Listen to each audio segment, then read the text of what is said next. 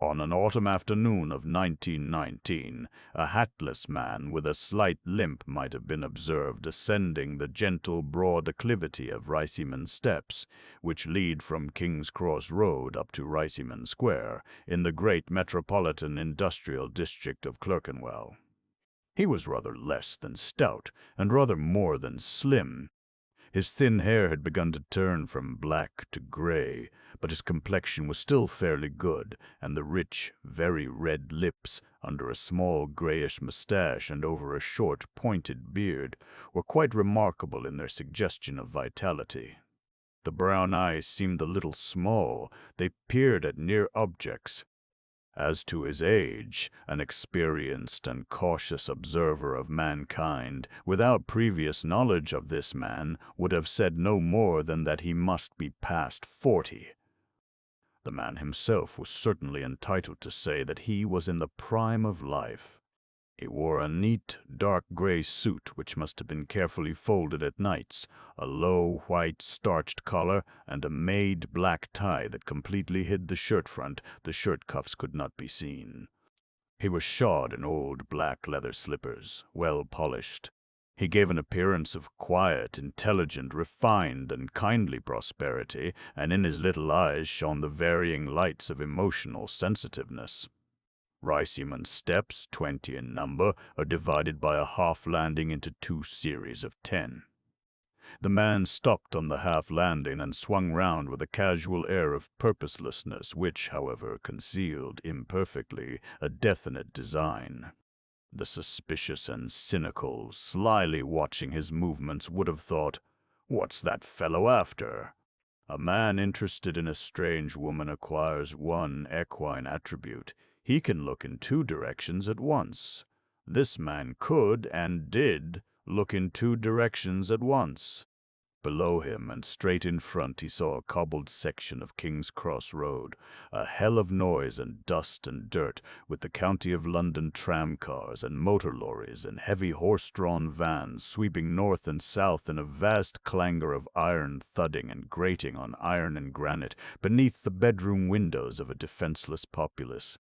On the far side of the road were, conspicuous to the right, the huge red Nell Gwynn Tavern, set on the site of Nell's still huger palace, and displaying printed exhortations to buy fruity Portuguese wines and to attend meetings of workers, and, conspicuous to the left, Red Rowton House, surpassing in immensity even Nell's vanished palace, divided into hundreds and hundreds of clean cubicles for the accommodation of the defeated and the futile at a few coppers a night, and displaying on its iron facade a newspaper promised to divulge the names of the winners of horse races.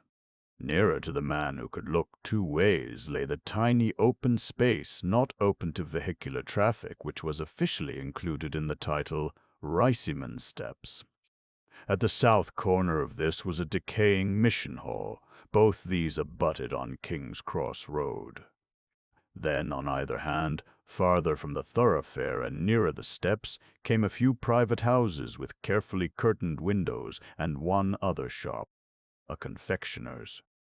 And next, also on either hand, 2 business yards full of lorries, goods, gear, and the hum of hidden machinery.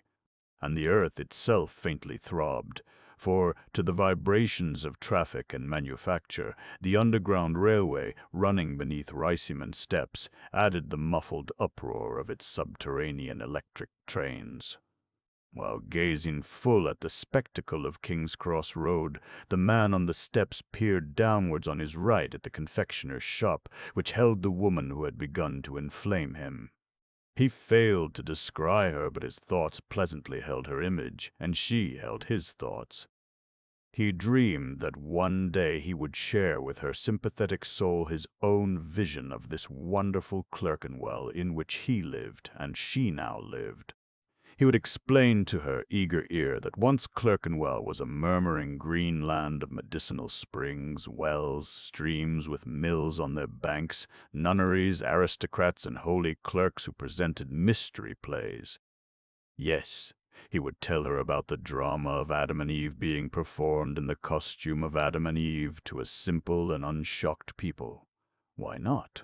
She was a widow and no longer young, and he would point out to her how the brown backs of the houses which fronted on King's Cross Road resembled the buttressed walls of a mighty fortress, and how the grim, ochreish, unwindowed backs of the houses of Riceyman Square, behind him, looked just like lofty medieval keeps. And he would relate to her the story of the Palace of Nell Gwyn, contemporary of Louise de la Vallière, and dividing with Louise the honor of being the idea of unfolding his mind on these enthralling subjects to a woman. Rain began to fall. It fell on the bargain books exposed in a stand outside the bookseller's shop. The man did not move. Then a swift, gentlemanly person stepped suddenly out of King's Cross Road into the approach to the steps, and after a moment's hesitation entered the shop. The man on the steps quietly limped down and followed the potential customer into the shop, which was his own. The customer. The shop had one window in King's Cross Road, but the entrance, with another window, was in Riceyman Steps. The King's Cross Road window held only cheap editions, in their paper jackets, of popular modern novels, such as those of Ethel M. Dell, Charles Gar Weiss, Zane Grey, Florence Barclay, Nat Gould, and Jean Stratton Porter. The side window was set out with old books, first editions, illustrated editions, and complete library editions in calf or morocco of renowned and serious writers whose works, indispensable to the collections of self-respecting book gentlemen, as distinguished from bookmen, have passed through decades of criticism into the impregnable paradise of eternal esteem. The side window was bound to attract the attention of collectors and bibliomaniacs. It seemed strangely, even fatally, out of place in that dingy and sordid neighborhood where existence was a dangerous and difficult adventure in almost frantic quest of food, drink, and shelter, where the familiar and beloved landmarks were public houses, and where the immense majority of the population read nothing but sporting prognostications and results, and, on Sunday mornings, accounts of bloody crimes and juicy sexual irregularities. Nevertheless, the shop was, in fact, well placed in Riceyman Steps. It had a picturesque air, and Riceyman Steps also had a picturesque air, with all its outworn shabbiness, grime, and decay. The steps leading up to Riceyman Square, the glimpse of the square at the top, with its church bearing a massive cross on the west front, the curious perpendicular effects of the tall, blind, ochreish houses, all these touched the imagination of every man who had in his composition any unusually strong admixture of the universal human passion, love of the past. The shop reinforced the appeal of its environment. The shop was in its right appropriate place. To the secret race of collectors always ravenously desiring to get something for much less than its real value, the window in Riceyman Steps was irresistible. And all manner of people, including book collectors, passed along King's Cross Road in the course of a day. And all the collectors, upon catching sight of the shop, exclaimed in their hearts, "What a queer spot for a bookshop!" Bargains. Moreover, the business was of old date and therefore had firmly established connections quite extra-local. Scores of knowing persons knew about it and were proud of their knowledge. "What?" they would say with affected surprise to acquaintances of their own tastes. "You don't know Riceyman Steps, King's Cross Road, best hunting ground in London." The name Riceyman on a signboard, whose paint had been flaking off for 20 years, also enhanced the prestige of the shop, for it proved ancient local associations. Riceyman must be of the true ancient blood of Clerkenwell. The customer, with his hands behind him and his legs somewhat apart, was staring at a case of calf bindings. A short, carefully dressed man, dapper and alert, he had the air neither of a bookman nor of a member of the upper middle class. "Sorry to keep you waiting." "I just had to slip out, and I've nobody else here," said the bookseller quietly and courteously, but with no trace of obsequiousness. "Not at all," replied the customer. I was very interested in the books here. The bookseller, like many shopkeepers, a fairly sure judge of people, perceived instantly that the customer must have acquired deportment from somewhere after adolescence, together with the art of dressing. There was abruptness in his voice, and the fact was that he had learnt manners above his original station in a strange place, Palestine, under Allenby. I suppose you haven't got such a thing as a Shakespeare in stock. I mean a pretty good one. What sort of a Shakespeare? I've got a number of Shakespeares. Well, I don't quite know. I've been thinking for a long time I ought to have a Shakespeare. Illustrated? Asked the bookseller, who had now accurately summed up his client as one who might know something of the world, but who was a simpleton in regard to books. I really haven't thought. The customer gave a slight good-humored snigger. I suppose it would be nice to have pictures to look at. I have a good clean Boydell and a Dalziel, but perhaps they'd be rather big. You can't hold them, except on a desk or on your knee. Ah, that wouldn't do. Oh, not at all. The customer, who was nonplussed by the names mentioned, snatched at the opportunity given to decline them. I've got a nice little edition in 8 volumes, very handy, with outline drawings by Flaxman, and nicely printed. You don't often see it. Not like any other Shakespeare I know of. Quite cheap, too. I'll see if I can put my hand on it. The shop was full of bays formed by bookshelves protruding at right angles from the walls. The first bay was well lighted and tidy, but the others, as they receded into the gloomy backward of the shop, were darker and darker and untidier and untidier. The effect was of mysterious and vast populations of books imprisoned forever in everlasting shade, chained, deprived of air and sun and movement, hopeless, resigned, martyrized. The bookseller stepped over piles of cast books into the farthest bay, which was carpeted a foot thick with a disorder of volumes, and lighted a candle. "You don't use the electric light in that corner," said the client, briskly following. He pointed to a dust-covered lamp in the grimy ceiling. "Fuse gone." "They do go," the bookseller answered blandly, and the blandness was not in the least impaired by his private thought that the customer's remark came near to impudence. "Searching," he went on. "We're not quite straight here yet. The truth is, we haven't been straight since 1914. Dear me, 5 years. Another piece of good-humored cheek. I suppose you couldn't step in tomorrow," the bookseller suggested after considerable groping and spilling of tallow.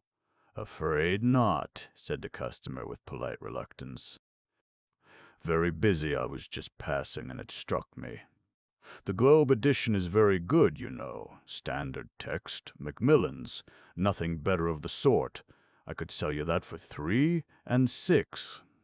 "Sounds promising," said the customer brightly. The bookseller blew out the candle and dusted one hand with the other. "Of course it's not illustrated." "Oh, well, after all, a Shakespeare's for reading, isn't it?" said the customer, for whom Shakespeare was a volume, not a man. While the bookseller was wrapping up the Green Globe Shakespeare in a creased bit of brown paper with an address label on it, he put the label inside. The customer cleared his throat and said with a nervous laugh, "I think you employ here a young charwoman, don't you?" The bookseller looked up in mild surprise, peering. He was startled and alarmed, but his feelings seldom appeared on his face. "I do," he thought. "What is this inquisitive fellow getting at? It's not what I call manners, anyhow. Her name's Elsie, I think. I don't know her surname." The bookseller went on with his packing and said naught. "As I'm here, I thought I might as well ask you," the customer continued with a fresh nervous laugh. "I ought to explain that my name's Rasta, Dr. Rasta of Middleton Square. Dare say you've heard of me. From your name, your family belongs to the district?" "Yes," agreed the bookseller, "I do." He was very proud of the name Riceyman. and he did not explain that it was the name only of his deceased uncle, and that his own name was Earlforward. "I've got a lad in my service," the doctor continued. "Shell-shock case. He's improving, but I find he's running after this girl Elsie. Quite okay, of course, most respectable. Only it's putting him off his work, and I just thought, as I happened to be in here, you wouldn't mind me asking you about her. Is she a good girl? I'd like him to marry, if it's the right sort. Might do him a lot of good." "She's right enough," answered the bookseller calmly and indifferently. "I've nothing against her. Had her long.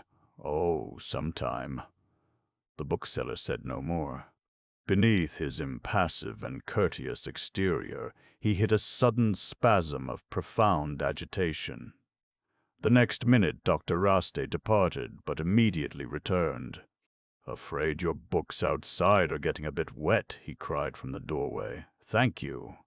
"Thank you," said the bookseller mildly and unperturbed, thinking, he must be a managing and interfering kind of man. "Can't I run my own business?"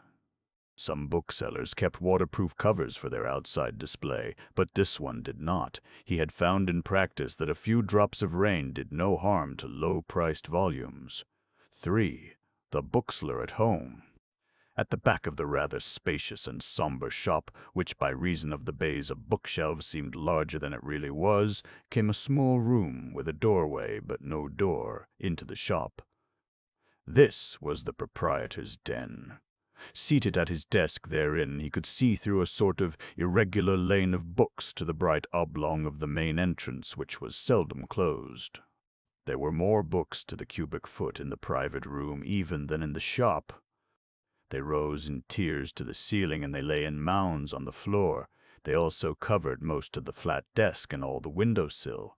Some were perched on the silent grandfather's clock, the sole piece of furniture except the desk, a safe, and 2 chairs, and a step-ladder for reaching the higher shelves. The bookseller retired to this room as to a retreat upon the departure of Dr. Rasta, and looked about, fingering one thing or another in a mild, amicable manner, and disclosing not the least annoyance, ill-humor, worry, or pressure of work. He sat down to a cumbrous old typewriter on the desk, and after looking at some correspondence, inserted a sheet of cheap letter paper into the machine. The printed letterhead on the sheet was T.T. Riceyman, but in fulfillment of the new law, the name of the actual proprietor, Henry Earlforward, had been added in violet with an India rubber stamp and crookedly. Mr. Earlforward began to tap placidly and very deliberately, as one who had the whole of eternity before him for the accomplishment of his task. A little bell rang. The machine dated from the age when typewriters had this contrivance for informing the operator that the end of a line would be reached in 2 or 3 more taps. Then a great clatter occurred at the window, and the room became dark. The blue-black blind had slipped down, discharging thick clouds of dust. "Dear, dear," murmured Mr. Earlforward, groping towards the window. He failed to raise the blind again. The cord was broken. As he coughed gently in the dust, he could not recall that the blind had been once drawn since the end of the war. "I must have that seen to," he murmured, and turned on the electric light over the desk. The porcelain shade of the lamp wore a heavy layer of dust, which, however, had not arrived from the direction of the blind, being the product of slow, secular accumulation. Mr. Earlforward regretted to be compelled to use electric current, and rightly, considering the price. But the occasion was quite special. He could not see to tap by a candle. Many a time on winter evenings he had gently told an unimportant customer in that room that a fuse had gone, and lighted a candle. He was a solitary man, and content in his solitude. At any rate, he had been content until the sight of the newly come lady across the way began to disturb the calm deep of his mind. He was a man of routine, and happy in routine. Dr. Raste's remarks about his charwoman were seriously upsetting him. He foresaw the possibility, if the charwoman should respond to the alleged passion of her suitor, of a complete derangement of his existence. But he was not a man to go out to meet trouble. He had faith in time, which for him was endless and inexhaustible, and even in this grave matter of his domesticity he could calmly reflect that if the lady across the way, whom he had not yet spoken to, should favor him, he might be in a position to ignore the vagaries of all charwomen. He was, in fact, a very great practical philosopher, tenacious, it is true, in his ideas, but, nevertheless, profoundly aware of the wisdom of compromising with destiny. 21 years earlier, he had been a placid and happy clerk in an insurance office, anticipating an existence devoted wholly to fire risks. Destiny had sent him one evening to his uncle, T.T., Riceyman, in Riceyman Steps, and into the very room where he was now tapping. Riceyman took to him, seeing in the young man a resemblance to himself. Riceyman began to talk about his well-loved Clerkenwell, and especially about what was for him the marvelous outstanding event in the Clerkenwell history, namely, the construction of the underground railway from Clerkenwell to Euston Square. Henry had never forgotten the old man's almost melodramatic recital, so full of astonishing and quaint incidents. The old man swore that exactly 1,000 lawyers had signed a petition in favor of the line, and exactly 1,000 butchers had signed another similar petition. All Clerkenwell was mad for the line, but when the construction began, all Clerkenwell trembled. The earth opened in the most unexpected and undesirable places.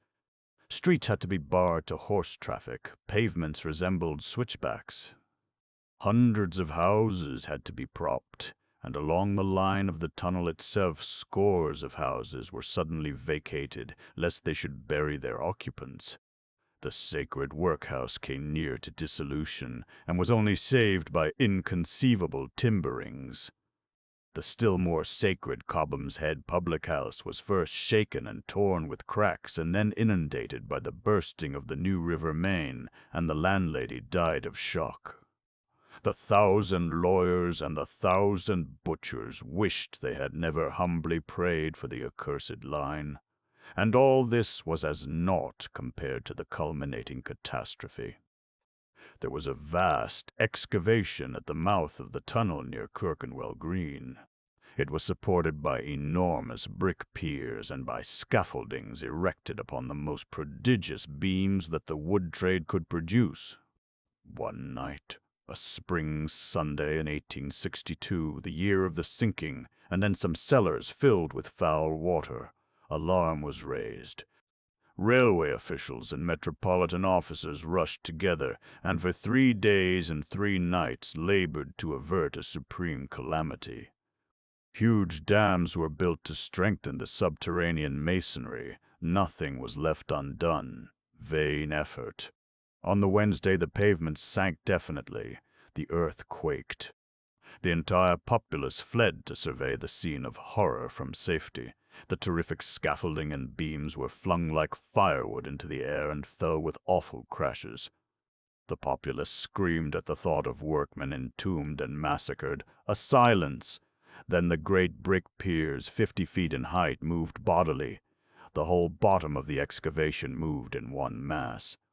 A dark and fetid liquid appeared, oozing, rolling, surging, smashing everything in its resistless track, and rushed into the mouth of the new tunnel. The crown of the arch of the mighty Fleet sewer had broken. Men wept at the enormity and completeness of the disaster. But the underground railway was begun afresh and finished and grandly inaugurated, and at first the public fought for seats in its trains, and then could not be persuaded to enter its trains because they were uninhabitable, and so on and so on. Old fat Riceyman told his tale with such force and fire that he had a stroke. In foolishly trying to lift the man, Henry had slipped and hurt his knee. The next morning Riceyman was dead. Henry inherited a strange episode, but not stranger than thousands of episodes in the lives of plain people. Henry knew nothing of bookselling. He learnt. His philosophic placidity helped him. He had assistants, one after another, but liked none of them. When the last one went to the Great War, Henry gave him no successor. He managed, and in addition did earnest, sleep-denying work as a limping special constable. And now, in 1919, here he was, an institution. He heard a footstep, and in the gloom of his shop made out the surprising apparition of his charwoman, and he was afraid and lost his philosophy. He felt that she had arrived specially, as she would, being a quaint and conscientious young woman, to warn him with proper solemnity that she would soon belong to another. Undoubtedly the breezy and interfering Dr. Rastay had come in, not to buy a Shakespeare, but to inquire about Elsie. Shakespeare was merely the excuse for Elsie. By the way, that mislaid Flaxman illustrated edition ought to be hunted up soon, tomorrow if possible. 4. Elsie. Now, Elsie, my girl, what's this? What is it? Mr. Earlforward spoke benevolently, but for him rather quickly and abruptly, and Elsie was intimidated. She worked for Mr. Earlforward only in the mornings, and to be in the shop in the darkening afternoon made her feel quite queer and apologetic. It was almost as if she had never been in the shop before and had no right there. As the two approached each other, the habitual heavenly kindness in the girl's gaze seemed to tranquilize Mr. Earlforward, who knew intimately her expression and her disposition. And though he was still disturbed by apprehension, he found, as usual, a mysterious comfort in her presence, and this influence of hers exercised itself even upon his fear of losing her forever. A strange, exciting, emotional equilibrium became established in the twilight of the shop. Elsie was a strongly built wench, plump, fairly tall, with the striking, free, powerful carriage of one bred to various and hard manual labor. Her arms and bust were superb. She had blue-black hair and dark blue eyes, and a pretty curve of the lips. The face was square but soft. From the constant drawing together of the eyebrows into a pucker of the forehead, and the dropping of the corners of the large mouth, it could be deduced that she was, if anything, over-conscientious, with a tendency to worry about the right performance of her duty. But this warping of her features was too slight to be unpleasant. It was indeed a reassurance. She was 23 years of age. Solitude, adversity, and deprivation made her look older. For 4 years she had been a widow, childless, after 2 nights of marriage and romance with a youth who went to the East in 1915 to die of dysentery. Her clothes were cheap, dirty, slatternly, and dilapidated. Over a soiled white apron she wore a terribly coarse apron of sacking. This apron was an offense, it was an outrage. But not to her. She regarded it as part of a uniform, and such an apron was, in fact, part of the regular uniform of thousands of women in Clerkenwell. If Elsie was slatternly, dirty, and without any grace of adornment, the reason was that she had absolutely no inducement or example to be otherwise. It was her natural, respectable state to be so.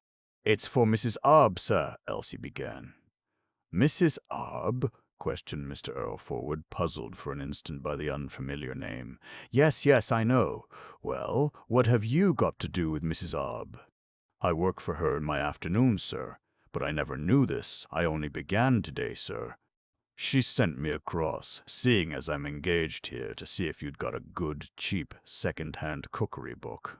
Mr. Earlforward's demeanor reflected no change in his mood, but Elsie had raised him into heaven. It was not to give him notice that she had come. She would stay with him.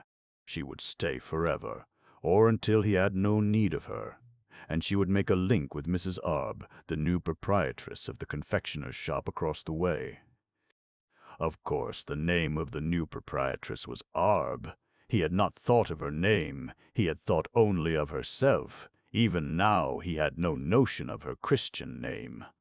"Oh, so she wants a cookery book, does she? What sort of a cookery book?" "She said she's thinking of going in for sandwiches, sir, and things," she said, "and having a sign put up for it. Snacks, like." The word snacks gave Mr. Earlforward an idea. He walked across to what he called the modern side of the shop. In the course of the war, when food rationed stay-at-homes really had to stay at home and, having nothing else to do while waiting for air raids, took to literature in desperation, he had done a very large trade in cheap editions of novels and quite a good trade in cheap cookery books that professed to teach rationed wives how to make substance out of shadow. Gently rubbing his little beard, he stood and gazed rather absently at a shelf of small paper-protected volumes, while Elsie waited with submission. Silence within, but the dulled and still hard rumble of ceaseless motion beyond the book-screened windows. A spell! An enchantment upon these two human beings, both commonplace and both marvelous, bound together and yet incurious each of the other, and incurious of the mysteries in which they and all their fellows lived. Mr. Earlforward never asked the meaning of life, for he had a lifelong ruling passion. Elsie never asked the meaning of life, for she was dominated and obsessed by a tremendous instinct to serve. Mr. Earlforward never asked the meaning of life. Earlforward, though a kindly man, had persuaded himself that Elsie would go on charing until she died, without any romantic recompense from fate for her early tragedy, and he was well satisfied that this should be so. Because the result would inconvenience him, he desired that she should not fall in love again and marry. He preferred that she should spend her strength and youth and should grow old for him in sterile celibacy. He had absolutely no eye for the exciting effect of the white and the brown apron strings crossing and recrossing round her magnificent waist. And Elsie knew only that Mr. Earlforward had material wants, which she satisfied as well as she could. She did not guess, nor come within 100 miles of guessing, that he was subject to dreams and ideals and longings. That the universe was enigmatic had not even occurred to her, nor to him. They were too busy with their share in working it out.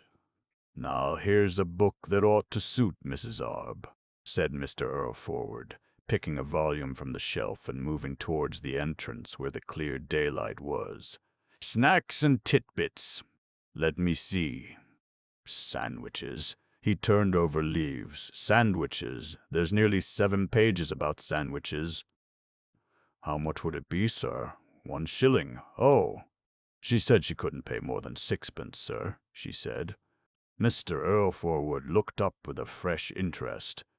He was exhilarated, even inspired, by the conception of a woman who, wishing to brighten her business with a new line of goods, was not prepared to spend more than 6pence on the indispensable basis of the enterprise.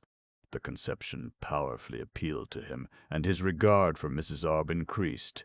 "See here, Elsie, take this over for Mrs. Arb to look at. And tell her, with my compliments, that you can't get cookery books, not any that are any good, for 6pence in these days." "Yes, sir." Elsie put the book under her aprons and hurried off. "She sends you her compliments, and she says she can't pay more than 6pence, sir." "I'm that sorry, sir," Elsie announced, returning. Mr. Earlforward blandly replaced the book on its shelf, and Elsie waited in vain for any comment, then left. "I say, Elsie," he recalled her, "it's not raining much, but it might soon. As you're here, you'd better help me in with the stand. That'll save me taking the books out before it's moved, and it'll save you trouble in the morning." "Yes, sir," Elsie eagerly agreed. One at either end of it they lugged within the heavy bookstand that stretched along the length of the window on the flagstones outside the shop. The books showed scarcely a trace of the drizzle. "Thank you, Elsie. Don't mention it, sir." Mr. Earlforward switched on one electric light in the middle of the shop, switched off the light in his den, and lit a candle there. Then he took a thermos flask, a cup, and 2 slices of bread on a plate from the interior of the grandfather's clock, poured steaming tea into the cup, and enjoyed his evening meal. When the bell of St. Andrew's jangled 6, he shut and darkened the shop. The war habit of closing early suited him very well for several reasons. Then, blowing out the candle, he began again to burn electricity in the den, and tapped slowly, and moved to and fro with deliberation, examining book titles, tapping out lists, tapping out addresses on envelopes, licking stamps, and performing other pleasant little tasks of routine. And all the time he dwelt with exquisite pleasure on the bodily appearance and astonishing moral characteristics of Mrs. Arb. What a woman! He had been right about that woman from the first glance. She was a woman in a million. At 7:15, he put his boots on and collected his letters for the post. But before leaving to go to the post, he suddenly thought of a 10-shilling treasury note received from Dr. Roste, and took it from his waistcoat pocket. It was a beautiful new note, a delicate object, carefully folded by someone who understood that new notes deserve good treatment. He put it, with other less brilliant cash, into the safe. As he departed from the shop for the post office at Mount Pleasant, he picked out snacks and titbits from its shelf again and slipped it into his side pocket. The rain had ceased. He inhaled the fresh, damp air with an innocent and genuine delight. Mrs. Arb's shop was the sole building illuminated in Riceyman Steps. It looked warm and feminine. It attracted.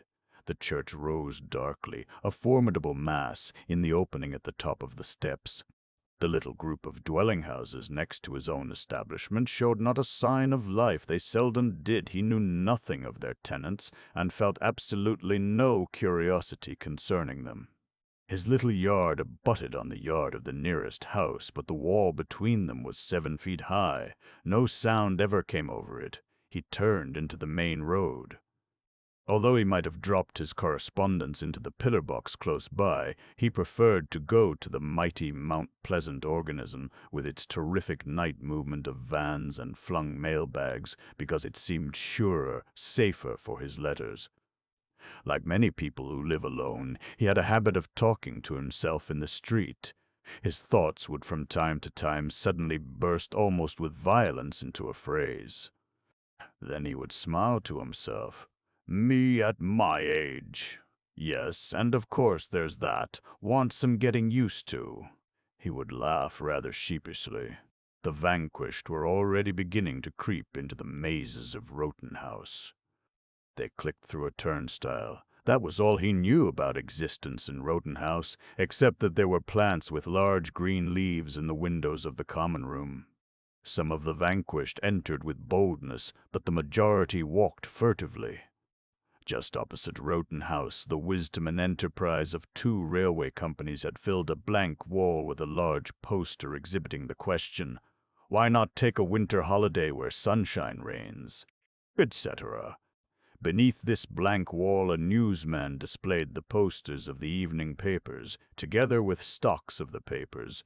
Mr. Earlforward always read the placards for news. There was nothing much tonight. Death of a well-known statesman.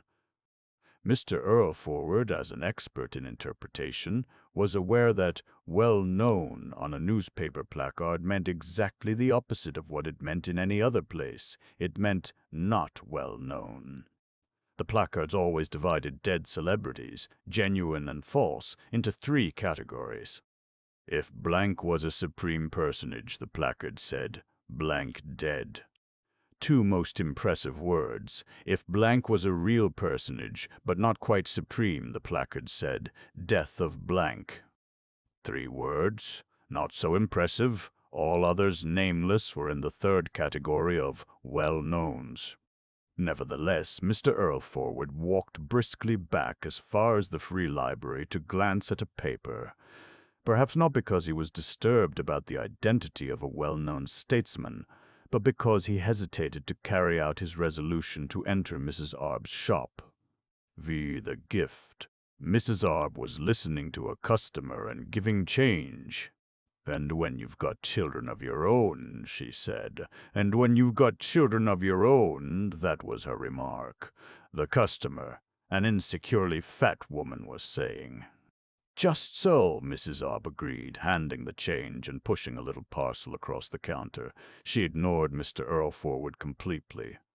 He stood near the door while the fat customer repeated once more what some was noticeably vulgar in contrast with Mrs. Arb's. Mrs. Arb was indeed very well spoken, and she contrasted not merely with the customer but with the shop. There were dozens of such little shops in and near King's Cross Road.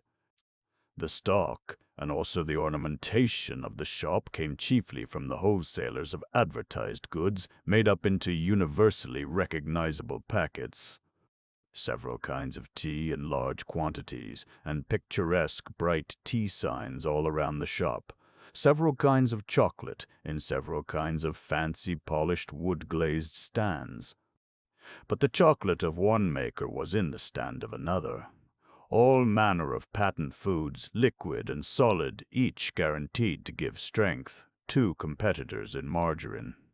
Scores of paper bags of flour, some loaves, 2 hams cut into, a milk churn in the middle of the shop, tinned fruits, tinned fish, tinned meats.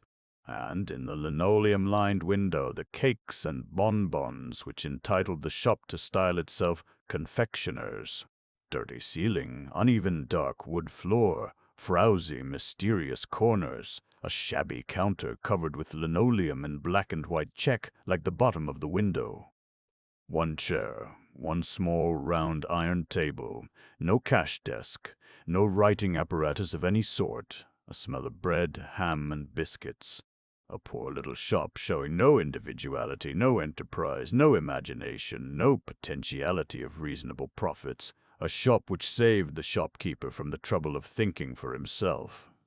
The inevitable result of big advertising, and kept up to the average mark by the constant visitation of hurried commercial travelers and collectors who had the magic to extract money out of empty tills.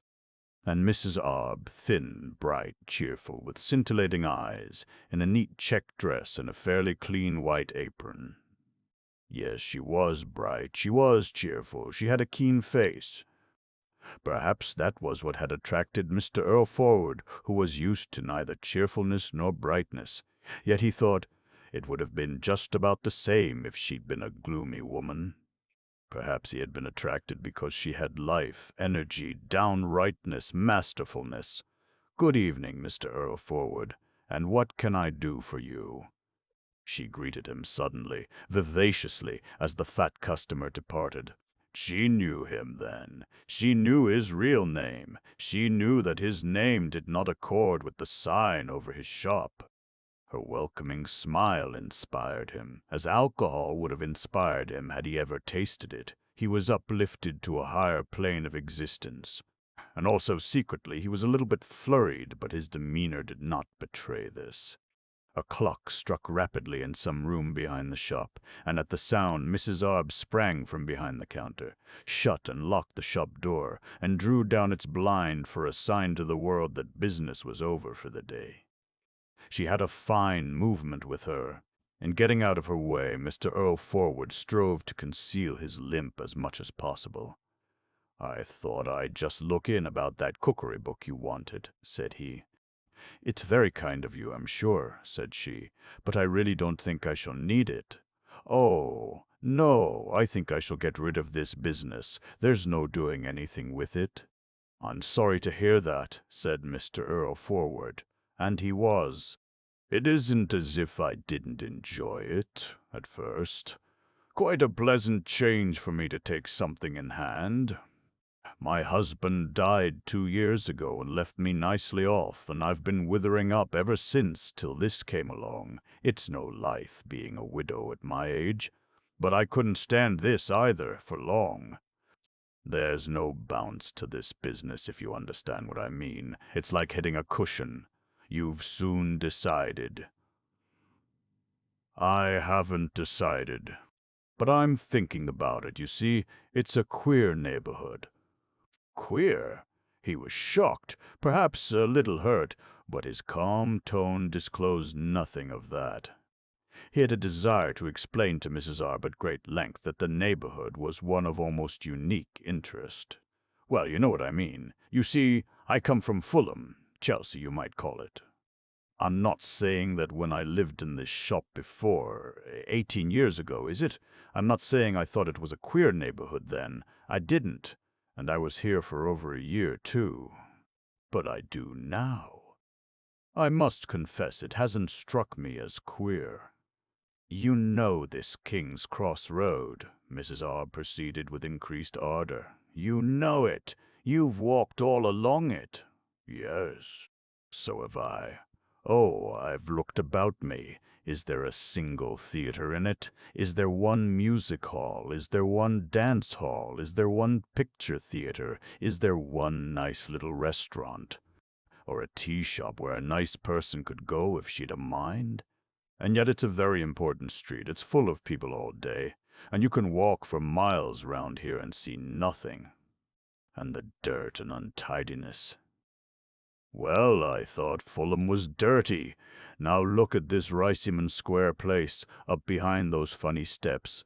I walked through there, and I lay there isn't one house in it, not one, without a broken window. The fact is, the people about here don't want things nice and kept. I'm not meaning you. Certainly not. But people in general. And they don't want anything fresh either. They only want all the nasty old things they've always had, same as pigs. And yet I must say I admire pigs in a way. Oh dear. She laughed as if at herself, a tinkling laugh, and looked down with her steady, agreeable hand still on the door. Twice before she had looked down. It was more than coyness, better than coyness, more genuinely exciting. When she laughed, her face crinkled up very pleasantly. She had energy. All the time her body made little movements. Her glance varied, scintillating, darkling, her tones ceaselessly varied. And she had authority. She was a masterful woman, but masterful in a broad-minded, genial manner. She was experienced and had learnt from experience. She must be over 40 and still somehow girlish. Best of all, she was original. She had a point of view. She could see. Mr. Earlforward hated Clerkenwell to be damned. Yet he liked her to damn it. And how natural she was, dignified but not ceremonious, willing to be friends at once. He repeated to himself that from the first sight of her he had known her to be a highly remarkable creature. "I brought the book along," he said, prudently avoiding argument. She took it amiably from him, and out of politeness inspected it again. "You shall have it for 9 pence, and you might be needing it after all, you know." With her face still bent towards snacks and titbits, she raised her eyes to his eyes. It seemed roguishly. I might. She shut the book with a smart snap. "But I won't go beyond 6pence, thank you all the same. And not as I don't think it's very kind of you to bring it over." What a woman, what a woman! She was rapidly becoming the most brilliant, attractive, competent, and comfortable woman on earth, and Mr. Earlforward was rapidly becoming a hero, a knight, a madman capable of sublime deeds. He felt an heroical impulse such as he had never felt. He fought it, and was beaten. "See here," he said quietly and with unconscious grandeur. "We're neighbors. I'll make you a present of the book." Did she say, as a silly little creature would have said, "Oh, no"? "I couldn't possibly. I really couldn't. Not a bit," she said simply. "It's most kind of you, Mr. Earlforward. It really is. Of course I accept it with pleasure. Thank you." And she looked down, like a girl who has received a necklace and clasped it on her neck. Yes, she looked down. The moment was marvelous to Mr. Earlforward. "But I do think you're a little hard on Riceyman Square," he said as she unlocked the door for his departure. She replied gaily and firmly, "Not one house without a broken pane." She insisted and held out her hand. "Well, we must see one day," said he. She nodded. "And if there is," she said, "I shall pay you a shilling for the book." "That's fair." She shook hands. Mr. Earlforward crossed the space between her shop and his with perfect calmness, and as he approached his door, he took from his pocket, with the mechanical movement of regular habit, a shining key. 6 MRS, ARBs, CARBs, case.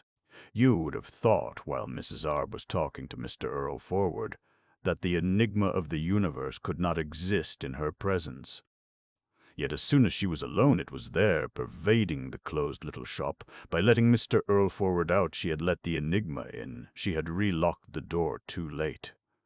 She stood forlorn, apprehensive, and pathetically undecided in the middle of the shop, and gazed round at the miserable contents of the shop with a dismayed disillusion. Brightness had fallen from her. Impossible to see in her now the woman whose abundant, attractive vitality had vitalized Mr.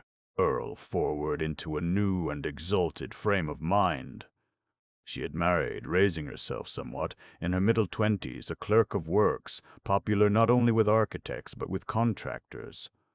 Mr. Arb had been clerk of works to some of the very biggest erections of the century. His vocation carried him here and there.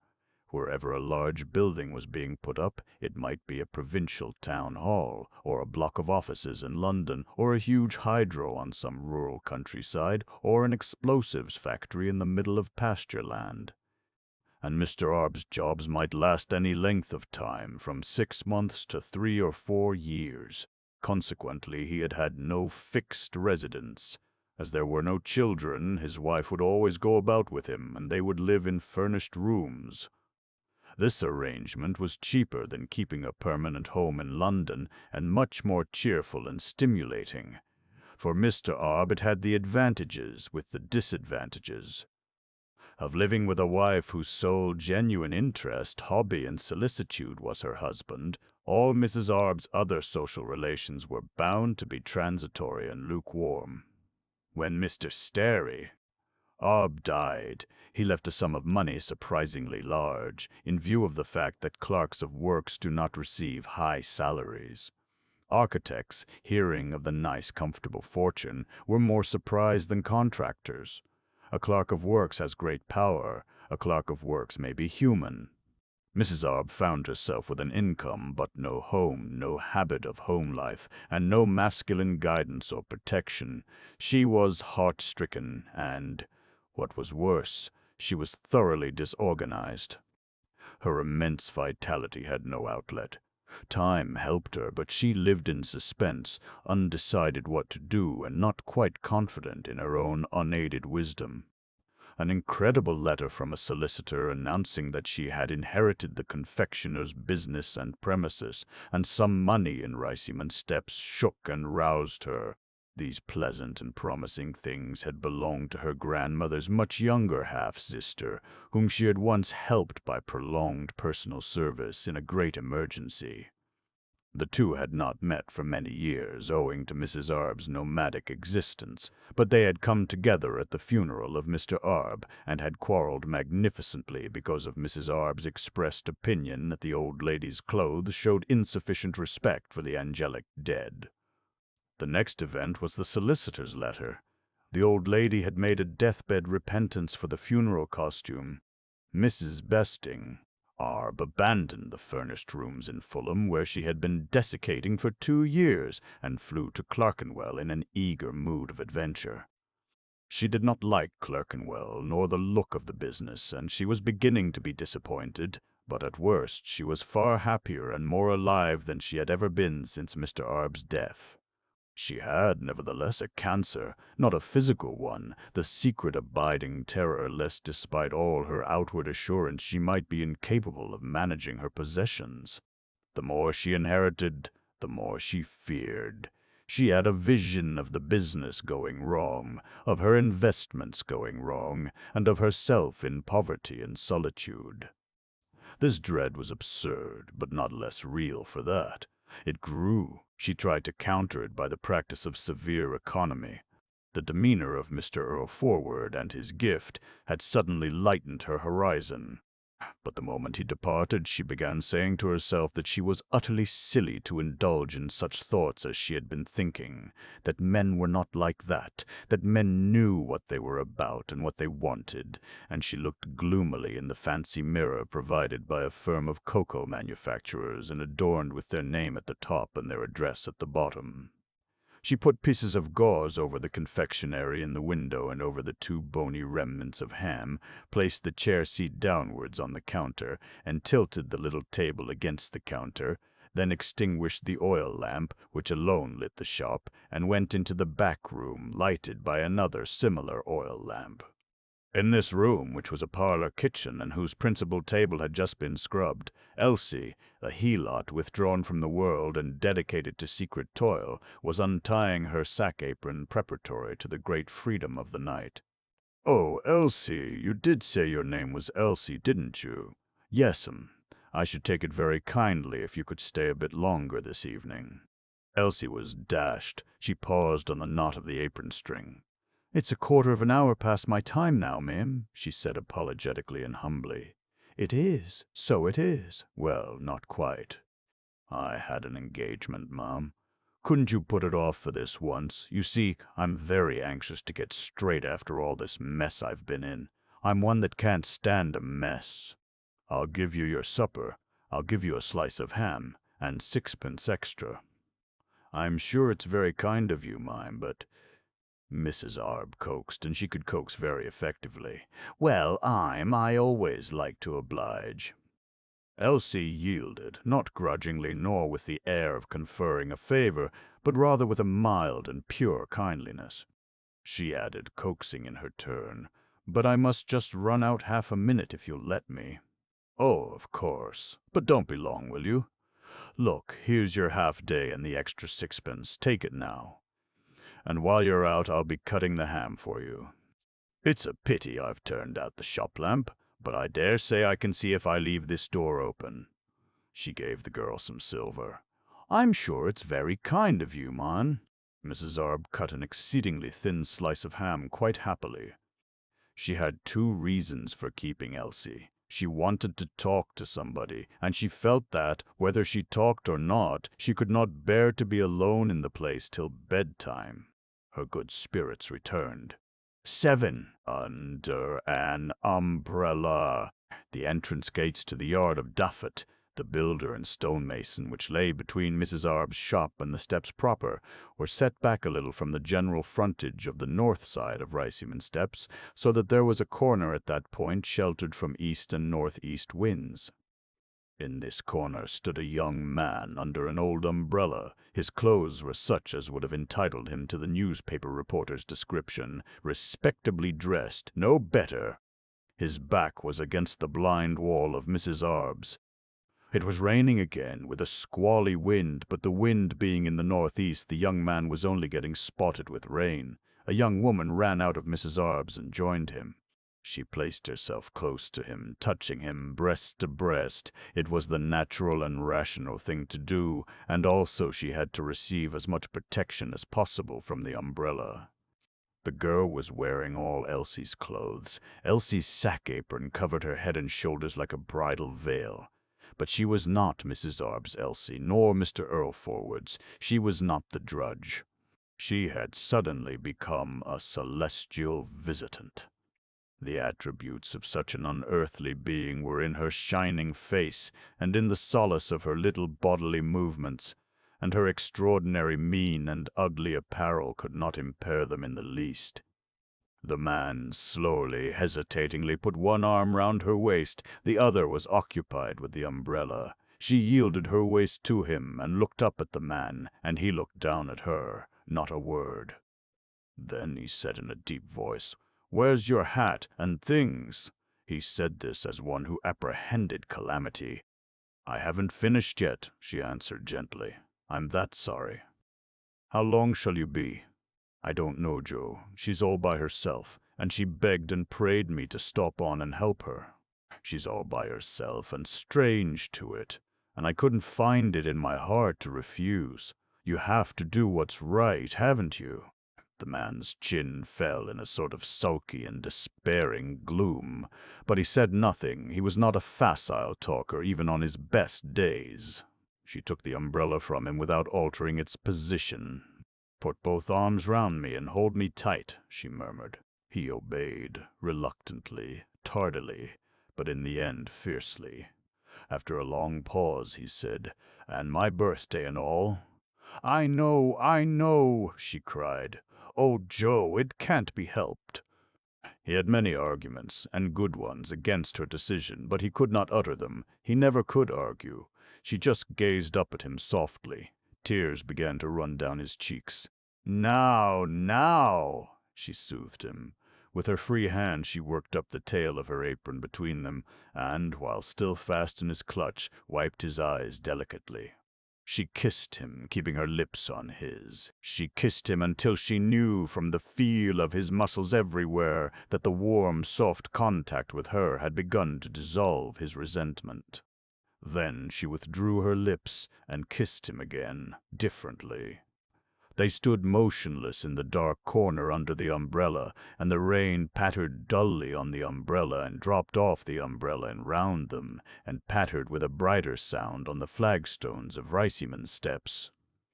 A few people passed at intervals up and down the steps, but the clasped pair ignored them, and the wayfarers did not look twice nor even smile at the lovers, who, in fact, were making love as honest love is made by lovers whose sole drawing-rooms and sofas are the street.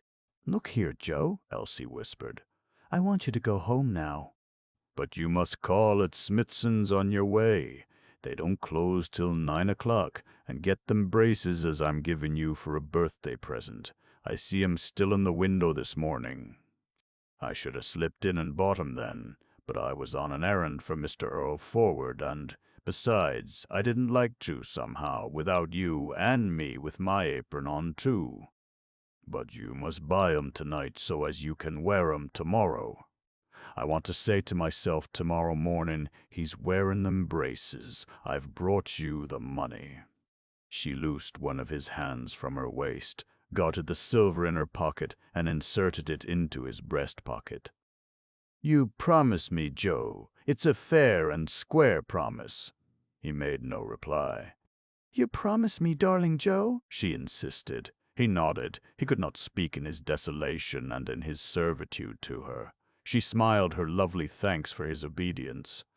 "Now let me see ye start off," she cajoled him. "I know ye. I know what you'll do if I don't see you start with me own eyes."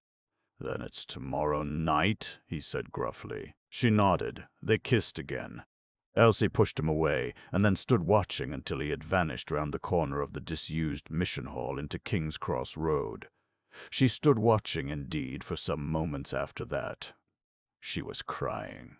"My word," said Mrs. Arb vivaciously. "I was beginning to wonder if you meant to come back, after all. You've been that long, your tea'll be cold. Here's the ham, and very nice it is, too." 8. The carving knife. The two women were working together in a living room over the shop. An oil lamp had been hung on a hook which would have held a curtain loop had there been any curtains. The lamp, tilted slightly forward, had a round sheltered reflector behind it. Thus a portion of the lower part of the room was brilliantly lighted, and all the rest of the room in shadow. Elsie was scrubbing the floor in the full glare of the reflector. She scrubbed placidly and honestly, with no eagerness, but with no sign of fatigue. Mrs. Arb sat in the fireplace with her feet upraised out of the damp on the rail of a chair, and cleaned the mantelpiece. She had worked side by side with Elsie through the evening, silent sometimes, vivaciously chatty sometimes, desirous generally of collecting useful pieces of local information. Inevitably a sort of community had established itself between the two women. Mrs. Arb would talk freely and yet give nothing but comment. Elsie talked little and yet gave many interesting facts. "Let me see," said Mrs. Arb with a casual air. "It's that Mr. Earlforward you say you work for in the mornings, isn't it? But I told you I did when you sent me in about the book, Mum." "And I told you before that, too," Elsie answered, surprised at such forgetfulness. "Oh, of course you did. Well, does he live all alone? Oh, yes, And what sort of a gentleman is he? Elsie, instinctively loyal, grew cautious. He's a very nice gentleman, mum. Treats you well, does he? Well, of course, mum, he has his ways, but he's always very nice. Nice and polite, eh? Yes, men, and I'll say this too, he never tries to take any liberties. No, that he doesn't. And so he has his ways. Is he eccentric? Oh, no, men. At least I don't know what you mean, mime. I'm sure I don't. He's very particular in some things, but then in plenty of things he takes no notice of you, and you can do it or leave it as you choose. Elsie suspected and mildly resented a mere inquisitiveness on the part of Mrs. Arb, and added quickly, I think this floor's about done. She wrung a cloth out in the pail at her right hand. The clock below struck its quick, wiry, reverberating note. It kept on striking. That's never 11 o'clock. Mrs. Arb exclaimed, completely aware that it was 11 o'clock. How time flies when you're hard at it, doesn't it?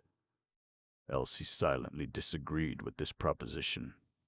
In her experience of toil, she had found that time lagged. Well, Elsie, I'm sure I'm much obliged to you. I can finish myself. Don't you stay a minute longer. No, mime, said Elsie, who had exchanged 3 hours overtime for sixpence and a slice of ham. At this moment, and before Elsie had raised her damp knees from the damp floor, a very sharp and imperious tapping was heard. My gracious, who's that?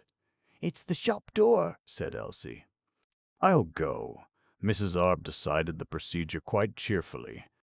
She was cheerful because the living room, with other rooms, was done, and in a condition fit to be seen by possible purchasers of her premises and business. She had no intention to live in the living room herself. And also she was cheerful because of a wild and silly, and yet not wholly silly, idea that the rapping at the shop door came from Mr. Earlforward, who had made for himself some absurd man-like excuse for calling again that night. She had, even thus early, her notions about Mr. Earlforward. The undying girl in her ran downstairs with a candle and unlocked the shop door. As she opened it, a man pushed forward roughly into the shop. Not Mr. Earlforward, a young man with a dangerous look in his burning eyes, and gestures indicating dark excitement. "What do you want?" she demanded, trying to control the situation firmly and not succeeding. The young man glanced at her. She perceived that he carried a torn umbrella and that his clothes were very wet. She heard the heavy rain outside. "You can't come in here at this time of night," she added. "The shop's closed." She gave a sign for him to depart. She actually began to force him out, mere temerity on her part. She thought, why am I doing this? He might attack me. Instead of departing, the young man dropped his umbrella and sprang for the big carving knife which she had left on the counter after cutting the slice of ham for Elsie. In that instant, Mrs. Arb decided absolutely and without any further vacillation that she would sell the place, sell it at once, and for what it would fetch. Already she had been a little alarmed by the sinister aspect of several of her customers. She remembered the great Clerkenwell murder. She saw how foolish she had been ever to come to Clerkenwell at all. The man waved the carving knife over his head and hers. "Where's Elsie?" he growled savagely, murderously. Mrs. Arb began dimly to understand. "This comes of taking charwomen you don't know," she said pathetically to herself. "And yet I could have sworn by that girl." Then a strong light shone in the doorway leading to the back room. Elsie stood there holding the wall lamp in her hand. As soon as he caught sight of her, the man, still brandishing the knife, ran desperately towards her. She hesitated and then retreated a little. The man plunged into the room and banged the door. After that, Mrs. Arb heard not a sound. She was nonplussed, helpless, and panic-stricken. Ah, if the late Mr. Arb had been alive, how he would have handled the affair.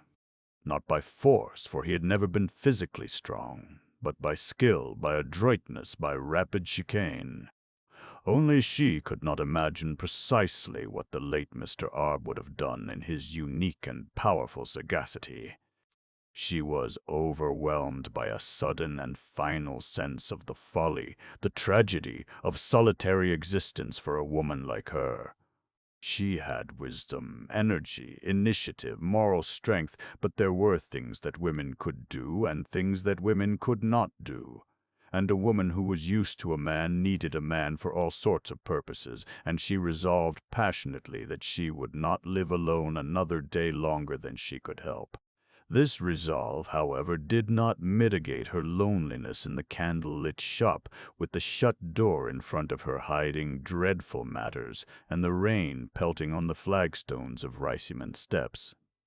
She looked timidly forth. A policeman might by heaven's mercy be passing. If not, she must run in the wet as she was to the police station. She then noticed a faint light in Mr. Earlforward's shop, and dashed across. Through the window she could see Mr. Earlforward walking in his shop with a candle in his hand. She tattooed wildly on the window.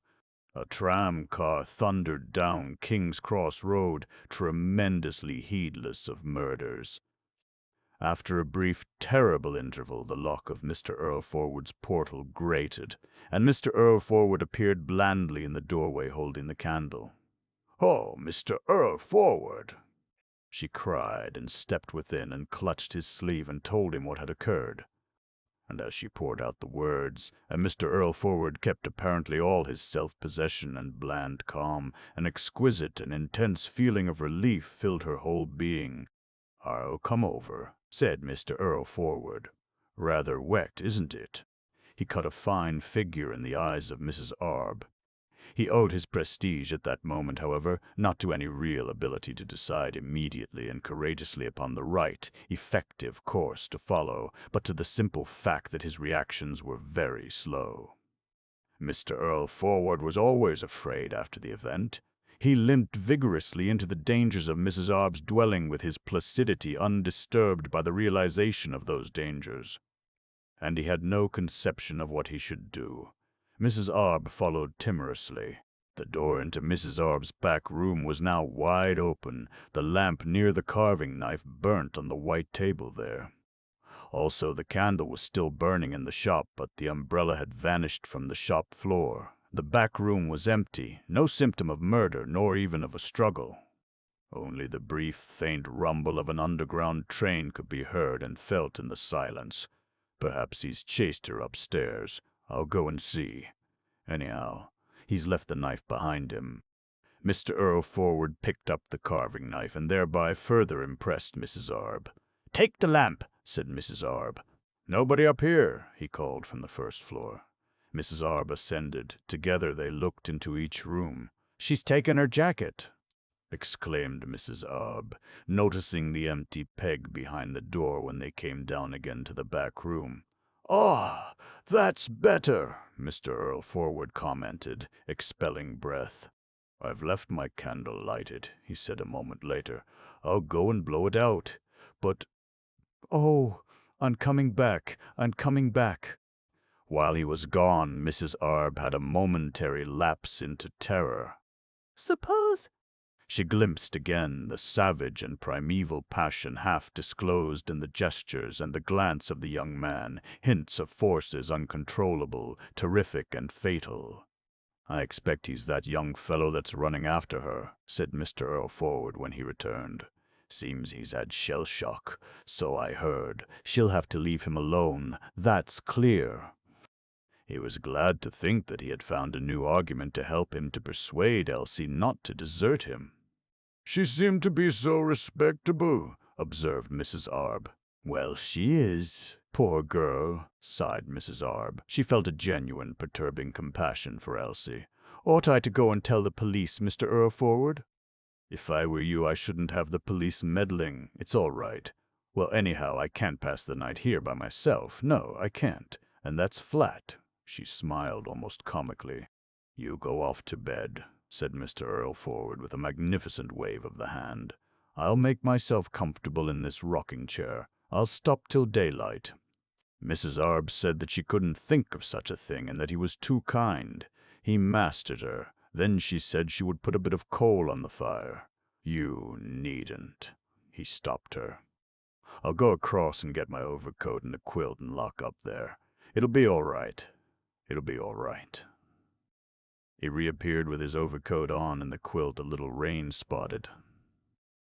Mrs. Arb was wearing a long, thick mantle. "What's this?" he asked. "What's the meaning of this?"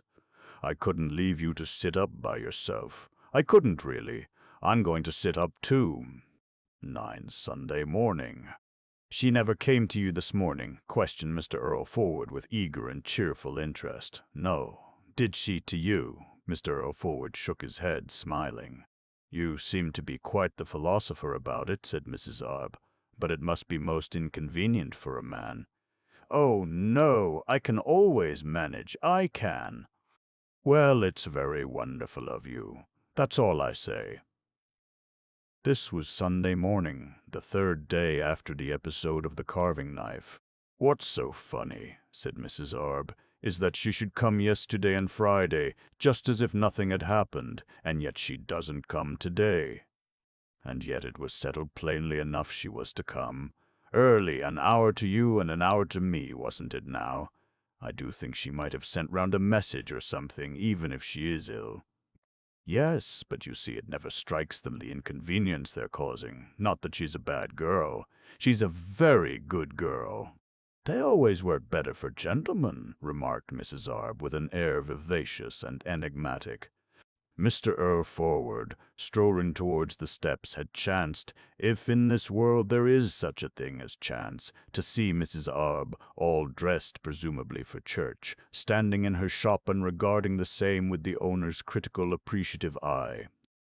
Mr. Earlforward had a good view of her, as anybody else might have had, because only the blue blind of the door was down, this being the recognized sufficient sign to the public of a shut shop. The 2 small windows had blinds, but they were seldom drawn, except to protect butter against sunshine. The pair had exchanged smiles. Mrs. Arb had hospitably unlocked, and Mr. Earlforward had entered. To him she presented a finely satisfactory appearance, dressed in black, with vermilion flowers in her hat, good shoes on her feet, and good uncreased gloves held in her ringed hand. She was slim. Mr. Earlforward thought of her as petite, but she was imposing with all her keen restlessness of slight movements and her changing glance. No matter how her glance changed, it was always the glance of authority and of intelligence. On her part, Mrs. Arb beheld Mr. Earlforward with favor. His pointed short beard, so well trimmed, seemed to give him the status of a pillar of society. She still liked his full red lips and his fresh complexion, and he was exceedingly neat.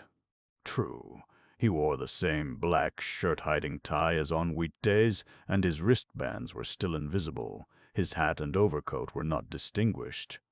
But he had on a distinguished new blue suit. She was quite sure that he was inaugurating it that day. His slight limp pleased and touched her. His unshakable calmness impressed her. Oh, he was a man with reserves, both of character and of goods. Secure in these reserves, he could front the universe.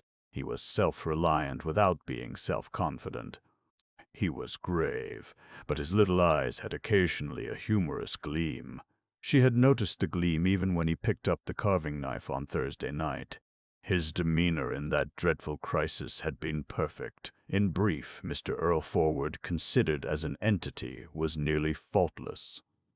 Mr. Earlforward, on the other hand, was still secretly trembling as he realized more and more clearly the dangers which he had narrowly escaped in the Thursday night affair, and he had not begun to tremble until Friday morning.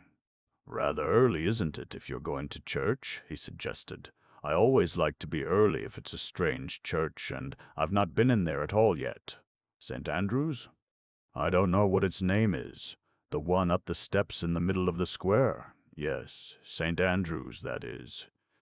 Without another word, they then, by a common impulse, both moved out of the shop, which Mrs. Arb smartly locked up. In spite of the upset caused by Elsie's defection and the prospect of future trouble and annoyance in this connection, they were very happy, and they had quite overlooked the fact that their combined years amounted to 90 or thereabouts. The sun was feebly shining on the Sabbath scene. The bells of St. Andrew's were jangling.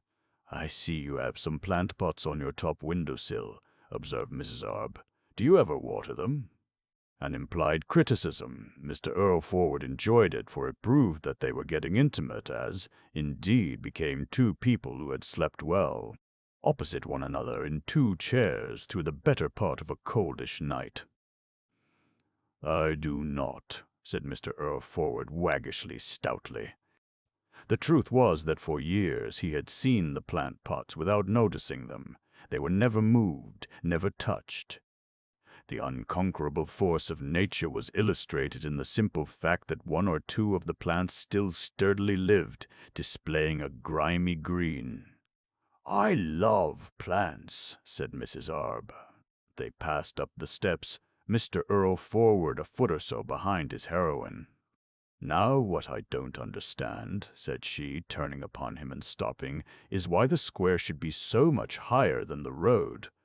It means that all the carts and things, even the milk carts, have to go all the way round by Gilbert Street to get into the square from the side. Why couldn't they have had it all on the same level? Exquisitely feminine, he thought. Why couldn't they have had it all on the same level? Absurd, delicious. He adored the delicious girlish absurdity.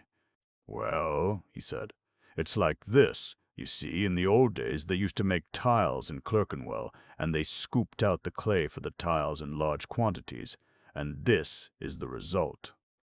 With a certain eagerness he amplified the explanation. "I should never have thought of that," said Mrs. Arb ingenuously but archly. "What sort of church is St. Andrew's?" "Oh." "It was built in the 30s and cost 4,504 jeep. I doubt if you'd build it today for 20,000. Supposed to hold 1,100 people." "Really? But I mean, is it high or low or broad?" "I haven't the least idea," answered Mr. Earlforward. "I did go in one day to look at the reredos to oblige a customer, but I've never been to a service." He spoke jauntily. "Do you know why I go to church when I do go?" said she. "Because it makes me feel nice. It's a great comfort, especially when it's a foggy day and you can't see very well, and there's not too many people. I don't mean I like sermons. No. But what I say is, if you enjoy part of the service, the least you can do is to stay it out. Don't you agree?" She looked up at him, as it were, appealing for approval. Wonderful moments for Mr. Earlforward, and for Mrs. Arb, too. He thought to himself, "She has a vigorous mind. Not one woman in 100 would have said that. And so petite and smart, too. It doesn't really matter about her being only a confectioner."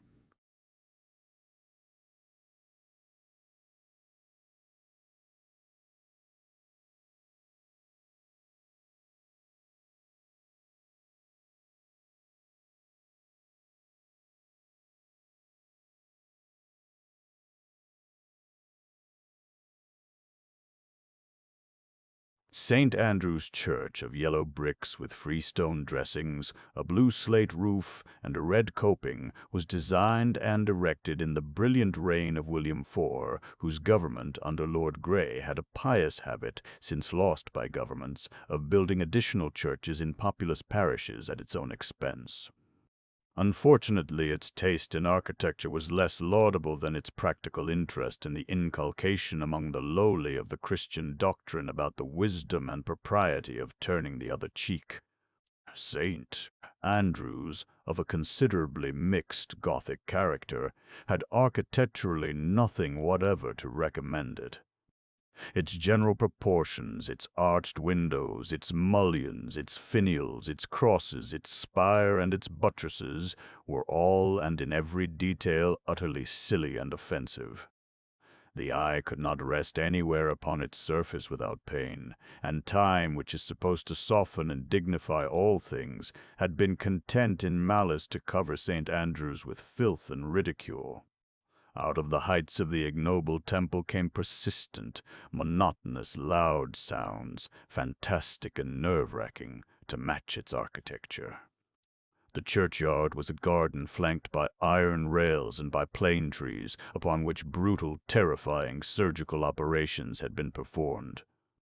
In the garden were to be seen the withering and melancholy but still beautiful blossoms of asters and tulips, a quantity of cultivated vegetables, disheveled grass, some heaps of rubble and patches of unproductive brown earth.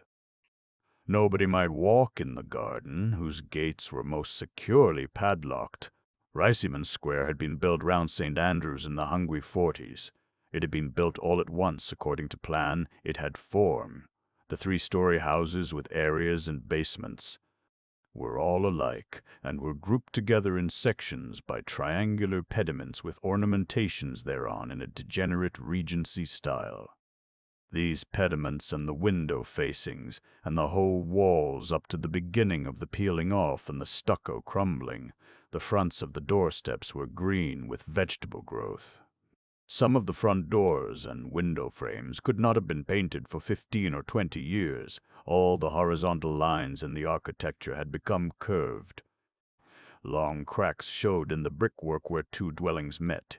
The fanlights and some of the ironwork feebly recalled the traditions of the 18th century.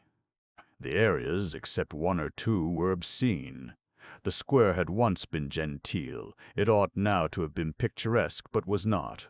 It was merely decrepit, foul, and slatternly. It had no attractiveness of any sort. Evolution had swirled round it, missed it, and left it. Neither electricity nor telephones had ever invaded it, and scores of windows still had Venetian blinds. All men except its inhabitants and the tax collector, the rate collector and the school attendance officer had forgotten Riceyman Square. It lay now frowsily supine in a needed Sunday indolence after the week's hard labor. All the upper windows were shut and curtained, and most of the ground-floor windows.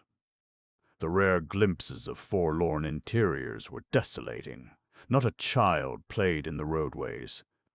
But here and there a housewife had hung her doormats and canaries on the railings to take the holy Sabbath air, and newspapers, fresh as newly gathered fruit, waited folded on doorsteps for students of crime and passion to awake from their beds in darkened and stifling rooms.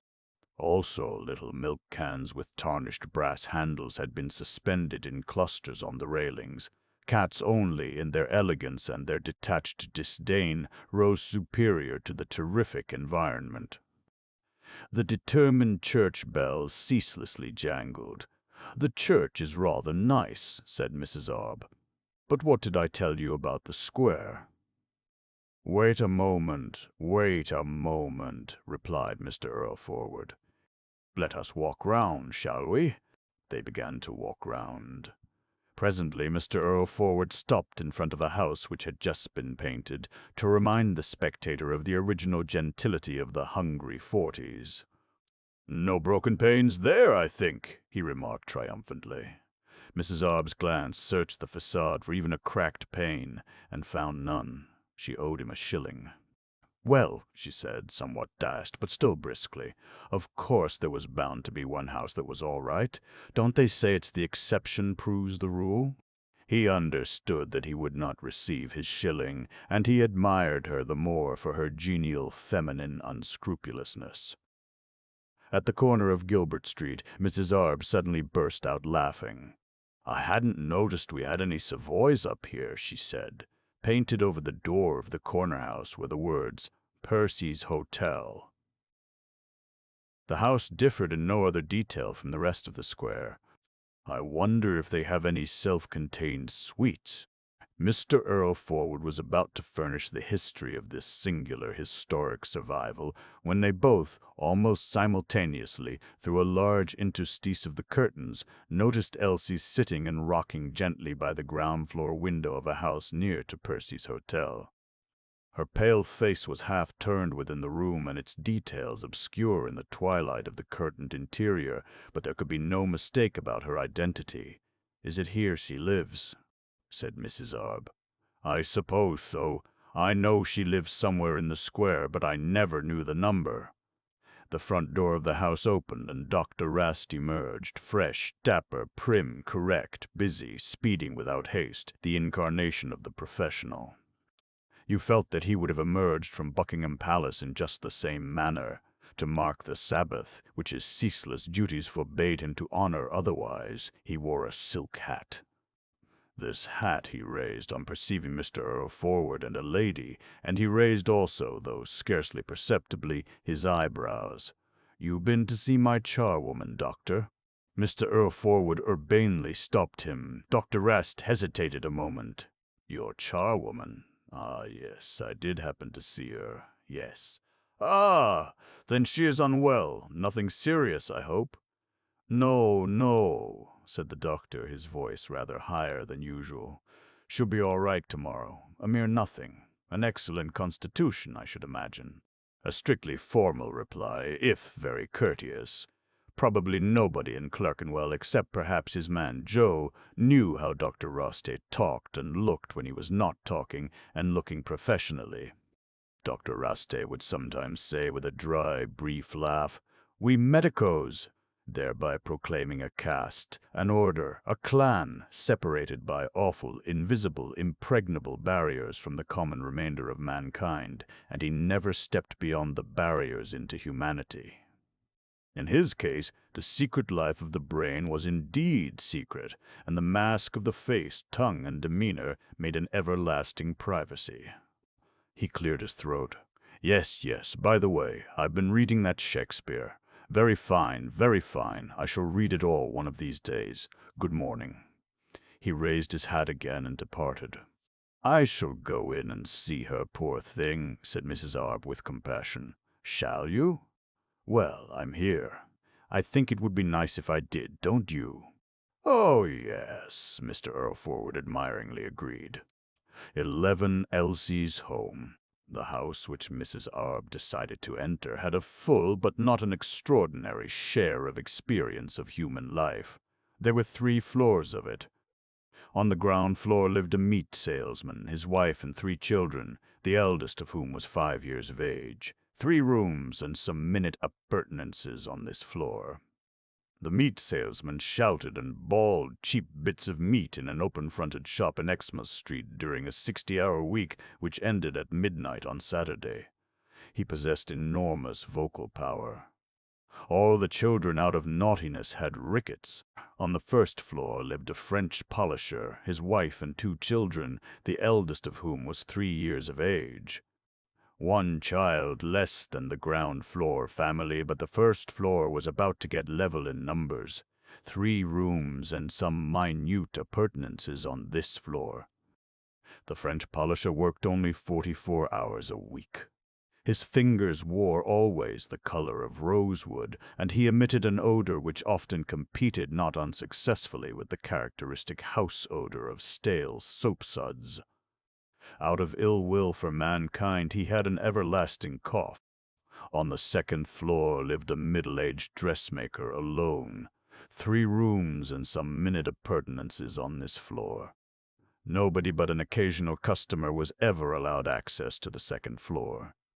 Elsie was a friend of the French polisher's wife, and she slept in the infinitesimal back room of the 1st floor with the elder child of the family. She paid 3 shillings a week for this accommodation, and also helped with the chairing and the laundry work of the floor in her spare time.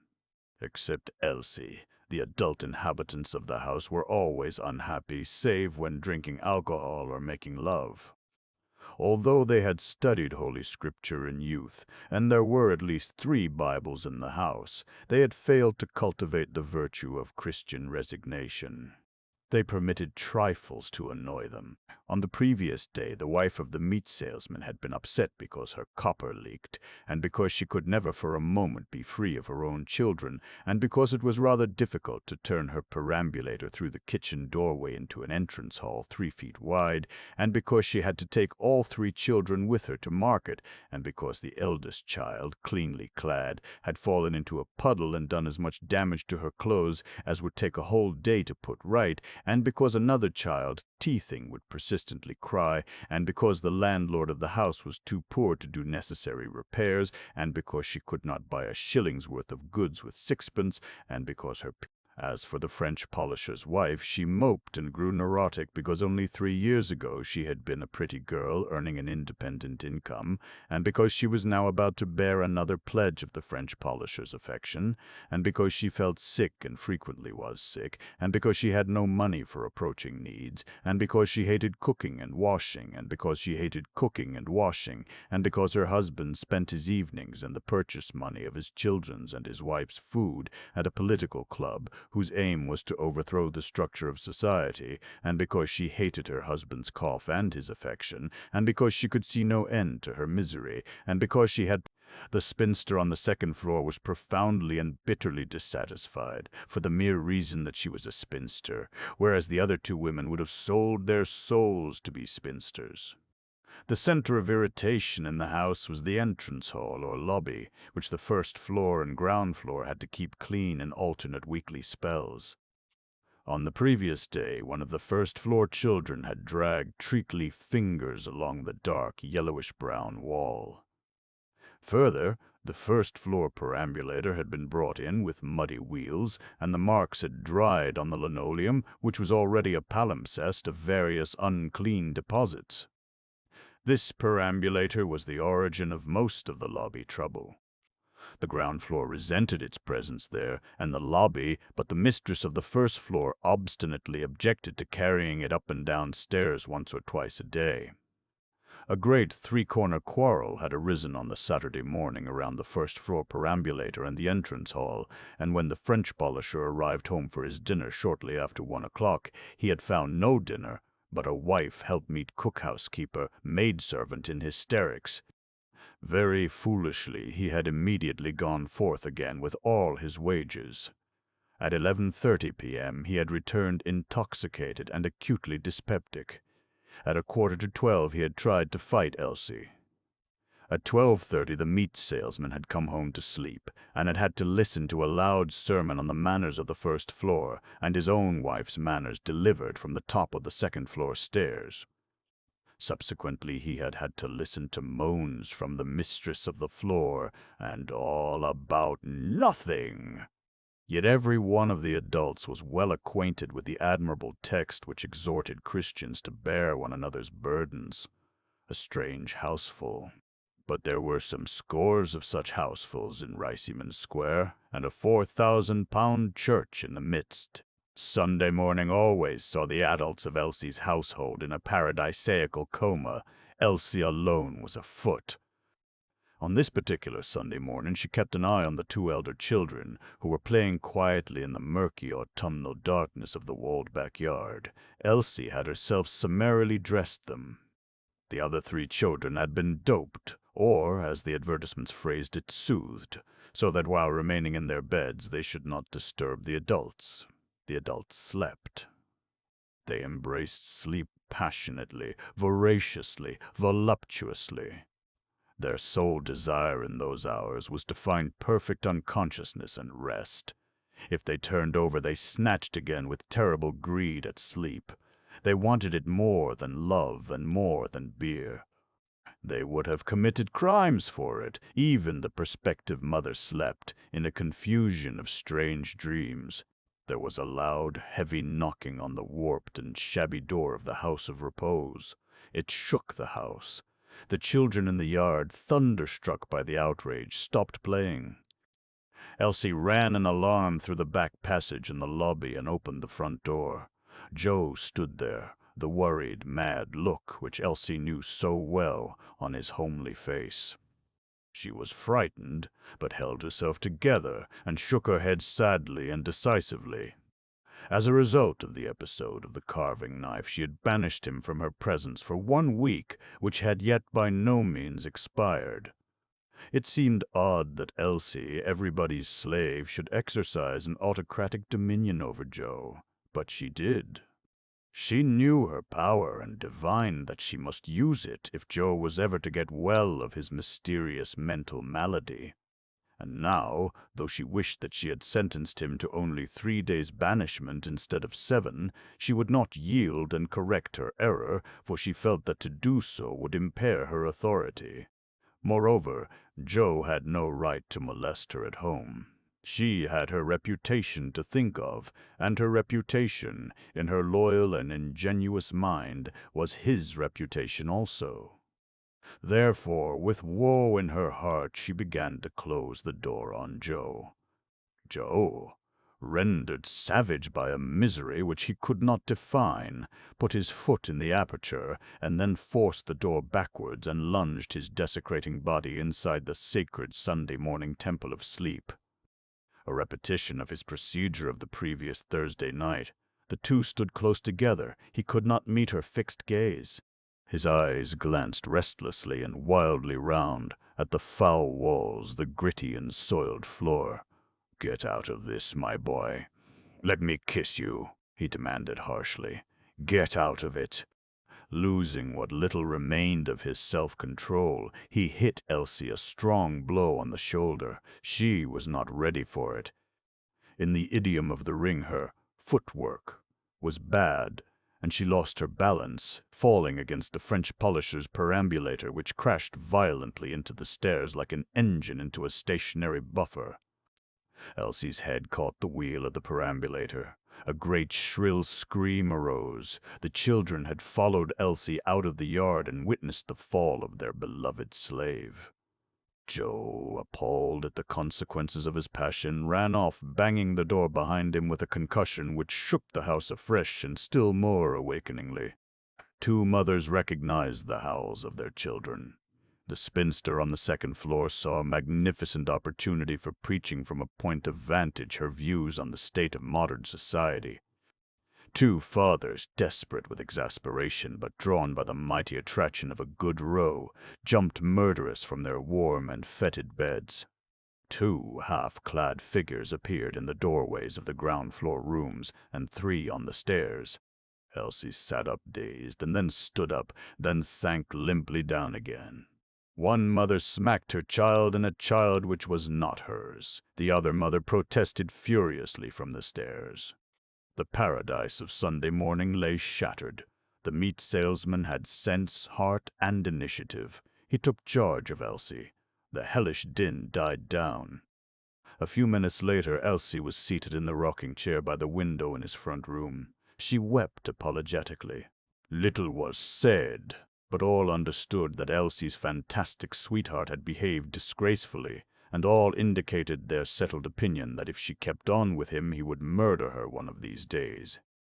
3/4 of an hour later, Dr. Raste calmly arrived. Joe had run to the surgery and shouted at him, "I've killed her, sir!"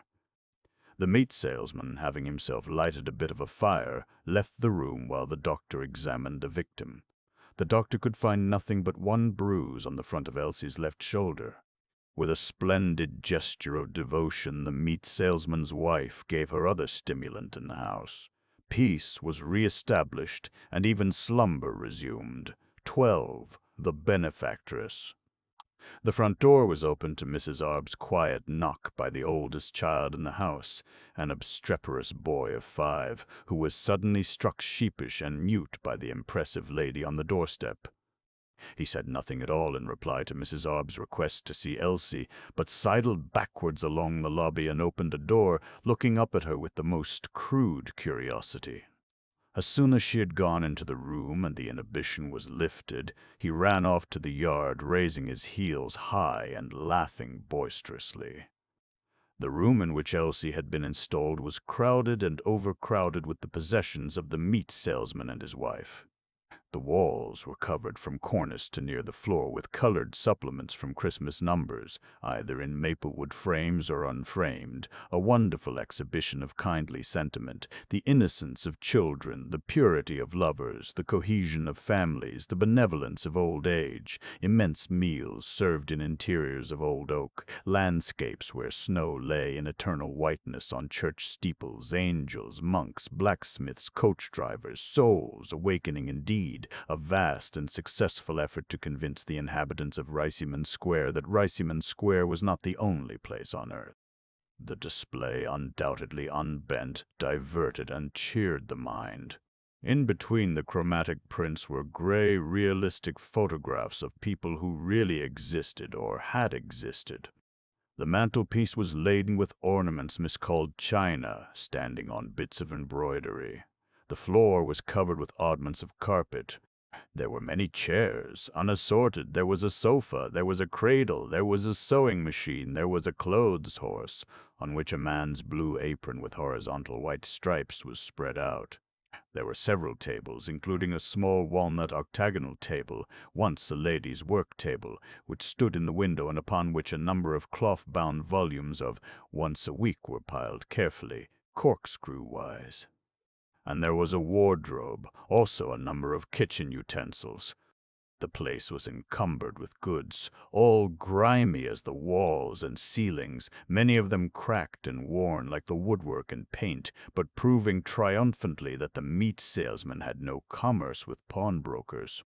"I thought I should like to come round and see how you are, Elsie," said Mrs. Arb kindly and forgivingly. "No, don't get up. I can see you aren't well. I'll sit here." Elsie blushed deeply. "I've had a bit of trouble, Mum," she apologetically murmured. Elsie's trouble was entirely due to Mrs. Arb's demand for overtime from her on Thursday night. Mrs. Arb had not considered the convenience nor the private life of this young woman whose services made daily existence tolerable for her and for Mr. Earlforward. The young woman had consequently found herself in a situation of the gravest difficulty and of some danger. Hence the young woman was apologetic and Mrs. Arb forgiving. Elsie admitted to herself a clear failure of duty with its sequel of domestic embarrassment for her employers, and she dismissed as negligible the excuses which she might have offered. Nor did she dream of criticizing Mrs. Arb. She never consciously criticized anyone but Elsie. And yet somewhere in the unexplored arcana of her mind lay hidden a very just estimate of Mrs. Arb. Strange? No, not strange. A quite common phenomenon in the minds of the humble and conscientious. "Was the trouble over that young man?" asked Mrs. Arb. "Not that I want to be inquisitive." Elsie began to cry. She nodded, unable for the moment to speak. The sound of a snore came through the wall from the next room. There were muffled noises overhead. Mrs. Arb grew aware that a child had peeped in upon her and Elsie. The church bells, after a few single notes, ceased to ring. "I suppose you couldn't have sent somebody across to tell me you weren't coming," Mrs. Arb suggested. Elsie shook her head. "Shall you come tomorrow?" "Oh, yes, I shall come tomorrow, and punctual." "Well, Elsie, don't think I'm interfering, but don't you think you'd better give him up? 2 upsets in 3 days, you know." 4 days, Mrs. Arb ought to have said, but in these details she took the license of an artist. "I haven't said a word to you about Thursday night, have I? I didn't want to worry you." "I knew you'd had worry enough. But I don't mind telling you now that I was very much upset and frightened, as who wouldn't be? What do you want with men? They'll never be any good to you. That is, if you value a quiet life and a good name. I'm telling you for your own sake. I like you, and I'd like you to be happy and respectable." Mrs. Arb seemed to have forgotten that she was addressing a widow and not a young girl. "Oh, I'm giving him up." "I'll never have anything to do with him again. Never!" Elsie burst out with intense tragedy in her soul. "That's right! I'm glad to hear it," said Mrs. Arb with placidity. "And if you really mean it, The people that employ you will be able to trust and rely on you again. It's the only way." "Oh, I'm so ashamed, Mom," said Elsie with the puckered brow of conscientiousness, "specially seeing I couldn't let you know, nor Mr. Earlforward either. But it won't occur again, Mom, and I hope you'll forgive me." "Please, please," Mrs. Arb exclaimed magnanimously, protesting against this excess of remorse and penitence. "I only thought I'd call to inquire." After Mrs. Arp had gone out to dally with a man and to reassure him with the news that everything would be all right and they had nothing to fear, the boy crept into the front room with a piece of bread and jam in his sticky hand. He silently offered the morsel to Elsie, who leaned forward as he held it up to her and bit off a corner to please him. She smiled at him, then broke into a sob, and choked and clutched him violently, bread and jam and all, and there was a dreadful mess. 13. The Passion. "I think I've put her straight," said Mrs. Arb very cheerfully to Mr. Earlforward out in the square, and gave him an account of the interview. Mr. Earlforward's mind was much relieved. He admired Mrs. Arb greatly in that moment. He himself could never have put Elsie straight. There were things that a woman, especially a capable and forceful woman, could do which no man could possibly do. Forceful! Perhaps a sinister adjective to attach to a woman. Yes.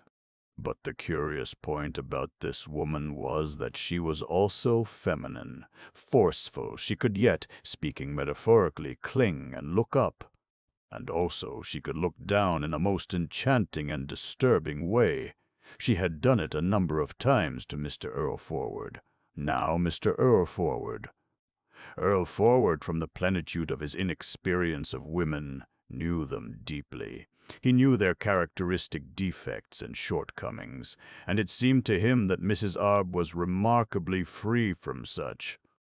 It seemed to him, as it has seemed to millions of men, that he had had the luck to encounter a woman who miraculously combined the qualities of two sexes and the talent to recognize the miracle on sight. He would not go so far as to assert that Mrs. Arb was unique, though he strongly suspected that she must be, but there could not be many Mrs. Arbs on earth. He was very happy in youthful dreams of a new and idyllic existence. His sole immediate fear was that he would be compelled to go to church with her. He knew them. They were queer on religious observances. Of course it was because, as she had half admitted, they liked to feel devotional. But you could do nothing with a woman in church, and he could not leave her to go to church alone. He was unhappy. "I'm afraid that service of yours has begun," said he. "I saw quite a number of people going in while you were talking to Elsie." "I'm afraid it has," she replied. He saw a glint of hope. "It's a nice fresh morning," said he daringly, "and what people like you and me need is fresh air. I suppose you wouldn't care for me to show you some bits of Clerkenwell?" "I think I should," said she.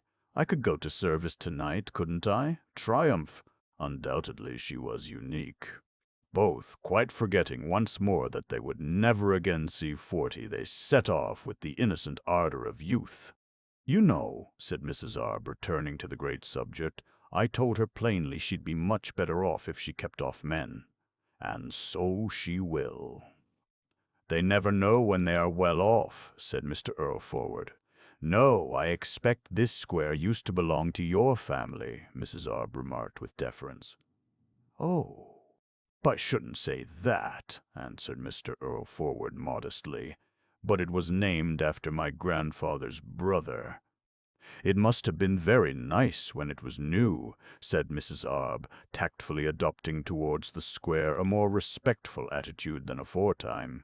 Clearly she desired to please. Clearly she had a kind heart. But when the working class get a hold on a place, what are you to do? "You'd scarcely think it," said Mr. Earlforward with grim resignation, "but this district was very fashionable once. There used to be an archery ground where our steps are." He enjoyed saying "our steps." The phrase united him to her. Really? Yes, and at one time the Duke of Newcastle lived just close by. Look here, I'll show you something. It's quite near.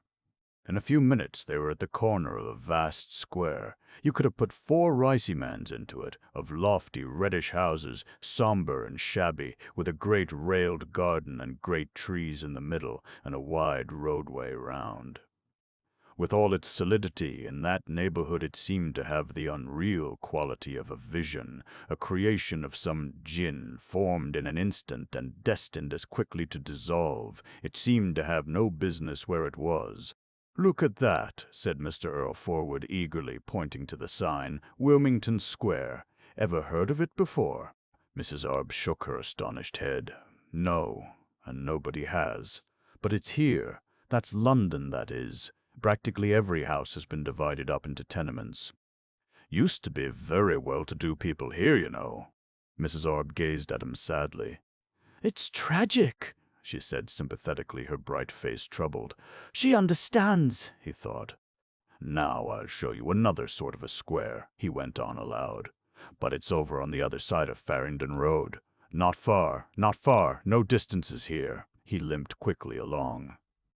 Coldbath Square easily surpassed even Riceyman Square in squalor and foulness, and it was far more picturesque and deeper sunk in antiquity, save for the huge, awful block of tenements in the middle. The glimpses of interiors were appalling. At the corners stood sinister groups of young men, mysteriously well-dressed, doing nothing whatever, and in certain doorways honest-faced old men with mufflers round their necks and wearing ancient pea-jackets. "I don't like this at all," said Mrs. Arb, as it were, sensitively shrinking. "No, this is a bit too much, isn't it? Let's go on to the Priory Church." "Yes, that will be better," Mrs. Arb agreed with relief at the prospect of a Priory Church.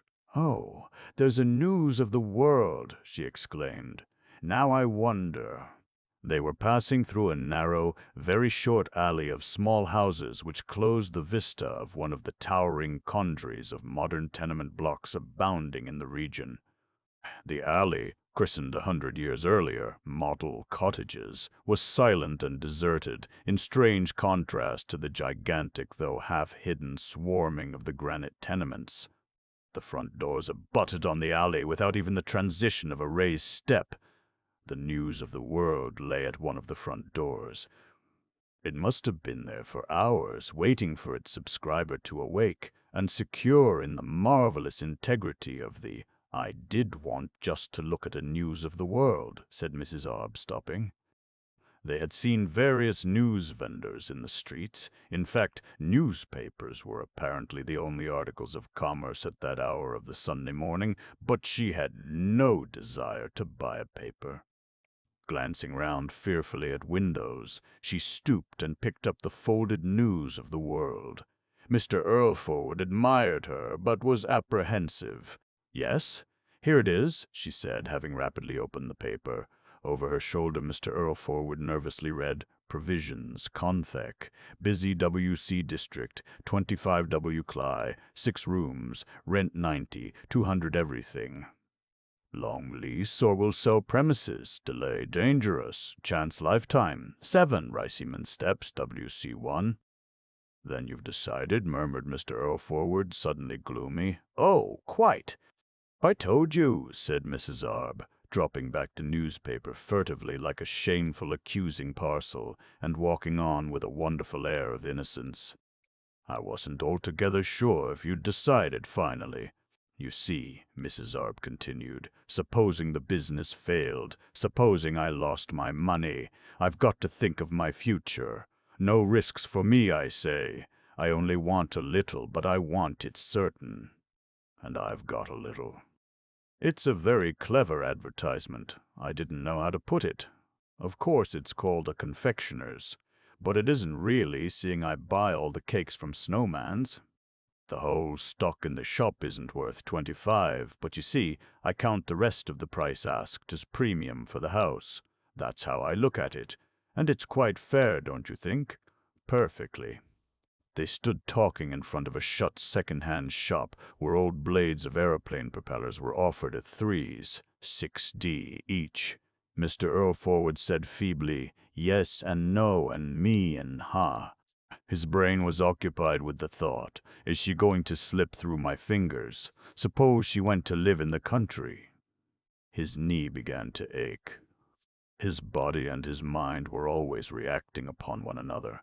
Why should my knee ache because I'm bothered, he thought, and could give no answer. But in secret he was rather proud of these mysterious, inconvenient reactions. They gave him distinction in his own eyes.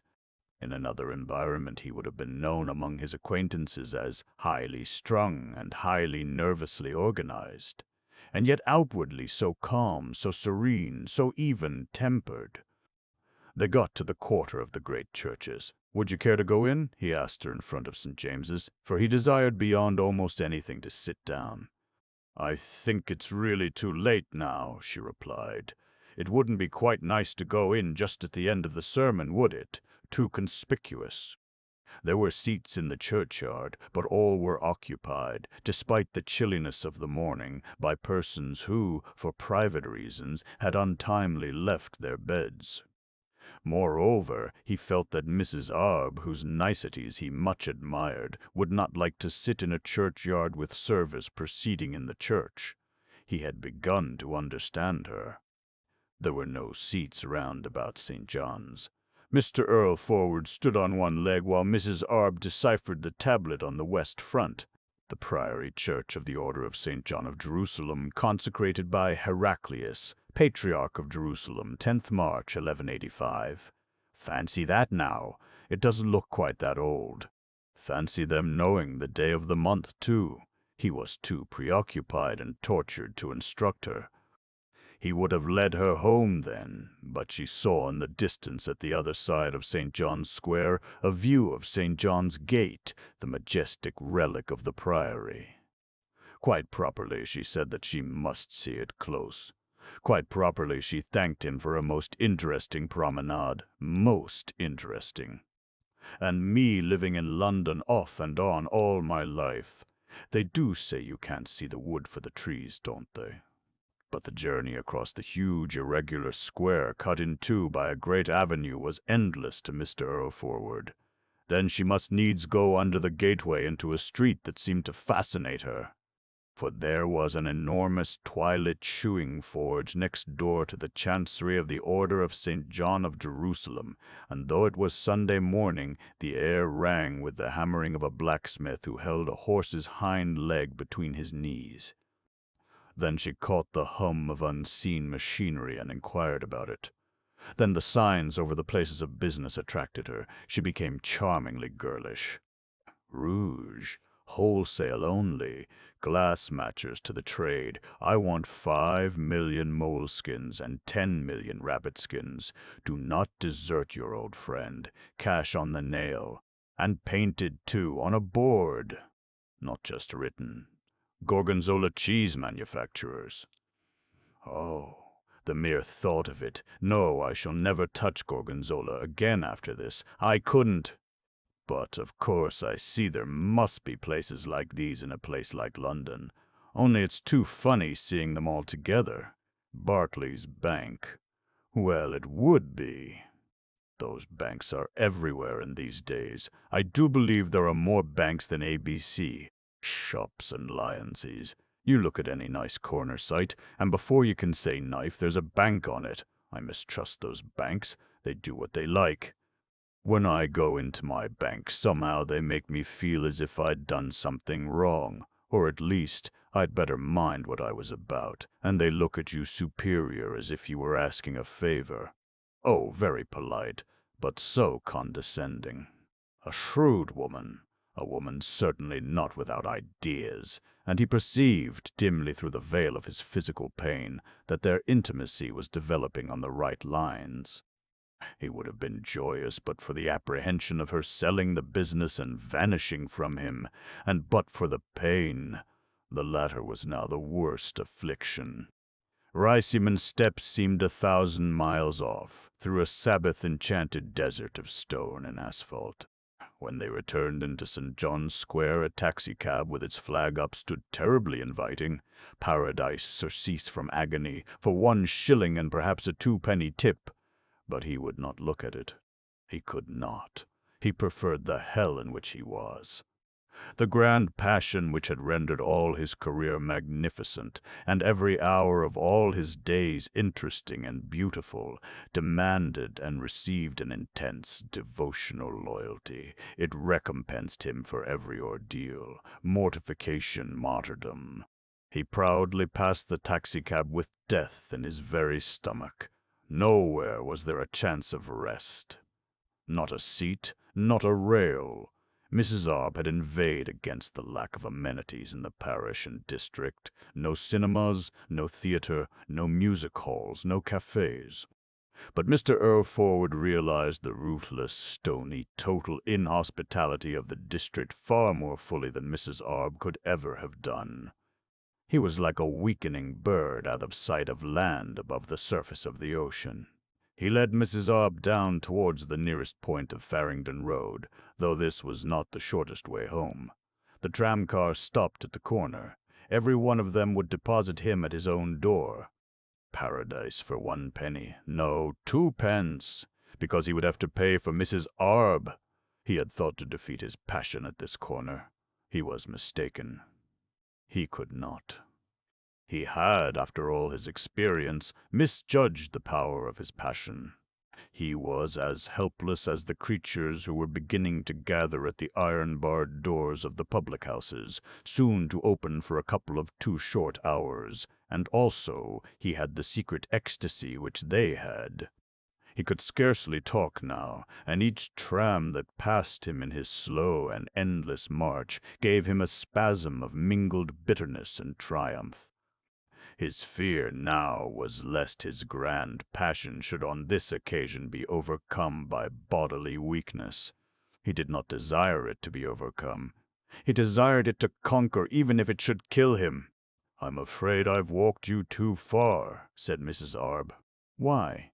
"I thought you were limping a bit." "Oh, no, I always limp a bit. Accident. Long time ago." And he smartened his gait. They reached Riceyman Steps in silence.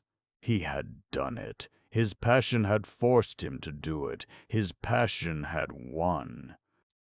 There were 2 Mr. Earlforwards, one splendidly uplifted, the other ready to faint from pain and fatigue.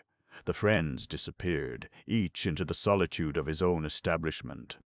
In the afternoon, Mr. Earlforward heard a sharp knock on his front door. It was repeated before he could get downstairs, and when he opened the door, he opened it to nobody, but Mrs. Arb was just entering her shop.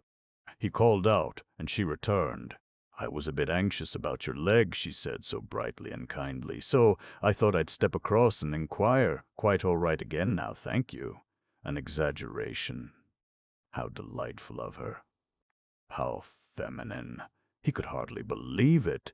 He was tremendously flattered. She could not, after all, slip through his fingers, whatever happened. They chatted for a few moments, and then each disappeared a second time into the recondite, inviolate solitude of his own establishment. 14. A man's privet life. One morning in November, at a little past 8 o'clock, Mrs. Arb, watching from behind the door of her yet unopened shop, saw Mr. Earlforward help Elsie to carry out the empty bookstand and set it down in front of the window, and then, with overcoat, muffler, and umbrella, depart from Riceyman Steps on business. Mrs. Arb immediately unlocked her door, went out just as she was, hatless, coatless, gloveless, wearing a white apron, locked her door, and walked across to Mr. Earlforward's. Elsie had already begun to fill the bookstand with books which overnight had been conveniently piled near the entrance of the shop. "Good morning, Elsie. Dull morning, isn't it? Is Master up yet?"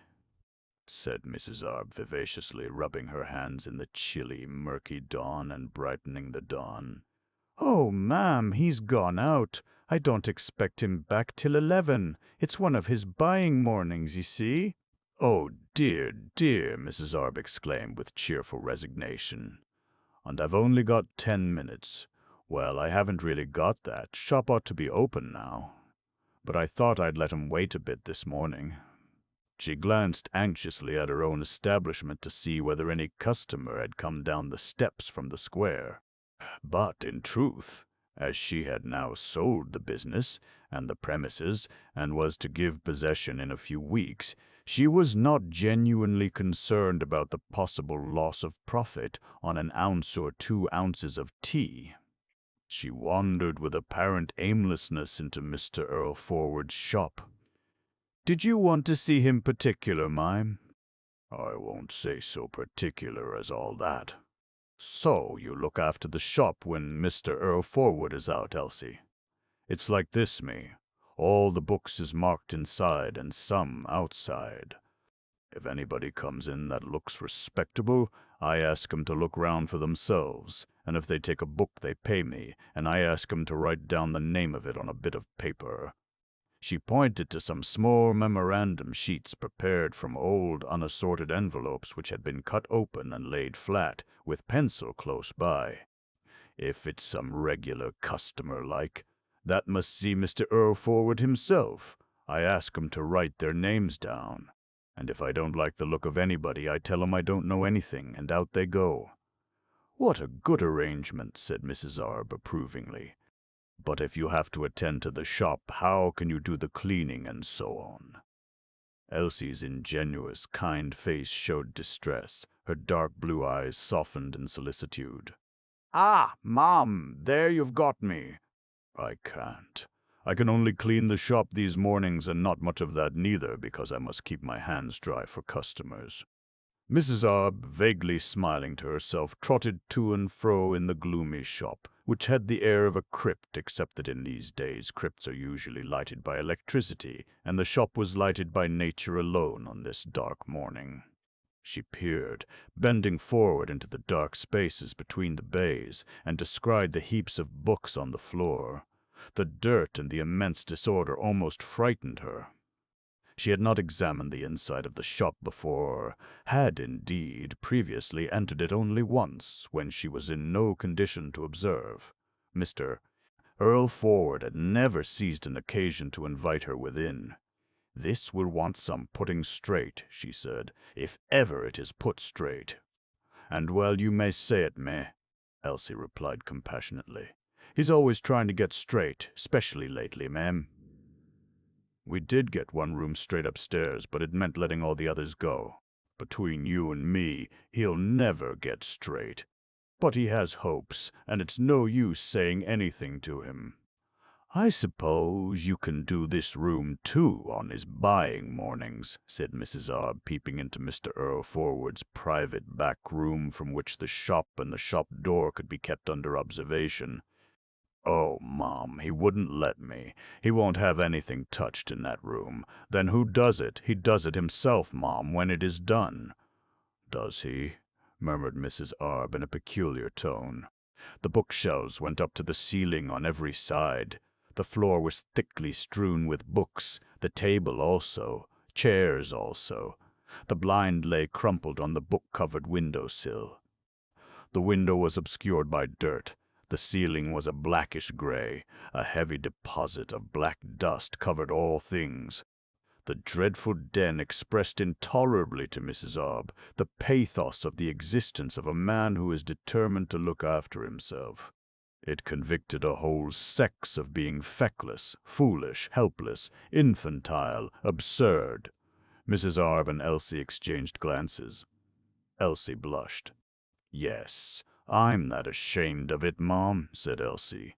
"But you know what they are." Mrs. Arb gave 2 short nods. She moved her hand as if to plumb the layer of dust with one feminine finger, but refrained. She dared not. "And do you do his cooking, too?" she asked. "Well, he gets his own breakfast, and he makes his own bed. It's always done before I come of a morning. And he cleans his own boots. I begin his dinner, but seeing as I go at 12, he finishes it. He gets his own tea. I must say he isn't what you call a big eater. Seems to me it's all very cleverly organized." "Oh, it is, ma'am. There's not many gentlemen could manage as he does. But it's a dreadful pity. Makes me fair cry sometimes. And him so clean and neat himself, too." "Yes," said Mrs. Arb, agreeing that the contrast between the master and his home was miraculous, awful, and tragic. "I suppose I'd better not go upstairs as he isn't here, Elsie." The two women exchanged more glances. Elsie perfectly comprehended the case of Mrs. Arb and sympathized with her. Mrs. Arb was being courted. Mrs. Arb had come to no decision. Mrs. Arb desired as much information as possible before coming to a decision. Women had the right to look after themselves against no matter what man. Women were women, and men were men. The Arb Earlforward affair was crucial for both parties. "Oh, I think you might, but I can't go with you." Sex loyalty had triumphed over a too strict interpretation of the duty of the employed to the employer. A conspiracy had been set up. Mrs. Arb had to step over hummocks of books in order to reach the foot of the stairs. The left-hand half of every step of the stairs was stacked with books, cheap editions of novels in paper jackets under titles such as "Just a Girl, Not Like Other Girls, A Girl Alone." Weak but righteous and victorious girls crowded the stairs from top to bottom so that Mrs. Arb could scarcely get up. The landing also was full of girls. The front room on the first floor was, from the evidence of its furniture, a dining room, though not used as such. The massive mahogany table was piled up with books, as also the big sideboard, the mantelpiece, various chairs. The floor was carpeted with books. Less dust than in the den below, but still a great deal. The Victorian furniture was good. It was furniture meant to survive revolutions and conflagrations and generations. It was everlasting furniture. It would command respect through any thickness of dust. The back room, with quite as large a number of books as the front room, but even less dust, was a bedroom. The very wide bed had been neatly made. Mrs. Arb turned down the corner of the coverlet. A fairly clean pillow slip, no sheets, only blankets. She drew open drawers in a great mahogany chest. Two of them were full of blue suits, absolutely new. In another drawer were at least a dozen quite new gray flannel shirts. A wardrobe was stuffed with books. Coming out of the bedroom, she perceived between it and the stairs a long, narrow room. Impossible to enter this room because of books.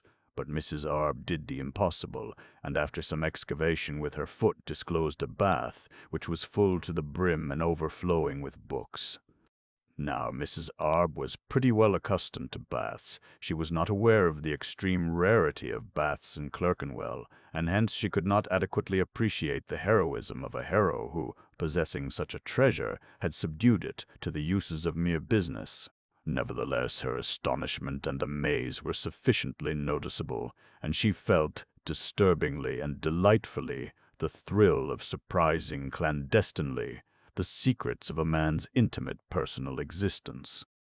Then she caught the sound of dropping water. It was on the second floor, in a room shaped like the bathroom, a room with 2 shelves, a gas ring, and a sink. The water was dropping with a queer reverberation onto the sink from a tap above. There were a few plates, cups, saucers, jugs, saucepans, dishes, half a loaf of bread, a slice of cooked bacon. There was no milk, no butter. His kitchen and larder, 1 gas ring, no fireplace. Mrs. Arb was impressed. The other rooms on the second floor were full of majestic furniture, books, and dust. One of them had recently been cleaned and tidied, but dozens of books still lay on the floor. She picked up a book, a large, thick volume, for no other reason than that the cover bore a representation of a bird. It was a heavy book with many colored pictures of birds. She thought it was quite a pretty thing to look at. By accident she noticed the price penciled inside the front cover. 40. She was not astonished nor amazed. She was staggered. Mrs. Arb had probably not read 10 books since girlhood. To her, reading was a refuge from either idleness or life. She was never idle, and she loved life. Thus she condescended towards books. That any book, least of all a picture book of birds, could be worth 40 had not occurred to her mind. And this one lying on the floor. Instantly, in spite of her common sense, she thought for a brief space of all the books in the establishment as worth 40 apiece. Before returning down the book-encumbered stairs, she paused on the top landing. Her throat was coated with the dust which she had displaced in her passage through the house. Her hands were very dirty and very cold. They shone with cold. No fire could have burnt in any of those rooms for years. She dared not touch the handrail of the staircase, even with her fingers all dirty. She paused because she was disconcerted and wanted to arrange the perplexing confusion of her thoughts.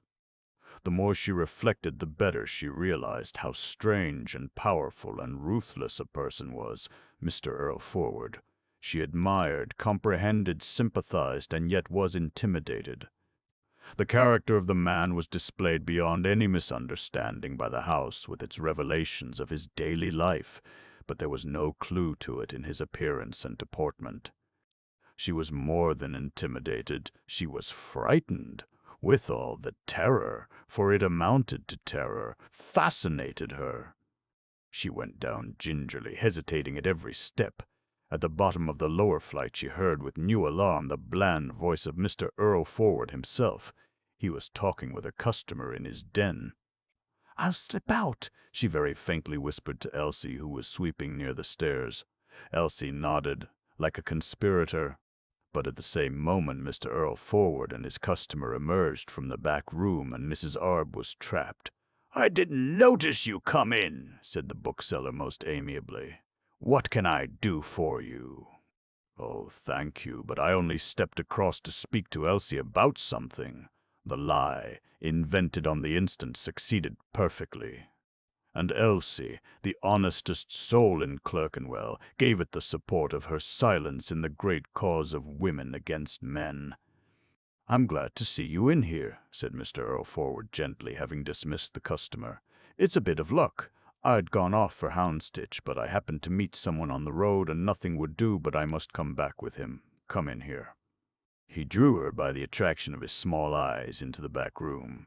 Books had been tipped off one of the chairs onto the floor. She sat down. Surely Mr. Earlforward was the most normal being in the world, the mildest, the quietest, the easiest. But the bath, the kitchen, the blankets, the filth, the food, the 40 book, and all those new suits and new shirts. She had never even conceived such an inside of a house. She could hardly credit her senses. "I've wanted to see you in here, in this room," said Mr. Earlforward in a warm voice, and then no more. She could not withstand his melting glance. She knew that their intimacy, having developed gradually through weeks, was startlingly on the point of bursting into a new phase. The sense of danger with her, as with nearly all women, was intermittent. The man was in love with her. He was in her hands. What could she not do with him? Could she not accomplish marvels? Could she not tame monsters? And she understood his instincts. She shared them. And he was a rock of defense, shelter, safety. The alternative, solitude, celibacy, spinsterishness, eternal self-defense, eternal misgivings about her security, horrible. "I must be opening my shop," she said nervously. "And I must be getting away again, too," he said, and put on his hat and began to button his overcoat. Nothing more. "But at the door," he added, "maybe I'll come across and see you tonight if it isn't intruding." "You'll be very welcome, I'm sure," she answered, modestly smiling. She was no better than a girl then. She knew she had uttered the deciding word of her fate. She trembled with apprehension and felicity. He was a wonderful man and an enigma. He inspired love and dread. As the day passed, her feeling for him became intense. At closing time, her ecstatic heart was liquid with acquiescence. And she had, too, a bright, adventurous valor, but shot through with forebodings. Part 2. The day before, Cytherea reigned in Mr. Earlforward's office behind the shop. Invisible, but she was there, probably reclining, ask not how, on the full red lips which fascinated Mrs. Arb of Mr. Earlforward. It was just after 4 o'clock in the January following their first acquaintance. They sat on opposite sides of Henry's desk, with the electric light extravagantly burning above them. At the front of the shop the day was expiring in faint gleams of grey twilight. Dirt was nothing, disorder was nothing, Mr. Earlforward loved. For weeks he had been steadfastly intending to put the place to rights for his bride, and he had not put it to rights. Dirt and disorder were repugnant to Mrs. Arb, but she had said not a word. She would not interfere or even suggest before the time. She knew her place. She was a bit prim. The time was approaching, and she could wait. "I suppose we can use that ring," said Henry, pointing to the wedding ring on Mrs. Arb's hand, which lay on the desk like the defenseless treasure of an invaded city. Despite a recent experience, Mrs. Arb was startled by this remark, delivered in a tone so easy, benevolent, and matter-of-fact. The recent experience had consisted in Mr. Earlforward's bland ultimatum, after a discussion in which Mrs. Arb had womanishly and prettily favored a religious ceremony, that they would be married at a registry because it was on the whole cheaper. Upon that point she had taken pleasure in yielding to him. So long as you were genuinely married, the method had only a secondary importance. She admitted to herself that in desiring the church she might have been conventional, superstitious. She was eager to yield, as some women are eager to be beaten. Morbidity, of course, but not wholly. Self-preservation was in it, as well as voluptuousness. Mr. Earlforward's individuality frightened while enchanting her. She found she could cure the fright by intense acquiescence. And why not acquiesce? He was her fate. She would grasp her fate with both hands. And there was this point: if he was her fate, she was his. She had already been married once, whereas he was an innocent. He had to learn. She saw an advantage there. Her day was coming. At least she persuaded herself that it was. Thus the question of the wedding ceremony had been quite satisfactorily dissolved, and so well that Mrs. Arb now scorned the notion of marriage in a church. But the incident of the ring touched her closer. It touched the aboriginal cave woman in the very heart of her.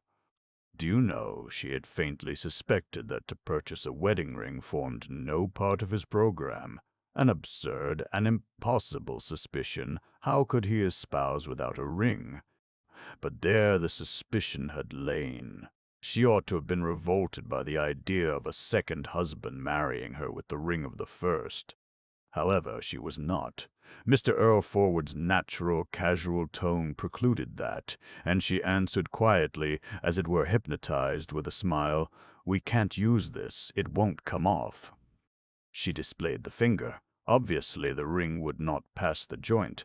Mrs. Arb was slim, but she had been slimmer. He said, "But you can't be married with that on. You can't wear two." Something of the cave creature in him also. I know, but I was going to have it filed off tomorrow morning. There wouldn't be time to have it made larger. He took the supine hand and thrilled it. "I tell you what," said he, "what carat is it?" 18. "Soft," he murmured. "I've got a little file. I'll file it off now. I'm rather good at odd jobs." "Oh no, I shan't hurt you." "I wouldn't hurt you for anything." He found the file, after some search, in a drawer of his desk. "It must feel like this to be manicured," she said, with a slight nervous giggle, when again he held her hand in his and began to operate with the file. He had not boasted. He was indeed rather good at odd jobs. Such delicate small movements, such patience. He was standing over her. She was his prisoner, and the ray of the bulb blazed down on the timorous yielded hand. At the finish the skin was scarcely perceptibly abraded. He pulled apart the ends of the severed band and removed it. "Soft as butter," he smiled. "Now lend me that other ring of yours, will you? For size, you know. and I'll just slip across to Joe S's in Farringdon Road, shan't be long. Will you look after the shop while I'm gone? If anyone comes in and there's any difficulty, ask 'em to wait, but all the prices are marked. I'll leave the light on in the shop. You won't feel lonely." "Oh, but—" she protested. "Leave her by herself in his house and without the protection of the ring, and before marriage, what would people think?" "Well, Elsie'll be here in a minute, so there's nothing to worry over." He spoke most soothingly, as to an irrational child. "I'd better see to it tonight, and they close at 6, same as me, except the pawnbroking. No time to lose." He was gone. She was saved from too much reflection by the entry of Elsie. At the sight of Elsie, Mrs. Arb's demeanor immediately became normal. That is to say, the strange enchantment which had held her was dissipated, blown away. She was no longer morbid. She was not supine. Her body resumed all its active little movements, her glance its authority, cheerfulness, liveliness, and variety. She rose from the chair, smoothed her dress, and was ready to deal with the universe. "Oh, Elsie, so you've come. Mr. Earlforward was expecting you. He's just slipped out on urgent business for a minute or two, and he said you'd be in to attend to customers, and I must say I didn't much fancy being left here alone, because, you see— but, of course, business must be attended to. We all know that, don't we?" She gave a poke to the dull embers of the stove which warmed the shop in winter. Mr. Earlforward rarely replenished it after 4 o'clock. He liked it to be just out at closing time. "Yes'm." Elsie, although wearing her best jacket and hat, and looking rather Sundayish, had carried, not easily, into the shop, a sizable tin trunk with thin handles that cut uncomfortably into the hands. This box contained her late husband's medals, and all that was hers, including some very strange things. The French polisher's wife, by now quite accustomed to having 3 infants instead of 2, had procured for herself a pleasant little change from the monotony of home life by helping Elsie to transport the trunk from Riceyman Square to Mr. Earlforward's shop door. The depositing of the dented trunk on the uneven floor of the shop constituted Elsie's moving in. "I'll take this upstairs now, shall I, Mim?" Elsie suggested somewhat timidly, because she was beginning a new life and didn't quite know how she stood. "Well, it certainly mustn't be here when Mr. Earlforward returns," said Mrs. Arp gravely. Elsie fully concurred. Masters of households ought not to be offended by the quasi-obscene sight of the private belongings of servants. No, you can't carry it up by yourself. You might hurt yourself. You never know. Come, come, Elsie," as Elsie protested. "Do you suppose I've never helped to carry a box upstairs before? Now take the other handle, do. Where's your umbrella? I know you've got one. It's coming tomorrow, mime. I've lent it." Mrs. Arb was extremely cheerful, kindly, and energetic over the affair of the trunk, and Elsie extremely apologetic. "Now nip your apron on and come down as quick as you can. There might be a customer. You must remember I'm not mistress here until tomorrow. I'm only a visitor."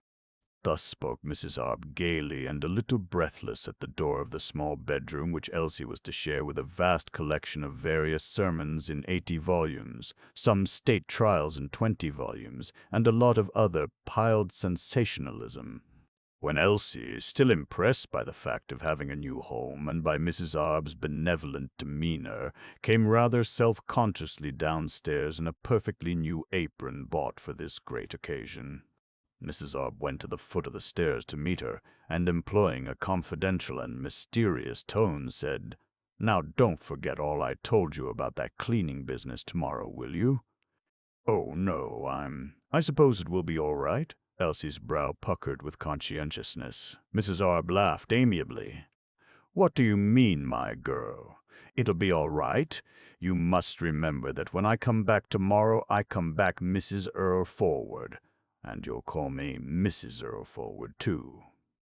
"I'd sooner call you Mom if it's all the same to you." "Of course, But when you're speaking about me, I shall have to get into it, Mom. Now I expect Mr. Earlforward settled your wages with you? No, Mom, not said anything at all. No, Mom, but it'll be all right. Mrs. Arp was once again amazed at Henry's marvelous faculty for letting things go. Oh, well, perhaps he was leaving it to me, though I've nothing to do with this house till tomorrow. Now, what wages do you want, Elsie? I prefer to leave it to you, Mum, said Elsie diffidently. Well, of course, Elsie, being a general is a very different thing from being a char. You have a good home and all your food, and a regular situation. No going about from one place to another and being told you aren't wanted today or aren't wanted tomorrow and only half a day the next day and so on and so on. A regular place. A regular place. No worries about shall I or shan't I earn my day's wage today, you see, don't you? Oh, yes, me. I'll just show you what I cut out of the West London Observer yesterday. She drew her purse from her pocket, and from the purse an advertisement of a domestic servants' agency offering innumerable places. Generals 20 to 25 a year, she read. Suppose you start with 20. Of course it's very high, but wages are high in these days. I don't know why, but they are, and we have to put up with it. Very well, Ma, Elsie agreed gratefully. £20 seemed a big lump of money to her, and she could not divide by 52. Besides, there it was, printed in the paper. No arguing against that. The two talked about washing and the kitchen and the household utensils which Mrs. Arb had abstracted from the schedule of possessions sold to the purchaser of the business opposite. Elsie sold a couple of books.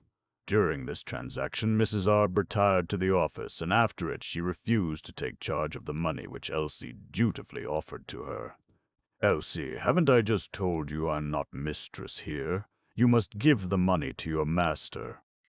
Then Mr. Earlforward returned, and Mrs. Arb gave Elsie a sign to withdraw upstairs, and Elsie, having placed the money on the paper containing the titles of the sold books, went discreetly upstairs. I've taken on myself to settle that woman's wages, said Mrs. Arb, while Henry was removing his overcoat in the back room. She told me you hadn't said anything. No, I hadn't. Well, I've settled £20 a year, 8 shillings a week. Rather less. Anyhow, it's better than half a crown every morning of your life for half a day's work. Did you give her half a crown? I only used to give her 2 shillings. Did you give her any food? Certainly not. Neither did I, unless she stayed late. Mrs. Arb felt upon her Mr. Earlforward's glance of passionate admiration and slipped into the enchantment again. She was very content. She was absurdly content. The fact was that Mr. Earlforward had been under the delusion of having driven a unique bargain with Elsie in the matter of wages, for he knew that the recognized monstrous rate was 5 shillings a day and food, and here this miraculous creature, so gentle, submissive, and girlish, had beaten him by 6pence a half-day. What a woman! What a wife! She had every quality. He gloated over her. He sat on the desk by her chair boyishly to watch her girlishness. Then he interrupted the tete-tete to go and turn off the light in the shop, because the light in the office gave sufficient illumination to show that the shop was open. And he called out to Elsie, "Elsie, come down and bring the bookstand inside. It ought to have been brought in before. It's quite dark. Long since. Oh!" "She won't look this way," he murmured with a shrug in answer to Mrs. Arb's girlish alarm as he sat down on the desk by her once more. "Now here's the ring I've got." He pulled from his waistcoat pocket a hoop of glittering gold. "And here's your finger ring. Keeper, do you call it? See? They're exactly the same size. It's a very good ring, and it'll last much longer than the old one. Harder. 9 carat. Looks better too, I think." Mrs. Arb, examining the ring, kept a smiling, constrained silence. The 9 carat was a blow to her, But, of course, he was right. He was quite right. He put the new ring back in his pocket. "But where's my old wedding ring?" "Oh, I sold that to Joas. Flinty feller, but I don't mind telling you I sold it to him for 6 and sixpence more than what I paid for this one." He spoke very low. Because of Elsie, with a contented and proud calm, his little eyes fixed on her. "I suppose that 6 and 6 is by right yours. Here it is." And he handed her the 6 and sixpence. "Oh, that's all right," said Mrs. Arb weakly, as if to indicate that he could keep the money. "Oh, no," said he. "Right's right." She put the coins in her purse. Then she said it was time for her to be going across. Part of the bargain with the purchaser of her business was that he should provide her with a room and food until the day of the wedding. "I hope you'll slip in again tonight," he urged. "Not tonight, Henry. It's the night before. It wouldn't be quite nice." He yielded. They discussed all the arrangements for the morrow. As they were leaving the back room side by side, Henry switched off the light. Elsie had completed her task and gone upstairs. Total darkness. For a few moments, Mrs. Arb felt Henry's rich lips on hers. She was sensible of the mystery of the overcrowded shop stretching from bay to bay in front of her to the gradually appearing yellow twilight from the gas lamp of Riceyman Steps. She abandoned herself in an ecstasy that was perhaps less, perhaps more than what is called happiness, to the agitating uncertainties of their joint future. Useless for her to recall to herself her mature years, her experience, her force, her sagacity. She was no better than a raw girl under his kiss. Well, it was a loving kiss. He worshipped the ground she trod on, as the saying was. A point in her favor. He switched on the light. To Elsie's retreat. Elsie's bedroom was a servant's bedroom, and always had been, though not used as such for many years. Its furniture comprised one narrow iron bedstead, one small yellow washstand, one small yellow chest of drawers with a small mirror, one Windsor chair, and nothing else in the way of furniture, unless 3 hooks behind the door could be called furniture. No carpet, no apparatus of illumination except a candle. The flowery wallpaper was slowly divorcing itself from the walls in several places. The sash cord of the window having been broken many years ago and never repaired, the window could only be made to stay open by means of a trick. It had, in fact, been closed for many years. When, early, she had finished her work, Elsie retired with 1.5 inches of candle to this bedroom and shut the door, and could scarcely believe her good luck. Happy she was not, for she had a great grief, the intensity of which few people suspected, and still fewer attempted to realize, and none troubled about. But she was very grateful to the fate which had provided the bedroom. The room was extremely cold, but Elsie had never known of, or even conceived, a warm bedroom in winter. It was bare, but not to Elsie's sight, which saw in it the main comforts of nocturnal existence. It was small, but not according to Elsie's scale of dimensions. It was ugly, but Elsie simply could not see ugliness. Nor could she see beauty, save in a child's face, a rich stuff, a bright color, a pink sunset, and things of that kind. She looked round and saw a bed in which you slept. She saw a chest of drawers, which would hold 3 or 4 times as much as her trunk, which trunk held all she possessed except an umbrella. She saw a washstand, which if it was duly fitted out with water, soap, and towel, might one day be useful in an emergency. She saw a chair, which was strong. She saw hooks, which were useful. She saw a window, which was to look through. She knew that many books were piled against the wall between the window and the door, but she didn't see them. They were merely there, and one day would go downstairs. She thought of them as mysterious and valuable articles.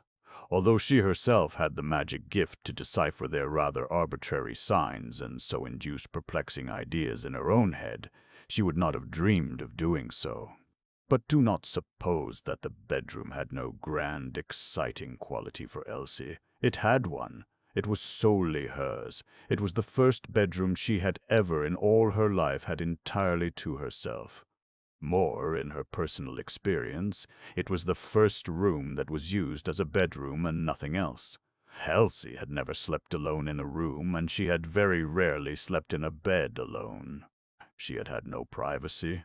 She now gazed on every side, and what she saw and felt was privacy, a luxurious sensation, exquisite and hardly credible. She abandoned herself to it as Mrs. Arb had abandoned herself to the kiss of Henry Earlforward. It was a balm to her grief. It was a retreat in which undisturbed she could enjoy her grief. Unpacking her trunk, she moved about, walked, stooped, knelt, rose, opened drawers, shut drawers, with the magnificent movements of a richly developed and powerful body. The expression on her mild face and in her dark blue eyes denoted a sweet, unconscious resignation. No egotism in those features. No instinct to fight for her rights and to get all she could out of the universe. No apprehension of injustice. No resentment against injustice. No glimmer of realization that she was the salt of the earth. She thought she was in a nice, comfortable, quiet house and appointed to live with kindly people of superior excellence. She was still touched by Mrs. Obb's insistence on helping her upstairs with her box. She looked at her post office savings bank book. An enormous sum ready to her hand in the post office, enough to keep her for a month if anything should happen to her. She looked at her late husband's 2 silver medals and their ribbons. They were what she called beautiful. She laid them at the back of one of the small top drawers. Her feeling in regard to her late husband was now purely pious. He had lost reality for her. She took a letter out of a dirty envelope and read, bending to the candle. "Darling Elsie, I feel as how I must go right away until I am better. I feel it is not easy for you to forgive me. All you say is quite true, and it is best for you not to know where I am. I know I shall get better, and then I shall write to you and ask you." She cried, "Joe." This man was real to her, far more real than her husband had ever been. She could feel him standing by her. She could feel his nervous arm on her waist, and she was as familiar with the shape and pressure of his arm as a blind man with his accustomed chair. She had an ardent longing to martyrize herself to Joe, to relax her dominion over him, so that he might exult in ill-treating her in his affliction. But she knew that her dominion over him could alone be his salvation, and she had firmly exercised it. And she thought how awkward it must have been for poor Dr. Raste. "He's got another now, but not so good. No, and never will have." The letter was 2 months old and more. She had read it at least 50 times. It was the dearest, bitterest, most miraculous phenomenon in the world. It was not a letter at all. It was a talisman, a fetish. There came a rap on the door, shattering the immaterial fabric of her private existence and changing Elsie back into the ex-charwoman promoted to general. She shuddered under the shock. "Elsie, are you going to burn that candle all night?" Mr. Earlforward's bland, gentle, authoritative voice. He must have seen light shining under the door and crept upstairs in his slippers. "No, sir. I'm just going to blow it out." She was conscience-stricken. "Did you finish off all that loaf?" "Yes, sir. I'm sorry, sir." She was still more conscience-stricken. "Tut, tut, tut, tut." Elsie put the letter under her pillow. She was undressed in a minute. She had no toilet to perform. She no more thought of washing than a Saxon queen would have thought of washing. She did not examine the bed to see if it was comfortable. She had never failed to sleep. Any bed was a bed. As she slipped in between the blankets, her brow puckered with one anxiety. Could she wake at 6 in that silent house? She must, she must! She extinguished the candle. And as she smelt its dying fumes in the darkness and explored with her sturdy limbs the roominess of the bed, a sudden, surprising sensation impaired her joy in exclusive privacy. She missed the warm, soft body of the furniture polisher's child with whom she had slept so long. Some people are never satisfied. 3 waxworks. As Henry and Violet approached the turnstile, Henry murmured to Violet, "How much is it? How much is it?" 1 and 3, including tax, Violet murmured in reply. 1/2 crown for the 2 was less than he had feared, but he felt in his trouser pocket, and 1/2 crown was more than he had there, and he slowly pulled out of his breast pocket an old treasury note case. The total expenses of the wedding ceremony at the registry had been considerable. He seemed to have been disbursing the whole time since they left Clerkenwell for the marriage and honeymoon, which, according to arrangement, was to be limited to 1 day. The wedding breakfast, 2 covers, at the magnificent, many-floored, music-enlivened, swarming Lyons establishment in Oxford Street had been, he was prepared to believe, relatively cheap, and there were no tips, and everything was very good and splendid. But really, the bill amounted to a lot of money in the judgment of a man who for years had never spent more than 6pence on a meal outside his own home, and whom the mere appearance of luxury frightened. Throughout the wedding breakfast he had indeed been scared by the gilding, the carving, the seemingly careless profusion, the noise and the vastness of the throng which flung its money about in futile extravagance. He had been unable to dismiss the disturbing notion that England was decadent, and the structure of English society threatened by a canker similar to the canker which had destroyed Gibbon's Rome.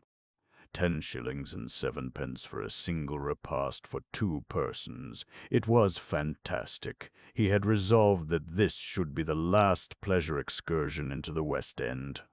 Meanwhile, he was on his honeymoon, and he must conduct himself and his purse with the chivalry which a loved woman would naturally, if foolishly, expect. It was after the wedding breakfast that Violet had, in true feminine capriciousness, suddenly suggested that they should go to Madame Tussaud's waxworks before the visit to the gorgeous cinema in Kingsway, which was the piece de resistance of the day's program.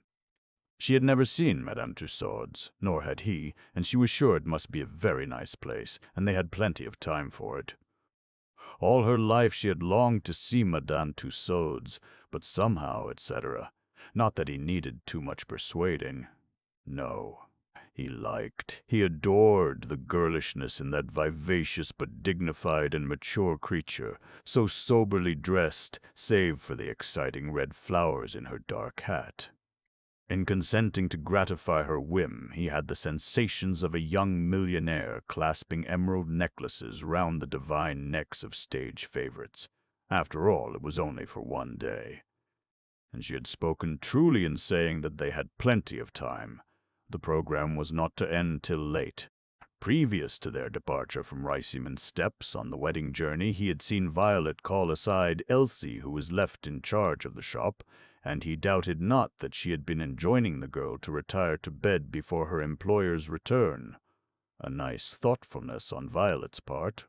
Withal, as he extracted a pound note from his case, he suffered agony, and she was watching him with her bright eyes. It was a new pound note. The paper was white and substantial, not a crease in it. The dim watermarks whispered genuineness. The green and brown of the design were more beautiful than any picture. The majestic representation of the Houses of Parliament on the back gave assurance that the solidity of the whole realm was behind that note. The thing was as lovely and touching as a young virgin daughter. Could he abandon it forever to the cold, harsh world? "Here, give it me," said Violet sympathetically, and took it out of his hand. What was she going to do with it? "I've got change," she added with a smile, her face crinkling pleasantly.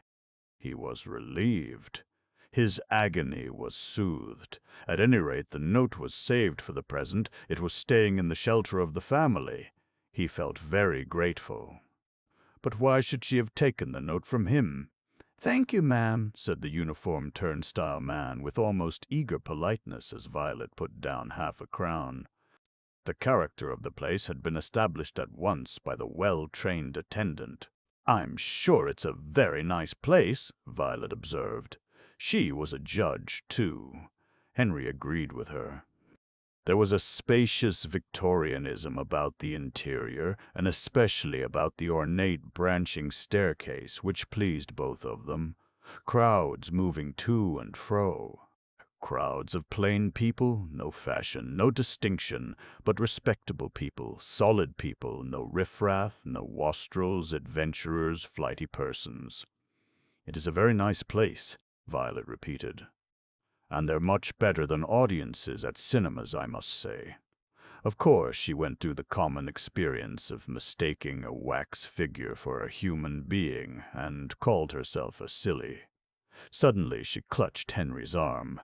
The clutch gave him a new, delightful sensation of owning and being owned, and also of being a protector. "Oh, dear!" she exclaimed in alarm. "It gave me quite a turn." "What did?" "I thought he was a wax figure, that young man there by the settee. I looked at him for ever so long, and he didn't move, and then he moved. I wouldn't like to come here alone. No, that I wouldn't."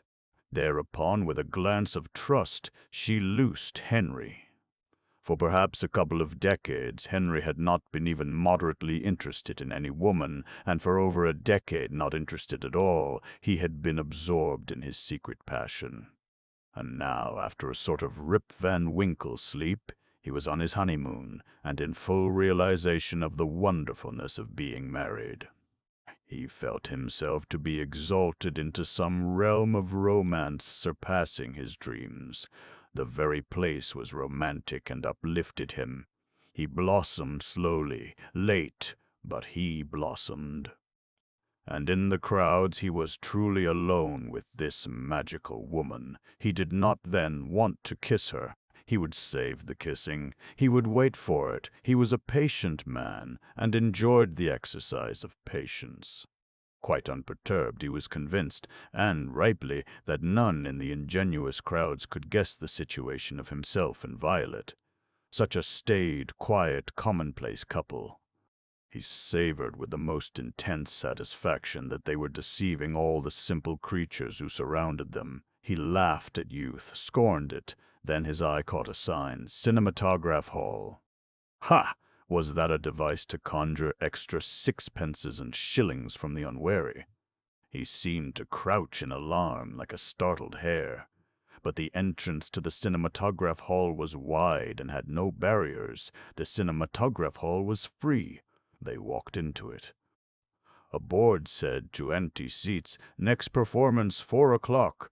We must see that," he told Violet urgently. She answered that they certainly must. And thereupon, Henry having looked at his watch, they turned into the hall of tableaux. A restful and yet impressive affair. These reconstitutions of dramatic episodes in English history. And there was no disturbing preciosity in the attitude of the sightseers, who did not care a fig what art was, to whom, indeed, it would never have occurred to employ such a queer word as art, even in their thoughts. Nor did they worry themselves about composition, lighting, or the theory of the right relation of subject to treatment. Nor did they criticize at all.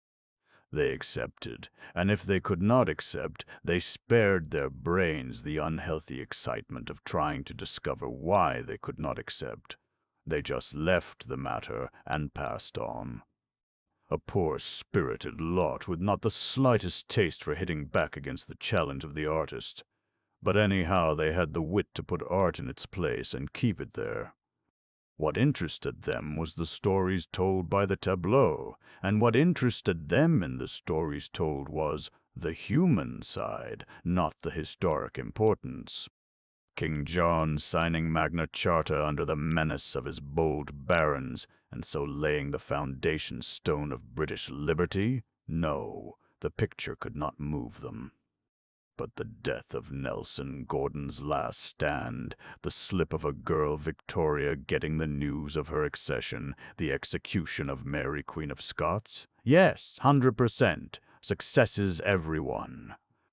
Violet shed a diamond tear at sight of the last. Violet said, They do say seeing's believing. She was fully persuaded at last that English history really had happened. Henry's demeanor was more reserved and a little condescending.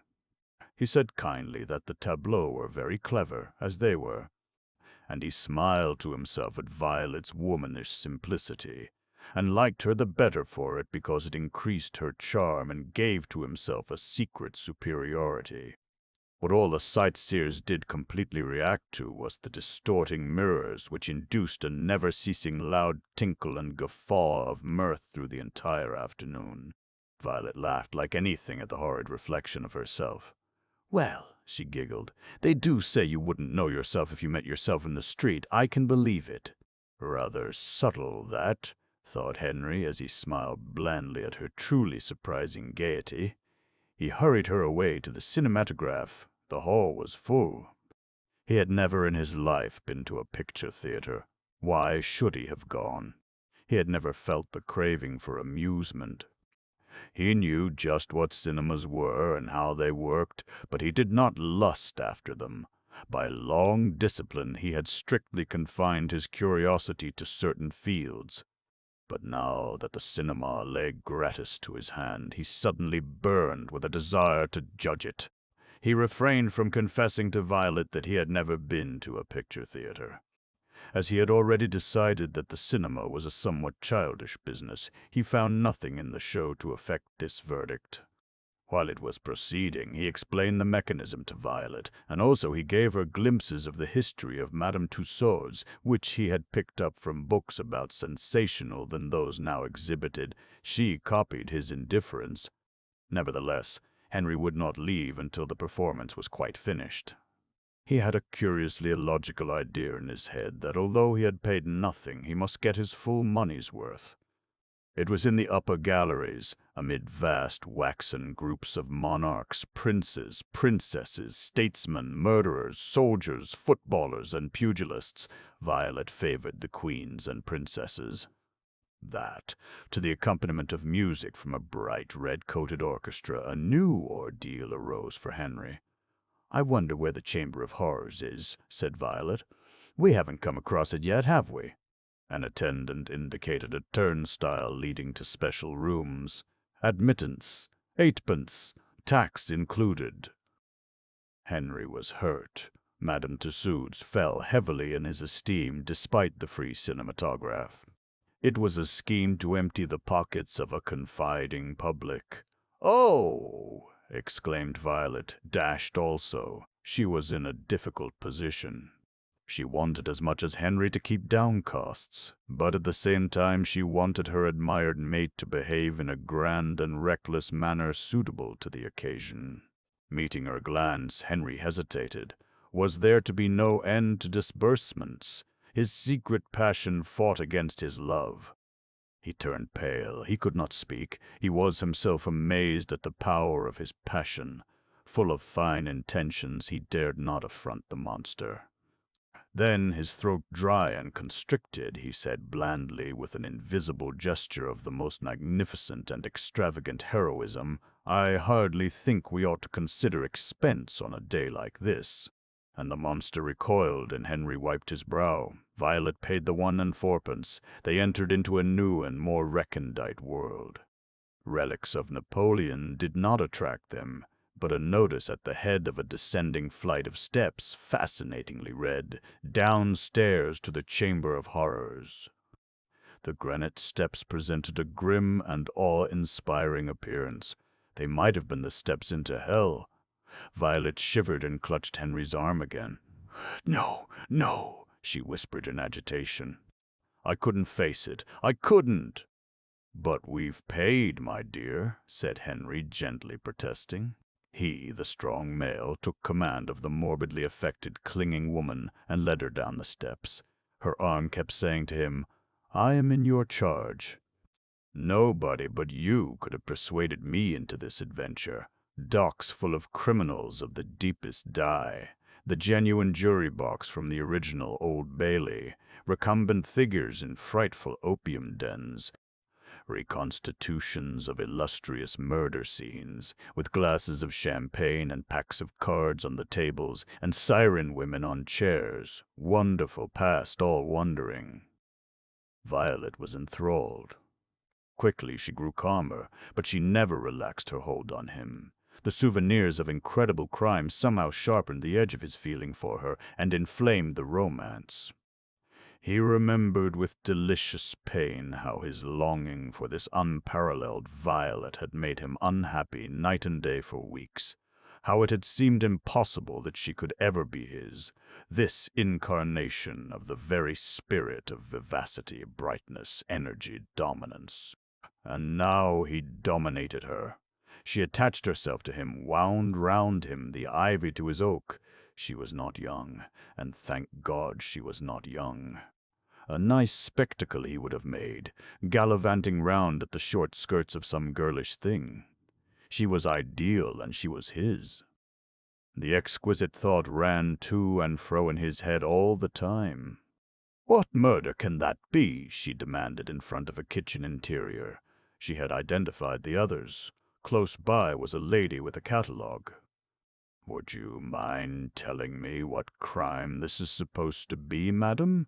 Henry politely asked, raising his hat. The lady looked at him with a malignant expression. "Can't you buy a catalogue for yourself?" "Vulgar, nasty creature," muttered Violet. Henry said nothing, made no sign. They walked away. He knew that he ought to have bought a catalogue at the start, but he had not bought one, and now he could not. No, he could not.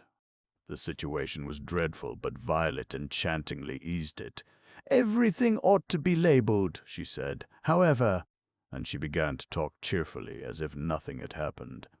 They passed along a corridor and through a turnstile, and were once again in the less sensational hall of tableaux, and they heard the tinkling, unbridled laughter of girls surveying themselves in the distorting mirrors. Henry limped noticeably.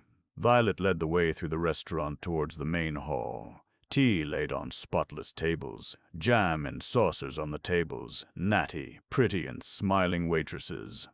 "I could do with a cup of tea." "Oh, and there's jam!" exclaimed Violet. Henry was shocked. More expense. Must they be eating all day? Nevertheless, they sat down. "I'm afraid I'm about done for," said Henry sadly, disheartened. "My knee." His knee was not troubling him in the least, but a desperate plan for cutting short. The honeymoon and going home had seized him. He had decided that the one cure for him was to be at home alone with her. He had had enough, more than enough, of the license of the West End. He wanted tranquility. He wanted to know where he was. "Your knee. Oh, Henry, I'm so sorry. What can we do?" "We can go home," he replied succinctly. "But the big cinema and all that. Well, we've seen one. I feel I should like to be at home." "Oh, but do!" Violet was strangely disturbed. He could not understand her agitation. Surely they could visit the big cinema another night. He was determined. He said to himself that he must either go home or go mad. The monster had come back upon him in ruthless might. To placate the monster, he must at any cost bear Violet down. He did bear her down, and she surrendered with a soft and deferential amiability which further endeared her to him. They partook of tea and jam, she discharged the bill, and they departed.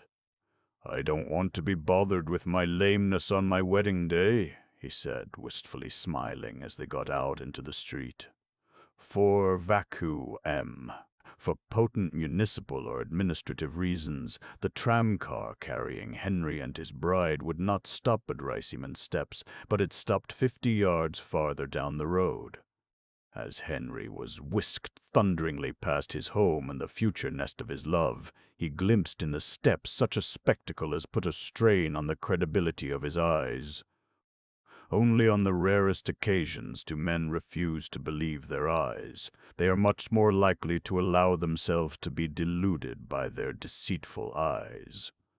The vision was come and gone in a moment, and Henry, who had great confidence in his eyes, did in fact accept, though with difficulty their report, which was to the effect that a considerable crowd had collected in front of his house, that the house was blazing with light, and that forms resembling engines, with serpentine hose rising therefrom, stood between the shop door and the multitude of spectators.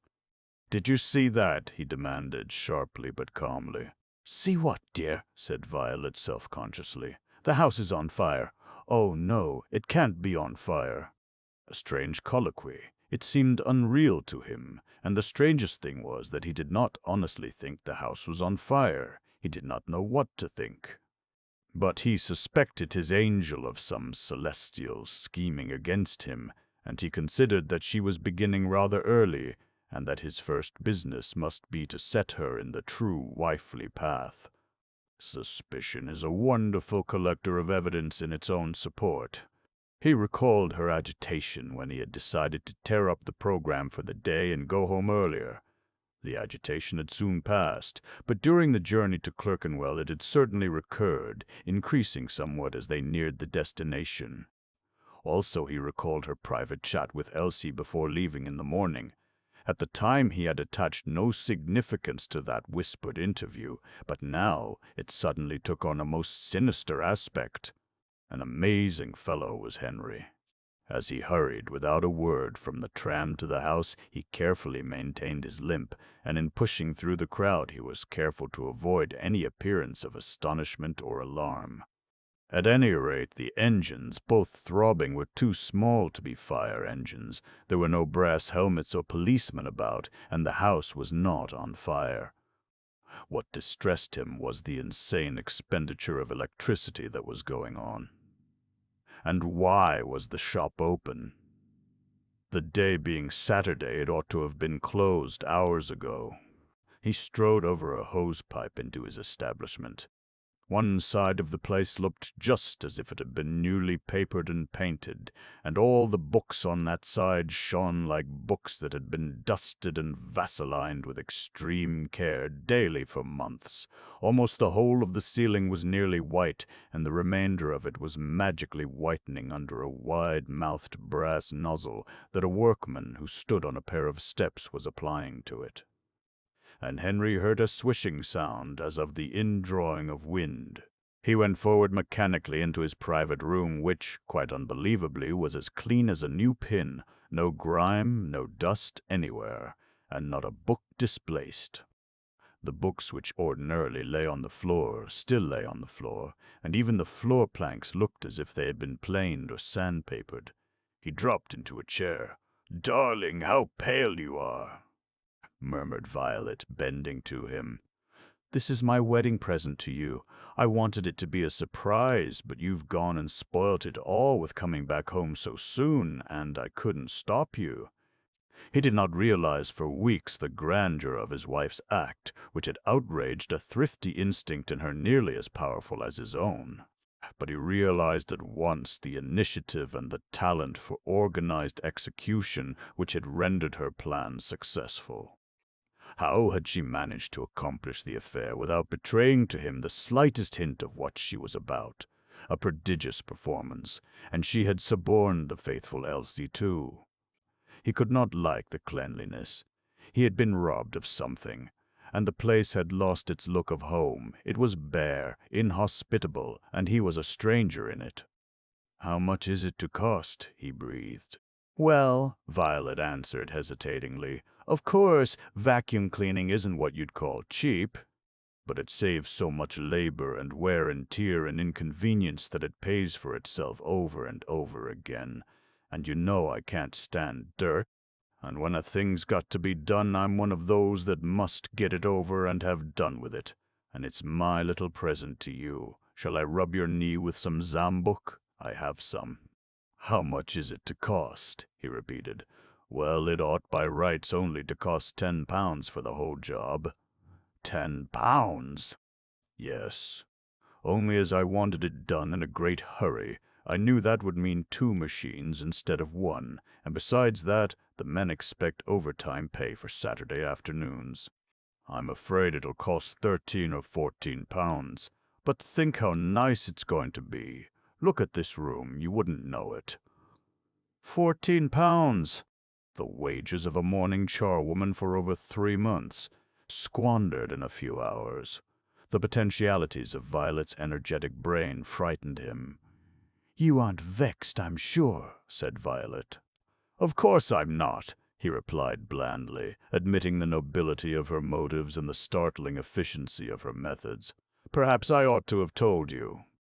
"Yes. But, you see, I wanted it to be a surprise for you."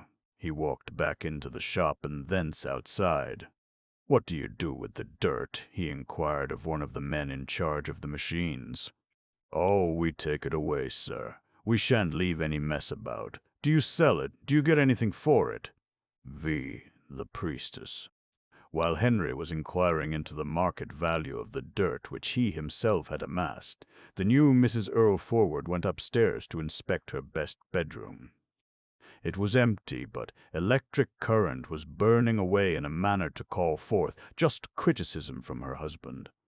The room was incredibly clean, and had a bright aspect of freshness and gaiety which delighted Violet. She said to herself, "This vacuum business was a great idea of mine. Dangerous, but it's gone off very well." Already she realized, though not quite fully, that she had passed under the domination of her bland Henry. It was as if she had entered a fortress and heard the self-locking gates thereof clang behind her. No escape, but in the fortress she was sheltered, she was safe. According to a prearrangement, certain dispositions had been made in the bedroom. On the bed was spread a luxurious and brilliant eiderdown quilt, Violet's private possession, almost her only possession beyond clothes, cash, and money invested. Her 3 trunks were deposited in a corner. The wardrobe had been cleared of books, and 1 chest of drawers cleared of Earlforwardian oddments, and Violet, having doffed her street attire, began to unpack in the cold, which she did not notice. She hoped that Henry would give her time to feel at home in the chamber. She was sure, indeed, that he would, for he could practice the most delicate considerations. Before deciding which drawers should hold which clothes, she laid out some of the garments on the bed, and this act seemed to tranquilize her. Then she noticed that an old slipper had been tied by a piece of pink ribbon to the head rail of the bed. It was a much-worn white satin slipper, and had once shod the small foot of some woman who understood elegance. Elsie's thought, Elsie's gift. It could have come from none but Elsie. Elsie must have bought it, and perhaps its fellow, at the second-hand shop up the King's Cross Road, past the police station. And Elsie must also have bought the pink ribbon. Violet was touched. She wanted to run out and say something nice to Elsie, wherever Elsie might be, but she wanted still more to stay in the bedroom and think. She enjoyed being in the bedroom alone. She glanced with pleasure at the shut door, the drawn blind, the solidity of the walls and of the furniture, and she thought of her first honeymoon. A violent, extravagant, and passionate week at Southend. What excursions, what distractions, what fishings, what tragi-comical seasickness, what winkle-eatings, what promenades and rides on the pier. What jocularities, what gigglings and what enormous laughter, what late risings, what frocks and hats, what hair-brushings, what fastenings of frocks, what arrogant confidence in one's complexion, what emancipations. What grand, free, careless abandonments to the delight of life! What sudden tendernesses! What exhaustless energy! What youth! And then the swift change in the demeanor of the late Mr. Arb when they got into the London train. Realization, then, that the man who could play and squander magnificently could also work and save magnificently. A man, in fact, the late Mr. W. Arb, and never without a grim humor unlike anybody else's. And he was the very devil sometimes, especially at intervals during the few days when he was making up his mind to cut his corns. She did not gaze backward on that honeymoon with pangs of regret. No, she was not that kind of woman. As she advanced from one time of life to another, she had the common sense of each age. She did not mourn the Southend hoydenish bride who knew nothing. She had a position now, both moral and material. She could put honeymoons in their right perspective. The honeymoon which she was at that moment in the midst of had certainly some remarkable characteristics. That is to say, it was a rather funny sort of honeymoon. But what matter? She was happy, not as the South End bride had been happy, but still happy. She knew that she could comprehend Henry just as well as she had comprehended the late Mr. Arb. On the subject of men she was Catholic. She could submit in one way to one and in another way to another, and the same for manoeuvring them. Look at what she had by audacity accomplished in the very first hours of this second marriage. Cleanliness. The brilliance of the results of scientific cleaning astonished even herself, far surpassing her expectations. And the old satin shoe influenced her.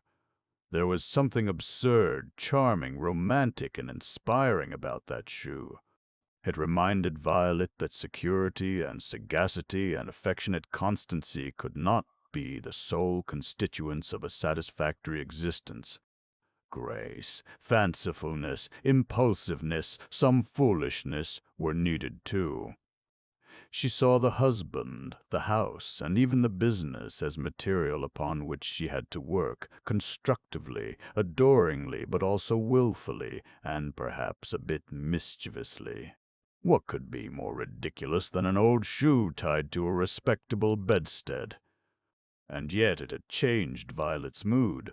For her it had most mysteriously changed the mood of the domestic interior, of all Clerkenwell. It helped Violet to like Clerkenwell, an unlikable place in her opinion.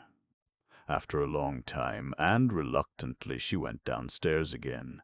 Nobody had disturbed her, neither her husband, nor Elsie, nor the workmen. She had heard various movements beyond the citadel of the bedroom, ascents, descents, bumpings, and she now found the upper floors in darkness. The upper floors were finished. The shop also was apparently finished, with the exception of the principal window.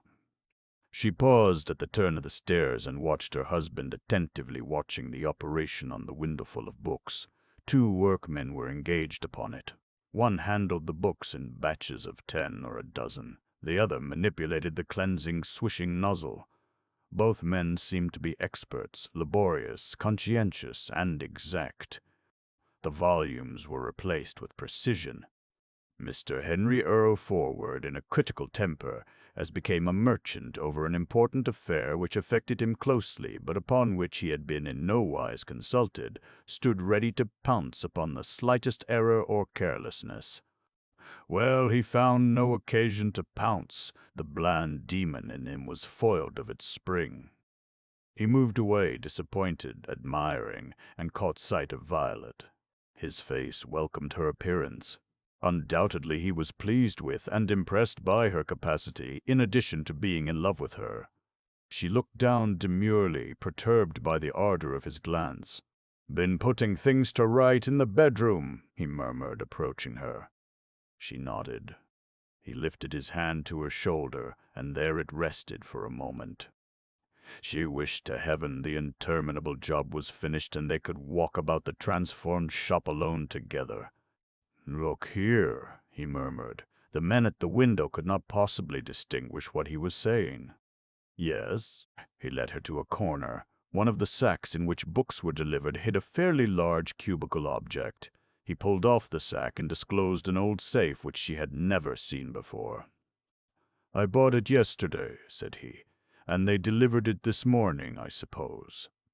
Bending down, he took a key from his pocket, unlocked the safe, and swung open the massive door. 2 drawers, you see, and 2 compartments besides. Very nice, I'm sure. He relocked the safe and handed her the key, which was very bright. "It's for you," he said. "A little wedding present. You must decide where you'd like to have it. If you want it upstairs, I might get some of these chaps to carry it up before they go. Cheaper than getting men in on purpose. And it's no featherweight, that safe isn't." Violet was startled almost out of her self-possession. She held the key as though she did not know what to do with it. She gave a mechanical smile, very unlike the smile whose vivacity drew crinkling lines from all parts of her face to the corners of her eyes and of her mouth. The present was totally unexpected. He had said not one word as to presents. Certainly he had not questioned her about her preferences, nor shown even indirectly any kind of curiosity in this regard. She had comprehended that he wished neither to bestow nor to receive, and she was perfectly reconciled to his idiosyncrasy. After all, was she not at that moment wearing, without resentment or discomfort, the wedding ring to obtain which he had sold its predecessor? And yet he had conceived the plan of giving her a present and had executed it in secret, as such plans on such occasions ought to be executed. And he was evidently pleased with his plan and proud of it. How many husbands would have given a safe to their wives so that the dear creatures might really possess their property in privacy and independence? Very few. The average good husband would have expected his wife to hand over all that she had into his own safekeeping, not for his own use, but she would have had to ask him for what was hers, and in giving her what was hers he would have had the air of conferring a favor. Henry was not like that. Henry, she knew, admired her for her possessions as well as for her personality, and he had desired to insist on them in a spectacular manner. She was touched. Yes, she was touched because she understood his motives, saw the fineness, the chivalry in his motives. When she had thanked him, she said, "I think I shall have it in the bathroom under the window. There is plenty of room there." Her practical sagacity had not failed her. In the bathroom she could employ her safe, study the contents of her safe, and take from them or add to them unsurveyed according to her most free fancy. Whereas, if the safe was in the bedroom or in the dining room or side by side with Henry's safe in the office, well, you never knew. He agreed instantly with her suggestion. "If I were you," said he, "I should get your things out of that Cornhill safe deposit place at once." The late Mr. Arp had always been in favor of a safe deposit place for securities and valuables. The arrangement was beyond doubt best for a nomad, but in addition, with his histrionic temperament, he had loved the somewhat theatrical apparatus of triple security with which safe deposit companies impressed their clients. He had loved descending into illuminated steel vaults, and the smooth noise of well-oiled locks, and the signing and countersigning, and the surveillance and the surpassing precautions. Violet had loved it also. It magnified riches, it induced ecstatic sensations. But Mr. Henry Earlforward had other views. He held that the rent which you had to pay for a coffer in a safe deposit was excessive, and that to pay it was a mere squandering of money in order to keep money, and quite irrational, quite ridiculous, indeed a sort of contradiction in terms. That Mrs. Arp should patronize a safe deposit company had seemed to offend him. That his wife should patronize a safe deposit company gave him positive pain. Imagine having to take motor buses and trams and spend money and half a day of time whenever you wanted to open your own coffer. Violet had listened to him at length on this topic. She was pleasantly touched now, but simultaneously she was frightened again. Standing close to him in the gloom of the corner, dangling the key on its bit of string, glancing at his fresh, full-lipped, gray-bearded, kindly face, and at his bland little eyes which rested on her with love, she was frightened and even appalled. She had made him a present of a scientific spring cleaning, and he had given her a safe on their wedding day. It was terrible, it was horrible. Why? Eminently sensible gifts both, surely. Not more prosaic than those very popular and well-accepted presents, a pair of fish carvers, a patent carpet sweeper, a copper coal scuttle.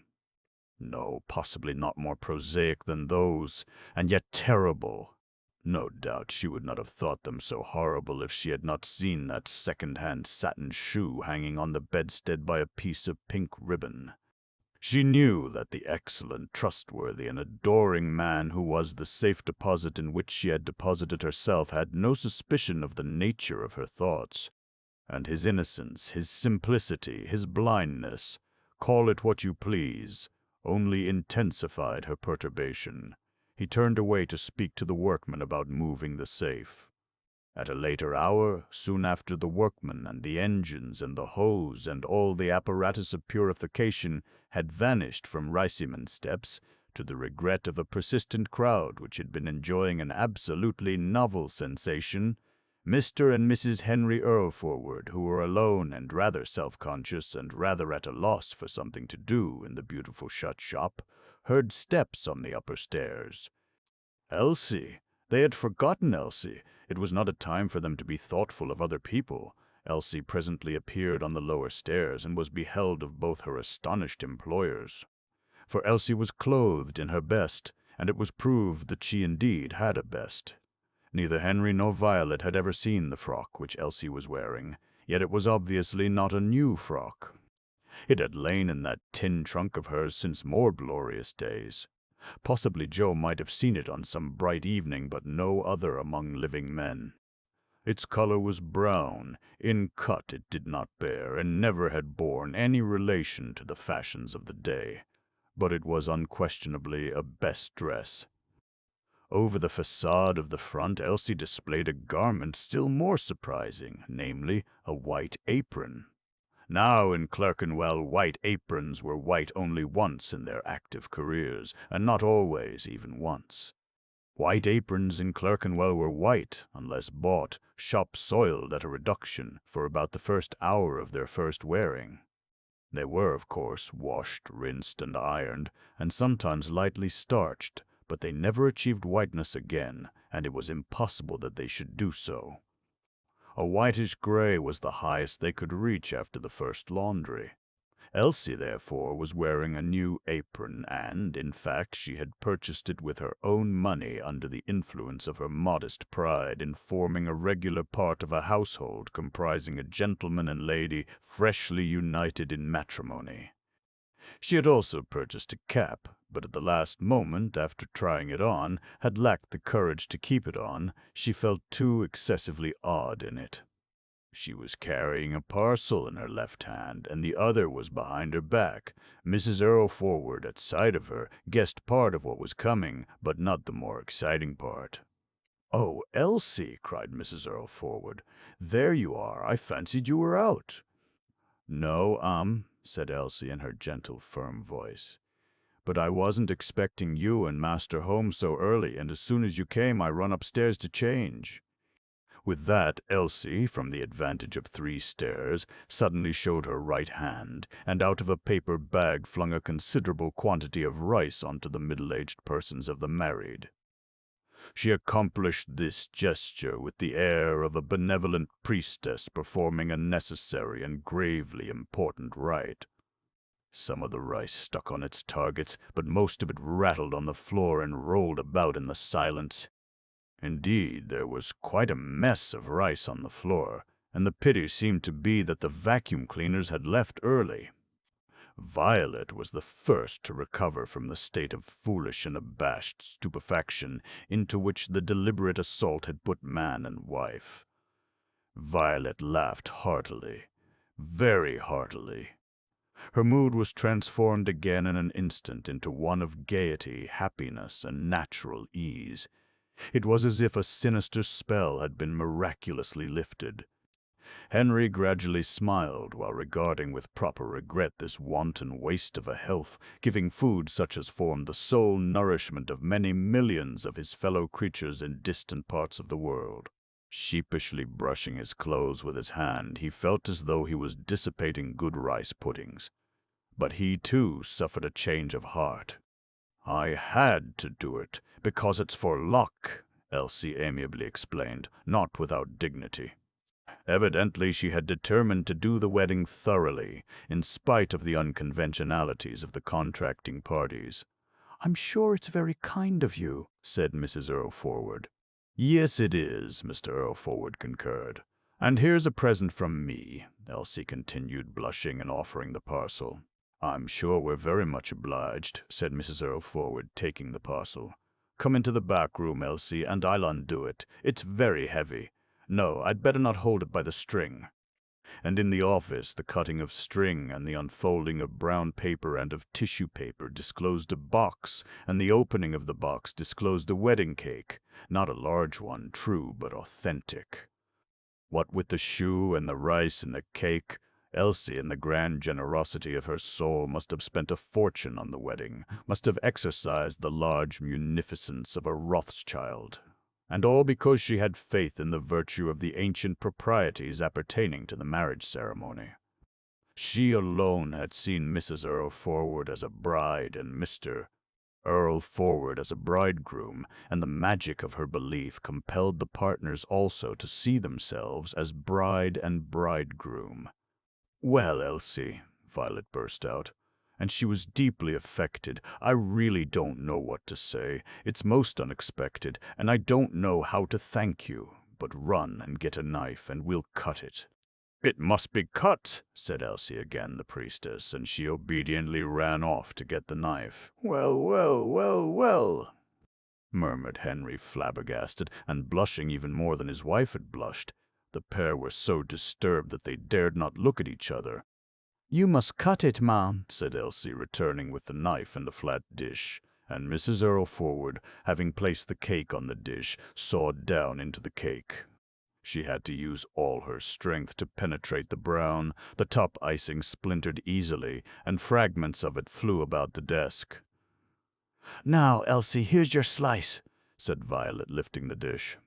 "Thank you, but I must keep mine. I've got a little box for it upstairs. But aren't you going to eat any of it?"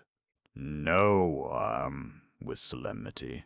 "But you must. I'll just taste this white part," she added, picking up a bit of icing from the desk. The married pair ate. "I think I'll go now, if you'll excuse me," said Elsie. "But I'll just sweep up in the shop here first." She was standing in the doorway.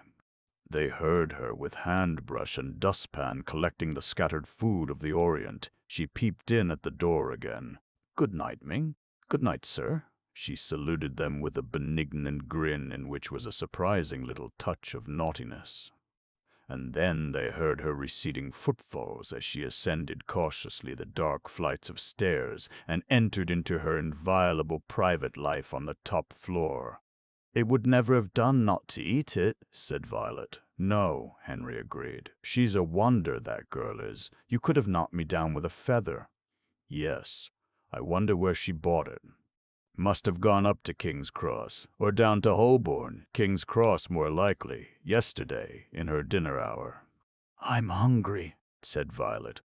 And it was a fact that they had had no evening meal, seeing that they had expressly announced their intention of eating out on that great day. "So must you be, my dear," said Violet. There they were, alone together on the ground floor, with one electric bulb in the back room and one other, needlessly lighting the middle part of the cleansed and pleasant shop. They could afford to be young and to live perilously, madly, absurdly. They lost control of themselves and gloried in so doing. The cake was a danger to existence. It had the consistency of marble, the richness of molasses, the mysteriousness of the enigma of the universe. It seemed unconquerable. It seemed more fatal than daggers or gelignite. But they attacked it. Fortunately, neither of them knew the inner meaning of indigestion. When Henry had taken the last slice, Violet exclaimed like a child, "Oh, just one tiny piece more!" And with burning eyes she bent down and bit off a morsel from the slice in Henry's hand. "I am living!" shouted an unheard voice in Henry's soul. 6. The next day. The next morning, before the first church bells had begun to ring for early communion, and before the sun had decided whether or not it would shine upon Riceyman Square and Steps that day, Violet very silently came out of the bedroom and drew the door to without a sound. Even the latch was not permitted to click. She was wearing her neat check frock, the frock of industry, and she carried in her hand a large blue pinafore apron, clean and folded, and an old pair of gloves. Her hair, in a large cap, was as hidden as a nun's. Her face had the expression, and her whole vivacious body the demeanor of one who is dominated by a grandiose idea and utterly determined to execute it. She went upstairs in the raw, chilly twilight to the narrow room over the bathroom, which, in her mind, she called the kitchen, not because it was a kitchen, but because it alone in the house served the purpose of a kitchen. Elsie, her hair still loose, was already there, boiling water on the gas ring. The jets of blue flame helped to light the place, and also comfortably warmed it and made it cozy. Violet greeted the girl with a kindly smile, which was entirely matter-of-fact, as though this morning was a morning just like any other morning. "Your master's fast asleep," she solemnly whispered. From her tone she might have been saying, "Our master." "Yes, ma'am," Elsie whispered solemnly. And it was instantly established that the basic phenomenon of the household was their master's heavy and sacred slumber. "I'll have some of that tea, too," said Violet. "What is there for dinner?" She had expressly refrained from showing any curiosity whatever about domestic arrangements until she should have acquired the status entitling her to take charge. No one could be more discreet, more correct on important occasions than Violet. "He told me to buy this bit of mutton," answered Elsie, indicating a scrag end on a plate, "and then there's them potatoes and the cheese." "But how shall you cook it? Boil it, me." "He never has flesh meat, not often, that is, but when he does, I boil it." "Oh, well, that will be all right. Of course I shall have to fix things up here, Elsie, and we may as well begin as we mean to go on." "Yes, Mum. And you know my ways, don't you? That's fortunate." "Yes. While they were drinking the tea and eating pieces of bread, Violet nicely pretending to be Elsie's equal in the sight of God, and Elsie gently firm in maintaining the theory of the impassableness of the social chasm which separated them, Violet said, "I'm sure we shall understand one another, Elsie.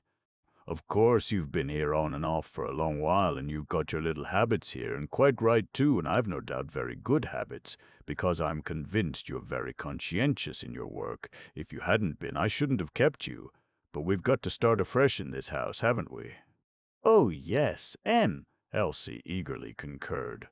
"Yes, and the first thing to do is to get straight and tidy. I know it's Sunday, and I'm as much for rest and church as anybody, and I hope you'll go to church yourself every Sunday evening regular. But tradespeople aren't like others, and they can't be. There's certain things that can only be done on Sundays in a place of business, same as they have to lay railway lines on Sundays, you see.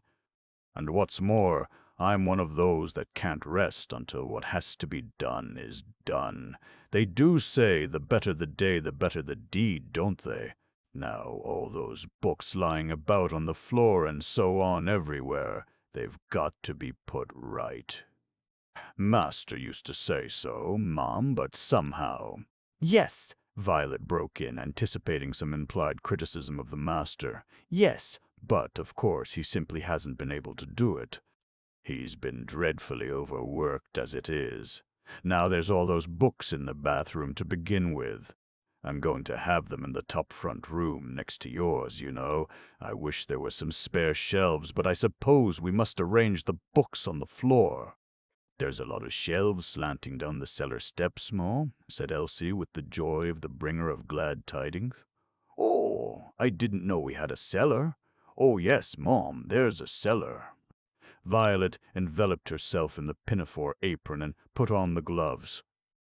The bride on her honeymoon and the girl crept softly downstairs, and one by one, with miraculous success in the avoidance of any sound, the planks—they were no more than planks—were transported from the bottom of the house to the top. No uprights for the shelves could be discovered, but Violet, whose natural ingenuity had been intensified by the resistless force of her grandiose idea, improvised supports for the shelves out of a lot of shabby old volumes of the Illustrated London News. She laid a shelf on 3 perpendicular tomes, one at either end and one in the middle, and then 3 more tomes on the shelf, and then another shelf on them, and so on, till the whole of the empty wall in the front room was a bookcase ready to receive books. Violet was well pleased, and Elsie marveled at Violet's magical creative power. The house was sealed up from the world. Not a door open, not a window open. Hours passed. The sun coldly shone. The faint jangle of church bells was the only sound within the house, where the 2 devotees labored in a tiptoeing silence upstairs and downstairs while the master reposed unconscious.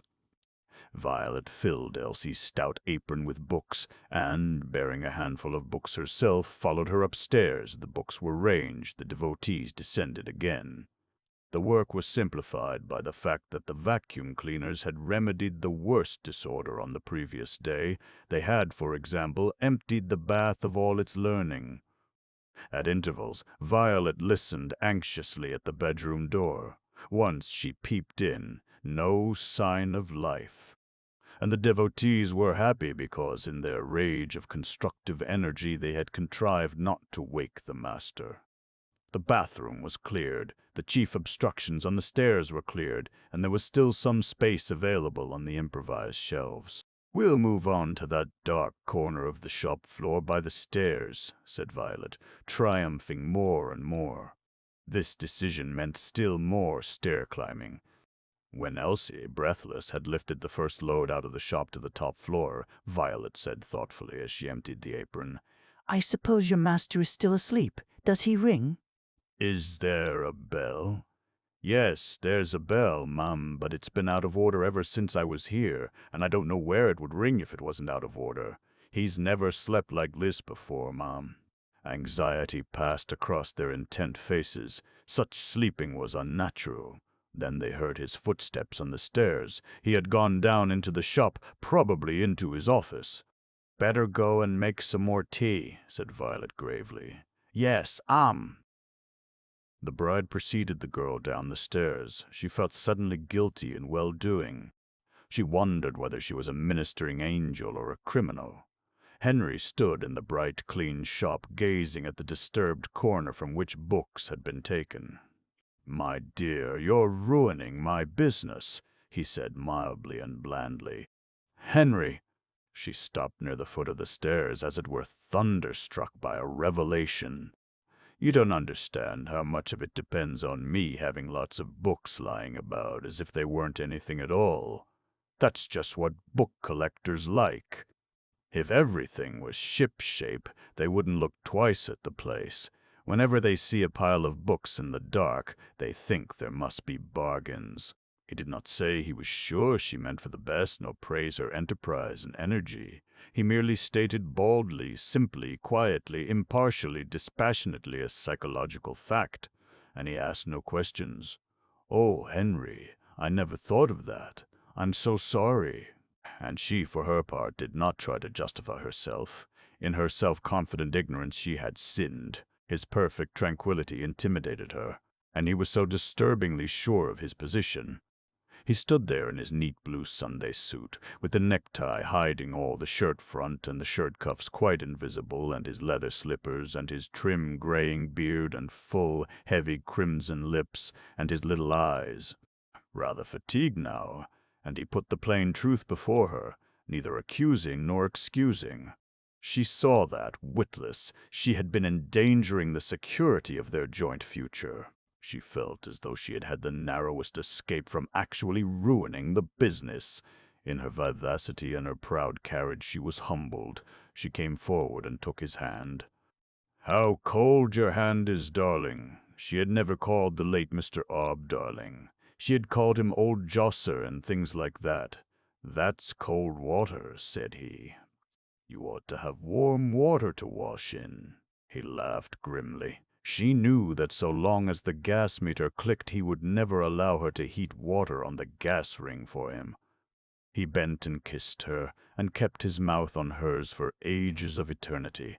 They were happy together. They were bound to be happy together. As for her, she would be happy in yielding her will to his, in adopting all his ideas, and in being even more royalist than the king. Her glance fell. She experienced a sensuous pleasure in the passionate resolution to be his disciple and lieutenant. When Elsie, celestially benevolent, appeared with a tray on the stairs, Violet seized her husband's arm to lead him to the back room. And as she did so, she bridled and slightly swayed her body, and gave a sidelong glance at Elsie as if saying, "I am his slave, but I own him, and he belongs to no woman but me." "Elsie," she said sternly, "you'd better bring that last lot of books down again. Mr. Earlforward thinks they should stay where they were." The indisputable fiat of the Sultan, published by his vizier. Yes, She sat him down in his desk chair, and as she dispensed his tea, she fluttered round him like a whole flock of doves. "Let me see," said he, with amiable detachment. "Did you give me the account of that £1 you had for spending yesterday?" Outside, London was bestirring itself from the vast coma of Sunday morning. But inside the sealed house, London did not exist. This was the end of the honeymoon, or, if you prefer it, their life was one long honeymoon. Part 3. Early morning. Elsie it always was who every morning breathed the breath of life into the dead nocturnal house and revived it, and turned it once again from a dark, unresponsive, meaningless, and death-like keep into a human habitation. The dawn helped, but Elsie was the chief agent. On this morning, which was a Monday, she arose much earlier than in the rest of the week, and even before the dawn. She arose with her sorrow, which left her only when she slept, and which was patiently and ruthlessly waiting for her when she awoke. Few people save certain bodily sufferers and certain victims of frustration know the infernal, everlasting perseverance of which pain, physical or mental, is capable. Nevertheless, Elsie's sorrow was lightening by hope. Nearly a year had passed since Joe's departure, and she had invented a purely superstitious idea, almost a creed, that he would reappear on the anniversary of his vanishing. This idea was built on nothing whatever, and although it shot her sorrow through with radiance, it also terrified her, lest it should prove false. If it proved false, her sorrow would close her in like the black grave. She raised the blind of her window and dressed. She was dressed in 3 minutes. She propped the window open to the frosty air, lit the candle, and went downstairs to the bathroom, and as she went, the house seemed to resume life under her tread. The bathroom contained nothing but Mrs. Earlforward's safe, under the window, a clothes horse, a clothesline or two stretched from window to door, and an orange box in an oval galvanized iron bathtub, both of which were in the bath proper. The week's wash lay in the orange box and in the oval bath. It comprised no large articles, no sheets, no tablecloths, only personal linen, including 1 gray flannel shirt of Henry's and 2 collars, a few towels, aprons, cloths, and 2 pillow slips. Elsie fearfully lit the ancient explosive geyser, cried, "Oh!" and rushed to the window because she had omitted the precaution of opening it, put nearly all the linen into the bath, set the bath on the orange box in the bath proper, left the bathroom, and returned to it with another "oh!" to blow out the candle, which she had forgotten. It was twilight now. In the first-floor front room, which Mrs. Earlforward called the dining room and Elsie the parlor, all objects stood plainly revealed as soon as Elsie had drawn up the 2 blinds. Half of the large table was piled several feet high with books, and the other half covered with a sheet of glass that was just a little small for its purpose. Elsie dusted this glass first, and she dusted it again after she had cleaned the room. Not a long operation. The cleaning, she was, round, the room like an express train. When she opened one of the windows to shake her duster, the sun was touching the top of the steeple of St. Andrew's, Daffoot's Yard was unlocked, and trams and lorries were in movement in King's Cross Road. A beautiful October morning, thought Elsie as she naughtily lingered for 10 seconds at the window instead of getting on with her job. She enjoyed the fresh, chill air blowing through Riceyman Steps. Conscience pricked her. She shut the window. Taking crockery and cutlery from the interior of the sideboard, she rapidly laid breakfast on the glass for 2. The parlor was now humanized, despite the unlit gas fire. With a glance at the clock which rivaled Greenwich in exactitude, but which had a mysterious and disconcerting habit of hurrying when she wanted it to loiter, Elsie hastened away back to the bathroom and gave a knock on the bedroom door as she passed. The bathroom was beautifully warm. She rolled up her tight sleeves, put on a rough apron, and pushed the oval tub under the thin trickle of steaming water that issued from the burning geyser. She was absorbed utterly in her great life work, and in the problem of fitting the various parts of it into spaces of time which would scarcely hold them. She had the true devotee's conviction that something very grave, something disastrously affecting the whole world, would happen if she fell short of her ideal in labor. As she bent over the linen in the tub, she hummed, "God Save the King," to herself.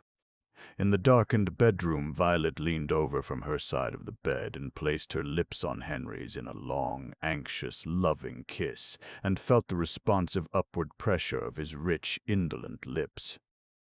They were happy together, these two, so far as the dreadful risks of human existence would allow. Never a cross word, never a difference. "How are you?" she murmured. "I'm all right, Vi. You've got a heavy day in front of you." "Yes, fairly. I'm all right. Darling, I want you to do something for me, to please me. I know you will." "I expect I shall. I want you to eat a good breakfast before you start. I don't like the idea of you—" "Oh, that," he interrupted her negligently. "I always eat as much as I want. Nothing much the matter with me." "No, of course there isn't, but I don't like—" "I say," he interrupted her again, "I tore the seat of my gray trousers on Saturday. I wish you'd just mend it now. It won't show anyhow. You can do it in a minute or 2. "You never told me." The fact was, he seldom did tell her anything until he had to tell her, and his extraordinary gift for letting things slide was quite unimpaired by the influence of marriage. Her face was still close to his. "You never told me," she repeated. Then she rose and slipped an old mantle over her nightdress. "Oh, Harry," she cried near the window, examining the trousers, "I can't possibly mend this now. It will take me half the morning. You must put on your blue trousers." "To go to an auction?" "No, I can't do that. You'll manage it well enough. But you've got 7 pairs of them, and 6 quite new." Years ago he had bought a job lot of blue suits, which fitted him admirably, for a song. Yes, for a song. At the present rate of usage of suits, some of them would go down unworn to his heirs. He had had similar luck with a parcel of flannel shirts. On the other hand, the expensiveness and the mortality of socks worried him considerably. "I don't think I'll wear the blue," he insisted blandly. "They're too good, those blue ones are." "Well, I shall mend it in bed," said Violet, brightly yielding. "There must have been a frost in the night." She got back into bed with the trousers and her stitching gear, and lit the candle which saved the fantastic cost of electric light. As soon as she had done so, Mr. Earlforward arose and drew up the blind.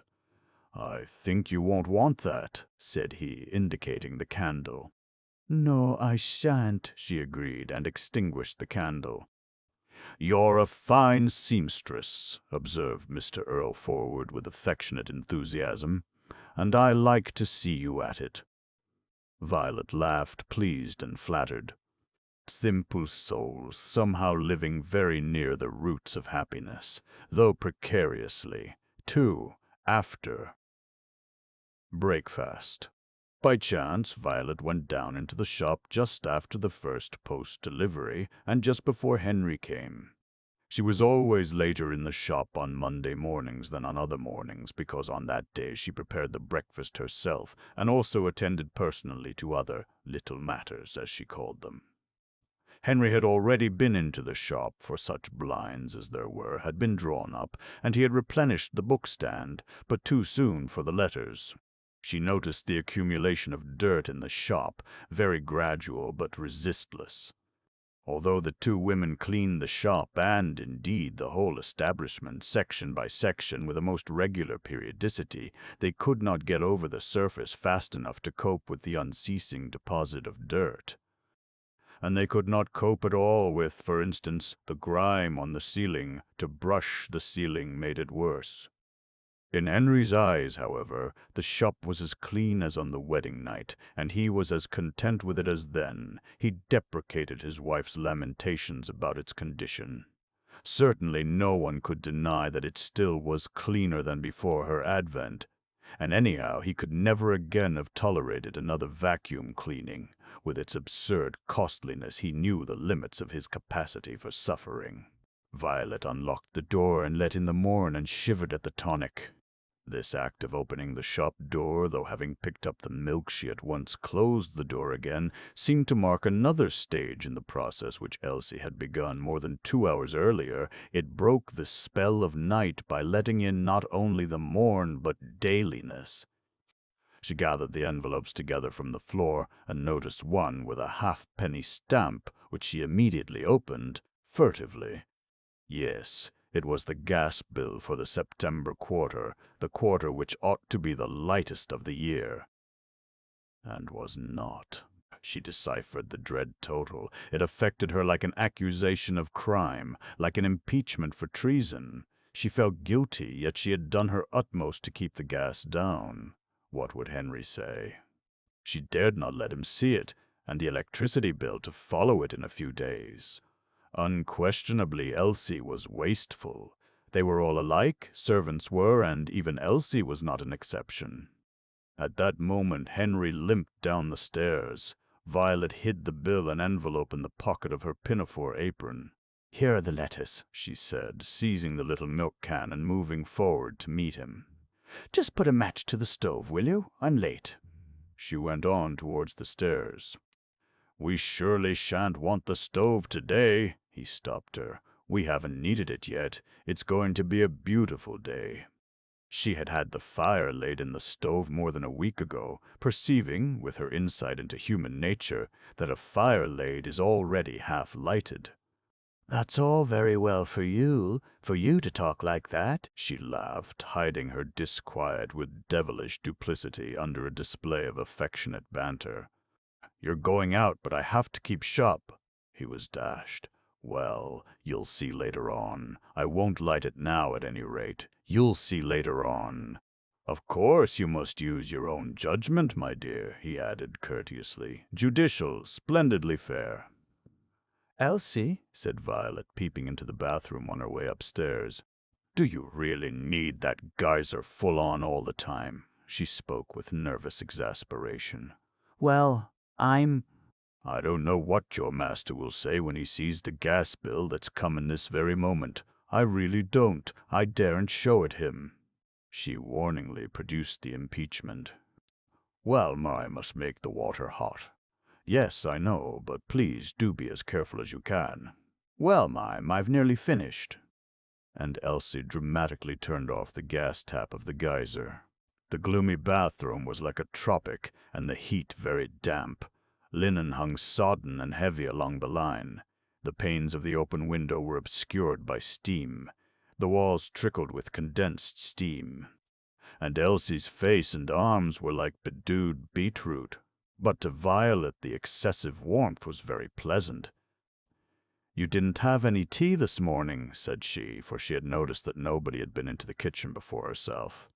"No, it's no use. If I'm to get through with my work Monday mornings, I can't waste my time getting my tea, and that's all about it, Mom." Elsie, her brow puckered, seemed to be actually accusing her mistress of trying to tempt her from the path of virtue. The contract between employers and employed in that house had long since passed, so far as the employed was concerned, far beyond the plane of the commercial. The employers gave 20 a year. The employed gave all her existence, faculties, energy, and gave them with passion, without reserve, open or secret, without reason, sublimely. "It's her affair," muttered Violet as she mounted to the kitchen to finish preparing breakfast. "It's her affair. If she chooses to work 2 hours on a Monday morning on an empty stomach, I can't help it." And there followed a shamed little thought. It saves the gas. When the breakfast tray was ready, she slipped off her blue apron. At the bedroom door, she set the tray down on the floor and went into the bedroom to put on the mantle which she had already worn that morning as a seamstress in bed. Before taking the tray again, she called out to Elsie. "Your breakfast's all ready for you, Elsie." Mr. Earlforward was waiting for her at the dining-room table. He wore his overcoat. In this manner, at his instigation, they proved on chilly mornings that they could ignore the outrageous exactions of coal trusts and striking colliers. "What's that?"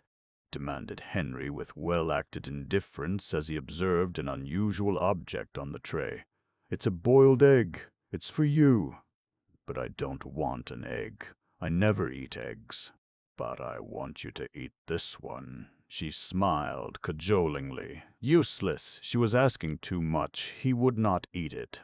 "It'll be wasted if you don't." "It might be, but he would not be the one to waste it." He calmly ate his bread and margarine and drank his tea. "I do think it's too bad of you, Harry."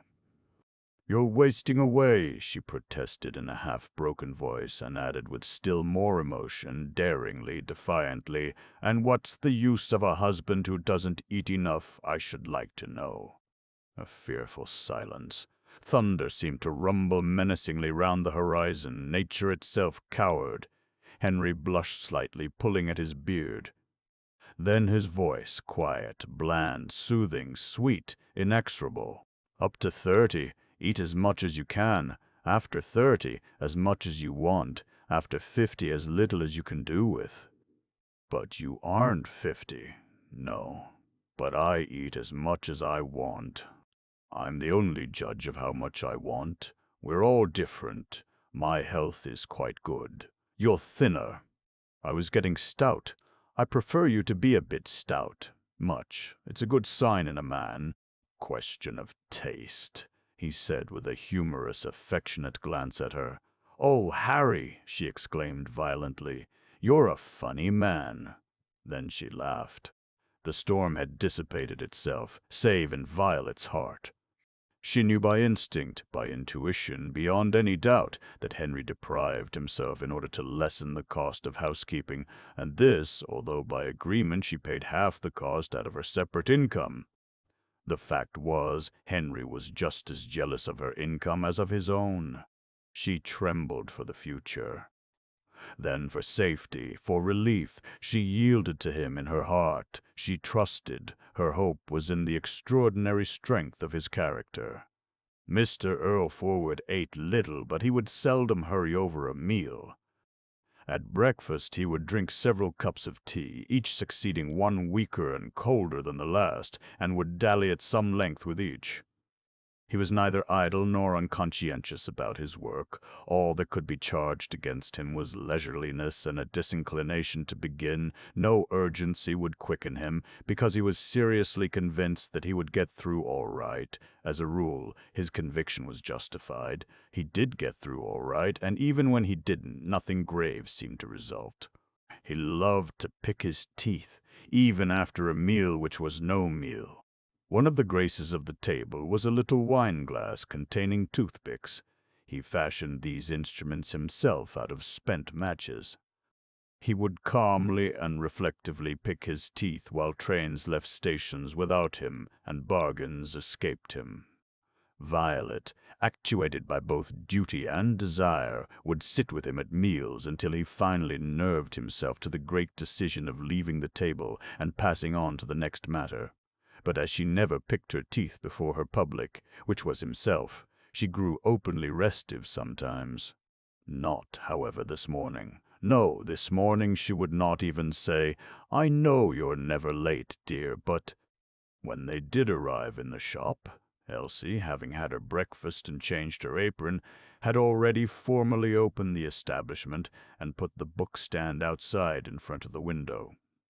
The bookstand, it should be mentioned, could now be moved, fully loaded by one person with ease, for brilliant Violet had had the idea of taking the casters off the back legs of an old armchair and screwing them on to two of the legs of the bookstand, so that you had merely to raise one end of the thing and it slid about as smoothly as a perambulator.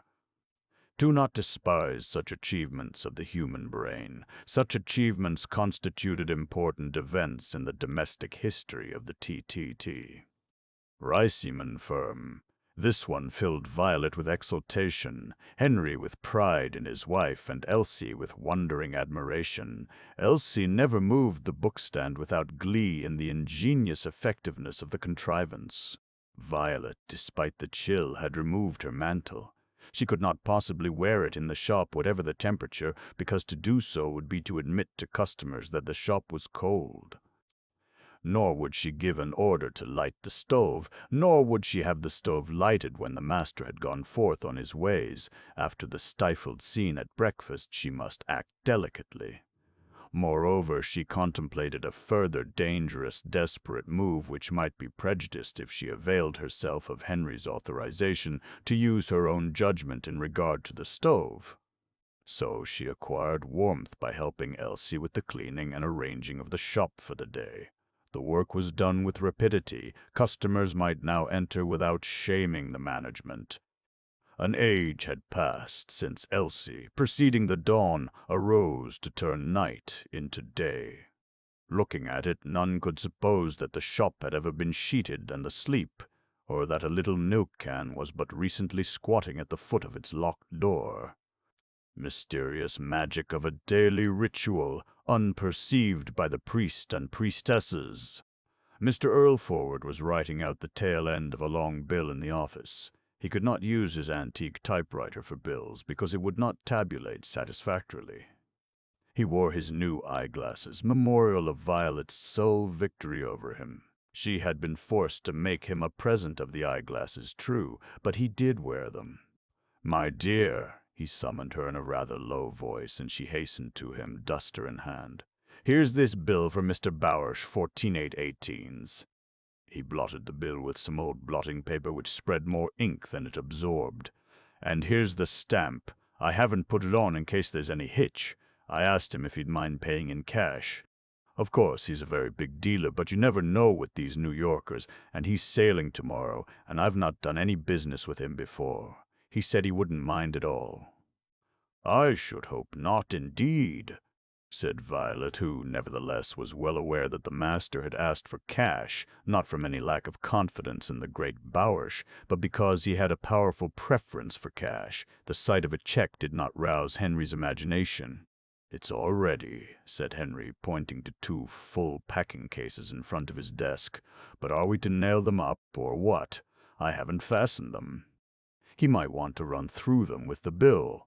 "Yes," agreed Violet, who nevertheless was well aware that the master had not fastened them because he had postponed fastening them till too late. "He'll take them away in a car, probably have them repacked with his other purchases. I hear he's bought over £20,000 worth of stuff in London these last 3 weeks.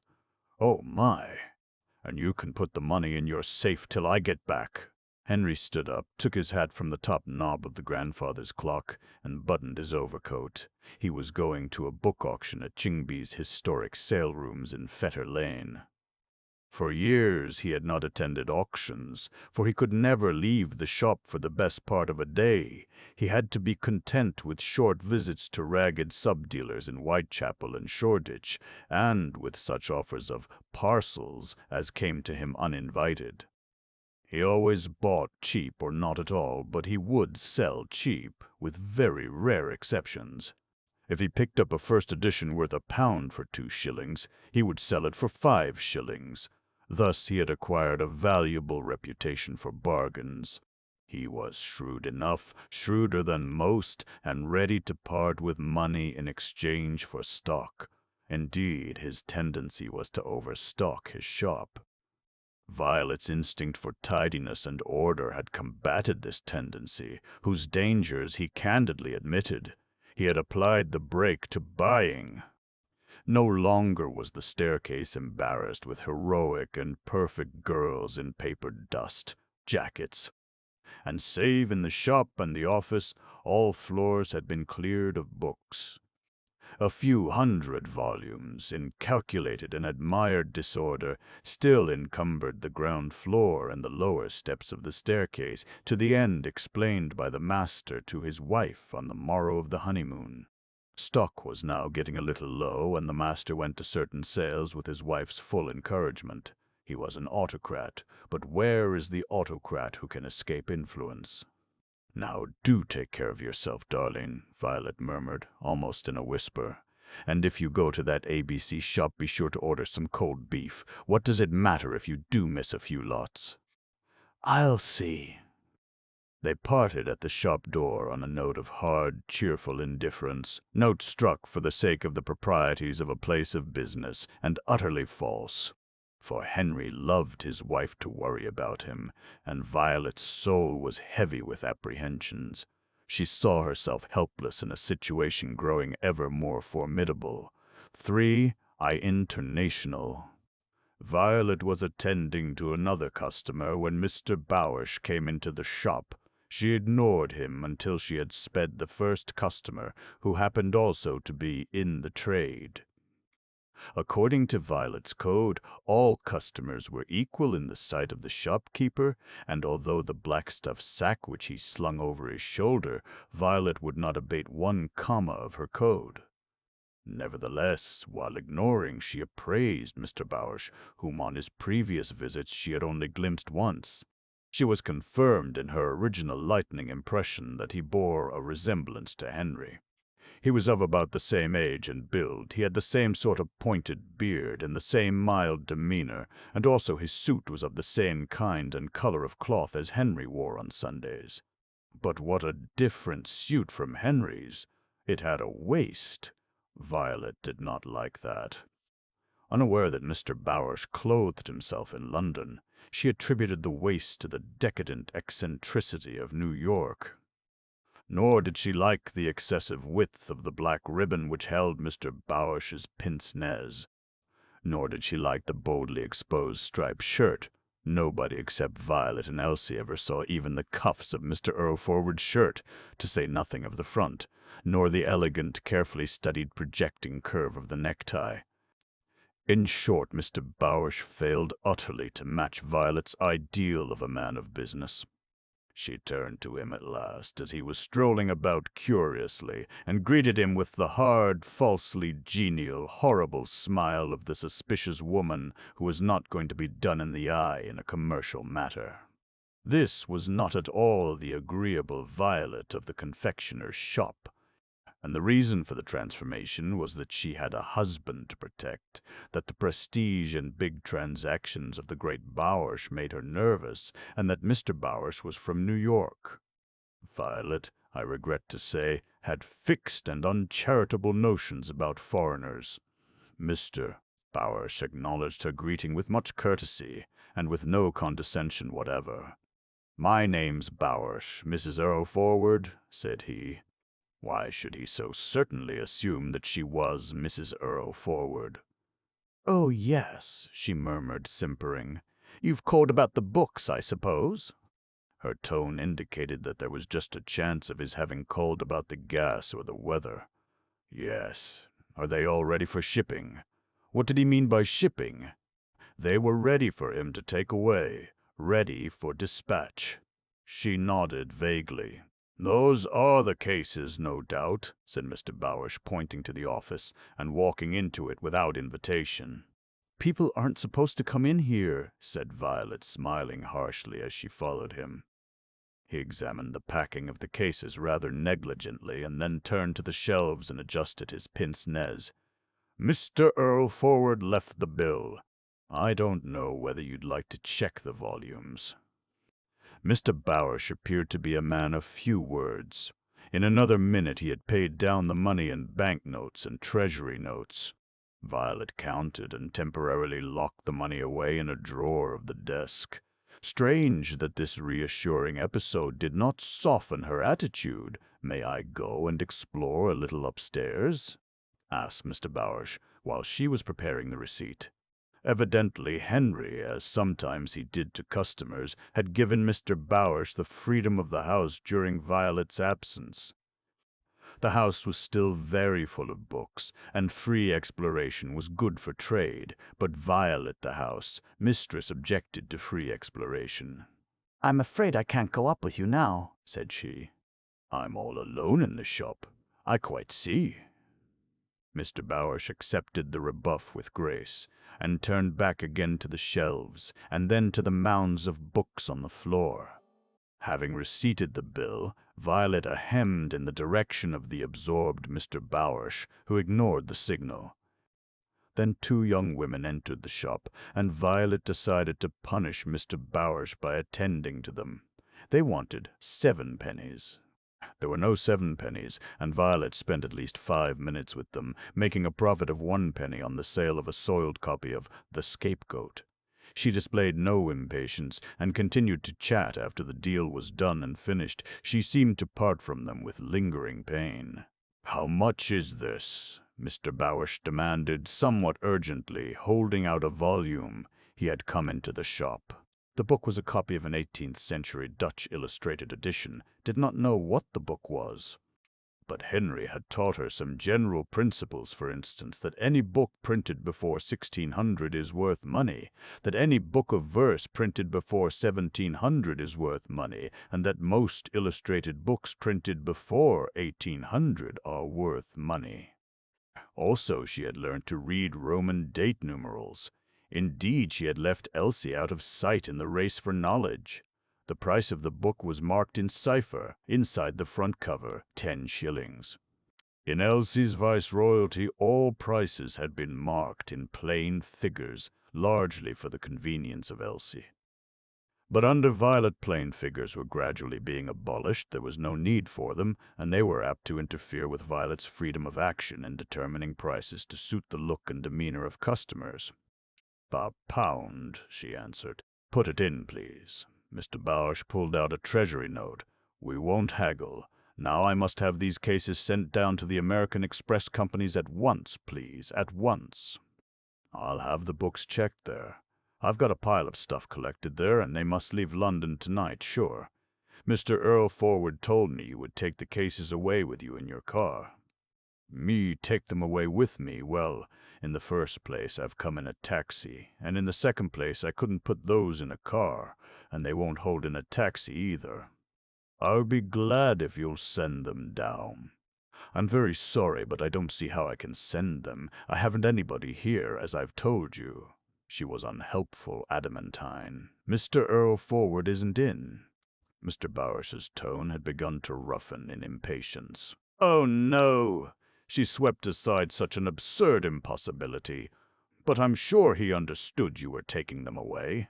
She perceived, however, that Henry had involved her in this difficulty in order to escape the cost of delivery. "Do you know where he is?" "I couldn't say exactly. He might be at a sale at Chingbai's." "Well, will you mind telephoning to him and saying—" "We don't have the telephone here," she replied with cold triumph, remembering Henry's phrase. "Those New Yorkers." "Well, can you send to a garage and get a van or something for me?" "I couldn't unless I went myself." "Well, where is the nearest garage?" "I'm sure I couldn't tell you." Using words in a sense in which Violet had never heard them used, Mr. Bowers dashed out of the shop to speak to his taxi driver. He returned in 10 minutes. In the meantime, Violet had hammered the lids on the 2 cases. In possession of both the money and the books, she had maintained all her tranquility. Mr. Bowers had come back with a Ford van in addition to his taxi. He led the driver of the taxi and the driver of the van into the office and instructed them to remove the cases. "The receipt, if you please," he said dryly to Violet, who handed him the receipt, but showed none of the clemency due from a conqueror to the defeated. Mr. Bowers moralized to himself. "About English methods." Why do they hate the sight of a customer? He asked himself, puzzled. I'll never come into this damn store again, he said to himself. But he well knew that on his next visit he would come into the damned shop again, because the shop had the goods he wanted, and didn't care whether he bought them or not. If he could have ruined the shop by never coming into it again, he would perhaps have ruined the shop. But it was the shop's cursed indifference that spiritually beat him and ensured the triumph of the astonishing system. 4. Afternoon. When Henry came home limping, taciturn, and absorbed in the afternoon, Violet examined him carefully with her glance and, asking no questions, gave him the written list of the day's transactions, which he always wanted, and which today was quite a good one. He, on his part, asked no questions either. He said not an inquiring word even about the visit of Mr. Bowers. The name and the sum noted on the list sufficed his curiosity for the moment. Out of compassion for his fatigue, Violet said not a word about his trickery in the matter of the removal of Mr. Bowers's books. After a sale, he would sit down to his desk and study the catalogue marked with his purchases, and he would transfer the details into a special book. He must do this before anything else. Violet went upstairs, leaving him alone in the office to guard the shop. She went upstairs to the kitchen and to her conspiracies and to the secret half of her double life which had recently commenced. Although apparently she had accomplished little in the way of modifying the daily routine of the establishment and household, that little amounted spiritually to a great deal, and it had been done almost without increased expense, save for gas. Her achievement generally was symbolized and figured in the abolition of the thermos flask from which Henry was used to take his tea, made many hours earlier when the gas was going. The abolition of the thermos flask had been an event in the domestic annals. Henry afterwards sold the contrivance for £0.50. Violet would have tea set on the table in the dining room. She would have fresh tea. She refused to drink thermos-preserved tea. She would have plates and bread and margarine on the table. And, considering that tea, now served immediately on the closing of the shop, was the last meal or snack of the day in that abode, none could fairly accuse her of innovating in an extravagant manner. Still, the disappearance of the thermos flask was regarded by everybody in the house as the crown of a sort of revolution. Such was the force of the individuality of Mr. Earlforward, who had scarcely complained, scarcely argued, scarcely protested. He had opposed simply his quiet blandness and had yielded, and the revolutionary yet marveled at her own courage and her success, and had a sensation akin to being out of breath. She had never been able to reorganize the kitchen department fundamentally. The problem of doing so was insoluble. In the young days of the house, what was now the office had been a parlor-kitchen scullery. The sight of a little range was still distinguishable in it. Henry's bachelor uncle had transferred the kitchen to the top floor. It could not possibly be brought down again. There was no other room capable of serving as a kitchen. But Violet had humanized the long, narrow cubicle a little by means of polished utensils and white wood, and she had hung a tiny wire-cage larder outside the window, where it was the exasperation of foiled cats. The gas ring remained, solitary cooker. She had not dared to suggest a small gas stove or even an oil stove, and 2 mere rings would not, in her opinion, have been much better than one. There were things she could dare and things she could not dare. For another example, she could not dare to bring in a plumber to cure the water tap, which still ceaselessly dripped onto the sink. But the kitchen, with all its defects, had one great quality. It was gratefully warm in the cold months. Violet came into it again now, after hours in the haunting chill of the shop, with a feeling of deep physical relief. Elsie stood warm and supine, her back to the window. The 2 women filled the room. Violet had gradually come to find pleasure, chiefly no doubt unconsciousness, in Elsie's mere presence and nearness. Elsie was so young, so massive, so mild, so honest, so calm. She might be somewhat untidy in her methods and forgetful, but Violet was extremely well content with her. And Elsie, though she liked Violet less, liked her. They mutually suspected one another of occasional insincerity and ruse, and for Elsie's taste, Violet was a bit over-sugary when she had an end to gain, but then common self-devotion to the welfare of Henry drew them together quite as fast as suspicions pushed them apart. "Is that all right?" Violet asked, pointing to a bright contraption perched on the gas ring and emitting the first hints of a lovely odor. This contraption, new in Elsie's experience and doubtfully regarded by her, was an important item in the double life of Violet, who had bought it exclusively with her own money, and, far from letting it appear in the household accounts which Henry expected from her as a matter of course, had not even mentioned it to him. Henry seldom or never entered the kitchen nowadays, being somehow aware that women did not welcome men in kitchens. "Oh, yes, Elsie cheerfully and benevolently answered. She had not quite seen the point of the contraption. She knew that it was divided into two compartments, one above another, but why it should be so divided she had not fully understood, despite explanations administered to her. Violet thought, "How nice this is, how warm. What a comfort Elsie is, what a dear Henry is. And I shall have my way with him tonight, and having my way with him will make us both happier. And we're very happy, I'm sure, much happier than most people, and everything's so secure, and we've got plenty to fall back on. And how lovely and warm it is in here, and what a lovely smell. I hope he won't smell it till I'm ready for him."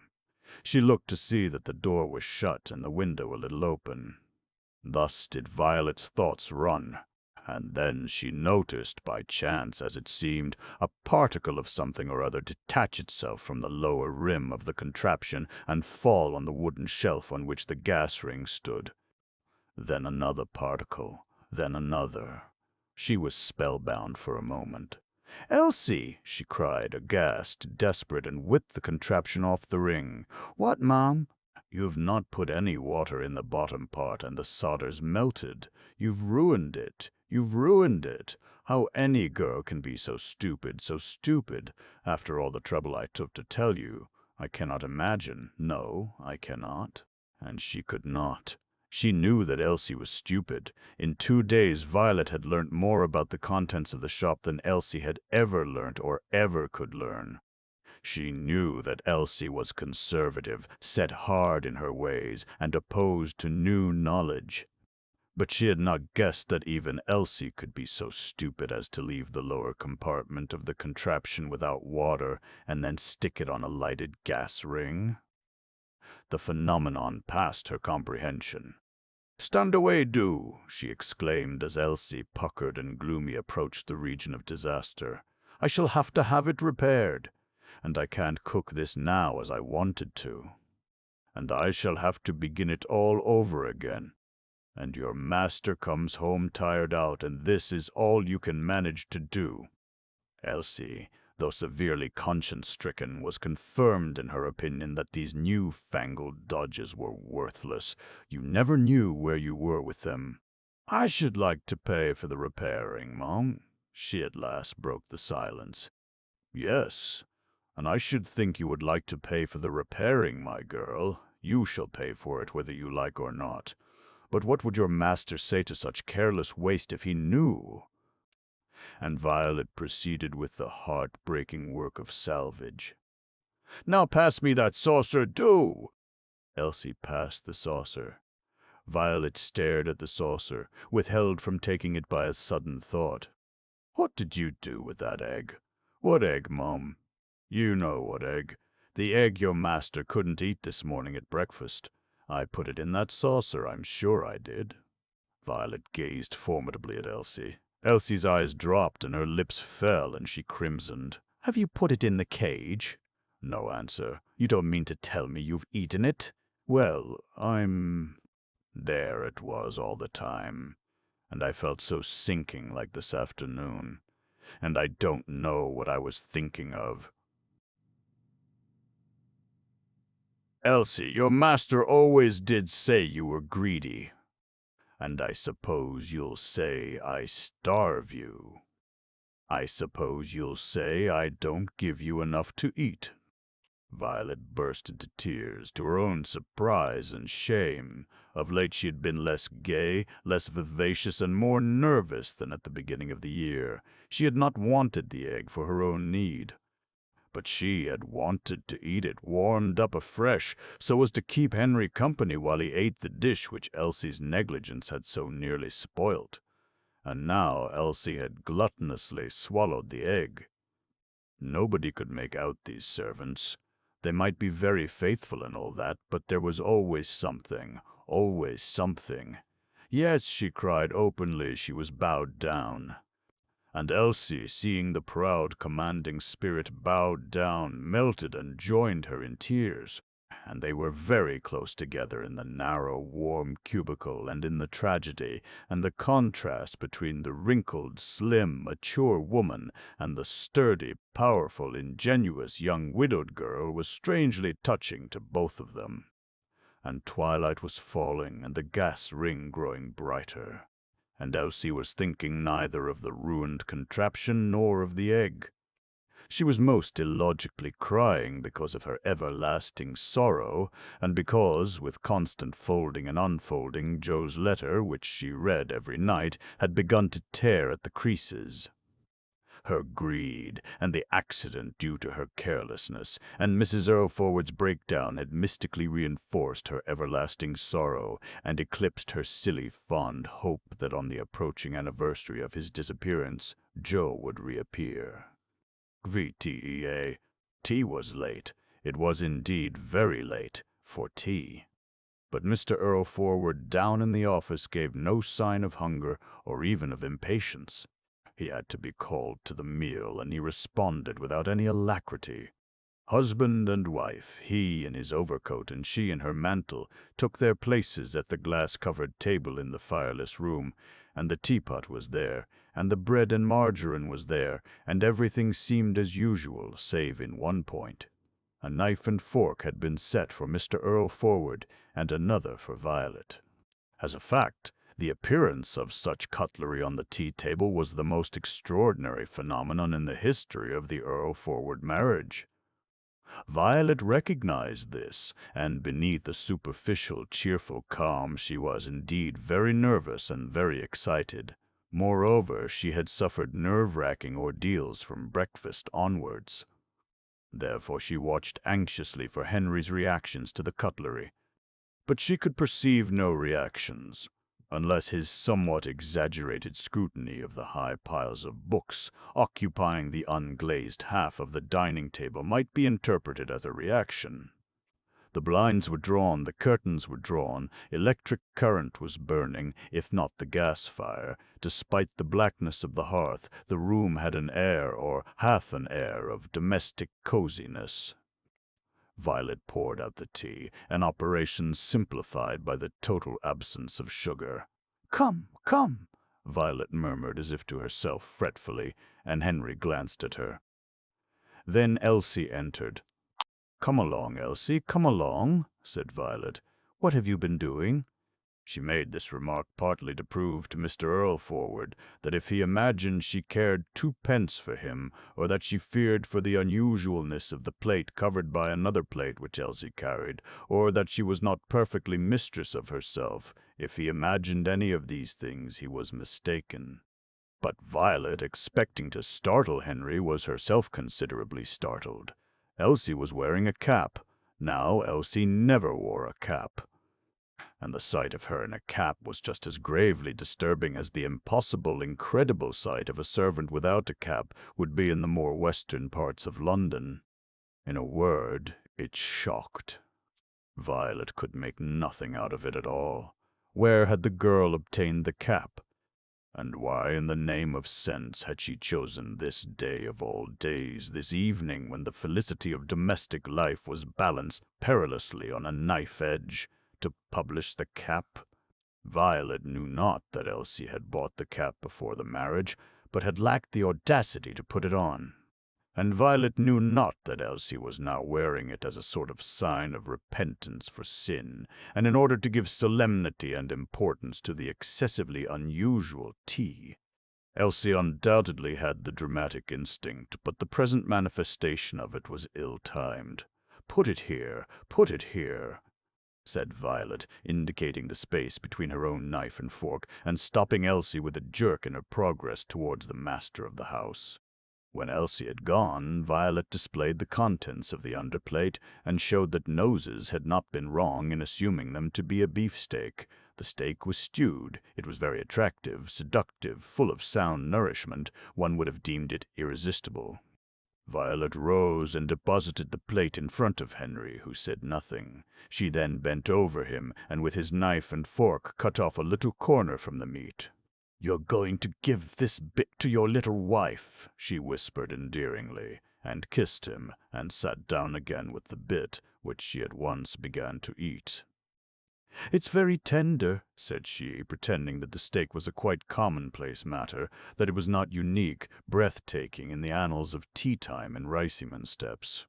"I don't think I can eat any," said Henry amiably. "To please me," Violet cajoled again, as at breakfast, changing her voice with all the considerable sexual charm at her disposition. "I'm really not hungry," said Henry. "I shan't finish mine till you begin yours." Her voice was now changing. She waited for him to begin. He did not begin. The point with Henry was, not that he disliked the steak, but that for reasons of domestic policy he was absolutely determined not to eat it. "Meat for tea! What an insane notion!" The woman was getting ideas into her head. He saw in the steak the thin edge of a wedge. He felt that the time was crucial. He had been married for little less than a year, and he knew women. Placidly he continued with his bread and margarine. "Henry," she admonished him. "I've got indigestion already," said he.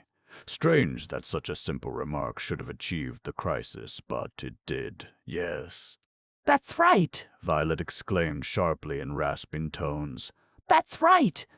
"Tell me you've got indigestion. You never have indigestion. You never have had indigestion.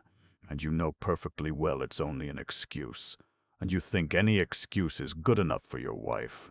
She's only a blind fool. Believe anything your wife will. If you say it, God Almighty to your wife, aren't you? Just as the voyager at sea, after delighting in an utterly clear, soft sky and going below, may come on deck again to find the whole firmament from rim to rim hidden by dark, menacing clouds created inexplicably out of nothing. So did Henry find the sky of his marital existence terribly transformed in an instant. All had been well, all was ill. The bread and margarine stuck in his throat. Violet's features were them, the face of the unreasonable schoolgirl that Violet long ago must have been. He understood for the first time that her vivacity and energy had another and a sinister side. He felt himself to be amid formidable dangers. He was a very courageous man, and like nearly all courageous men in danger, he was frightened. "A nice way untreated," Violet continued grimly. "All I think of is you. All I want is your happiness, and look at me. I'm always snubbed, always." "So long as you do everything you want and I do everything you want, it's all right. But if I suggest anything, look at you. I have to have my meals and my mantle because you grudge me a bit of fire.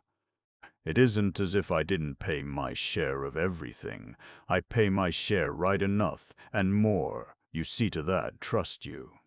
But I have to catch my death of cold every day because we're so poor, I suppose. Oh, yes. We haven't a penny in the world to bless ourselves with." Henry felt in his pockets and then left the room in silence. Alone, Violet busily fed her angry resentment.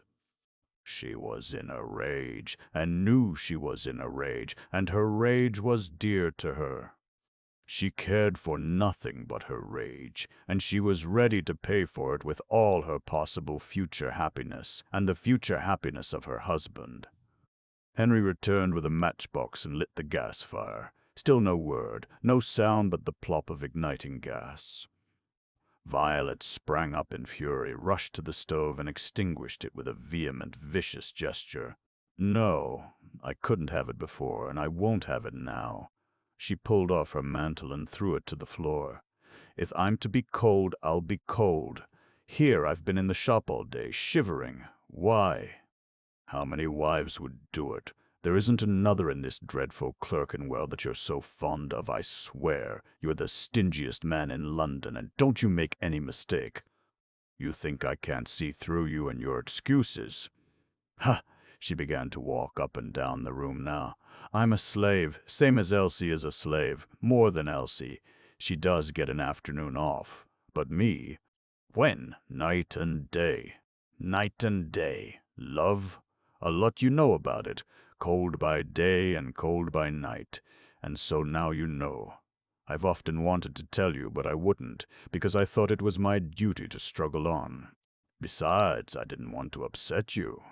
Well, now I do want to upset you." "And why wouldn't you eat the steak? I'll tell you. Because I asked you to eat it." "You know, that's rather unfair," Henry muttered.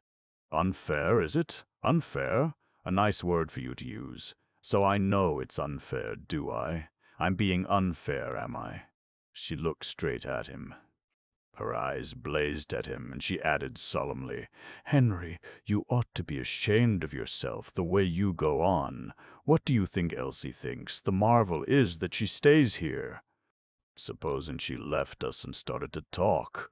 You ought to be ashamed of yourself." She dropped back into her chair and sobbed loudly. If Elsie heard her, what matter? In her rage she had put facts into words and thereby given them life, devastating life. In 2 minutes she had transformed the domestic interior from heaven into hell. She had done something which could never be undone. Words had created that which no words could destroy. And he had driven her to it. She gazed at him once more, across the ruins of their primitive and austere bliss. "You're shortening your life. That's what you're doing," she said with chill ferocity. "Not to speak of mine. What's mine? What did you have for your dinner out today's? You daren't tell me because you starved yourself. I defy you to tell me." She laid her head on the table just like a schoolgirl abandoning herself utterly to some girlish grief, and went on crying, but not angrily and rebelliously now, mournfully, self-pityingly, tragically. And then she sat up straight again with suddenness and struck new fire from her wet eyes at the tyrannic monster. "Yes, and you needn't think I've been spending money on servants' caps either, because I haven't. I know no more about that cap of Elsie's than you do. God alone knows where she's got it from, and why she's wearing it. But I give servants up." Here Henry had an absurd, wild glimmer of hope that she meant to give Elsie up, do without a servant, and so save wages and food. But he saw the next instant that he had misunderstood her words. "They're past me, servants are. Only of course you think it's me been buying caps for the girl." This was the last flaring of her furious resentment. Instead of replying to it, Henry softly left the room.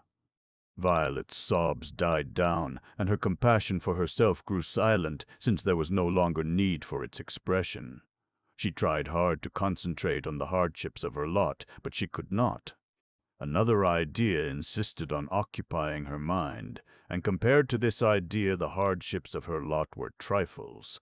"I've lost my power over him." If he had only responded to her cajolings and recognized in some formal way her power. If he had only caressed her and pleaded with her not to exercise her power too drastically upon him. If he had only said, "Vi, let me off. I'll eat just a little bit to please you, but I really can't eat it all. You know you can do what you like with me, but let me off." That would have been marvelous, delicious, entirely satisfactory. But she had lost her power. And yet, while mourning that she had lost her power, she knew very well that she had never had any power. He was in love with her, but he was more in love with his grand passion and vice, which alone had power over him, and of which he, the bland tyrant over all else, was the slave. She had pretended to herself that she had power, and she had been able to maintain the pretense because she had never till that day attempted to put her imagined power really to the test. Twice now she had essayed it, and twice failed. Fool! She was a fool. She had irreparably damaged her prestige. She had but one refuge, the refuge of yielding. I must yield, I must yield, she thought passionately. And the voluptuous pleasure of yielding presented itself to her temptingly. She must submit. She must cling still closer to him, echo faithfully his individuality, lose herself in him. There was nothing else. Elsie entered to clear the table. Violet jumped up, seized the discarded mantle, and put it on. She was not young enough, that is to say, her body was not young enough, to scorn the inclement evening cold of the room. Averting her face from the cap-wearer, she departed. But at the door, another idea occurred to her. "Elsie," she said, "I must leave you to see to everything tonight. I'm going to lie down." She spoke in a hard, dry voice without turning her face towards Elsie, and in a few minutes she was getting into the sheetless and empty bed in the dark bedroom. She must yield! She must yield! Elsie had had the experience of her own brief marriage, and had seen a very great deal of other people's. Mrs. Earlforward's efforts to deceive her were a complete failure. She knew at once, on entering the dining room, that there must have been trouble. Mr. Earlforward's visit to the office during tea was unusual. Then there was the singular spectacle of Mrs. Earlforward putting on her mantle at the end of the meal. Why had she taken it off? The only explanation that Elsie could think of was that Mrs. Earlforward had taken off the mantle in order to have a dust-up with Mr. Earlforward. That was the natural explanation, but Elsie was sure that it could not be the true one. Then there was the appearance of Mrs. Earlforward's features, and the fact that in speaking to Elsie she departed from her habit of looking Elsie straight in the face. And further, there was the uneaten steak on Mr. Earlforward's plate, and the fragment of it on Mrs. Earlforward's plate. And further, there was the very disconcerting retirement to bed of Mrs. Earlforward. Elsie could not conceive what the trouble had been about, but she managed to think that both the antagonists were in the right, and to feel sorry for both of them, and so much so that her eyes filled with tears. When she reached her kitchen with the remains of tea, the steak was to her a sacrosanct object. Even the fragment of it was a sacrosanct object. She put the fragment with her fingers on the same plate as the steak, and then she licked her fingers, not a very wise action, and proceeded to wash up. She was still full of remorse for the theft, yes, it was a theft, of the egg. That incident was to be a lesson to her. It was to teach her the lamentable weakness of her character. Never again would she fall into sin. Absurd to fancy that she did not have enough to eat at Riceyman Steps, and that she was continually hungry. She had more to eat, and more regularly, than many persons in her experience. Appetite was a sign of good health, and she ought to be thankful for good health. Good health was a blessing. She ought not to be greedy, and above all, she ought not to seek to excuse her greed by false excuses about appetite and lack of food. She continued calmly with her washing up. The steak, during its cooking, had caused her a lot of inconvenience. The smell of it had awakened desires which she had had difficulty in withstanding. It had made her mouth water abundantly, and she had been very thankful to get the steak safely into the dining room without any accident happening to it. But now the steak did not challenge her weakness. Resolution had triumphed over the steak. Her too active and ingenious mind became, however, entangled in the conception of the tiny fragment lying by the steak itself. She examined the fragment. A mouthful, no more. In the morning it would be dried up and shrunk to nothing. It would be wasted. She picked up the fragment out of curiosity, just to see exactly what it was like, and in an instant the fragment had vanished. The fragment did not seem to go into her stomach. It subdivided itself into 1,000 parts, which ran through all her veins like fire, more potent than brandy, more dreadfully inspiring than champagne. From this moment the steak was turned into a basilisk, with a devilish, sinister fascination for her. She ceased to wash up. She was saddened by the domestic infelicity of her employers. She was cast down and needed a tonic. She felt that without some pick-me-up she could not bear the vast grief of the world. She went through the agonies of the resisting drunkard, dragged by ruthless craving nearer and nearer to the edge of the fatal precipice. Would her employers themselves eat the steak on the morrow? Very probably not.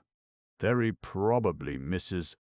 Earlforward on the morrow would authorize her, Elsie, to eat the steak. If she might eat it tomorrow, she might eat it tonight.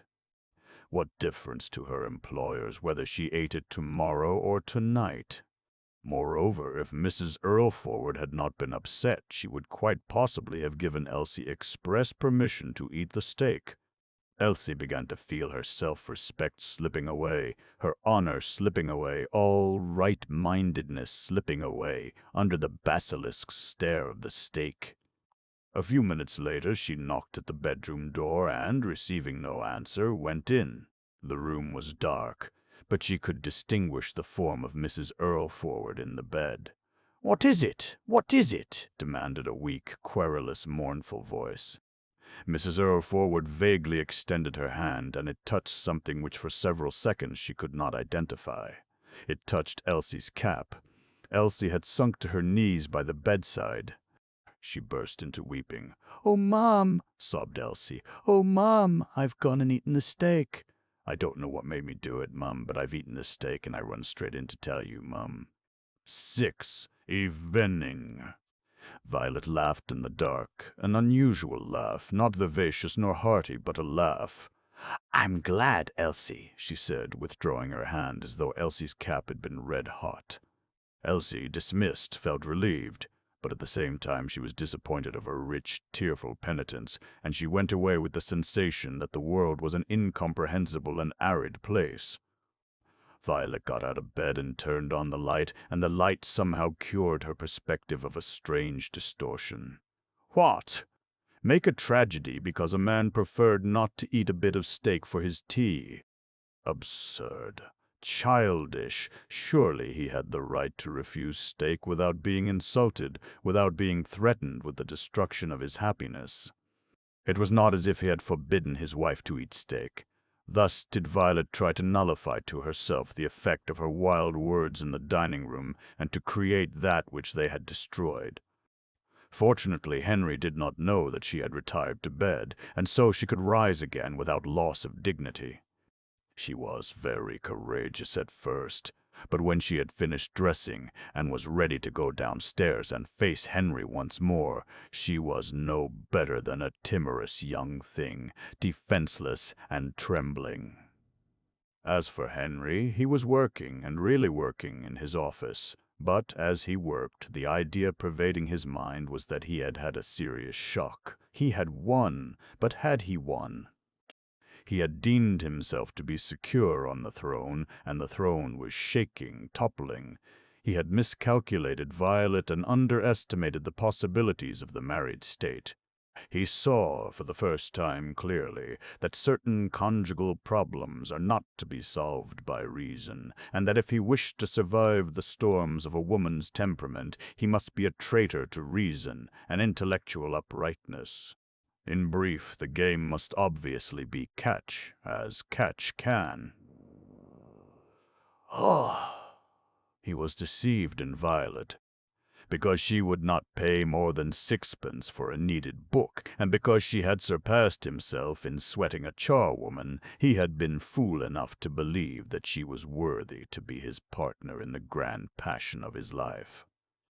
Well, he was wrong. He must count her in future as the enemy of his passion, and plot accordingly. Then at length the weak creature, The broken reed upon which he had depended reappeared in the doorway of his office, and she was not wearing her mantle. Henry had in that moment a magnificent inspiration. He limped from his chair at the desk and put a match to the fire which had been laid for many months. The fuel seemed anxious to oblige, and flared up eagerly. Violet was touched by the attention, whose spirit she comprehended and welcomed. All warm and melting from the bed and her tears, she let him masterfully take her in his clasp, and he felt her acquiescence, and the moment was the most exquisite of his whole life. Her frailty, her weakness merely adorned and enhanced her, were the finest part of her charm. Reason was not, but whether he had won or she, he could not decide. He could only hope for the best. Not a word said. They held each other near the warmth of the mounting fire in the office, with the dark shop stretching behind for a background. And Violet remembered how once she had jauntily told herself that at any rate she possessed one advantage over him, her long experience of marriage against his inexperience, and she saw that the advantage was quite illusory, and she was humbled, deliciously rueful. He said, "I think you've got the key of my desk, haven't you?" She nodded, gave a precarious smile, and ardently produced the key. The next moment he had taken the day's receipts, save Mr. Bowersh's money, from the tin box which was their appointed place in the top middle drawer, and husband and wife counted them together, checking one another, and checking the total with the written list of sales already delivered to Henry by Violet.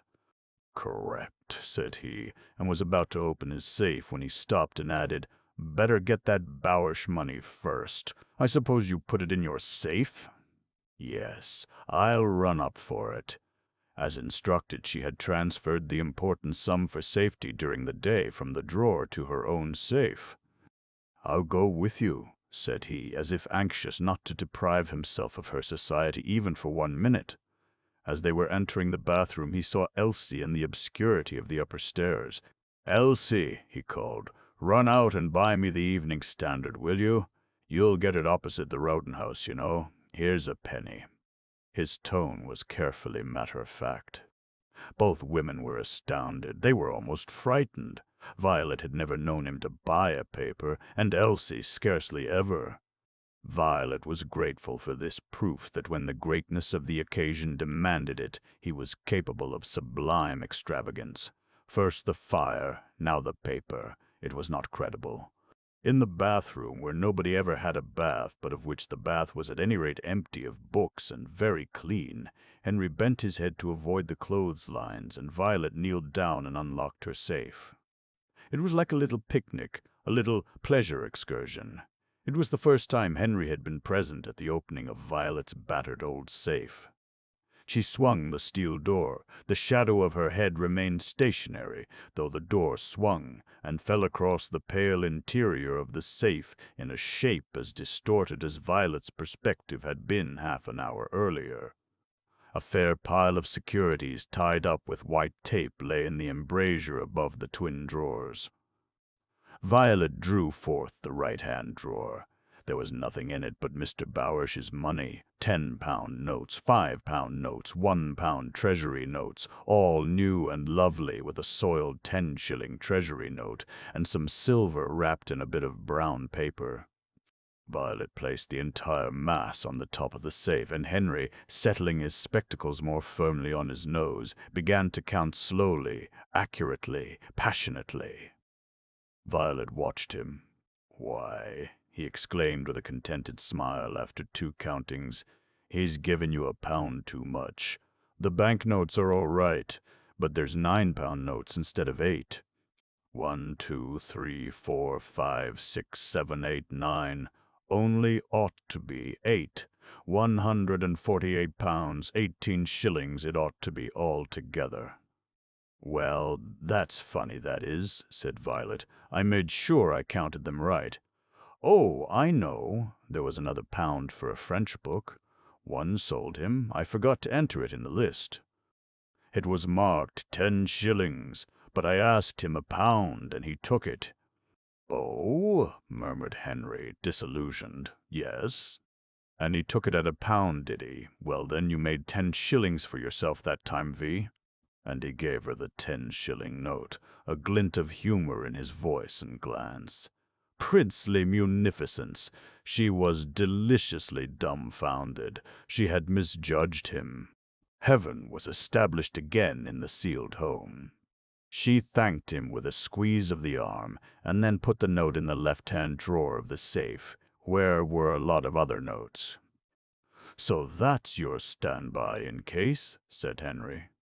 "That's my standby in case," said Violet, pleased by the proud approval in his voice, and she snapped to the drawer, and the brass handle rattled against the front of it. "And I suppose those are your securities?" "Like to look at them, darling." She was still warm and melting. He nodded. He undid the binding tape and examined the securities one by one, unfolding them, reading, scrutinizing with respect, with immense respect. In each instance her surname had been altered from Arb to Earlforward in an official hand and initialed. She gazed up into his face like a satisfied child who has earned good marks. "Well," he murmured at last, retying the tape, "for gilt-edged fixed interest bearing securities, shh." He nodded several times, almost ecstatic. Yes, he was as proud of her possessions as of herself. Violet was exceedingly happy. He then examined the few oddments in the safe, such as certain receipts, some coupons, the marriage certificate, the birth certificate. He smiled benignantly as in a sort of triumph she locked the safe. He was a wonderful husband. No covetousness, no jealousy in his little eye. They departed from the bathroom, leaving the magical income-producing apparatus inviolate in the eternal night of its tomb. When they had felt their way downstairs again, Violet exclaimed, happy and careless, "I wonder what's happened to Elsie all this time." Few things could have worried her then. Mr. Earlforward, having lighted the office, limped through the gloom of the unlit shop to the entrance door. "Tut, tut!" His tongue clicked against the back of his teeth. "She's left this door unlocked. She knew perfectly well she ought to have taken the key with her. Leaving the door unfastened like that. One of these nights we shall be let in for it." He locked the door sharply. "Oh, Henry!" Violet laughed easily, but a minute later she exclaimed again with the faintest trace of apprehension in her voice, "I wonder what has happened to that girl." Husband and wife could settle to nothing until Elsie came back. The marvel of Henry sending for a paper at all returned upon Violet, and she began to imagine that he had some very special purpose in doing so. She felt the first subtle encroachments of the fear without a name. "Well," she burst out later, and went to the door and opened it and looked forth into King's Cross Road. "No, Elsie." She came in again and secured the door and entered the office, humming. Henry stood with his back to the fine fire, luxuriating grandly in its heat and in his own splendid extravagance. His glance at Violet seemed to say, "See how I prove that I can refuse you nothing. See what follies I would perpetrate to please you." Then the shop door shook, and the next instant there was a respectful tap-tap on it. Violet ran like a girl. "Elsie, you know perfectly well you ought to have taken the key with you." Elsie apologized. She was out of breath. "You've been a long time, Elsie. We couldn't think what had happened to you," added Violet, locking the door finally for the night. "I couldn't get no paper, Mum," Elsie explained. "I had to go down nearly to the viaduct before I could get one. And now it isn't the Evening Standard, it's the Star. They were all sold out, Mum." She advanced towards the office, and in her deferential hands the white newspaper became the document of some mysterious and solemn message to the waiting master. Her demeanor, indeed, showed that she knew it to be such. She had not been reading the paper. That, somehow, for her would have been to pry, but as she passed under the sole gas lamp of Riceyman Steps she had by accident noticed one word on the Star's front page. That word was Clerkenwell. Something terrible had been occurring in Clerkenwell. Mr. Pubus, Earlforward, whose habits she knew well, must have seen a reference to Clerkenwell on the Evening Standard's poster on his way home, and after careful reflection he had decided to buy a copy of the paper. Wait a moment, said Mr. Earlforward to Elsie as she turned to leave the office. Elsie stood still. Violet sat on the chair behind the desk. Mr. Earlforward maintained his position by the fire and created expectancy. Further slump in the franc, he read, his eye negligently wandering over the paper. Elsie had not the least idea what this meant or signified. Violet was by no means sure of its import, but she knew positively that it was bad news for decent investing persons. Belgian franc falls in sympathy.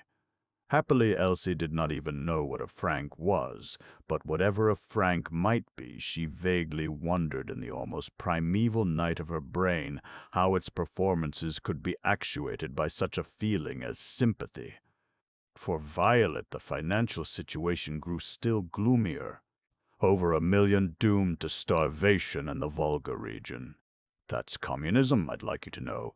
That's the result of communism, that is, observed Mr. Earlforward, looking over his glasses and including both women in an equal glance. That's what communism leads to, and what it must lead to wherever it's tried. He had suddenly become an oracle. The women were impressed. They felt as if they had been doing something wrong, perhaps defending communism or trying to practice it. Elsie could not believe that he had bought the paper in order to obtain the latest results of communism. She waited for the word Clerkenwell, but Mr. Earlforward was never in a hurry and could not be hurried. As usual, he was postponing. "Fatal affray in a Clerkenwell Communist Club," he announced at length. "Ah, so that's it, Great Warner Street, just across the road from here, not 5 minutes away, the Millennium Club." He nodded scornfully at the name. Girls' heroism, girls in it too. Oh, she was the waitress. Threw herself very courageously between the assailants and seized the revolver, which, however, Vicenza wrenched from her and then fired, wounding Arthur Trankett in the abdomen. When the police effected an entrance at midnight, that's last night, Smith was lying dead on the floor in front of the bar, and Trankett was unconscious by his side. Vicenza was subsequently apprehended in a house in Coldbath Square. Mr. Earlforward continued calmly and intimidatingly to read the account of the police court proceedings, and then went on. "There you are, you see. At our door, as you may say. But don't think Clerkenwell's the only place. It's everywhere, communism is. Ask Glasgow. It's what we're coming to. It's what all Europe's coming to. You may be sure if it's as bad as this in England, it's far worse on the continent. Oh, yes." The magistrate warmly commended the girl Pieta Spinelli for her heroism and congratulated her on her lucky escape. "Yes, but she won't always be so lucky. And will any of us?" Violet was just reflecting that to eat steaks with communism at the door was an act showing levity of mind and not seriously to be defended when Elsie remarked, with surprising equanimity, "Pieta Spinelli." "That's my cousin." Mr. Earlforward, profoundly agitated, crushed the paper together. Your cousin, Elsie." Mrs. Earlforward stood up.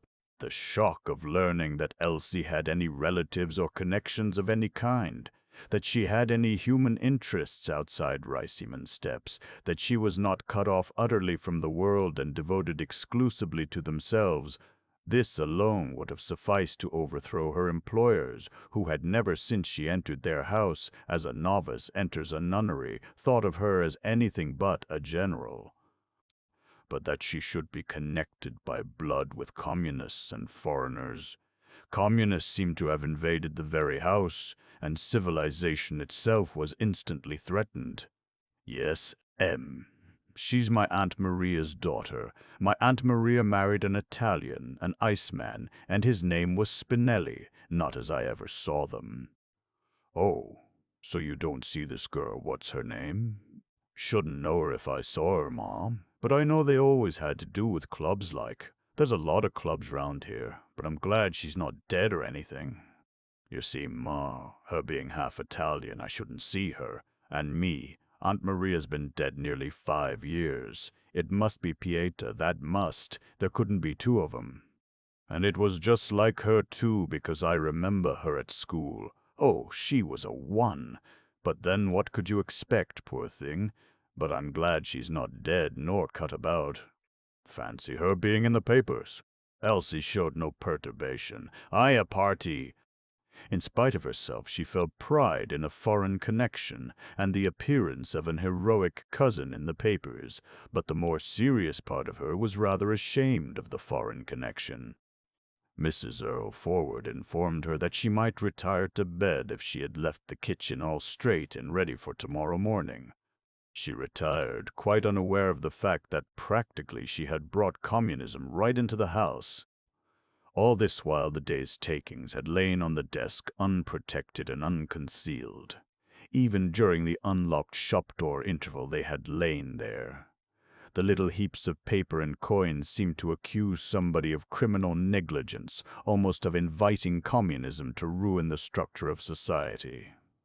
Husband and wife were still gravely under the shock of the communist murder. Of course, communists would be murderers. They always killed everyone who had the misfortune to disagree with them, so near to Riceyman Steps, and the shock of Elsie's evil communications, and as for Violet herself, she was further thrilled by the perception of the deliberate dramatic quality of Henry's purchase of the paper and announcement of the news, and by the mysterious man's power of biding his time, and by his generosity in the fire gift and the money gift, and by his loving embrace, all these matters working upon the embers of the burning episode. Violet, indeed, that sagacious, bright, energetic, and enterprising woman of the world, was in a state of quivering, confused emotion whose intensity she scarcely realized. When Henry brought out his safe key, she was strangely relieved, and her glittering eyes seemed to say, "This money's been lying here on the desk too long. Hide it quickly, quickly! Secure it without another moment's delay, for heaven's sake." Having unlocked his safe, Henry pulled out two of the drawers. It was a much larger safe than Violet's, with 4 drawers, and placed them on the desk. One of them was full of pound notes and the other of 10-shilling notes, and all the notes were apparently equal to new. He never kept a dirty note for more than a few days, and usually he managed to exchange it for a clean one on the day of receipt. At the bottom of the drawer containing the treasury notes lay a foolscap linen envelope which he had once had by registered post. It bulged with banknotes. Into this he forced Mr. Storr, Consino, Bowish's excellent tale of banknotes. As he dealt methodically, slowly, precisely with the rest of the money, Violet wondered how much cash the drawers held. It might be hundreds, it might be thousands of pounds, she could not estimate. It was a very marvelous and reassuring sight. She had seen it before, but not in such solemn circumstances, nor so fully. It reassured her against communism. With that hoard well gripped, what could communists do to you after all? Of course, to keep the cash thus was to lose interest, but you couldn't have it both ways. And the cash was so beautiful to behold. Stocks, dead flesh, bodily desires, appetites, negligible. This lovely cash satisfied the soul. Ah, how she admired Henry! How she shared his deepest instincts! How she would follow his example! How right he was, always, he said suddenly, but with admirable calm. Of course, if things do come to the worst, as they certainly will, in my opinion, all this will be worth nothing at all. This was the contents of the 2 drawers. Nothing, or just as much as a Russian ruble. If some of those fellows across the road in Great Warner Street get their way, a £5 note won't buy a loaf of bread. I'm not joking. It's happened in other countries, and it'll happen here. And your gilt-edged securities. Where will you be then? But I'll tell you one thing, that communism and socialism and murder and so on won't spoil, and it'll always be good value. He took a 3rd drawer out of the safe, lifting it with both hands because of its weight, and put it on the table. It was full of gold sovereigns. Violet had never seen this gold before, nor suspected its existence. She was astounded, frightened, ravished. He must have kept it throughout the war, defying the government's appeal to patriots not to hoard. He was a superman, the most mysterious of supermen, and he was a fortress impregnable. "Nothing like it," he said blandly, running his fingers through the upper sovereigns as through water that tinkled with elfin music. She, too, ran her fingers through the gold. A unique sensation. He had permitted it to her as a compensation for her silly sufferings in regard to the stake. She looked down, moved. With regret, she saw him put the drawers back and close the safe. They stayed a very long time in the office.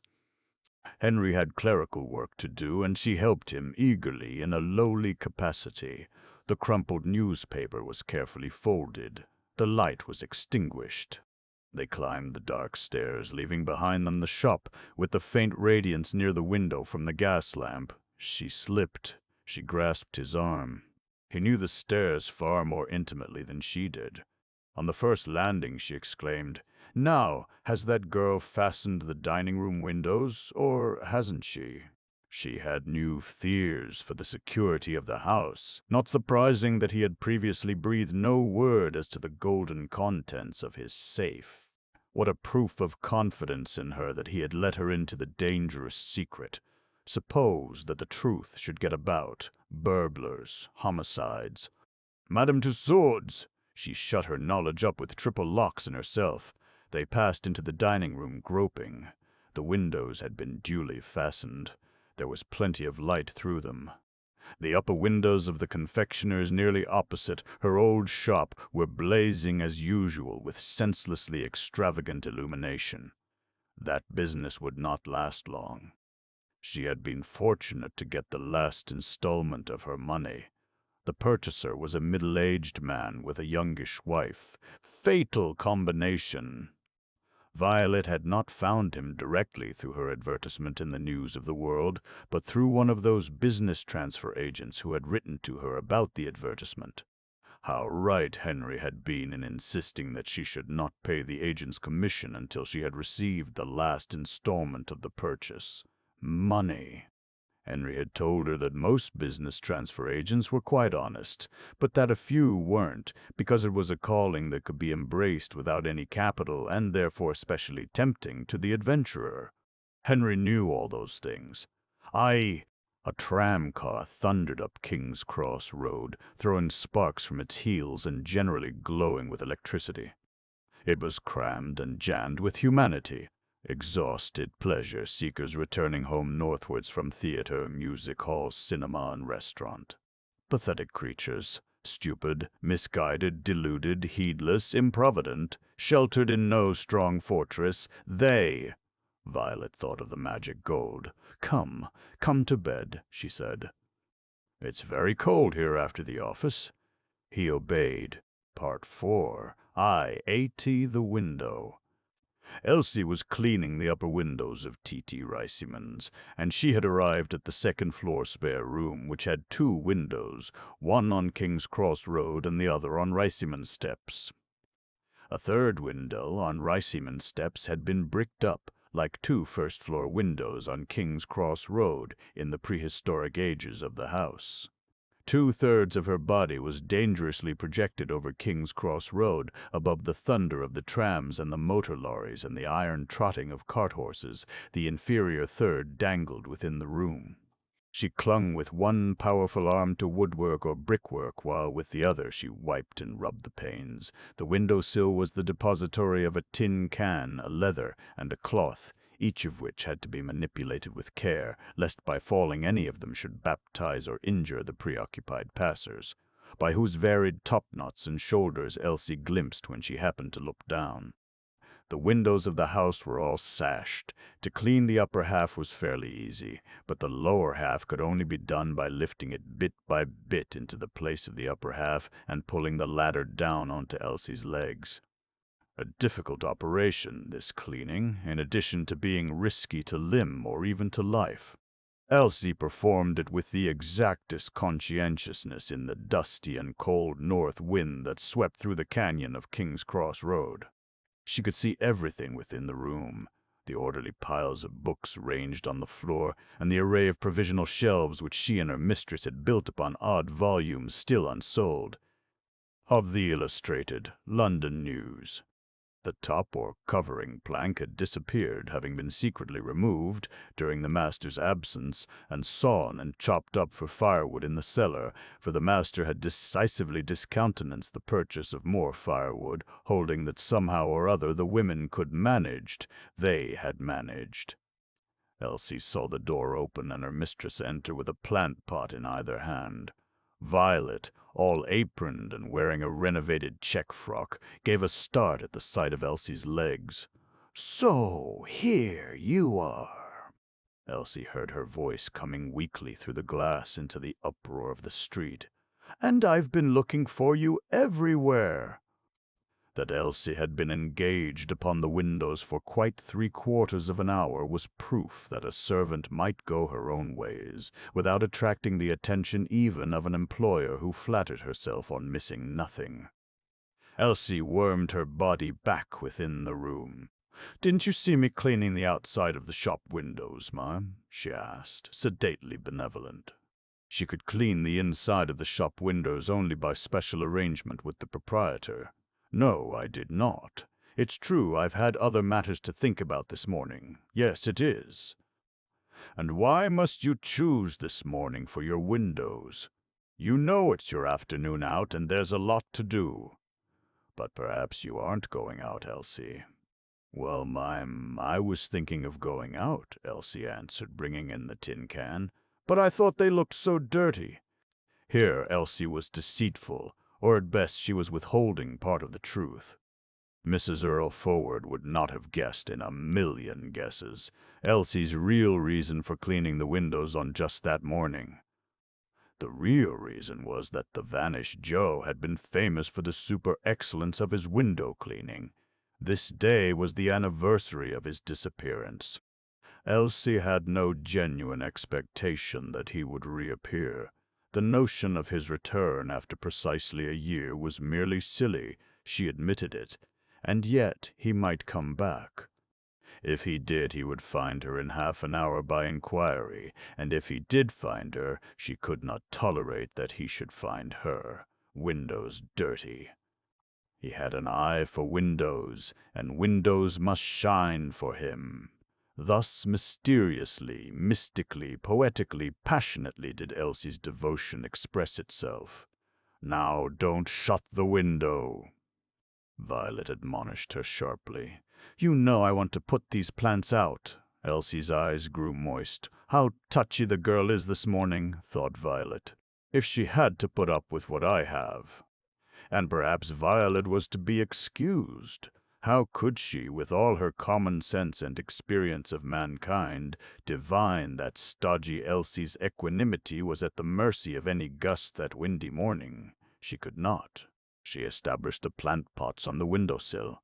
She had bought bulbs with the 10 shillings so startlingly given to her by her husband, and with his reluctant approval. She had scrubbed the old plant pots, stirred the soil in them, and embedded the bulbs. She put the pots out in the daytime and brought them in at night. She watered them when necessary in the bathroom. She tended them like a family of children. All unseen, they were the romance of her daily existence, her refuge from trouble, the balm of her anxieties. The sight of the clean, symmetrically arranged pots on the sills might have given the idea that a new era had set in for TTT. Riceyman's that the terror of the curse of its vice had been exorcised by the secret workings within those ruddy pots. Violet hoped that it was so.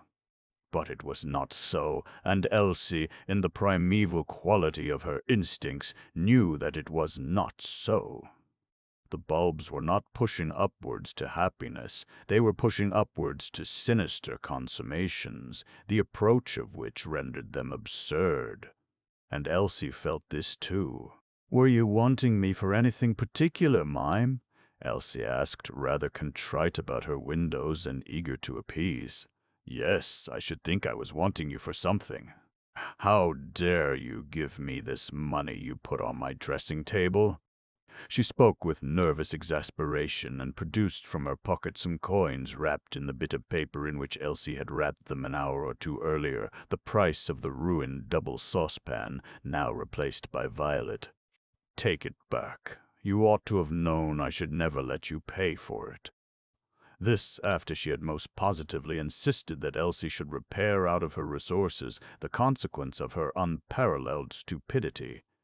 The fact was that Violet, unsentimental and hard as she could be, and generally was, in practical matters, had been somewhat moved at the sight of the poor little coins in the dirty paper, deposited in the bedroom dumbly, without a word written or spoken. Also, she happened that morning to be in a frame of mind favorable to emotion of certain sorts. She sniffed ominously, glancing at Elsie's face and glancing away. She could not bear to think that the lovable, loyal, silly creature had seriously intended to settle for the saucepan out of her wages. Elsie, astonished and intimidated, took the money back as dumbly as she had paid it out. "I'm that sorry, Mom," she murmured simply. The little episode was closed. And yet Violet sniffed again, and her features slowly suffered distortion, and she began to cry. She was one who never cried, and this was her third crying within a week.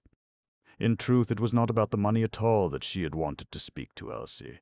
She said indistinctly through her tears, "He's not gone out this morning, Elsie, and he's not going out. He's missing the sale. He says himself he's not well enough. That just means not strong enough. And now he's sitting in the office trying to type, and customers just have to come to him." The secret that was no secret was suddenly out. There was in Elsie's ingenuous dark blue eyes such devotion, such reliability, such an offering of soft comfort as Violet could not resist. The deep-rooted suspiciousness which separates in some degree every woman from every other woman dissolved away, and with it Violet's pride in her superior station and Violet's self-sufficiency. The concealed yet notorious fact that Violet lived in torment about her husband, that all was not well in the placid household, was now openly admitted. In an instant Elsie, ardently yielding herself to another's woe, quite forgot the rasping harshness of Violet's recent onslaught. She was profoundly flattered, and she was filled with an irrational gratitude because Violet had given her the shelter of a sure, respectable home which knew not revolutions, altercations, penury, debauchery, nor the heart-rending stridency of enervated mothers and children. "He's not himself, Master isn't," she said gently. "What do you mean? He's not himself?" "I mean he's not well, Mom. He'd be all right if he'd eat more. You know that as well as I do. Perhaps he hasn't got no appetite, my. Why shouldn't he have an appetite? He's never suffered from indigestion in all his life. He says so himself." "Yes, my, not till lately." "All this talk about saving," said Violet, shrugging her shoulders and wiping her eyes. It was a curious thing to say, because there had never been any talk about saving, and, even if there had been, clearly Elsie ought not to have heard it. Nevertheless, she received the remark as of course, nodding her head. "What's the use of saving if you're killing yourself to do it?" Violet proceeded impatiently. Violet was referring, and Elsie knew that she was referring, to the master's outburst on communism with all its unspoken implications. They had both been impressed at the time Mr. Earlforward had convicted them of sin, but now they were both femininely scornful of the silent argument of the illogical male. What, indeed, was the use of fatally depriving yourself now in order not to have to deprive yourself later on? There was something wrong in the master's mysterious head. If you could get somebody to talk to him, somebody from outside. Elsie stressed these last three words, thereby proving that her simplicity had led her straight to the heart of the matter. The atmosphere of the sealed house was infected by the strangeness of the master, who himself in turn was influenced by it. Fresh air, new breath, a great wind was needed to dispel the corruption. The house was suffocating its owners. An immense deterioration had occurred, unperceived till now. Violet was afraid. She was aghast. She realized the change, not fully but sufficiently to frighten her. The gravity of the danger dried up her tears. "Yes," she assented. "The doctor, Dr. Raste. But do you think he'd let me send for the doctor for one moment? And if I did send, do you think he'd see him? It's out of the question." "You might have the doctor for yourself, Mame. You might send me for him, and then he could see Master by accident like." "But I'm not ill, my girl," Violet protested, though she was impressed by the kind creature's resourcefulness. "Oh, Mum, why, you've been ill for weeks." Violet blushed like a culprit. "What in the name of goodness are you talking about?" she demanded. "Of course I'm not ill." They were all the same, servants. They never understood that familiarity from an employer should not be answered by familiarity. "Sorry, Mum," said Elsie meekly, but still with a very slight benevolent obstinacy, as one who would withdraw and wouldn't withdraw. Violet stared half a moment at her and then abruptly walked out of the room. The interview was getting to be too much for her. She could not stand any more of it, not one more word of it. She foresaw the probability of a complete humiliating breakdown if she tried herself too far. A few seconds later she popped her head in at the door again and said firmly but quite pleasantly, "Now, Elsie, you'd better be coming downstairs. There's nothing else up here to keep you." As a fact, Elsie was dawdling in reflection. To Elsie's motive. There was only one exit from the T.T. Riceyman premises, through the shop. Once a door had given direct access to King's Cross Road, but so long ago that the new bricks which had bricked it up were now scarcely distinguishable from the surrounding bricks. No one could have guessed at a glance that the main facade of the building had been shifted round, for some reason lost in antiquity, from King's Cross Road to Riceyman Steps, or that the little oblong railing enclosed strip of grass, which was never cut nor clipped nor trodden by human foot, had once been a front garden. The back parts of T.T. Riceyman's provided no escape save through a little yard, over high brick walls, into the back parts of other properties inhabited by unknown and probably pernickety persons and their children. As there was only the shop exit from the T.T. Riceyman premises, it could not be concealed from the powers that Elsie went forth that same afternoon dressed in her best. Unusual array, for the girl generally began half-holidays by helping her friends, to whom she was very faithful, in Riceyman Square, either by skilled cleansing labor in the unclean, dirty house, or, as occasion might demand, by taking children out for an excursion into the more romantic leafy regions of Clerkenwell, up towards the northeast, such as Middleton Square, where there was room to play and opportunity for tumbling about in pleasant outdoor dirt. Mrs. Earlforward nodded to Elsie as she departed, and Elsie blushed, smiling. But Mrs. Earlforward asked no curious question, friendly or inquisitive. She knew her place, as Elsie knew Elsie's. She knew that it was not wise to meddle. Servants must do what they liked with their own. They were mighty independent, even the best of them these days. Not a word, save on household matters, had passed between the two women since the scene of the morning. Mr. Earlforward was still dealing with customers in the office. His voice, rather enfeebled, seemed blander than ever. "I hope it will be fine for you," Violet called after Elsie at the shop door. Wonderful, the implications in the tone of that briefly expressed amiability. It was as if Violet had said, "I know you're up to something out of the ordinary. I don't know what it is, and I don't seek to inquire. I believe in people minding their own business.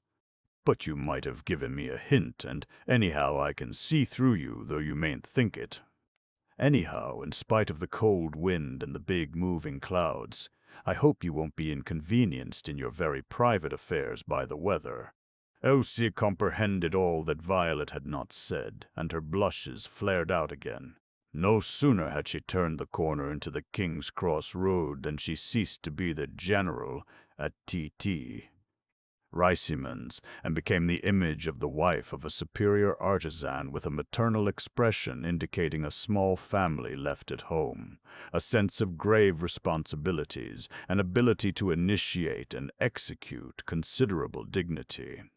She had put her gloves on. She carried her umbrella. She had massiveness and looked more than her age. Indeed, she looked close on 30. If she had blushed to Violet, it was because of her errand, which, had Violet known of it, would have set up serious friction. Elsie was going to see Dr. Raced about the state of health of T.T. Riceyman's. An impossible errand, of course. Fancy a servant interfering thus in the most intimate affairs of her employers. But the welfare of her employers was as dear to Elsie as her own. Her finest virtue was benevolence, and she was quite ready to affront danger to a benevolent end. At the same time, it has to be admitted that Elsie's motive in going to Middleton Square without a train of children to see Dr. Roste was not a single motive. Probably in human activity there is no such a thing as a single motive.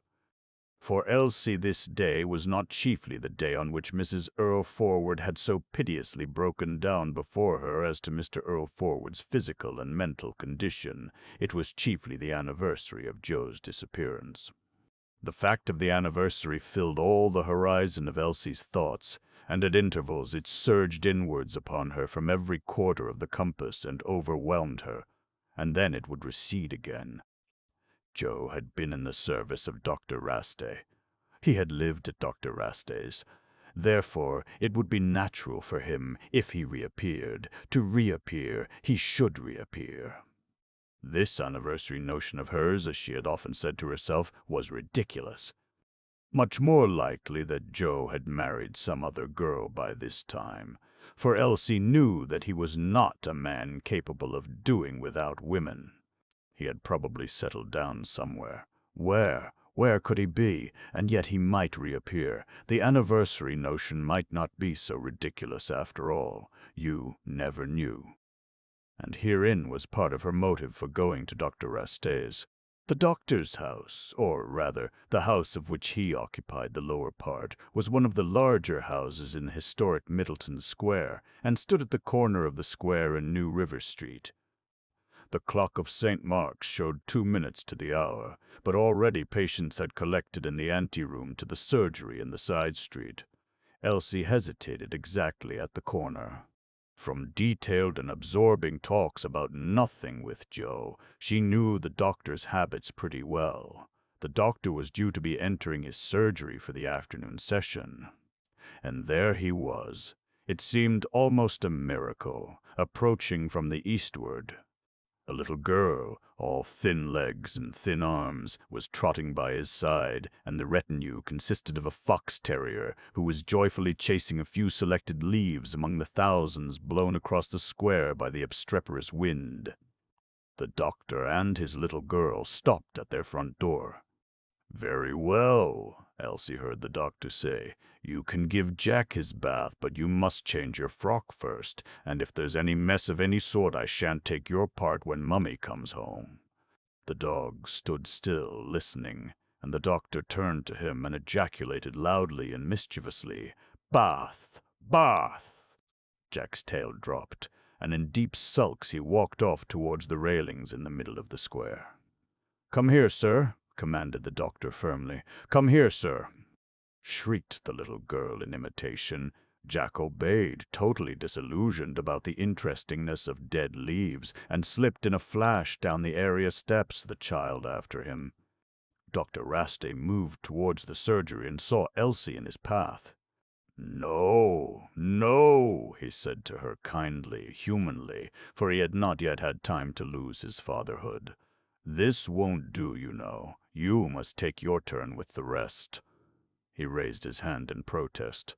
He was acquainted with all the wiles of patients who wanted illicitly to forestall other patients. "It isn't for myself, sir," said Elsie with puckered brow, very nervous. "It's for Mr. Earlforward, at least Mrs. Earlforward."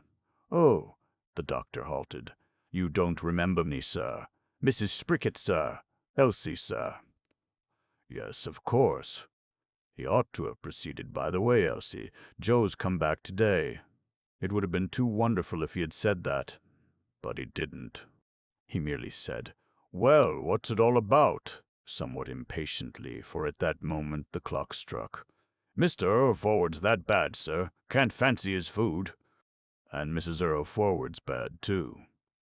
Mrs. Earlforward? Is he married, then? "Oh, yes, sir. He married Mrs. Arb, as was. She kept that confectioner's shop opposite in the steps, but she sold it. And I'm the servant, sir, now. It'll soon be a year ago, sir." "Really, really." "All right. I'll look in sometime before 6. Tell them I'll look in." "Well, sir," said Elsie, hesitating and blushing very red, "Missus didn't exactly send me, in a manner of speaking. She says master won't have a doctor, she says. But I was thinking if you could." "Do you mean to say you've come up here to tell me about your master and mistress without orders?" "Well, sir, but, Dr. Raste spluttered with the utmost rapidity, startled for once out of his inhuman imperturbability by this monstrous act of Elsie's. He had no child nor dog now. He was the medico-chemically pure. Did you suppose that I can come like that without being called in? I never heard of such a thing. What next, I wonder? He's very bad, sir, master is." The slim little man stood up threateningly against Elsie's mighty figure. "What do I care? If people need a doctor, they must send for him." Dr. Raste walked off down New River Street, but after a few steps turned again. Haven't they got any friends you could speak to? He asked in a tone still hard, but with a touch of comprehending friendliness in it. This touch brought tears to Elsie's silly eyes. "No, sir. No friends. No, sir. Nobody ever calls. No, sir." "And they never go out?" "No, sir. Not even to the cinema and so on." "Oh, never, sir." "Well, I'm very sorry, but I can't do anything." He left her and leapt up his surgery steps. Not a word about Joe. Not a word even of inquiry. And yet he knew that Joe and she had been keeping company. And he had been so fond of Joe. He had thought the world of Joe.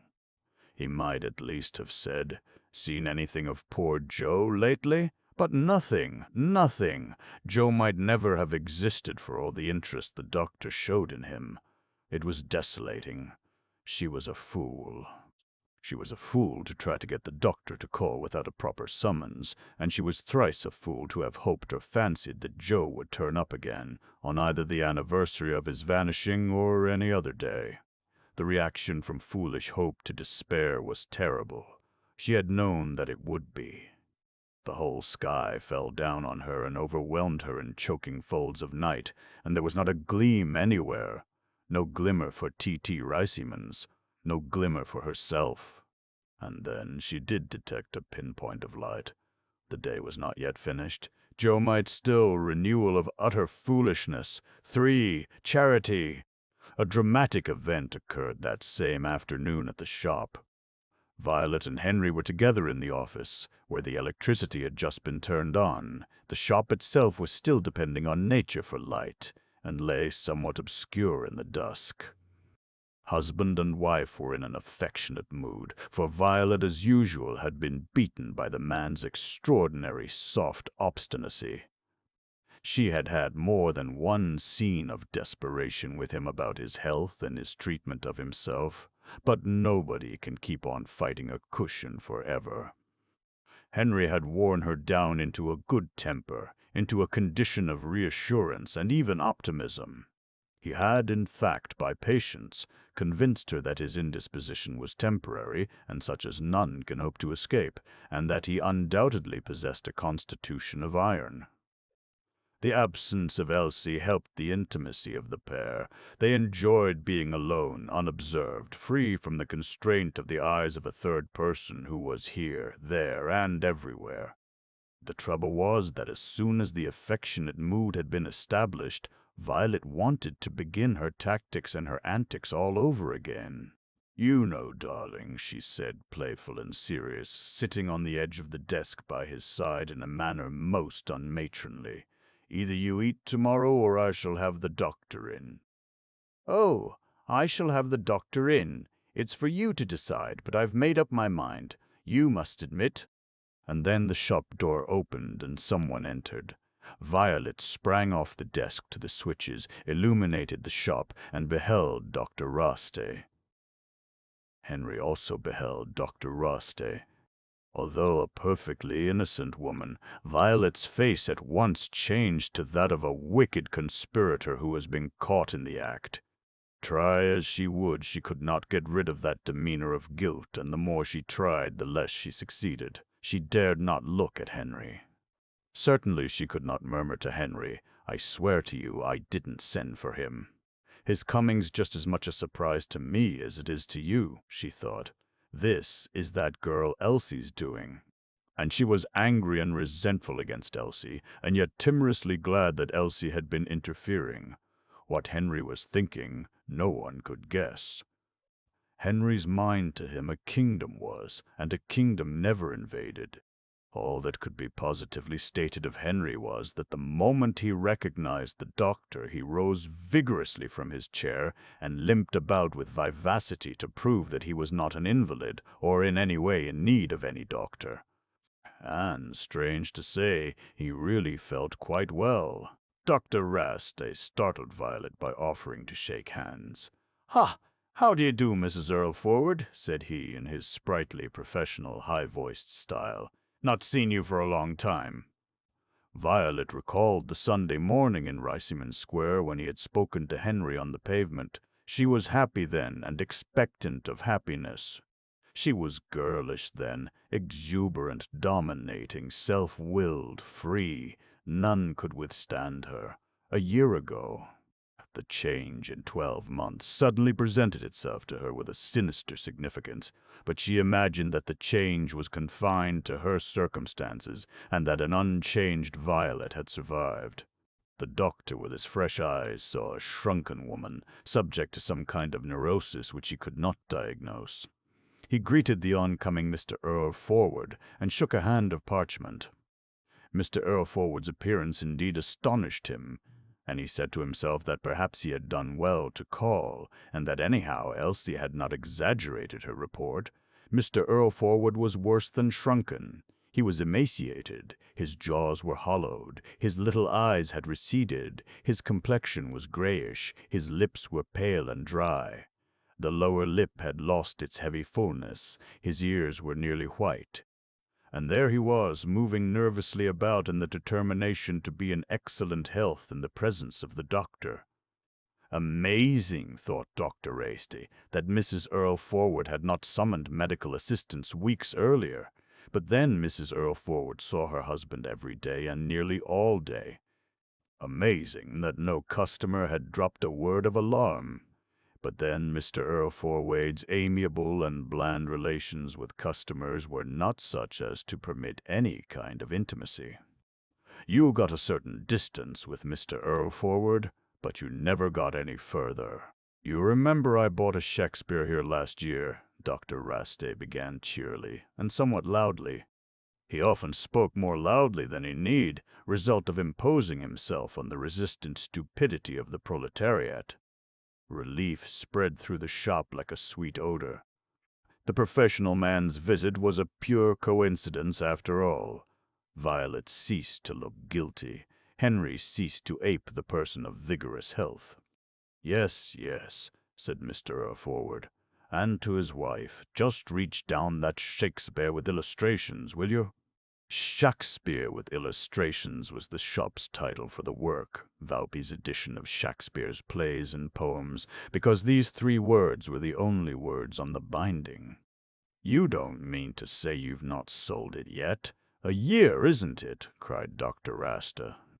And Mr. Earlforward recalled from their previous interview in the shop an impression that the doctor was apt to be impudent.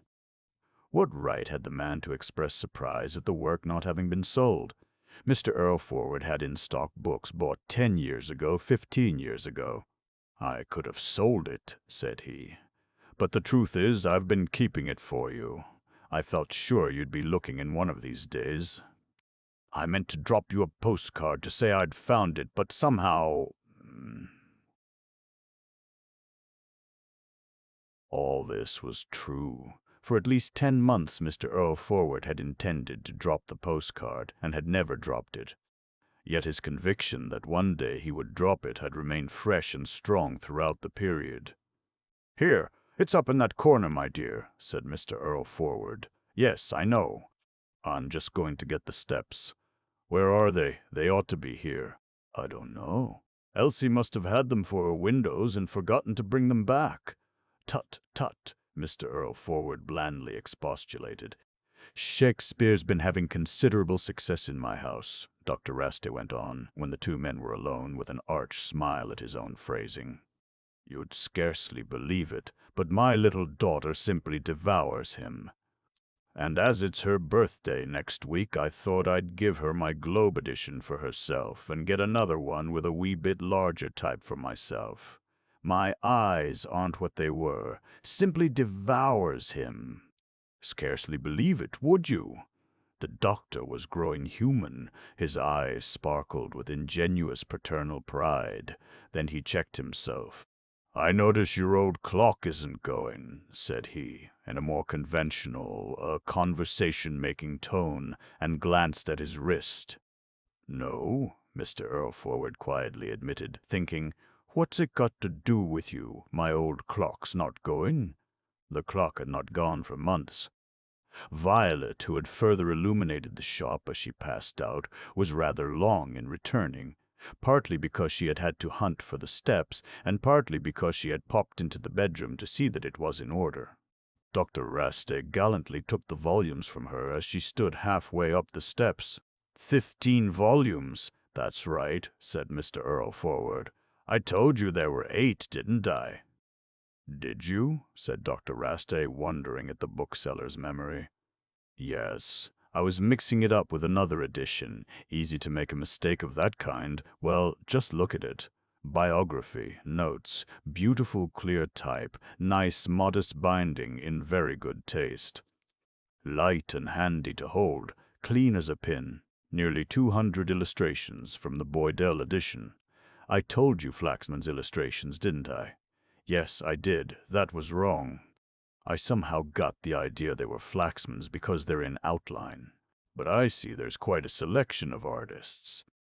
He peered at the names engraved in microscopic characters under the illustrations, and passed on volume after volume to the prospective customer.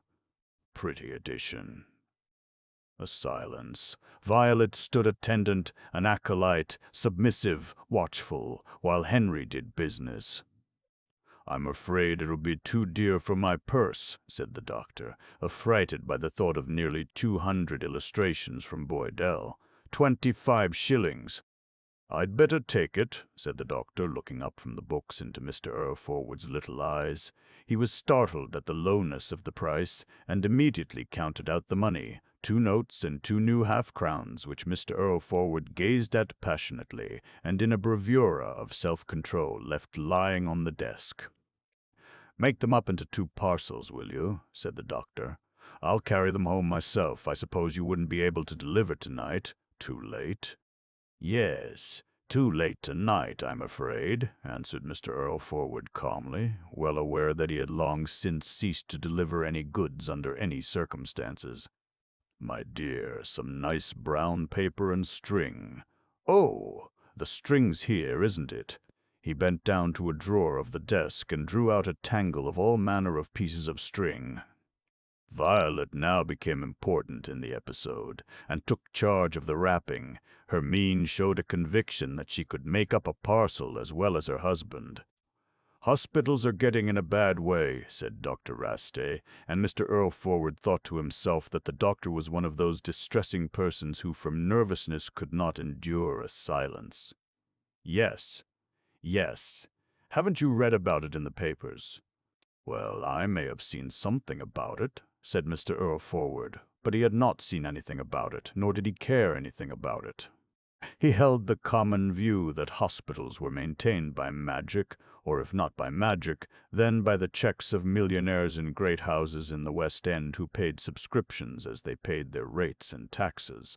Yes, the London Hospital, our largest hospital, unparalleled work in the East End, you know. The London's thinking of closing 100 beds, a calamity, but there seems to be no alternative. My wife's interesting herself in Lord Knutsford's special effort to save the beds. She used to be on the staff. I was just wondering whether you'd care to give me something for her list. I thought I might mention it, as I'm not here professionally, here as a customer, you see." He gave one of his little nervous laughs. Mr. Earlforward perceived that the doctor had not been merely breaking a silence. He perceived also that Violet, mysteriously excited by the name of the legendary subscription-collecting peer who directed the London hospital, was willing him to practice charity on this occasion. He keenly regretted, as the doctor developed his subject, that he had left the price of the Shakespeare on the desk. There it lay, waiting to be given, asking to be given. There it lay and could not be ignored. The doctor was, of course, being impudent again, but there the money lay. 1/2 crown? Too little. 2 half-crowns. Those bright and lovely objects. Too little, or at any rate too little so long as the notes lay beside them. A note? Impossible, fantastic. The situation was desperate, and Mr. Earlforward in agony. He could not in decency refuse. He a Londoner, fond of London and its institutions. He an established tradesman, neither could he part with his money. He was about to martyrize himself. His hand, each finger separately suffering, hovered over one of the notes when deliverance occurred to him. "I'll tell you what I'll do," said he, and picked up a thin, tattered offer. "Here's one of the earliest collected editions of Gray's poems." "Gray? Gray?" reflected the doctor, and aloud, "Elegy in a country churchyard sort of thing." "Yes. This is the Glasgow edition, and I can't remember now whether it or the London edition was the first collected edition, I mean. They are both dated 1768. I'll give you this for your hospital. You take it to Sutherland's or Bain and see what it'll fetch." The doctor opened the book. "Full many a flower is born to blush unseen and waste its sweetness on the desert air," he read. Funny way of spelling desert, I-R-T, but this is very interesting. Full many a flower. So that's Gray, is it? Very interesting. He was quite uplifted by the sight of familiar words in an old book. "It's very clean inside. Suppose it's worth a lot of money." "I'm sure you're very generous indeed." Violet paused in making up the second parcel. "Well," said Mr. Earlforward, uplifted in his turn by reason of the epithet generous applied to him, "I don't know without inquiring just what it is worth. That's the sporting offer. I wouldn't mind giving a couple of pounds for it myself. I should like it. Far from the madding crowd. But well, and one of the earlier editions, you say? Not earliest of the elegy. Earliest of the collected poems." Just so. 2 pounds a fair price?" "I'm afraid it's worth more than that, at the worst," said Mr. Earlforward, suddenly grieved. He saw to what an extent he was making a fool of himself, losing pounds in order to save a 10-shilling note. Ridiculous, idiotic, mad. True, he had bought the book for 10 shillings, and he strove to regard the transaction from the angle of his own disbursement. But he could not deny that he was losing pounds. Yes, pounds and pounds. Still, he could not have let the 10-shilling note go. A 10-shilling note was a treasure, whereas a book was only a book. Illogical, but instinct was more powerful than logic. "Ah," said the doctor, "if it's worth more than 2 pounds, I must sell it. You're generous. Mr. Earlforward, you're generous. Thank you." Violet rearranged the second parcel, including the Gray in it, while Dr. Rastay expanded further in gratitude. That type won't strain anybody's eyes, Mr. Earlforward commented on the gray as it disappeared within brown paper. No. I'm thankful to say my eyesight doesn't give me any trouble now. Said the doctor, gazing at the bookseller and taking the chance to feel his way towards the matter which had brought him into the shop.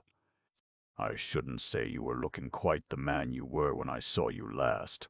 No, he is not, Violet put in eagerly. Oh, I'm all right, Mr. Earlforward, defending himself against yet another example of the doctor's impudence. All I want is more exercise, and I can't get that because of my knee, you know. Yes, said the doctor. I've always noticed you limp. You ought to go to Barker. I shouldn't be surprised if he could put you right in 10 minutes. Not a qualified man, of course, but wonderful cures. You might never limp again. But he charges very heavy, doesn't he? I've heard of £50. I don't know. Supposing he does?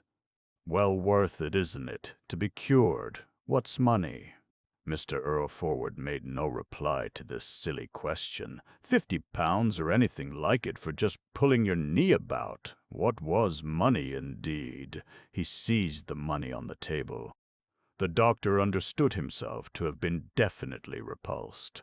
Being a philosopher, he felt resigned. He had done what he could at an expense of 25 shillings.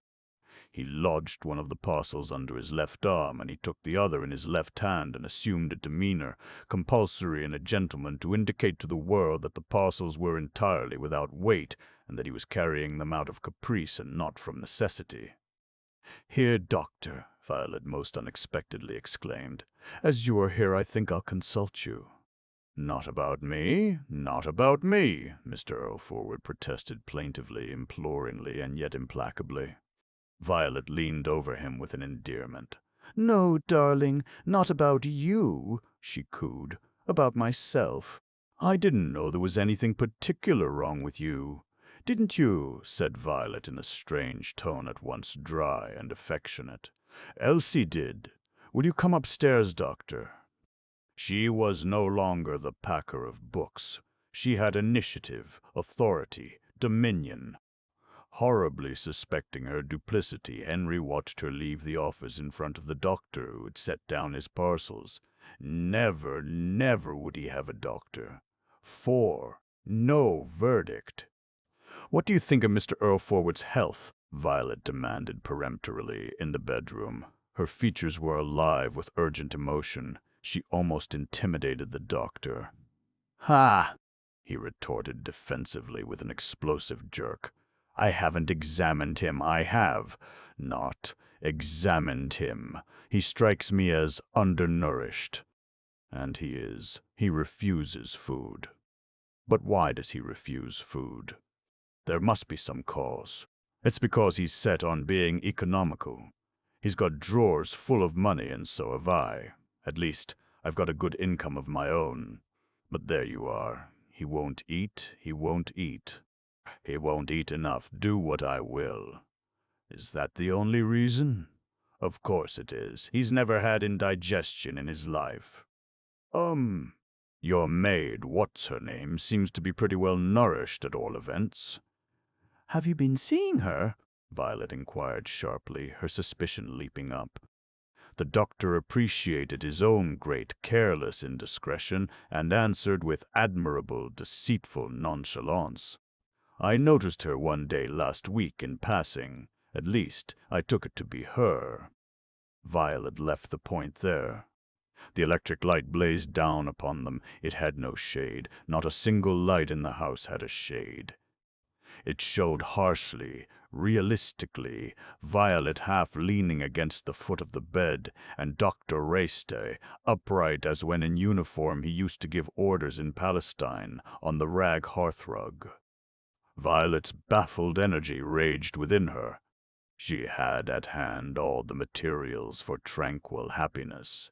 Affection, money, temperament, sagacity, an agreeable occupation, and they were stultified by the mysterious, morbid, absurd, inexcusable, and triumphant volition of her loving husband. Instead of happiness, she felt doom, doom closing in on her, on him, on the sentient house. My husband is a miser. I've encouraged him for the sake of peace. And so now you know, Doctor. An astounding confession to a stranger, a man to whom she had scarcely spoken before. But it relieved her. She made it with gusto, with passion. She had begun candor with Elsie in the morning. She was growing used to it. The domestic atmosphere itself had changed within 6 hours. That which had been tacitly denied for months was now admitted openly. Truth had burst out. A few minutes earlier, vain chatter about hospitals, trifling and vain commercial transactions, make-believes, incredible futilities, ghastly nothings. And now the dreadful reality exposed. And at that very moment Henry in his office, to maintain to himself the frightful pretense, was squandering the remains of his vitality in the intolerably petty details of business. "Well," said Dr. Rastay primly, "the first law of his actions was self-preservation. There isn't a great deal to be done until you can persuade him to have professional advice. And you? What is it with you? You don't look much better than your husband." "Oh, doctor," Violet cried, suddenly plaintive. "I don't know. You must examine me. Perhaps I ought to have come to you before." At this point the light went out, and they were in darkness. "Oh, dear!" A sort of despair in Violet's voice now. "I knew that lamp would be going soon." The fact was that the lamps in the house generally had begun to go. All of them had passed their allotted span of 1,000 burning hours. 2 in the shop had failed.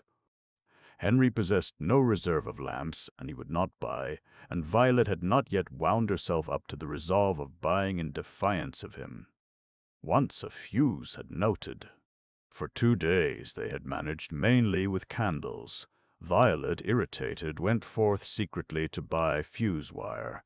She returned, and with a half-playful, half-resentful gesture threw the wire almost in his face, but it had happened that during her absence he had inserted a new fuse made from a double thickness of soda-water bottle wire which he had picked up from somewhere. His reproaches, though unspoken, were hard for her to bear. The doctor promptly struck a match, and Violet lit the candle on the night table. "I'm afraid I can't examine you by that light," said the doctor. "Oh, dear!" She nearly wept, then masterfully took hold of herself. "I know!" She rushed to the bathroom, stood on the orange box, and detached the bathroom lamp, and returned with it to the bedroom. "Here, this will do." The doctor climbed onto a chair. As soon as he had fixed the new lamp, Violet economically blew out the candle, and then, quaking, she yielded up her body in the glacial chill of the room for the trial and verdict which would reassure or agonize her. However, she was neither reassured or agonized. There was no verdict.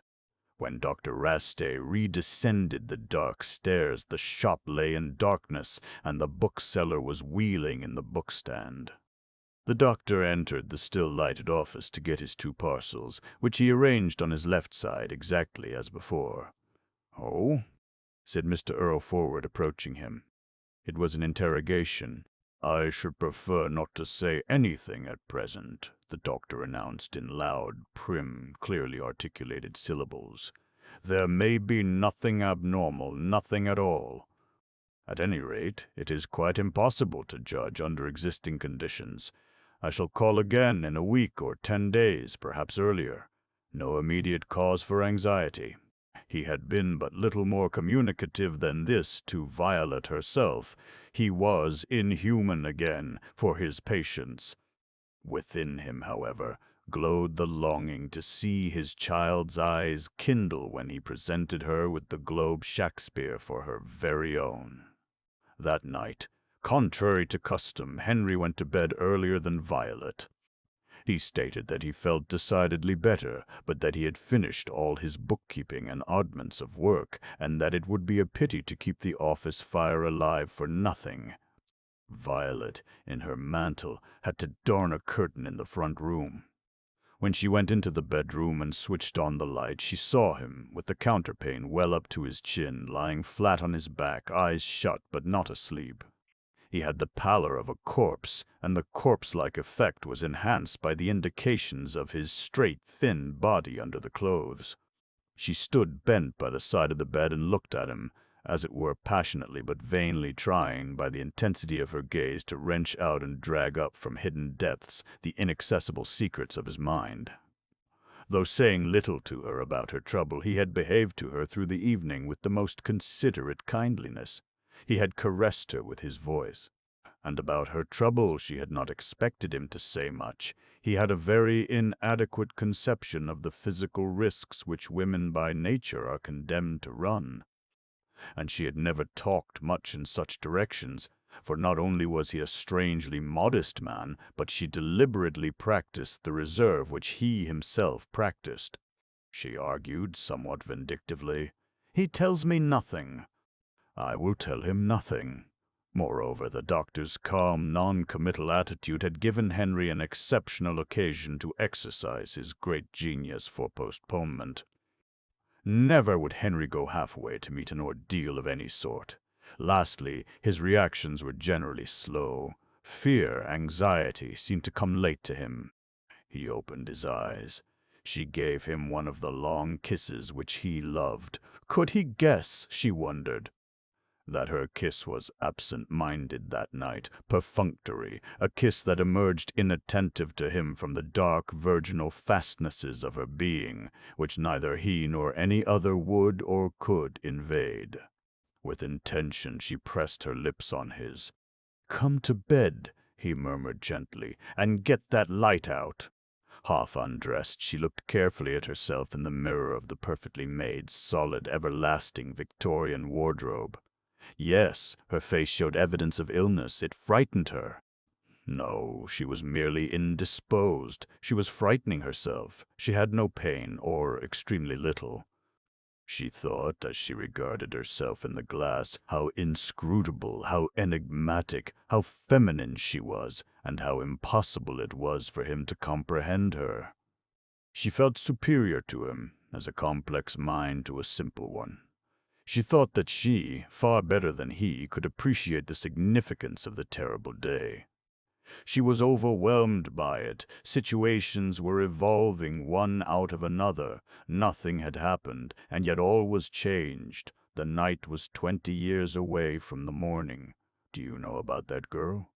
he asked with soft weariness when she had slipped into bed and the light was out. "No." "Elsie? What?"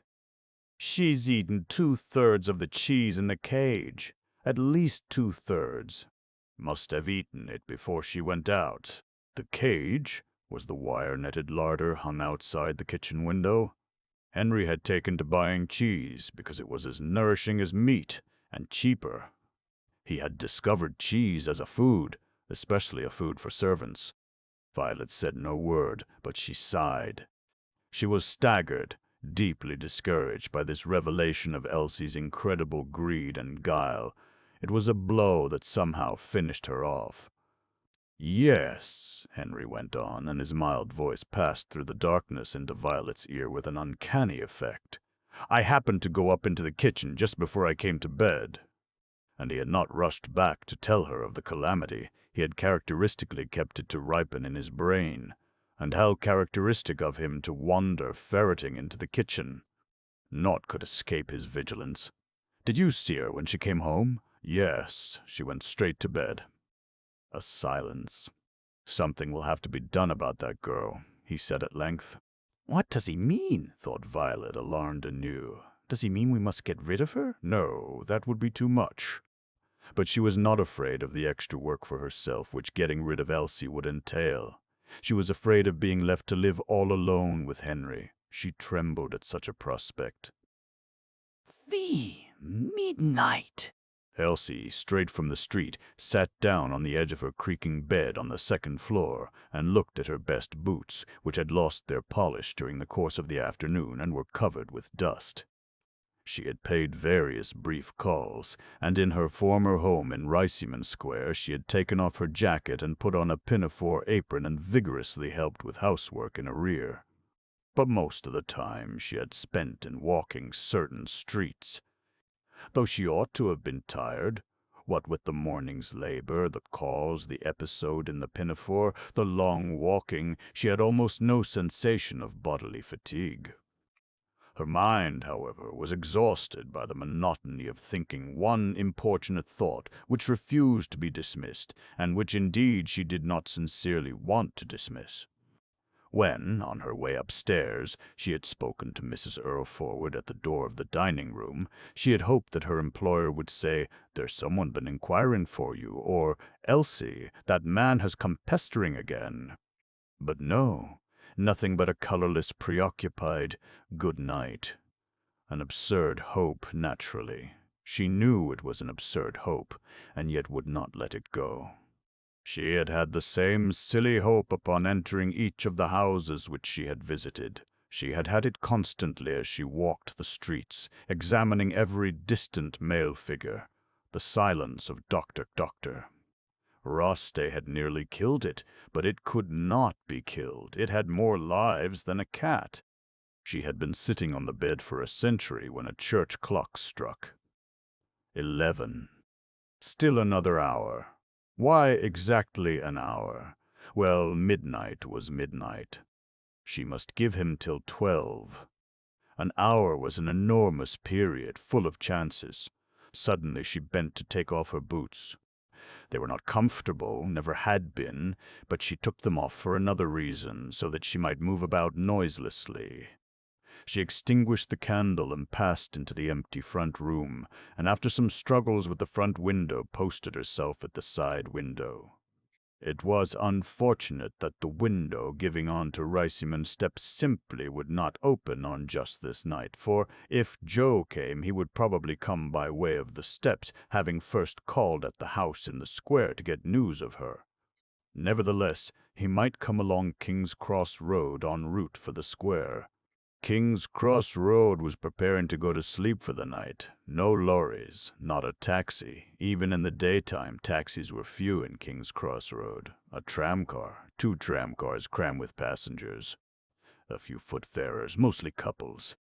The Nell Gwynn Tavern was dark, save for a window in the top story where the barmaid slept. Down to the left, a cold, vague glare showed the locality of the loading yard of the big post office. She could not see the pavement beneath the window, thus she might miss him. Cautiously and silently she opened the window wider. The bulb pots were on the sill. Mrs. Earlforward had forgotten to bring them in. Elsie brought them in. A transient, sympathetic thought for Mrs. Earlforward in her trouble. She leaned her body out of the window and felt the modest feather of her hat brush against the window frame. She could see everything perfectly now, north and south. No wanderer could escape her vision. At intervals, not a sign of either vehicle or footfarers. The road would be utterly deserted, and the street lamps seemed to be wasted. Then a policeman. He never looked up, never suspected that Elsie had her eye on him. Then a tramcar, empty save for a few woeful figures, a vast waste of tramcar. She fancied she saw him approaching from the direction of the police station. No, not a bit like him. She fancied she heard a sound in the room behind her. Incredible that her first notion should be that Joe had somehow entered the house and meant to surprise her with a long hug, and that the far more obvious explanation of surveillance by Mr. or Mrs. Earlforward should come to her only second. But so it was. Neither was correct. In the excited tension of her nerves she had merely imagined the sound. This delusion made her ashamed of her infatuated vigil. She had withdrawn into the room, but after a moment, despite shame, she resumed her post. The night was calm and not very cold, but no frost would have driven her inside. The sky was thickly clouded. She did not raise her eyes to it. Weather did not exist for her. Another tramcar thundered past. She did not hear it, only saw it, and, as a fact, nobody in the house ever heard the tramcars nor felt, save rarely, the vibrations which they caused. Elsie was far gone now in her madness, and yet more sane every minute. She felt herself in Joe's arms, heard herself murmuring to him, and he mute and passionate, and at the same time she well realized that she was merely indulging herself in foolishness. She was happy in the expectation of bliss, and wretched in the assurance of its impossibility. The church clock began to strike. Could a whole hour have gone by? It seemed more like a quarter of an hour. She had her great sorrow, and superimposed on it a childish regret that the expectant watching was over. She had enjoyed the vigil, and it appeared now that no balm whatever remained to her. Reluctantly she drew in her body and shut the window softly, shutting out the last vestige of hope, and carrying with her, as she padded back to her bedroom, the full sense of her unbelievable silliness. Her mind swerved round to Mrs. Earlforward's ordeal. Her heart overflowed with benevolence towards Mrs. Earlforward, and with a sublime determination to stand by Mrs. Earlforward in any crisis that might arise. She forgot herself for a space, and became tranquil and cheerful and uplifted. Then she felt hungry. Since midday she had eaten little, having refused offers of meals on her visits, and accepted only snacks, lest she might deplete larders already very inadequate. She took the candle into the kitchen cautiously, but also with a certain domination, for at nights the entire second floor was her realm. She opened the kitchen window in the cage, and procured for herself more of the diminished cheese and 1 or 2 cold potatoes and a piece of bread crust. Then she arranged the side flap of sacking on the cage to protect it against possible rain. She ate slowly, enjoying with deliberation each morsel. After all, she had one positive pleasure in life. She knew she was wicked. She knew she was a thief. She did not defend herself by subtle arguments. Of late she had been stealing more and more, and had received no reproach. She thought they had given up taking stock of the larder. She was becoming a hardened criminal, 6 Henry's plot. When Violet awoke the next morning at the appointed time for waking, and heard the familiar muffled sounds of Elsie's activity, she was tempted to stay in bed. She had not had a good night, and she felt quite disturbingly unwell. Indeed, her physical sensations, although not those of acute pain, alarmed her by a certain fundamental quality involving the very basis of her vitality. But she resisted the temptation, apprehensive of the results, on herself and on the household organism, of any change of habit. The upset would be terrible if she failed in her daily rule. Henry would maintain his calm, but beneath the calm, what a state he would be in. She knew him, she said to herself. I shall be better on my feet, and I shall worry less. So she arose to the cold room and to the cold water. Henry was quite bland and cheerful, and said that he had slept well. It was his custom to get up as soon as Violet had washed. He did not get up. Aren't you going to get up? I've finished here. She was folding the towel. I think I shall stay where I am for a bit, he announced with tranquillity. It was just as if he had given her a dizzying blow. This, then, was the beginning of the end. She crossed the room to the bed and gazed at him aghast. Now, Vi, he admonished her, pulling at his short beard. Now, Vi. There was so much affection, so much loving banter in his queer tone that her glance fell before his as it had not fallen for months. She covered her exposed throat with her cold, damp hands. I shall send for the doctor at once, she announced with vivacity, all her body tingling in sudden energy. You'll do nothing of the sort, he said. I've told you I'm all right, but I'll promise you one thing. Next time the medicine man comes to see you, he shall see me as well, if you like. Now. He changed his tone to the practical. You can attend to everything in the shop. Surely it can manage without me for a day or two. A day or two, she thought. Is he taking to his bed permanently? Is that it? And I shall save a clean shirt, he said reflectively. But, darling, if you're all right, why must you stay in bed? Please, please, do be open with me. You never are, if you know what I mean. She spoke with a plaintive and eager appeal, as it were girlishly. Her face, with an almost forgotten mobility, showed from moment to moment the varying moods of her emotion. Tears hung in her eyes, and she was less than half dressed. She looked as if she might sob, shriek, and drop in a hysterical paroxysm to the floor. "Something has to be done about that thief of an Elsie," Henry very calmly explained. "Of course, I could put a lock on the cage, but that might seem stingy, miserly, and I should be sorry if anybody thought we were that. Besides, she's a good sort in some ways. She's got to be frightened. She's got to be impressed. You send her in to me. You can talk to her yourself as much as you like afterwards, but send her in to me first. I'll teach her a lesson." "How? What are you going to say to her?" "I shall tell her we've had the doctor and make out I'm very ill indeed, and we'll see if that won't shake her up. We'll see if she'll keep on picking and stealing after that. That ought to sober her down. And it will, too. Something must be done." Violet was amazed at this revelation of his mentality. She had a new source of alarm now. No doubt the plan would work, but what a plan! How funny! She meant morbid. Could she cross him? Could she deride the plan? She dared not. She dared not trifle with a man in his condition, and the worst was that he might, after all, be only pretending to pretend he was very ill. He might really be very ill. "Elsie," she said shortly in the kitchen, "go to your master. He wants to speak to you. Is he in the office already, Mum?" "No, he isn't in the office already. He's in bed. Now run along, do." As soon as Elsie was gone, Violet examined the hanging larder. The ravage was appalling. Where in heaven's name did the girl stow the food? Well might the doctor say that she was well nourished. A good thing if she was to be frightened. She deserved it. Ah! Violet did not know which way to turn in the moil of Henry's illness, Henry's morbidity, her own unnamed malady, and Elsie's shocking and incredible vice.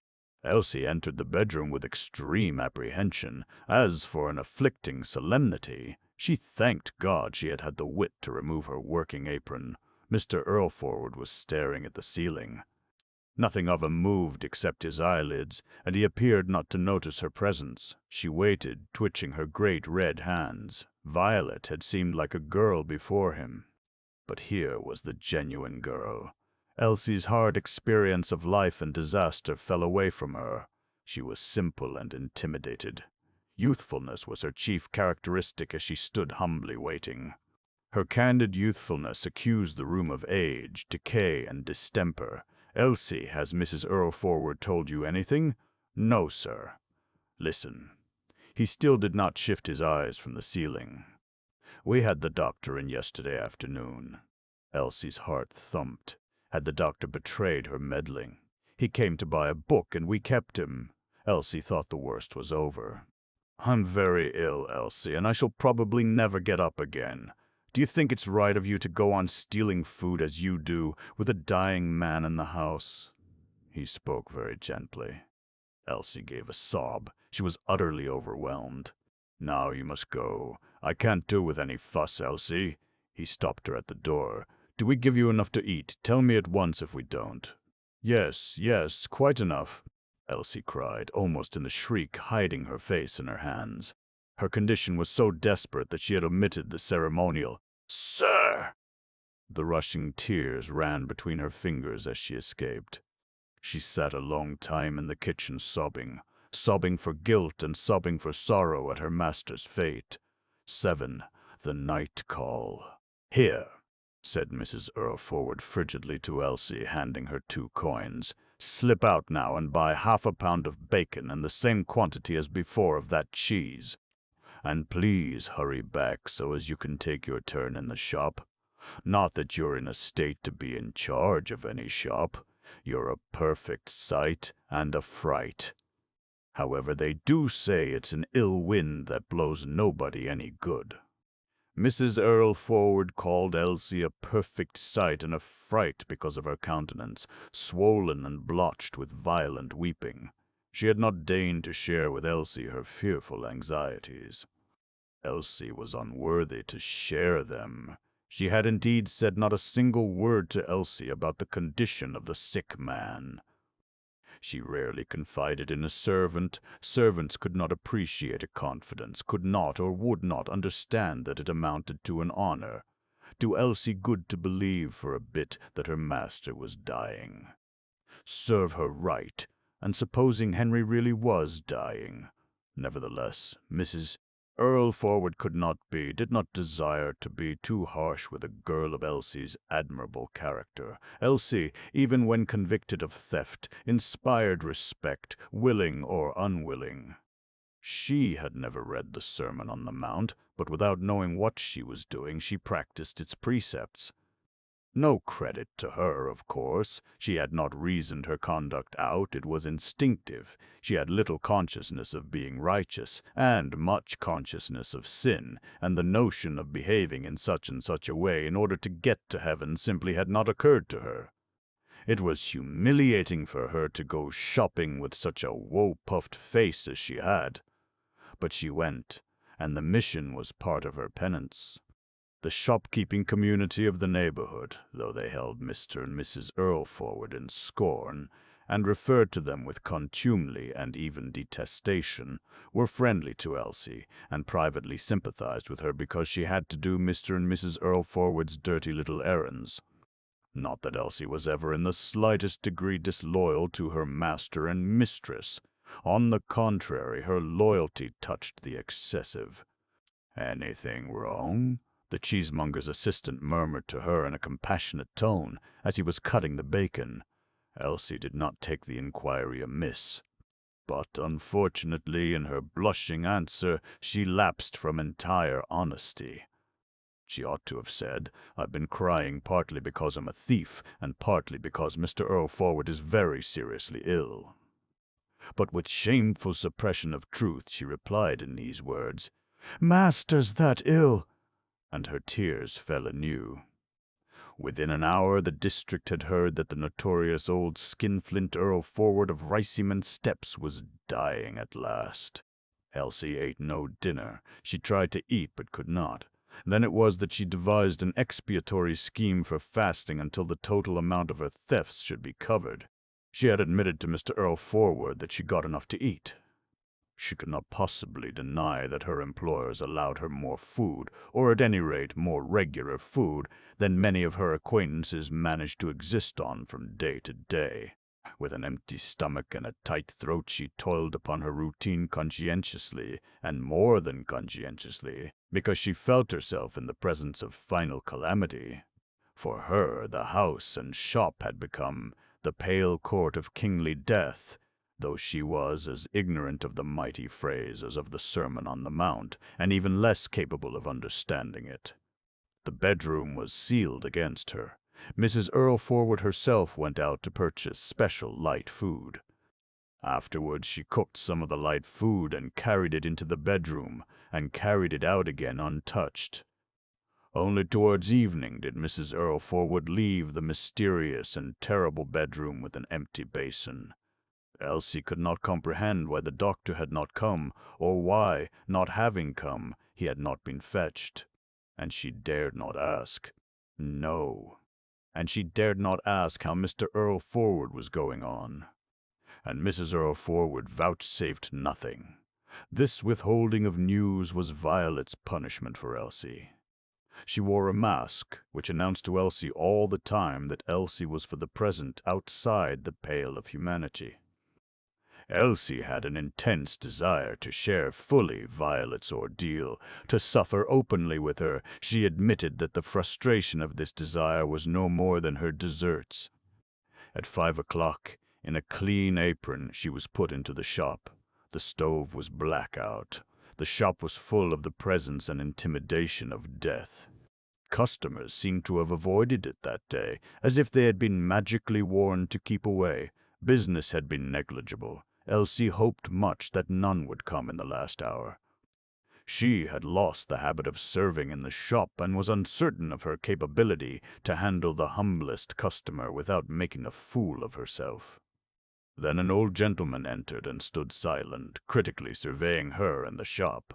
"Yes, sir. What can I—" The old gentleman saw a fat, fairly sensible face, and young, timid, kind eyes, and was rather attracted and mollified by the eyes, but he did not allow Elsie's gaze to soften more than a very little, his just resentment at the spectacle of an aproned charwoman, or at best a general servant in charge of a bookshop. "You can't," he said sharply, moving his ancient head slowly from side to side in a firm negative. "I see Mr. Earlforward." "The master isn't very well, sir."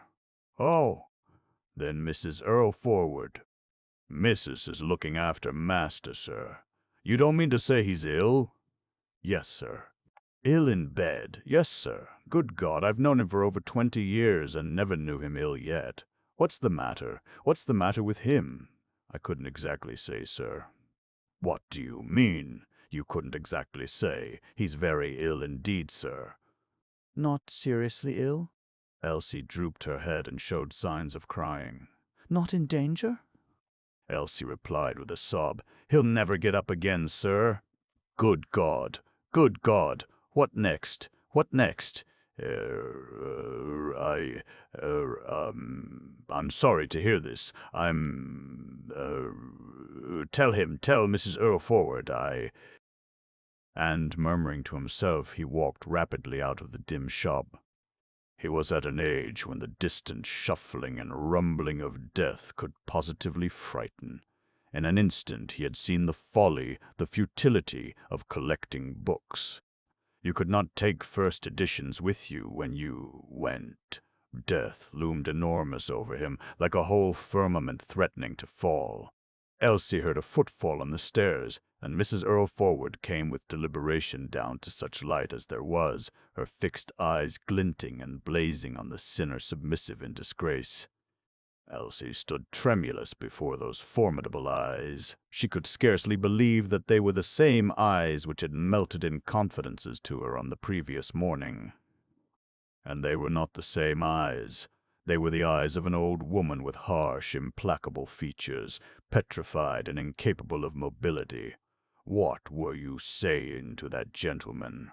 "I was only telling him he couldn't see you or master because master was ill, mim." "But didn't I hear you say your master would never get up again?" Elsie quivered and made no response, no defense. "What do you mean by saying such a thing? How dare you say such a thing? It isn't true. It isn't true. And even if it was true, do you suppose I want everybody to know about our private affairs?" "You must have gone out of your mind." She waited for an answer from Elsie. None came. Elsie could not articulate. Then Mrs. Earlforward finished abrupt and tyrannical. "Shut the shop!" Elsie found speech. "It's only 6:15, ma. There's a quarter of an hour yet," she said weakly, but bravely. "Shut the shop, I tell you." Elsie went outside and began to wheel in the bookstand. A vision of Joe leaped up in her mind, and she gazed east and west to see if by chance he might be arriving a day late at that moment. The vision of Joe vanished from her mind. She thought, "This will be the last time I shall ever wheel in the bookstand." Then, from habit, she raked down the ashes from the stove. "What's the good of raking the stove when you know it's out?" Mrs. Earlforward exclaimed. "Nothing can burn away if it's out. Where are your brains, wasting time?" Mrs. Earlforward marched across the shop, banged the door to, and fastened it violently, definitely. And Elsie thought, "That door'll never open for master's customers again." "Get upstairs," ordained Mrs. Earlforward. Within 10 seconds, the shop and the office were in darkness. That evening, Elsie had none but strictly official communication with Mrs. Earlforward, who never once removed her mask, nor by any sign invited Elsie to come back within the warm pale of humanity. The girl did not even know whether she was at liberty to retire to bed, or whether, in the exceptional circumstances, she ought to stay up on the chance of being needed. At last, in the soundless house, her common sense told her to go to her room. If she was required, she could dress in a minute, and it would be just as easy for Mrs. Earlforward to call her in the bedroom as in the kitchen. She had certainly no clear intention, as she closed the bedroom door, of disturbing the ashes of her passion for Joe, and it was almost mechanically, or subconsciously, that she got his letter from its safety in a drawer. Of late she had not been reading it so often. The envelope was no longer an envelope, but two separate pieces of paper held together only by the habit of association. The letter itself was very dirty and worn out at all the creases, some of which were no longer creases but rents. As she held it gingerly in her hands, one of the squares into which the creases divided it fell off from the main body and sank with flutters to the floor. For weeks she had feared that this would happen. Necessarily she took it for an omen. Something had to be done at once if destiny was to be countered. Her thoughts ran down to the office for aid. But the office was 2 floors away, and in the night, off duty, she had no right to leave the top floor. Still less had she the right to leave the top floor in order to commit a theft. And she might be heard by the sharp, exasperated ears of her mistress and caught. But the letter was so pathetic that she could not resist its appeal. She seized the candle, and in stockinged feet, slowly and with every precaution against noise, descended the stairs like the thief she was. On the desk in the office was a small cardboard box, in which somebody at some time in history had once received false teeth from a dentist. This box was the receptacle for stamp paper. In the shadowy and reproachful and menacing office, Elsie slid open the box and stole from it quite 6 good inches of stamp paper. Contrition for sin had perished in her. She was the hardened sinner. She could not learn from experience. It seemed to her that she sinned nightly now. Here her master was dying, her mistress ill and in misery, and she was thieving stamp paper. She arrived upstairs again without discovery. Her nerves were shaken, as if she had crossed Niagara on a tight rope. Mr. Earlforward could do marvels of repair with stamp paper, but Elsie had not his skill. Working on the empty toilet table, she did little but make the letter adhere to the surface of the table. Then, through a too brusque movement, she seriously tore the letter, and not in the line of a crease either. The paper was worn out by use, and had no virtue left. This was too much for Elsie's self-control. She had stood everything, but she could not stand the trifling accident. She scrunched the pieces of the letter in her powerful hand. Why should she keep the letter? She was a perfect fool to keep the letter, reminding her and reminding her. She held the ball of paper to the candle. It lit slowly, but it lit. The paper spread a little with the heat. She could read, "I know I shall get better." She dropped the burning letter, and it smoked and blackened and writhed on the floor, and nothing survived of it save some charred corners, a lot of smoke, and a strong smell of fire. Elsie now had the sensation of being alone in the world. The reaction was hunger. Hunger swept over her like a visitation. For 24 hours she had not eaten enough to satisfy a cat, to say nothing of a robust and active young woman. Her fancy could taste the lovely taste of bacon. She thought of all other lovely tastes, and there were many. She thought obscurely, perhaps not in actual words. Eating is my only joy now. All else is vain, but eating is real. She thought of the cage and its contents. But Mr. Earlforward was dying, and Mrs. Earlforward in misery, and death was waiting to spring out from some dark corner of the house. The house was peopled with the mysterious harbingers of death. Still, the idea of the bacon bewitched her.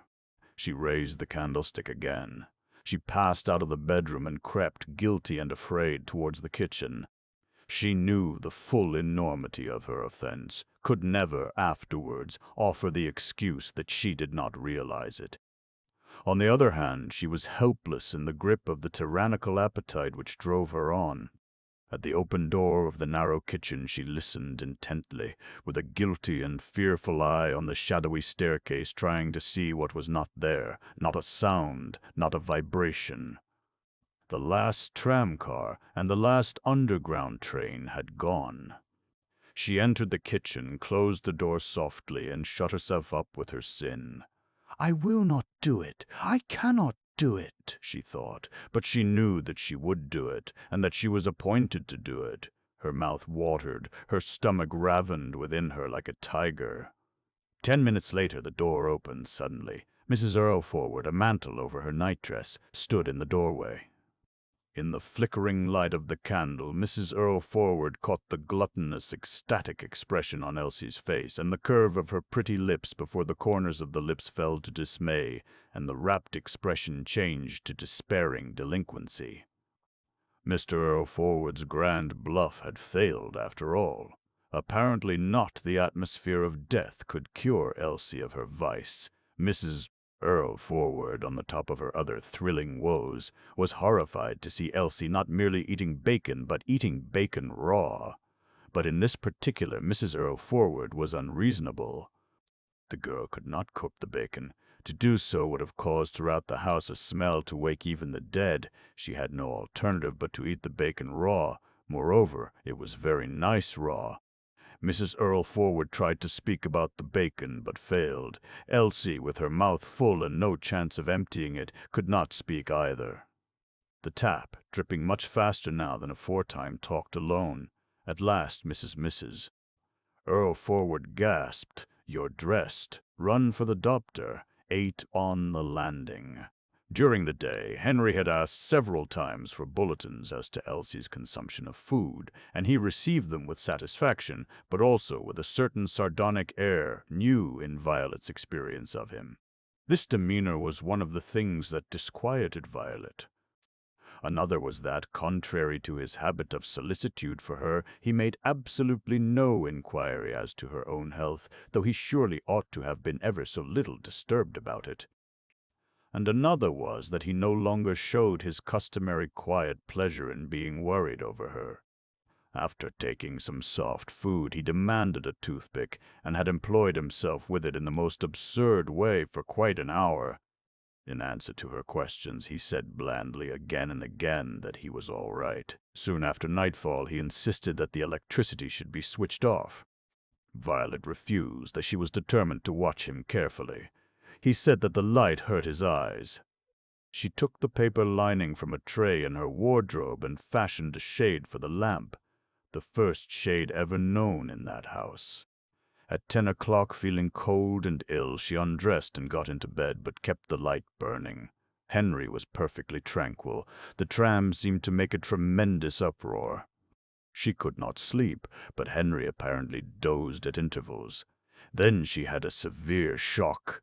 He was violently sick. "What's this? What's this?" he murmured feebly and sadly. He did not know what it was, but Violet, who had witnessed a deal of physical life during her peregrinations with the clerk of the works, knew what it was. It was what Violet's varied acquaintances had commonly called, in tones of awe on account of its seriousness, the coffee grounds vomit. It was, indeed, a sinister phenomenon. Henry had dropped back exhausted. His forehead was wet and his hair damp with perspiration. Also, he seemed to be terrorized, he who was never afraid until hours or days after the event. At this point it was that Violet went out of the bedroom to send Elsie for the doctor. As soon as Elsie was gone, Violet dressed. She still felt very cold and ill. The minutes dragged. Henry lay inert. His aspect had considerably worsened. The facial emaciation was accentuated, and the pallor of the ears and the lips, and even his beard and hair were limp as if from their own fatigue. Elsie's greed was now an infinitesimal thing in Violet's mind, and the importance attached to it struck her as wildly absurd, yet she had a strange, cruel desire which she repressed. To say to Henry, "Your bluff has failed, your bluff has failed, and look at you." She thought of the approaching Christmas, for which she had secretly been making plans for merriment. She had meant to get Elsie's aid, because she knew that Elsie had in her the instincts of fancy and romance. Pathetic. She thought of her anger at Elsie's indiscretion in telling a customer that the master would never get up again. Ridiculous anger.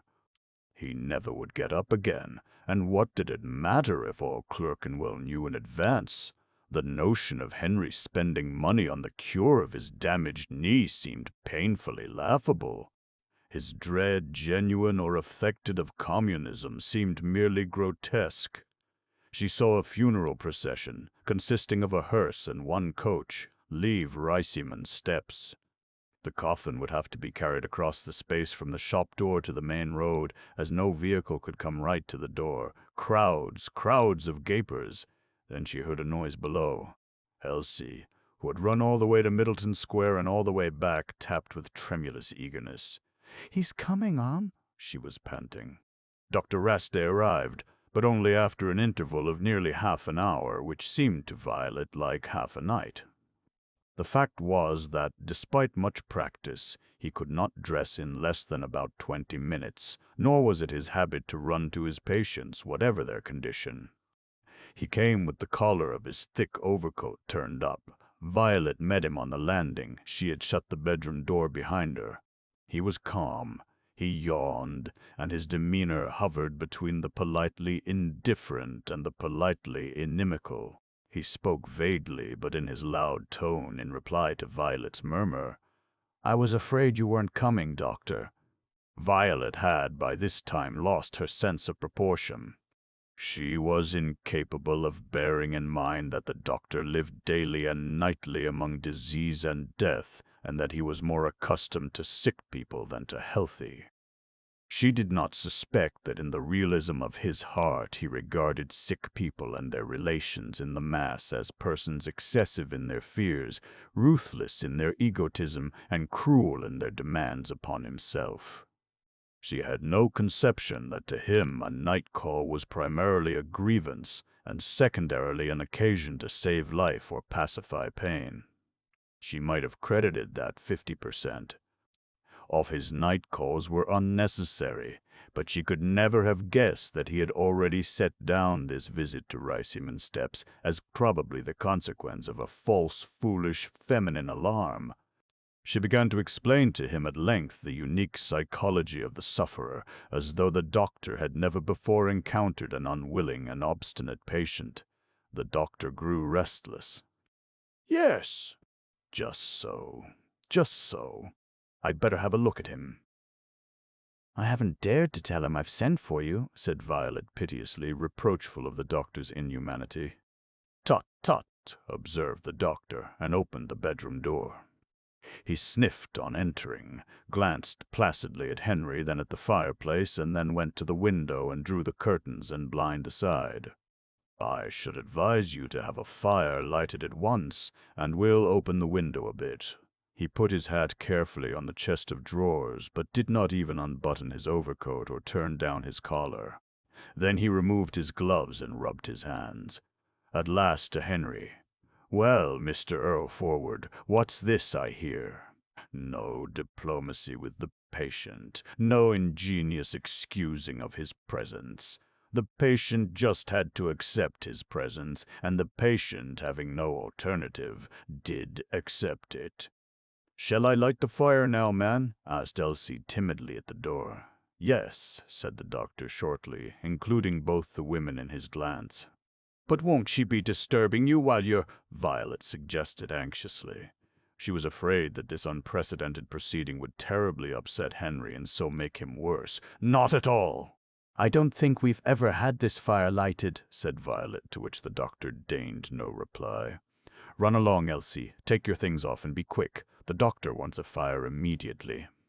Before the doctor, changed now from an aggrieved human being into a scrupulously conscientious professional adviser, had finished his examination, the room was half full of smoke. Violet could not help looking at Elsie reproachfully, as if to say, "Really, Elsie, you should be able to control the chimney better than this, and your master so ill." The patient coughed excessively, but everyone knew that the coughing was merely his protest against the madness of lighting a fire. "I'm too hot," he muttered. "I'm too hot." And such was the power of autosuggestion that he did in fact feel too hot, though the fire had not begun to give out any appreciable heat. He privately determined to have the fire out as soon as the doctor had departed. A limit must be set to folly after all. However, Henry was at once faced with a great new crisis which diminished the question of the fire to a detail. "I can't come to any conclusion without washing out the stomach," said Dr. Rasty, turning to Violet and then turning back quickly to Henry. "You say you've no pain there? You're sure?" And he touched a particular point on the chest. "None," replied Henry. "The fellow is lying," thought the doctor. "It's amazing how they will lie. I bet anything he's lying. Why do they lie?" Nevertheless, the doctor could not be quite sure, and he had a general preference for not being quite sure. He liked to postpone judgment. "I don't mind having my stomach washed out," Henry murmured blandly. "No, of course not. I'll telephone to the hospital early tomorrow, and Mrs. Earlforward will take you round there in a cab. And to Violet, you'll see he's well covered, won't you?" "I will," Violet weakly agreed. "But I don't want to go to any hospital," was Henry's second protest. "Why can't you do the business here?" "Impossible in a house," the doctor announced. "You can only do that sort of thing where you've got all the apparatus and conveniences. But I'll make it all smooth for you." Oh no, not to a hospital," the doctor said callously.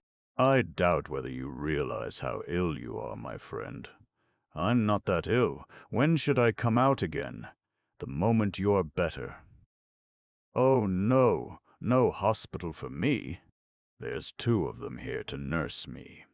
Your wife is not in a condition to nurse you. You must remember that, please. Better get him there by 11 o'clock. I shall probably be there first. I'll give you the order to let you in." Henry ceased to cough. He ceased to feel hot. His condition suddenly improved in a marvelous way. He had been ill. He admitted now that he had been chronically ill. He had first begun to feel ill either just before or soon after the eating of the wedding cake on his bridal night, but he was now better, much better. He was aware of a wonderful amelioration which surprised even himself. At any rate, he would not go into a hospital. The enterprise was too enormous and too perilous. Once in, when would he get out again? And nurses were frightful bullies. He would be helpless in a hospital. And his business? It would fall to ruin. Everything would get askew. And the household? Astounding foolishness would be committed in the house if he lost his grip on it. He could manage his business, and he could manage his household, and nobody else could. Besides, there was no sound reason for going into a hospital. As for washing out his stomach, if that was all, give him some mustard and some warm water, and he would undertake to do the trick in 2 minutes. The doctor evidently desired to make something out of nothing. They were all the same, and women were all the same too. He had imagined that Violet was not like other women, but he had been mistaken. She had lost her head. Otherwise she would never have sent for the doctor in the middle of the night. The doctor would undoubtedly charge double for a night visit, and the fire choking and roasting him. He saw himself in the midst of a vast general lunacy and conspiracy, and he alone maintaining ordinary common sense and honesty. He felt the whole world against him, but he could fight the whole world. He had perfect confidence in the fundamental hard strength of his nature. Then he observed that the other 2 had left the room. Yet he did not remember seeing them go. Elsie came back, her face smudged, to watch the progress of the fire, which was no longer smoking. "Where's your mistress, my girl? She's talking to the doctor on the landing, sir." "You see," the doctor was saying in a low voice to Violet, "it may be cancer at the cardiac end of the stomach. I don't say it is, but it may be." That would account for the absence of appetite and for other symptoms. In the moonlight he saw Violet wiping her eyes. "Come, come, Mrs. Earlforward, you mustn't give way." "It's not that," Violet spluttered, who was crying at the thought that she had consistently misjudged Henry for many months past. Not from miserliness, but from illness had he been refusing to eat. He could not eat normally. He was a stricken man, and to herself she had been accusing him of the meanest avarice and the lowest stupidity. She now in a flash acquitted him on every charge and made him perfect. His astounding secretiveness as to his condition she tried to attribute to a regard for her feelings. "What are we to do?" "What am I to do?" "Oh," said Dr. Rasty, "don't let that worry you. We'll get him away all right tomorrow morning. I'll come myself and fetch him." At the same moment they both saw the bedroom door open and the lank figure of the patient in his blue-gray nightshirt emerge. The light was behind him and threw his shadow across them. Elsie stood scared in the background. "It's not the slightest use you two standing chattering there," Henry murmured bitterly. "I'm not going into a hospital, so you may as well know it." "Oh, Henry." "Better get back to bed, Mr. Earlforward," said the doctor rather grimly and coldly. "I'm going back to bed. I don't need you or anybody else to tell me I oughtn't to be out here. I'm going back to bed." And he limped back to bed triumphant. Dr. Rasty, who thought that he had nothing to learn about the strange possibilities of human behavior, discovered that he had been mistaken. He could not hide that he was somewhat impressed. He again assured Violet that it would be all right in the morning, but he was not very convincing. As for Violet, since Dr. Rasty was a little man, she did not consider that he had much chance morally against her husband, who was unlike all other men, and, indeed, the most formidable man on earth. 9 Violet's victory. "How do you feel, my girl?" Henry asked. They lay again in bed together. Before leaving, the doctor had given, with casualness, certain instructions, not apparently important, which Violet had carried out, having understood that there was no immediate danger to her husband, and also that there was nothing immediately to be done. Dr. Rasty's final remarks, as he departed, had had a sardonic tone, almost cynical, which had at first abraded Violet's sensitiveness, but later she had said to herself, "After all, with a patient like Henry, what can you expect a doctor to do?" And she had accepted and begun to share the doctor's attitude. A patient might be very seriously ill. He might be dying of cancer, and yet by his callous and stupid obstinacy alienate your sympathies from him. Human sympathies were as precarious as that. She admitted it. A few minutes earlier she had lifted Henry to a pedestal of perfection. Now she dashed him down from it. "I know I oughtn't to feel as I do, but I do feel as I do." And she even confirmed herself in harshness.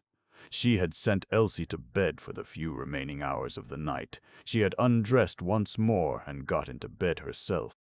The light of the fire played faintly at intervals on the astonished ceiling, and sometimes shafts of moonlight could be discerned through an aperture in the thick, drawn curtains.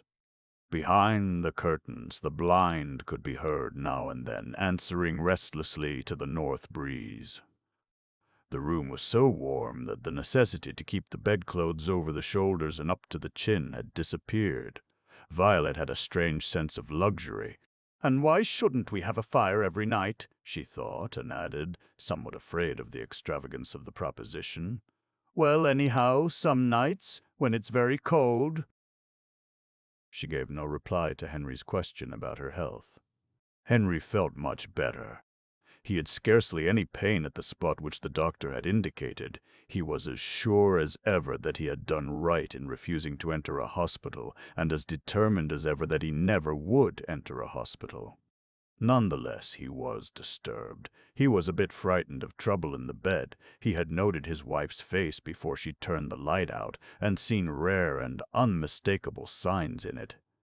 His illness was not now the important matter, nor her illness either. The important matter was their sentimental relations. He knew that he had estranged her. Convinced of the justice of his own cause and of the folly of doctors and wives, he was yet apprehensive, and had somehow a quite illogical conviction of guilt.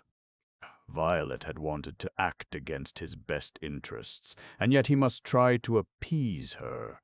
It was more important to appease her than to get well. Dr. Raste, or anybody else, looking at the couple lying beneath Violet's splendid eiderdown, which still by contrast intensified the dowdiness and shabbiness of the rest of the room, would have seen merely a middle-aged man and a middle-aged woman with haggard faces worn by illness, fatigue, privations, and fear. But Henry did not picture himself and Violet thus, nor Violet herself and Henry. Henry did not feel middle-aged. He did not feel himself to be any particular age. His interest in life and in his own existence had not diminished during the enormous length of time which had elapsed since he first came into Riceyman Steps as a young man. In his heart he felt no older than on that first night. He did not feel that he now in the least corresponded to his youthful conception of a middle-aged man. He did not feel that he was as old as other men whom he knew to be of about his own age. He thought that he alone had mysteriously remained young among his generation. For him, his gray hairs had no significance. They were an accident. Then, in regard to his notion of Violet, he knew that all women were alike, but with one exception, Violet. Women were women, and Violet was thrice a woman. He was aware of her age arithmetically, for he had seen her birth certificate, but in practice she was a girl. Well, perhaps a little more than a girl, but not much more. And she had for him a romantic quality perceptible in no other woman. He admired certain efficiencies in her, but he could not have said why she was so important to him, nor why he was vaguely afraid of her frown, why it was so urgent for him to stand well with her. He could defeat her in battle. He had more common sense than she had, more authority, a surer grasp of things. He could see farther. He was more straightforward. In fact, a superior being.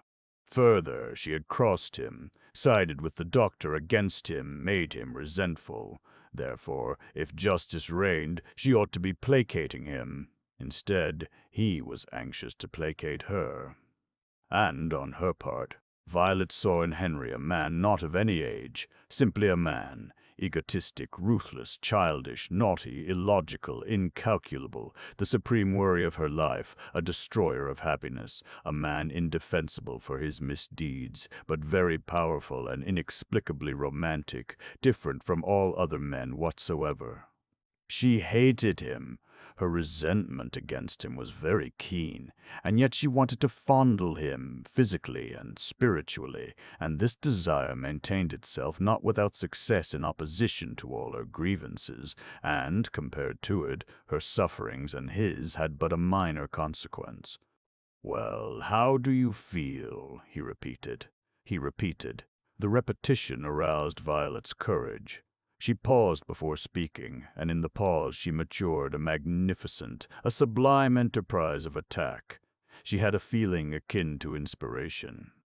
She flouted his illness, his tremendous power, her own weakness and pain. She did not care what happened. No risk could check her. "You don't care how I am?" she began quietly and bitterly. "Did you show the slightest in me all yesterday?"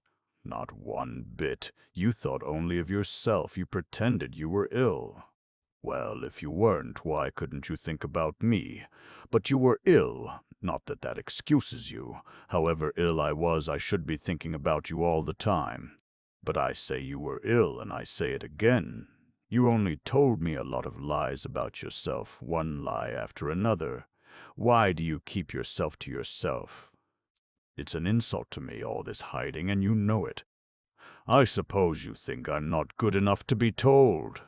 I can tell you one thing, and I've said it before, and this is the last time I ever shall say it. You've taught me to sew my mouth up, too. That's what you've done with your everlasting secrecy. I always said you're the most selfish and cruel man that ever was. You're ill, and the doctor says you ought to go to a hospital, and you won't. Why? Doesn't everybody go into a hospital sometime or another? A hospital's not good for you. That's it. It suits you better to stop here and be nursed night and day by your wife. Don't matter how ill I am. I've got to nurse you and look after the shop as well. It'll kill me, but a fat lot you care about that. And if you hadn't deceived me and told me a lot of lies, you might have been all right by this time, because I should have had the doctor in earlier, and we should have known where we were then. But how was I to know how ill you are? How was I to know I'd married a liar besides a miser? Henry interjected quietly. I told you long ago that the reason I didn't eat was because I'd got indigestion. But you wouldn't believe me. Violet's voice rose. Oh, you did you? Yes, you did tell me once. You needn't think I don't remember. It was that night I cooked a beautiful bit of steak for you, and you wouldn't touch it. Yes, you did tell me, and it was the truth, and I didn't believe it. And you were glad I didn't believe it. You didn't want me to believe it. You're very knowing, Henry, aren't you? You say a thing once, and then it's been said, it's finished with. And then afterwards you can always say, but I told you. And you're always so polite, as if that made any difference. I wish to God often you weren't so polite. My first husband wasn't very polite, and I've known the time when he's laid his hand on me, knocked me about. Yes, and more than once. I was young then. Disgusting, you'd call it. And I've never told a soul before, not likely. But what I say is I'd sooner be knocked about a bit and know what my man's really thinking about than live with a locked-up cast-iron safe like you. Yes, 100 times sooner. There's worse things than a blow, and every woman knows it. Well, you won't go to the hospital. That's all right. You won't go, and you won't go. But I shall go to the hospital. The doctor'll tell me to go, and the words won't be out of his mouth before I shall be gone. I can hear what's coming to me. I shall go, and I shall leave you with your Elsie, that eats you out of house and home. She was here before I came. I'm only a stranger.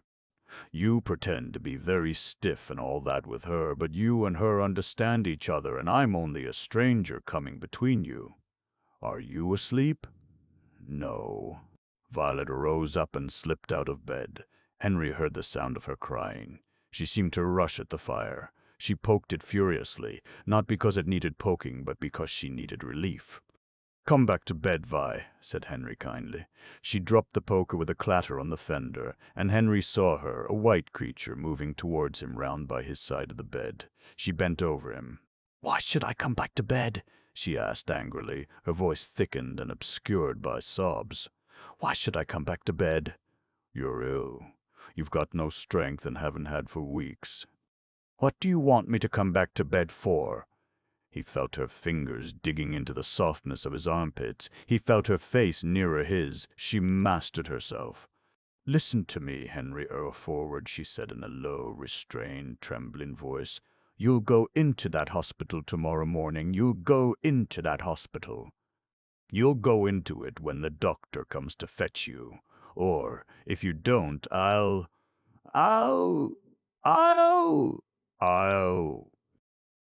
He felt her lips on his in a savage, embittered, and passionate kiss. She was heroical, he a pygmy, crushed by her might. He was afraid and enchanted. No, he thought, there never was another like her. Will you, will you, will you, will you? She insisted ruthlessly, and her voice was smothered in his lips. Very well, I'll go. I'll go. Her body fell limp upon his. She was not sobbing now, but feebly and softly weeping. With a sudden movement she stood upright, then ran to the door just as she was, fumbled for the knob in the darkness, and rushed out of the room, banging the door after her with a noise that formidably resounded through the whole house. Her victory was more than she could bear. Departure. In the morning, Dr. Raceta, unusually interested in the psychological aspect of the Earlforward affair, arrived at about 10 o'clock in a taxicab, prepared and well braced to make good his word to Violet. He remembered vividly his own rather cocksure phrase, "We'll get him away all right tomorrow." He was tired and overstrung, and therefore inclined to be violent and hasty in endeavor. He had his private apprehensions. He asked the driver to wait, meaning to have Henry captive and downstairs in quite a few minutes. His tactic was to take the patient by storm. He had disorganized his day's work in order to deal with the matter, and for the maintenance of self-respect he was bound to deal with it effectively. Further, he had arranged by telephone for a bed at the hospital. The front of the shop dashed him. The shop had not been opened. The milk can had not been brought within. There it stood, shockingly out of place at 10 a.m., proof enough that something very strange had happened or was happening at T.T. Riceyman's. He tried to open the door. It was locked. Then he noisily shook the door, and he decided to adopt the more customary course of knocking. He knocked and knocked. Little Mr. Belrose, the proprietor of the confectioner's opposite, emerged to watch the proceedings with interest, and two other people from the houses farther along the steps also observed. Evidently, Riceyman Steps was agog for strange and thrilling events. Dr. Rosti grew self-conscious under the gaze of Clerkenwell. No view of the interior of the shop could be had through the book-filled windows, and only a narrow slit of a view between the door blind and the frame of the door. Dr. Rosti peered through this and swore in a whisper. At length he saw Elsie approaching. "Isn't it about time you took your milk in?" he greeted her calmly, presenting her with the can when she opened the door. Elsie accepted the can in silence. The doctor entered the shop. Elsie shut and bolted the door. The morning's letters lay unheeded on the unswept floor at her feet. The doctor had the sensation of being imprisoned with her in the somber and chilly shop. A feeling of calamity weighed upon him. The stairs in the thick gloom at the back of the shop seemed to be leading upwards to terrible affairs. He thought of the taximeter ticking away threepences. "Well?" he inquired impatiently of the still silent Elsie. "Well, how's he getting on?" Elsie answered. "Missus must have been took bad in the night, sir. When I came down this morning she was lying on the sofa in the parlor, and I thought she was dead." "Yes, I did, sir. She was that cold you wouldn't believe. Not a stitch on her but her night things. And she was in a state, too." "I hope you got her back to bed at once," said the doctor. "I got her up to my bed, sir, and I half carried her. She wouldn't go to their bedroom for fear of frightening master, and him so bad, too. Of course you couldn't send for me because you'd no one to send, had you?" The doctor began to move towards the stairs. "Oh, I could have sent someone, sir. There's several about here could have gone. But I understood you were coming, and I said to myself half an hour more or less like, that can't make much difference.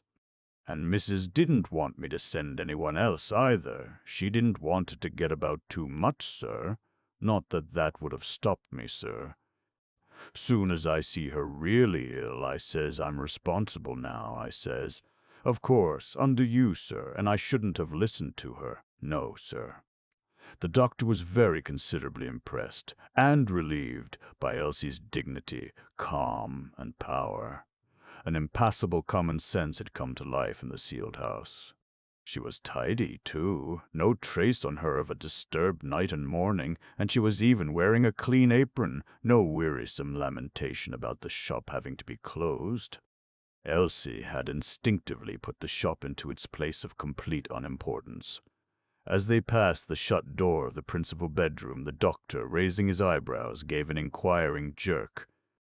"I did knock, sir. There was no answer, so I took the liberty of looking in. He seemed to be asleep." "You're sure he was asleep?" "Well, sir," said Elsie stolidly and yet startlingly, "he wasn't dead. I'll say that." They passed to the second floor. There lay the mistress on the servant's narrow bed, covered with Elsie's half-holiday garments on the top of the bedclothes. That Violet was extremely ill and in pain was obvious from the colors of her complexion and the sharp, defeated, appealing expression on her face. The doctor saw Elsie smile at her. It was a smile beaming out help and pure benevolence, and it actually brought some sort of a transient smiling response into the tragic features of the patient. It was one of the most wonderful things that the doctor had ever seen. Nobody could have guessed that only 36 hours before Elsie had been a thief convicted of stealing and eating raw bacon, and indeed the memory of the deplorable episode was erased as completely from Elsie's mind as from her mistress's. "I shall take you to the hospital at once, Mrs. Earlforward," the doctor said in his prim, gentle tone after the briefest examination. He added rather abruptly, "I've got a taxi waiting." "I think you've borne up marvelously." In a few moments he had changed his plans to meet the new developments, and he was now wondering whether he might not have difficulty in securing a bed for Mrs. Earlforward. "I shall see properly to Master, Min," Elsie put in. "I mean if he doesn't go to the hospital himself." Violet nodded acquiescence. She did not want to waste her strength in speech, or she might have told them of Henry's promise to her to go into hospital. Moreover, she was suffering too acutely to feel any strong interest in either Henry or anybody else. "We'll carry you to the cab," said the doctor, "and to Elsie. She must be dressed somehow, doesn't matter how." Violet murmured, "I'd sooner walk to the cab, doctor, if you know what I mean." "I can." "Well, if you can," he concurred in order not to upset her. When the summary dressing was done, Elsie having made 2 journeys to her employer's bedroom to fetch garments and hat, the doctor said to her confidentially, "We shall want some money. Have you any?" "Where is the money kept?" Experience had taught him never to disburse money for patients, and he had a very clear vision of the threepences ticking up outside in King's Cross Road.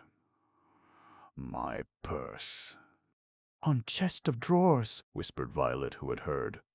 Elsie made a 3rd journey to the state bedroom. Oblivious of the proprieties, she had not knocked before, and she did not knock now. On the previous occasion, Mr. Earlforward had merely watched her with apparently dazed, indifferent eyes. But the instant she picked up the purse from the chest of drawers, he exclaimed, "Here." "Where are you going with that purse?" "Mrs. sent me for it," Elsie replied. From prudence, she would give him no more news than that of the situation. No knowing what he might attempt to do if he was fully apprised. Violet was carried downstairs and through the shop, and at the shop door she was set on her insecure feet, and Dr. Raste held her while Elsie unbolted.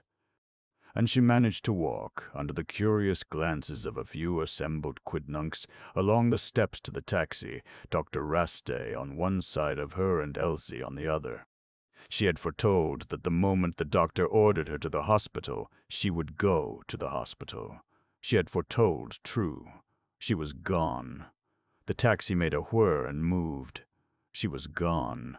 "I'll call this afternoon," the doctor shouted from the departing vehicle. In the shop again, the encouraging smile with which she had speeded her mistress still not yet expired from her round, fat face, Elsie picked up the milk can. The letters on the floor were disdained. She thought of her presentiment of the previous evening but one. "This will be the last time I shall ever wheel in the bookstand."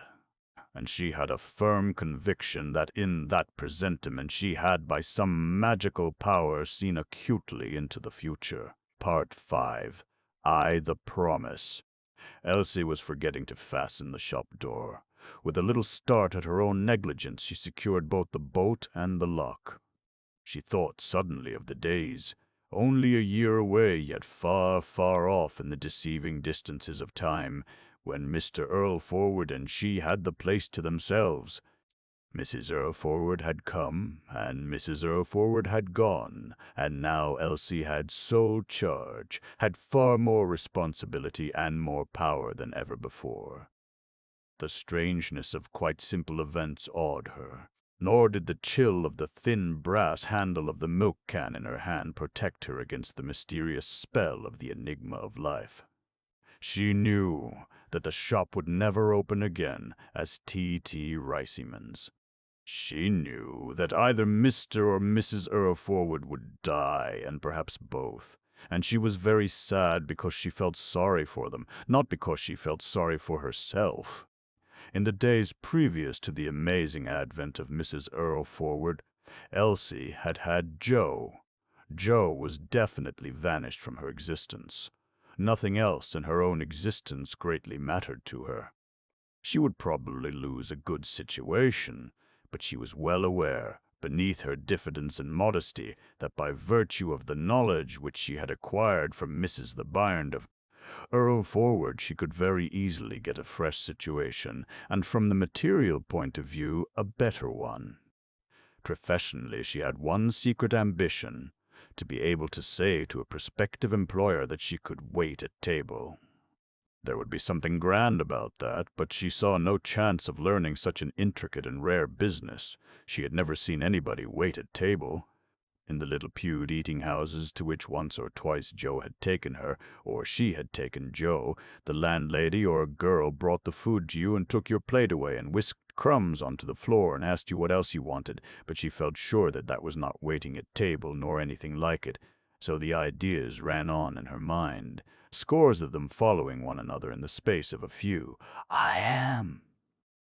The solitary demonic figure of Mr. Earlforward, fast in bed, was drawing her upstairs, and the shop was keeping her in the shop, and the plight of Mrs. Zarmond, Earlforward, was pulling her away towards St. Bartholomew's Hospital. And there she stood like a regular hard-faced silly, thinking about waiting at table.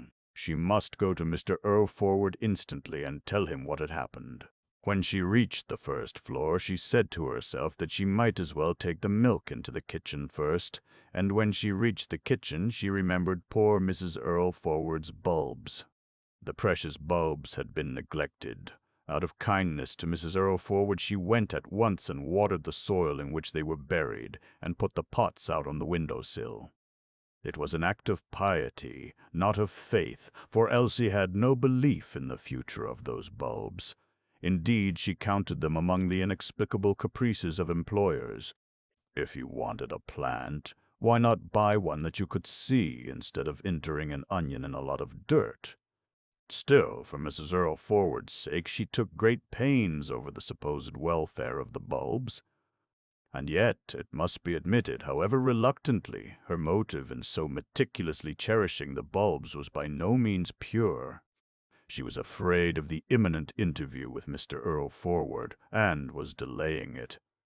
If she had been sure of herself in regard to Mr. Earlforward, she would not have spent 1 second on the bulbs. She would have disdained them utterly.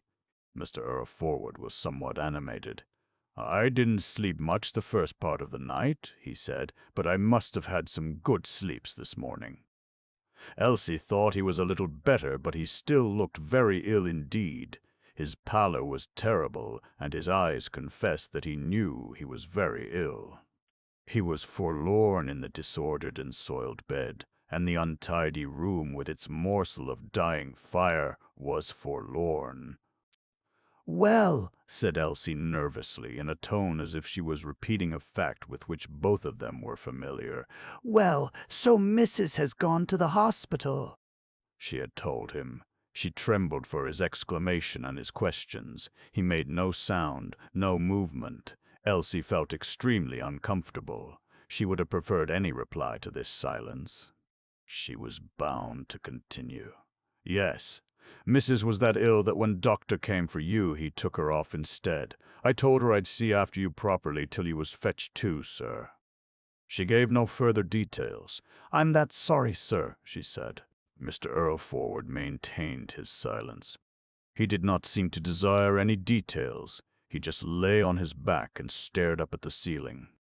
The expression on his hollowed face, now the face of a man of 70, drew tears to Elsie's eyes, and she had difficulty in restraining a sob.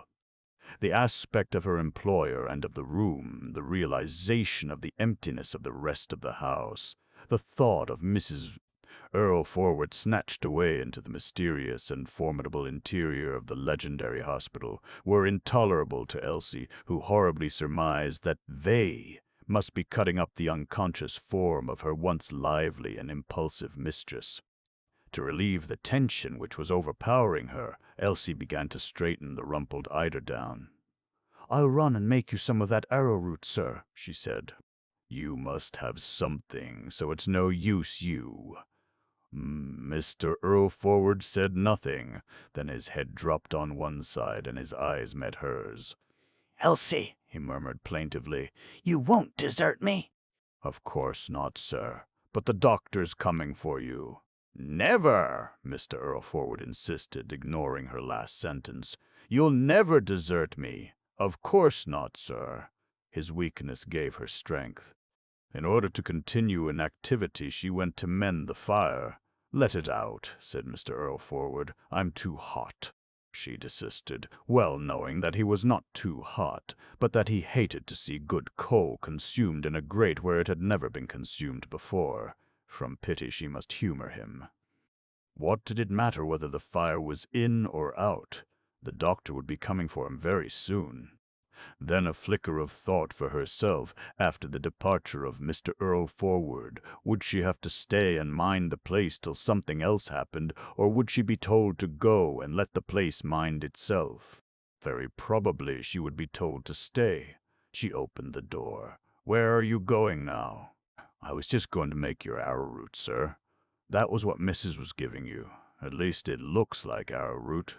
Come here. I want to talk to you. Have you opened the shop?" "No, sir." A long pause. "Bring me up the letters, and let me have my glasses." He had accepted, in his practical, compromising philosophy, the impressive fact that the shop had not been and would not be opened. Without saying anything, Elsie went downstairs into the shadowy shop. A dozen or so letters lay on the floor. "I'll give him 2 or 3 to quiet him," she thought, counting him now as a baby. She picked up 3 envelopes at random. He'd better not have them all, she thought. The others she left lying. She had no concern whatever as to the possible business importance of any of the correspondence. Her sole concern, apart from the sick room, was the condition of the shop. Ought she to clean it, or ought she to let it go? She wanted to clean it because it was obviously fast returning to its original state of filth. On the other hand, while cleaning it, she might be neglecting her master. None but herself had the power to decide which course should be taken. She perceived that she was mistress. Naively, she enjoyed this strange sensation of authority, but the responsibility of authority dismayed her. "Are these all?" Mr. Earlforward asked indifferently as she put the 3 letters into his limp, shiny hand. "Yes, sir," she said without compunction. He allowed the letters to slip out of his hand onto the eiderdown. She was just a little afraid of being alone with him. 2. The refusal. In the early dusk of the afternoon, about 4 o'clock, there was a banging on the shop door, and the short bark of a dog who evidently considered himself entitled to help in whatever affair was afoot. Elsie was upstairs. During the morning, several persons, incapable of understanding that when a shop is shut, it is shut, had banged on the door, and at last Elsie, by means of 2 tin tacks, had affixed to the door, without a word to her master, a dirty old card on which she had scrawled in large penciled letters the succinct announcement, "Closed." This had put an end to banging, but now more banging. "The doctor!" Elsie exclaimed and ran down. Not the doctor, but a lanky and elegant little girl accompanied by a fox terrier stood at the door. As soon as the door opened and she saw Elsie, the little girl blushed. The fact was that this was her very first entry into the world of affairs, and she felt both extremely nervous and extremely anxious not to show her nervousness to a servant. The dog, of course, suffered. "Be quiet, sir," she said very emphatically to the restless creature, addressing him as a gentleman, and the next minute catching him a clout on his hard head. "Papa can't come, and he told me to say, 'Tree, will you please step inside, Miss Raste?'" Elsie suggested. Nobody was about, but Elsie, with a servant's imitativeness, had acquired her mistress's passion for keeping private business private. The little girl, reassured by the respectful formality of her reception, stepped inside with some dignity, and the dog, too tardily following, got himself nipped in the closing door and yelped. "Serves you right," said Miss Raste, and to apologetic Elsie, "Oh, not at all. It's all his own fault. Papa says he's so busy he can't come himself, but you ought to get Mr. Earlforward ready to go to the hospital and wrap him up well. And while you're doing that, I am to walk towards King's Cross and get a taxi for you." "I may have to go all the way to King's Cross," Miss Rost added proudly and eagerly, "but it will be all right. I got a taxi for Papa yesterday. It was driving towards our square, but I stopped it and got in and told the chauffeur to drive me to our house. Not very far, of course. Papa said I should be quite all right, and he's teaching me to be self-reliant and all that." Miss Raste gave a little snigger. "Jack, you naughty boy." Jack was examining in detail the correspondence which Elsie had neglected and told lies about. At his mistress's protest, he ran off into the obscure hinterland of the shop to stake out a claim there. "And after I've got you the taxi, I am to walk home." "Oh, and Papa said I was to say you were to tell Mr. Earlforward that Mrs. Earlforward will have an operation tomorrow morning." Miss Raste was encouraged to be entirely confidential, to withhold nothing even about herself, by the confidence-inspiring and kindly aspect of Elsie's face. She thought almost ecstatically to herself, how nice it would be to have her for a servant. She's heaps nicer than Clara. But she had some doubt about the correctness of Elsie's style in aprons. Oh dear, Elsie murmured. "And they'll be expecting Mr. Earlforward at Bart's. It's all arranged."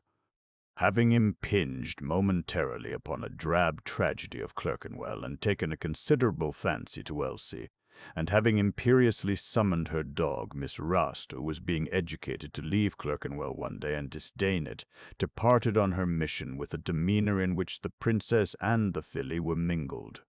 "What's the matter? What have you turned the light on for?" Mr. Earlforward demanded when Elsie, much agitated, entered the bedroom. "What is the matter?" Elsie tried to compose her face. "How do you feel now, sir?" she asked, serpent-like in spite of her simplicity and nervousness. "I feel decidedly better. In fact, I was almost thinking of getting up." "Oh, that's good." "Because the doctor's sending a taxi for you, and I am to take you to the hospital at once. Here's all your things." She fingered a loaded chair. "And while you're putting 'em on, I'll just run upstairs and get my things." "Is the doctor here?" Henry cautiously inquired. "No, sir. He says he's too busy, but he sent his little girl." "Well, I'm not going to the hospital." "Why should I go to the hospital?" Mr. Earlforward exclaimed with peevish, rather shrill obstinacy. She had known he would refuse to go to the hospital. She was beaten from the start. "But you said you would go to the hospital, sir." "When did I say I would go to the hospital? You said so to Mrs. Sir." "And who told you?" "Mrs. Sir."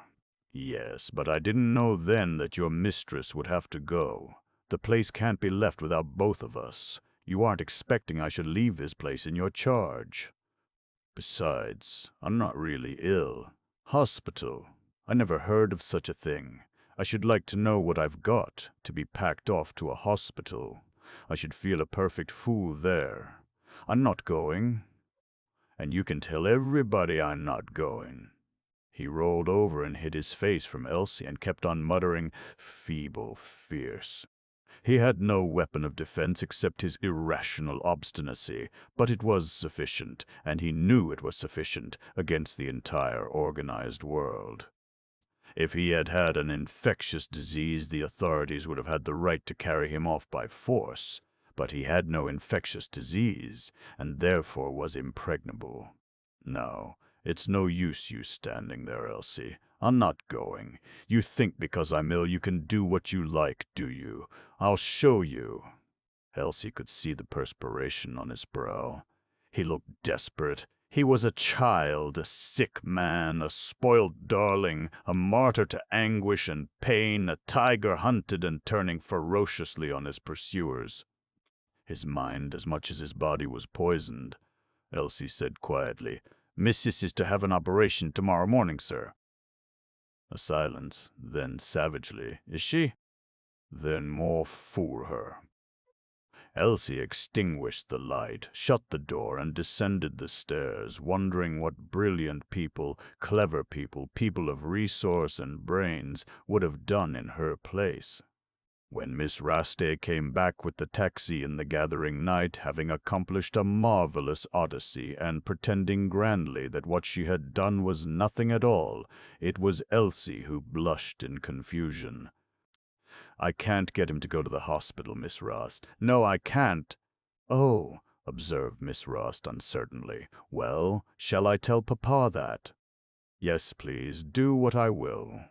I'm afraid the taxi will have to be paid. I've left Jack in it, he's so naughty. A shilling I saw on the dial. But, of course, there's the tip." Elsie hurried upstairs to her own room and brought down 1 and 2pence of her own money. Another minute and she had locked herself up alone once again with her master. 3. The message to Violet. "I'm raging in my heart. I'm raging in my heart," Elsie said to herself. "It makes me gnash my teeth." And she did gnash her teeth all alone in the steadily darkening shop. "I'm that ashamed," she said out loud. The origin of her expostulation was Mr. Earlforward's obstinacy. She was humiliated on his behalf by his stupidity, and on her own behalf by her failure to get him to the hospital. The incident would certainly become common knowledge, and ignominy would fall upon T.T. Riceyman's. What preoccupied her was less the danger to her employer's health, and perhaps life, than the moral and social aspects of the matter. She would have liked to give her master a good shaking. She was losing her fear of the dread Mr. Earlforward. She was freely criticizing and condemning him, and, indeed, was almost ready to execute him. She who, under the continuous suggestion of Mrs. Earlforward, had hitherto fatalistically and uncritically accepted his decrees and decisions as the decrees and decisions of Almighty God. He had argued with her, he had defended himself against her, he had shown tiny glimpses of an apprehension that she might somehow be capable of forcing him to go to the hospital against his will. He had lifted her to be nearly equal with him. The relations between them could never be the same again. Elsie had a kind of intoxication. "Well, anyway, something's got to be done," she said with a violent gesture. She rushed for her tools and utensils. She found a rough apron and tied it tightly with a hard, viciously drawn knot over her white one, and began to clean the shop. If seen by nobody else, the shop was seen by her, and she could no longer stand the sight of its filth. She ranged about like a beast of prey. She picked up the letters from the floor and ran with them into the office and dashed them onto the desk. And at that moment a postman outside inconsiderately dropped several more letters through the flap. "Of course you would," Elsie angrily protested, and picked them up and ran with them into the office and dashed them onto the desk. "Oh, this is no use," she muttered after a minute or so of sweeping in the gloom, and she turned on the electric lights. Only 2 sound lamps were now left in the shop and 1 in the office. She turned them all on, the one in the office from sheer naughtiness. "I'll see about his electric light," she said to herself. "I'll burn his electric light for him, see if I don't." She was punishing him as she cleaned the shop with an energy and a thoroughness unexampled in the annals of Charing. This was the same woman who a short while ago had trembled because she had eaten a bit of raw bacon without authority. And when, having finished the shop, she assaulted the office, she drowned the floor in dust, laying water, and she rubbed his desk, and especially his safe, with a ferocity calculated to flay them. For there was not only his obstinacy and his stupidity, there was his brutality, Then more fool her, he had exclaimed about his wife, soon to be martyrized by an operation. And he had said nothing else. Then Elsie began to think of Dr. Rasta. Of course, she had been mistaken about Dr. Rasta. On the pavement in front of his house he had been very harsh, with his rules about what he ought to do and what he ought not to do. And before that, long before that, when he had given a careless look at her in the house in Riceyman Square upon the occasion of Joe's attack on her, well, he hadn't seemed very human. A finicking sort of man, that was what she called him, standoffish, stony. And yet he had got out of bed in the middle of the night for the old miser, and he must have known he could never screw much money out of him. And fancy the doctor coming with a taxi himself to take away the master. Elsie had never heard of such a thing, and him taking the mistress instead. It was wonderful. And still more wonderful was the arrival of his little girl. A little queen she was, and knew her way about, and he'd arranged things at the hospital, too. Oh, oh, as she reflected her humiliation at the failure to manage, Mr. Earlforward was intensified. She could scarcely bear to think of it. No doubt at all she had been mistaken about Dr. Rasta. Joe had always praised Dr. Rasta, and she had been putting Joe down for a simpleton, as indeed he was, but in this matter Joe had been right and she wrong. In repentance or in penance, she extinguished the 2 lights in the shop which she was not using. Her mind worked in odd ways, but it had practical logic. The cleaning done, she doffed the rough apron. She was somewhat out of breath, and she seated herself in the master's chair at his desk. An audacious proceeding, but who could say her nay? She looked startlingly out of place in the sacred chair as she gazed absently at the sacred desk. The mere fact that nobody could say her nay filled her with sadness. Tragedy pressed down upon her. Life was incomprehensible, and she saw no relief anywhere in the world. That man upstairs might be dying, probably was dying. And no one knew what was his disease, and no one could help him without his permission. He lay over the shop ceiling there, and there was nothing to be done. As for Mistress, the case of her mistress touched her even more closely. Mistress was a woman, and she was a woman. She had known a dozen such cases. Women fought their invisible enemy for a time. Then they dropped, and they were swept off to a hospital, and the next thing you heard they were dead. Mrs. Earlforward alone in a hospital, all rules and regulations, and her husband very ill in bed at home here.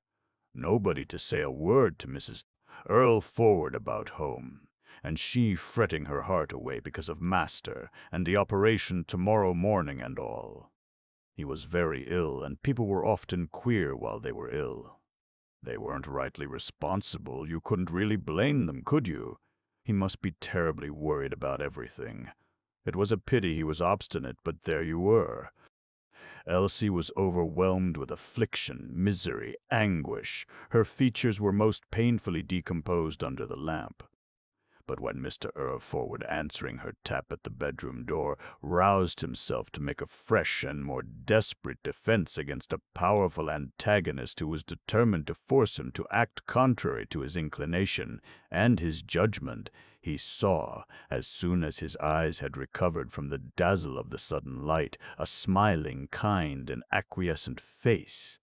His relief was intense, and it flowered into gratitude. He thought, "She promised she would never desert me, and she won't." He was weak from his malady and from lack of nourishment. He was in pain. He had convinced himself that he was better, but he could not deny that he was still very ill, and Elsie was all he had. She could make his existence heaven or hell. He perceived that she meant to make it as nearly heaven as she could. She was not going to bully him. She had no intention of disputing his decision about the hospital business. She had accepted her moral defeat, and accepted it without reserve and without ill will. She was bringing liquid food for him in an attractive white basin. He had, as usual, little desire for food, But the sight of the basin and the gleaming spoon on the old lacquer tray tempted him, and he reflected that even an abortive attempt at a meal would provide a change in the awful monotony of his day. Moreover, he wanted to oblige her, as, angelically smiling, she walked round the bed to his side and stood close to him. A veil fell from his eyes, and for the first time he saw her, not as a charwoman turned servant, but as a girl charged with energetic life, and her benevolence had rendered her beautiful. He envied her healthy vigor. He relied on it. The moment was delicious in the silent and cursed house. "I'll try," he said pleasantly, raising his body up and gazing at her. "Why," she exclaimed, "if you haven't been making your bed," no disapproval in her voice, no warning as to the evil consequences of this mad escapade of making his bed. "Any more letters?" he inquired after he had swallowed a mouthful. "I believe there was one," she answered vivaciously. "Shall I run and get it for you?" Down she ran and picked up a letter at random off the desk in the office. And she brought back also a sheet of notepaper and an envelope, a millboard portfolio and a pencil. "What's all that?" he asked mildly, opening the letter. "Well, you want to write to Mrs., don't you?" He murmured as he read the letter, affecting not to have heard her. He was ashamed and self-conscious because he had not himself had the idea of writing to Violet. "You'll be sending a note to Mrs. at the hospital. It'll give her a good lift-up to hear from you." "Yes," he said. "I was going to write. Here, I'll take that letter. You can do with some of this food.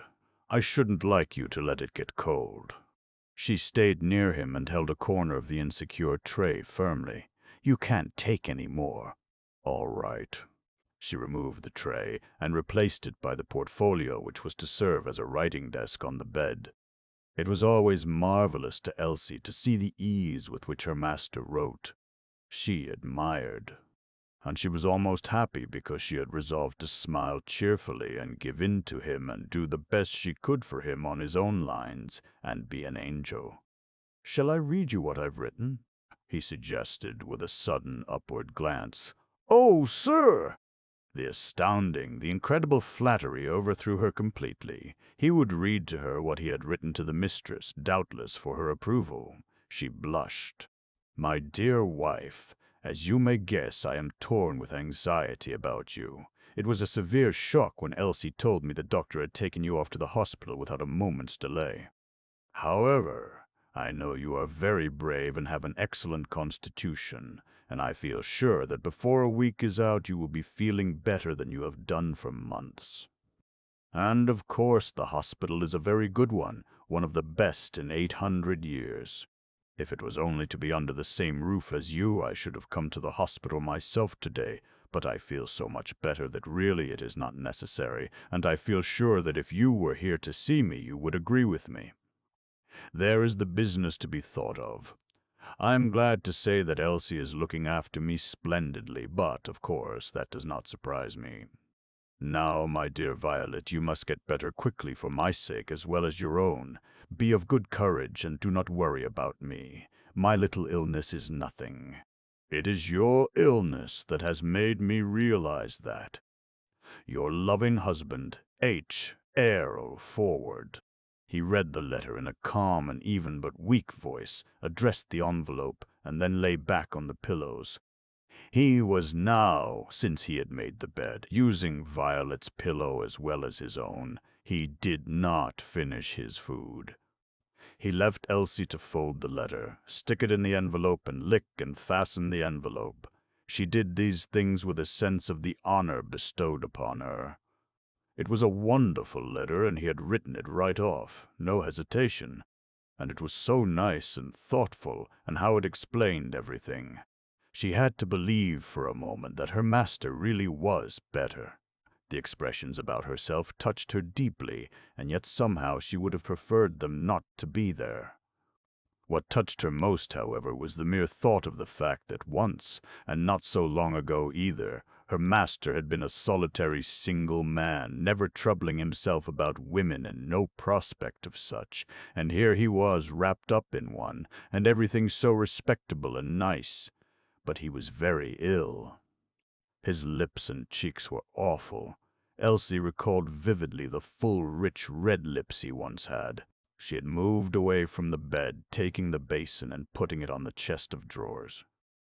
The contents of her master's pockets were on the chest of drawers, where he laid them every night in order better to fold his carefully creased clothes. "I do fancy I haven't got any money," she said diffidently after a little while. "Why, it isn't your wages day, you don't mean?" "Oh, no, sir." She had deposited nearly all her cash in the post office savings bank during her afternoon out, and the bit kept in hand had gone to pay for the unused taxi. "Why, Elsie, you must be a rich woman," said Mr. Earlforward. "What with your wages and your pension." He spoke without looking at her, in a rather dreamy tone, but certainly interested. "Well, sir," Elsie replied, "it's like this. I give my pension to my mother. She's a widow, same as me, and she can't fend for herself." "All of it? Your mother?"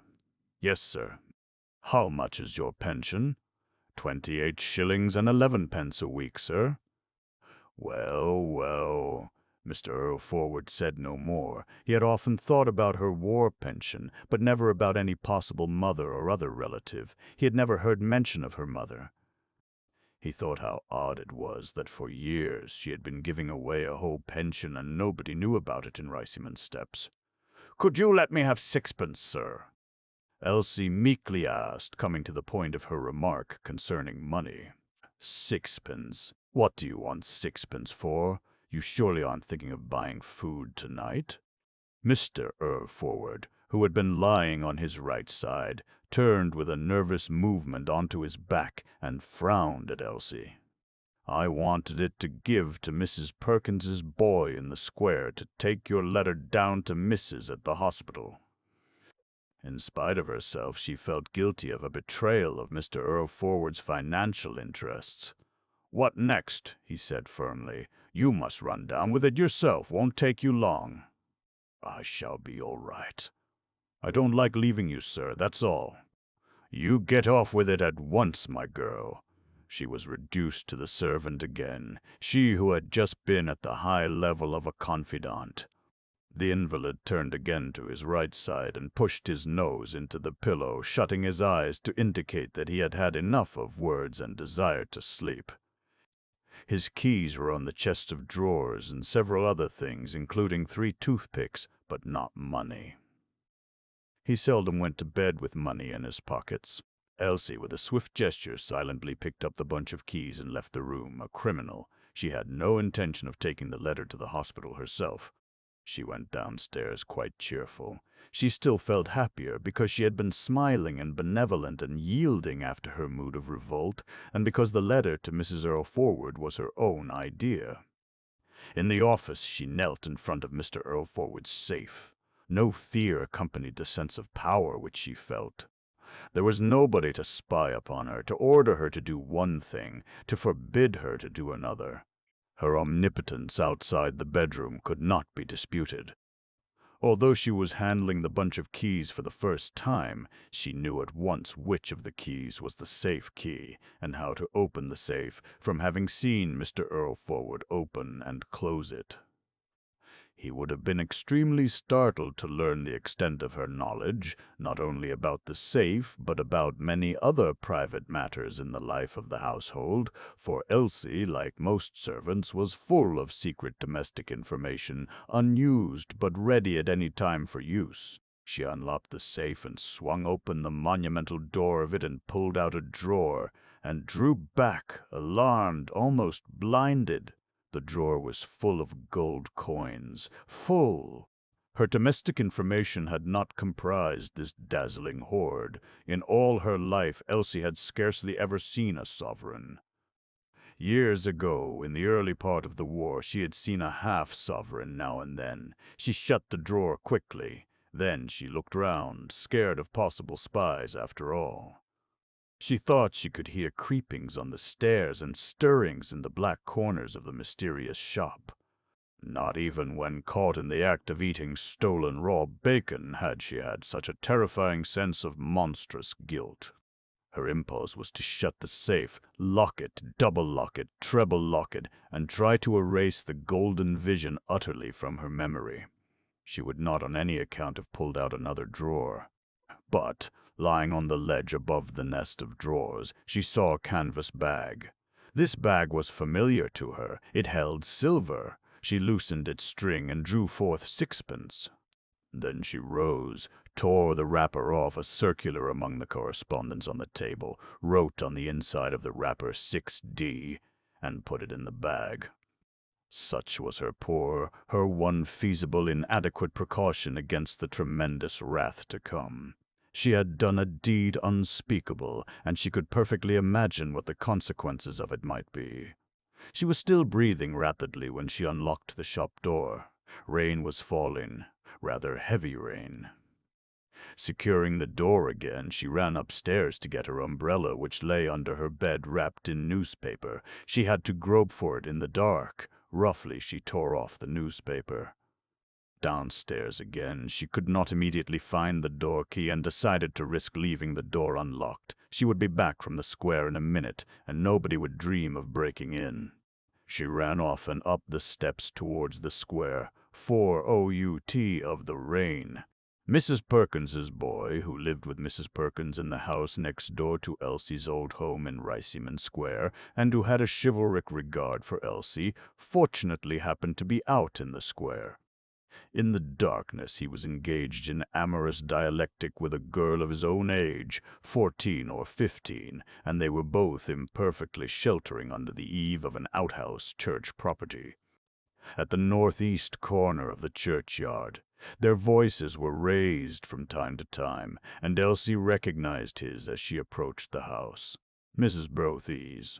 Perkins's boy wore over his head a sack which he had irregularly borrowed for the night from the express parcel company, in the tails of whose vans he spent about 12 hours a day hanging on to a piece of string suspended from the van roof. That he had energy left in the evening to practice savagely delicate sentimental back-chat in the rain was proof enough of a somewhat remarkable quality of brightness. Elsie had chosen him for her mission because he was hardened to the world and thoroughly accustomed to the enterprise of affronting entrance halls and claiming the attention of the guardians thereof. She now called to him across the roadway in an assured, commanding tone which indicated that she knew him to be her slave and that, in spite of her advanced years, she could more than hold her own with him against any chit in the square. There was an aspect of Elsie's individuality which no living person knew except Mrs. Perkins's boy.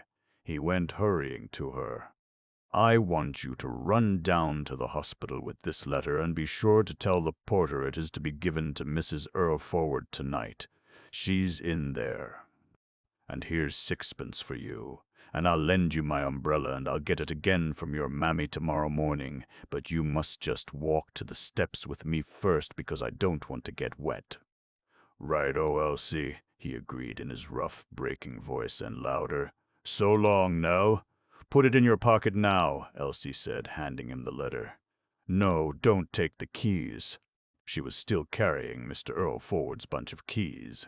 The boy insisted on taking the umbrella, which gave him almost as much happiness as the sixpence. Never before had he had the opportunity to show off with an umbrella. He wished that he could get rid of the sack, which did not at all match the umbrella's glory. "Here, hold on." He stopped her and threw the sack over the railings into his mother's area.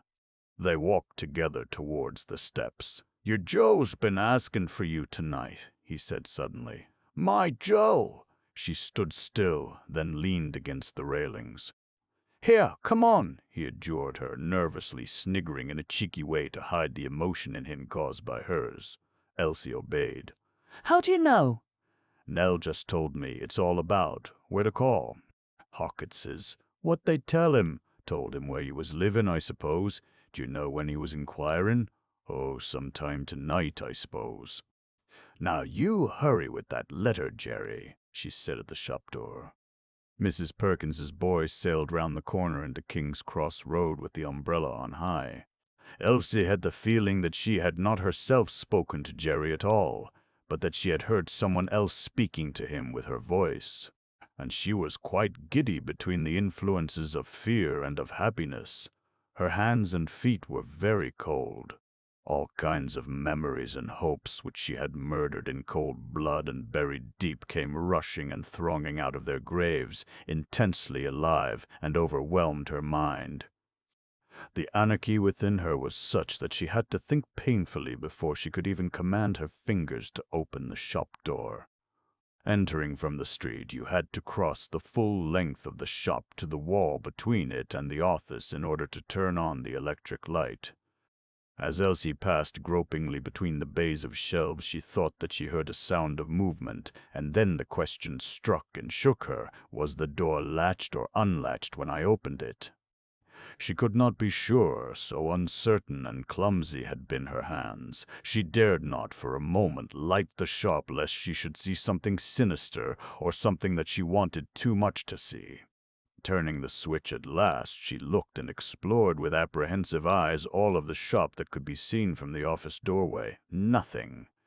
But the recesses of the bays nearest the front of the shop were hidden from her. She listened. Not a sound within the shop, and outside only the customary sounds which she never noticed unless attentively listening. She would go upstairs. She would extinguish the light and go upstairs. No! She could not anyhow leave the shop. She must wait. She must open the door and look forth at short intervals to see if Joe was coming.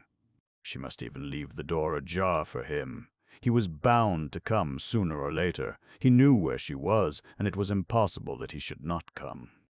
She heard a very faint noise which sounded through the shop and in her ears like the discharge of a gun or the herald of an earthquake.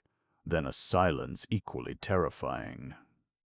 The faint noise appeared to come from the bay at the end of which was the window giving on King's Cross Road. She could see about half, perhaps more, of this bay, but not all. She must go and look. Her skin crept and tingled. The shop was now for her peopled with invisible menaces. Mr. Earlforward was so forgotten that he might have been dead 100 years. She must go and look.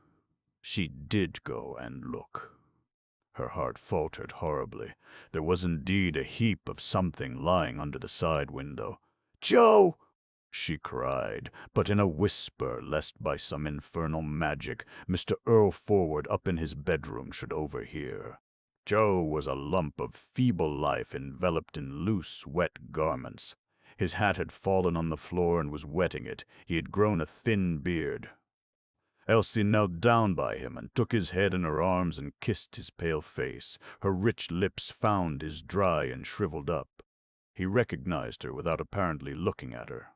She knew this by the responsiveness of his lips. "I'm very thirsty," he murmured in his deep voice, which to hear again thrilled her. Strange that, wet to the skin, he should be thirsty.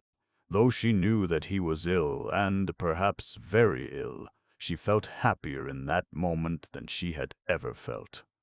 Happiness, exultant and ecstatic, rushed over her, into her, permeating and surrounding her. She cared for nothing save that she had him.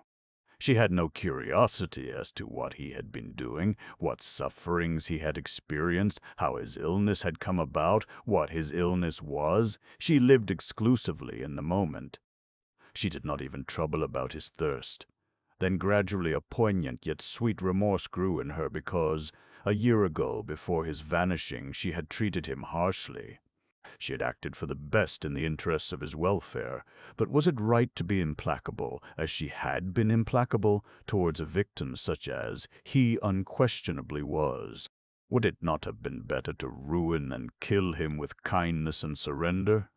For Elsie, kindness had a quality which justified it for its own sake, whatever the consequences of it might be. And then she began to regret keenly that she had destroyed his letter. She would have liked to be able to show it to him to prove her constancy. Supposing he were to ask her if she had received it, what she had done with it? Could she endure the shame of answering, "I burnt it"? "I'm so thirsty," he repeated. He was a man of one idea. "Stay there," she whispered softly, squeezing him and damping her dress and cheeks before loosing him. She ran noiselessly upstairs and came back with a small jug of cold water from the kitchen. As seemingly he could not clasp the handle, she held the jug to his lips. He swallowed the water in large, eager gulps. "Wait a bit now," she said when he had drunk half of it and pulled the jug away from him. After 20 or 30 seconds, he drank the rest and sighed. "Can you walk, Joe? Can you stand?" He shook his head slowly. "I dropped down giddy. Door was unlatched. I came in out of the rain and dropped down giddy." She ran upstairs again, lit her candle, and set it on the floor by her bedroom door. When she had descended once more, she saw that the candle threw a very faint light all the way down the 2 flights of stairs to the back of the shop. She seized Joe in her arms. She was very strong from continual hard manual labor, and he was very thin, and carried him up to her room, and, because he was wet, put him on the floor there. Breathless for a minute, she brought in the candle and closed and locked the door. She locked it against nobody, but she locked it. She was nurse now, and he her patient. She began to undress him, and then stopped and hurried down to the bathroom, where Mr. Earlforward's weekly clean gray flannel shirt lay newly ironed. She stole the shirt. Then, having secured her door again, she finished undressing the patient, taking every stitch off him and rubbing him dry with her towel, and rubbed the ends of his hair nearly dry, and got the shirt over his shoulders, and turned down the bed, and lifted him into her bed, and covered him up, and threw on the bedclothes, the very garments which in the early morning she had used for Mrs. D. Carman's, Earlforward's comforting. There he lay in her bed, and nobody on earth except those 2 knew that he was in her room with the door locked to keep out the whole world. It was a wondrous, palpitating secret, the most wonderful secret that any woman had ever enjoyed in the history of love. She knelt by the bed and kissed him again and again. He smiled. Then a spasm of pain passed over his face. "What's the matter with you, Joe, darling? What is it you've got?" she asked gently, made blissful by his smile and alarmed by his evident discomfort. "I ache all over me. I'm cold." His voice was extremely weak. She ran over various diseases in her mind and thought of rheumatic fever. She had not the least idea what rheumatic fever was, but she had always understood that it was exceedingly serious. "I shall light a fire," she said, announcing this terrific decision as though it was quite an everyday matter for a servant, having put a follower in her own room, to light a fire for him and burn up her employer's precious coal. On the way downstairs to steal a bucket of coal, she thought, "I better just make sure of the old gentleman," and went into the principal bedroom and turned on the light. Mr. Earlforward seemed to be neither worse nor better. She was reassured as to him. He looked at her intently, but could not see through her body the glowing secret in her heart. "You all right, sir?" she asked.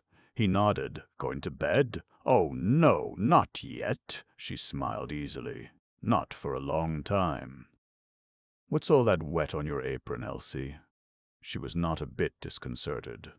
"Oh, that's nothing, sir," she said, and turned out the light before departing. "Here, I say, Elsie." "Can't stop now, sir. I'm that busy with things." She spoke to him negligently, as a stronger power to a weaker. It was very queer, and went out and shut the door with a smart click. The grate and flue in her room were utterly unaccustomed to fires. It is conceivable that they had never before felt a fire. But they performed their functions with the ardor of neophytes, and very soon Mr. Earlforward's coal was blazing furiously in the hearth, and the room stiflingly, exquisitely hot, while Mr. Earlforward, all unconscious of the infamy above, kept himself warm by bedclothes and the pride of economy alone. And a little later Elsie was administering to Joe her master's invalid food. The tale of her thefts was lengthening hour by hour. The 2 patients. Towards 4 o'clock in the morning, Joe woke up from a short sleep and suddenly put questions to Elsie about his safety in that strange house, and also he inquired whose bed he was in. "You're in my bed, Joe," she answered, kneeling again by the bedside, so as to have her face close to his and to whisper more intimately, and she told him the situation of the household and how her mistress had been carried to the hospital for an operation, and how her master was laid up with an unascertained disease, and how she alone had effective power in the house. Then Joe began excitedly to talk of his adventures in the past 12 months, and she perceived that a change for the worse had come over him, and that he was very ill. Both his voice and his glance indicated some development of the malady. "Don't tell me now, Joe dear," she stopped him. "I want to hear it all, but you must rest now.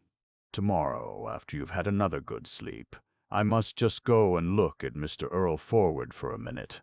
She offered him a drink of water and left him, less to look at Mr. Earlforward than in order to give him an opportunity to calm himself, if that was possible. She knew that in certain moods solitude was best for him, ill or well, and she went down the dark stairs to the other bedroom, which was nearly as cold as the ice-cold stairs. Mr. Earlforward also was worse. He seemed to be in a fever, yet looked like a corpse.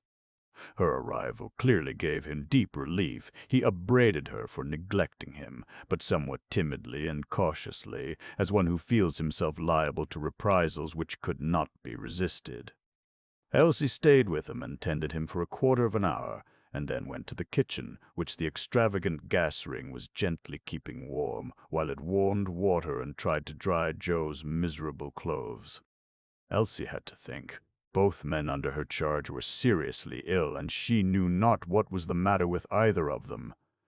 Supposing that one of them died on her hands before the morning, or that both of them died, all her bliss at the reappearance of Joe had vanished.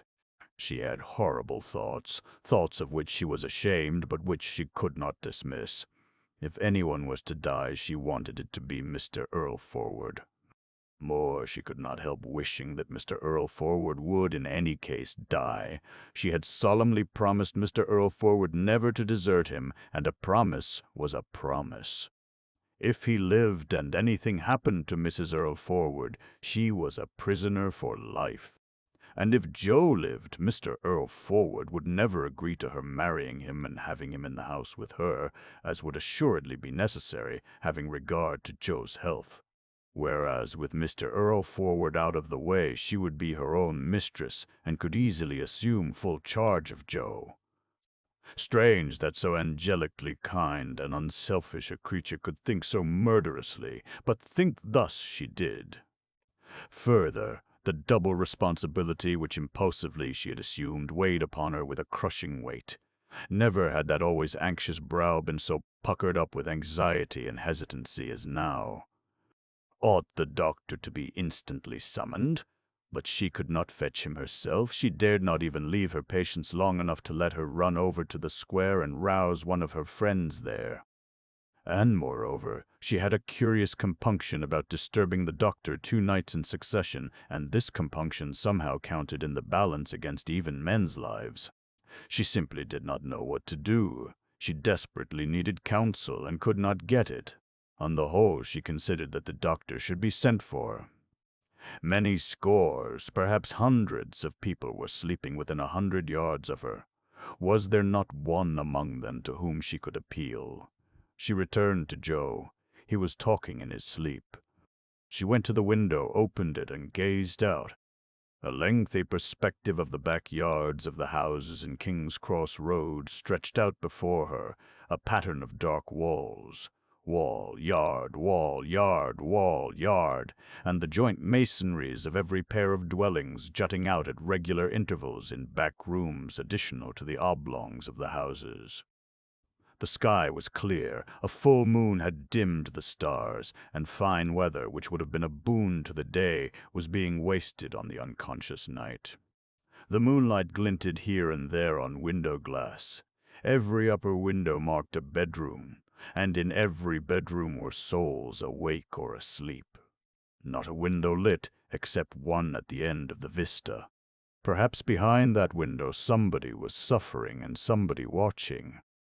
Or it might be only that somebody was rising to an interminable, laborious day. The heavy night of the town oppressed Elsie dreadfully. She had noticed that a little dog kennelled in the yard of the very next house to T.T. Riceyman's was fitfully moaning and yapping. Then a light flickered into a steady gleam behind a window of this same house, less than a dozen feet away, with an uncanny effect upon Elsie. The light waned to nothing, and shortly afterwards the back door opened, and the figure of a young woman in a loose gown with unbound hair was silhouetted against the radiance of a candle within the house. Across the tiny backyard of T.T.'s, Elsie could plainly see the woman, whose appearance was totally unfamiliar to her. A soul living close to her perhaps for months and years, and she did not know her from Eve. Elsie wanted to call out to her, but dared not. A pretty face the woman had, only it was hard, exasperated, angry. The woman advanced menacingly upon the young, chained dog, and the next moment there was one sharp yell, followed by a diminuendo succession of yells. "That'll learn ye to keep people awake all night," Elsie heard a thin, inimical voice say. The woman returned to the house. The dog began again to yap and moan. The woman ran out in a fury, picked up the animal, and flung it savagely into the kennel. Elsie could hear the thud of its soft body against the wood. She shrank back, feeling sick. The woman retired from her victory. The door was locked. The light showed once more at the bedroom window, and went out. The infant dog, as cold and solitary as ever, and not in the least comprehending the intention of the treatment which it had received, issued from the kennel, and resumed its yapping and moaning. "Poor little thing," murmured the ingenuous Elsie, and shut the window. No, she could not send anybody at all for the doctor. Common sense came to her aid. She must wait till morning. A few hours, and it would be full day. And the risk of a disaster in those few hours was exceedingly small. She must not be a silly, frightened little fool. Joe was still talking in his restless sleep. She quickly made up the fire, and then revisited Mr. Earlforward, who also was asleep and talking. After a moment she fetched a comb and went to the kitchen, washed her face and hands in warm water, took down her blue-black hair, combed it and did it up, and she put on a clean apron. She had to look nice and fresh for her patients when the next day should start. For her night and day were now the same. Her existence had become continuous, no break in consciousness. It ran on and on and on. She did not feel tired. On the contrary, she felt intensely alive and energetic and observant, and had no desire for sleep, and her greed seemed to have left her. 6. The second refusal. She was running up the steps, not as early as she hoped, owing to a quick succession of requisitions from her two patients at the last moment, to find a messenger in the square to dispatch for the doctor, when a sharp "Hi! Hi!" from behind caused her to turn. The summons came from Dr. Rastay, who had appeared round the corner from King's Cross Road. Elsie ran back and unlocked the shop door. The ink of her scrawled notice of closure to the public had been weeping freely in the weather of the last 24 hours. "You were leaving your patient, Elsie," said the doctor in a prim, impartial voice, expressing neither disapproval nor approval nor anything, but just holding up the mere fact for her consideration. She explained. "He's worse, of course," the doctor remarked, his tone not asking for confirmation, almost forbidding it. He was impenetrable, or, as Elsie thought, you couldn't make anything out of him. He might be tired, he might not be tired. He might have been roused from his bed at 2 a.m., he might have slept excellently in perfect tranquility. You didn't know, you never would know. The secrets of the night were locked up in that trimly dressed bosom. He was the doctor, exclusively. But one thing showed him human. He had once again disturbed the sequence of his daily program in order to visit T.T. Riceyman's. They passed through the shop, on whose floor more letters were lying. At the door of Mr. Earlforward's bedroom, the doctor paused and murmured, "I'd better hear what you've got to say before I go in." She took him to the dining room, where he sat down on a dusty chair. To Elsie's mind, the dining room was in a disgraceful state, and indeed, though the shop and office had not yet seriously deteriorated from last night's terrific cleansing, the only presentable rooms in the house were the 2 bedrooms. All the rest was as neglected and forlorn as a pet animal forgotten in the stress of a great and prolonged crisis. Elsie, standing, gave her report, which the doctor received like a magistrate. She wanted to ask about Mrs. Earlforward, but it was not proper for her to ask questions, nor could she frame any formula of words in which to broach to the steely little doctor the immense fact of Joe's presence in the building. "Been to bed?" he inquired coldly. "Oh, no, sir. Had any sleep? Oh, no, sir. Not for 2 nights, eh? No, sir. Well, nothing to mention." When at length they passed into the bedroom, Elsie was shocked at the condition of the sickbed. She had left it unimpeachably smooth, tidy, and rectangular. It was now tossed and deranged into a horrible confusion, as though it had not been made for days, as though for days the patient had been carrying on in it a continuous battle with some powerful enemy. And in the midst of it lay Mr. Earlforward, whom also she had just put to rights, and who after her tending had somehow not seemed to be very ill, unkempt, hot, wild-eyed, parchment-skinned, emaciated, desiccated, creased, anxious, at bay, nearly desperate, mumbling to himself.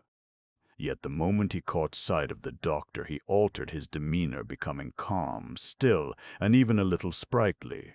The change was pathetic in its failure to deceive, and it was also heroic.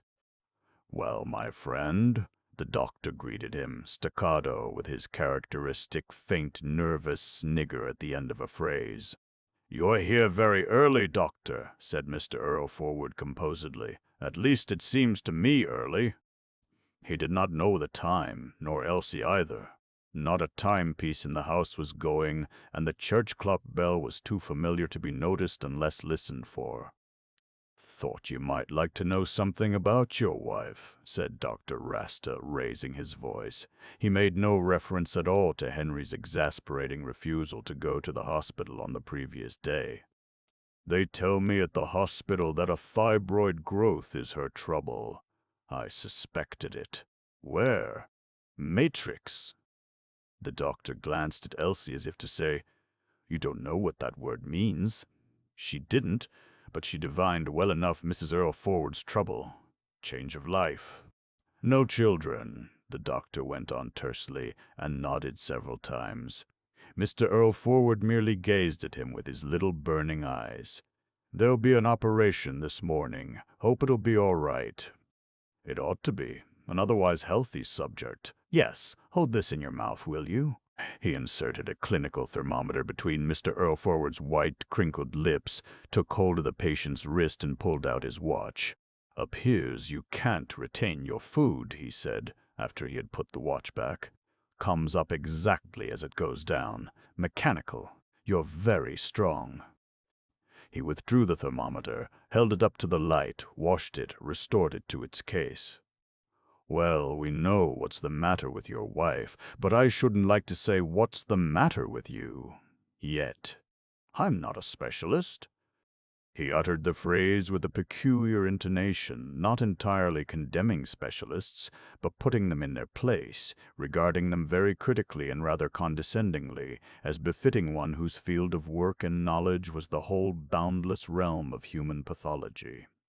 "You'll have to be put under observation, watched for a bit, and x-rayed. You can't possibly be nursed properly here, though I'm sure Elsie's doing her best. And there's another great advantage of your being in hospital. You'll know how Mrs. Earlforward's going on.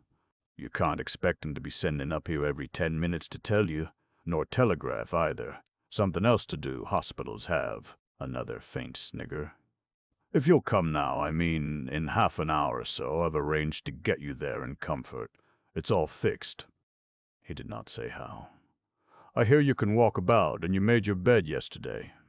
Now, Elsie, you must." "I won't go to the hospital," Mr. Earlforward coldly interrupted him. "I don't mind having a private nurse here, but I won't go to the hospital."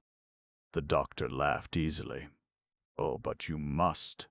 And one nurse wouldn't be enough. You'll need two. And even then it would be absolutely no good. You can't be X-rayed here, for instance. It's no use me telling you how ill you are, because you know as well as I do how ill you are." The battle was joined. Dr. Raste, in addition to being exasperated, had been piqued by the reports of his patient's singular obstinacy.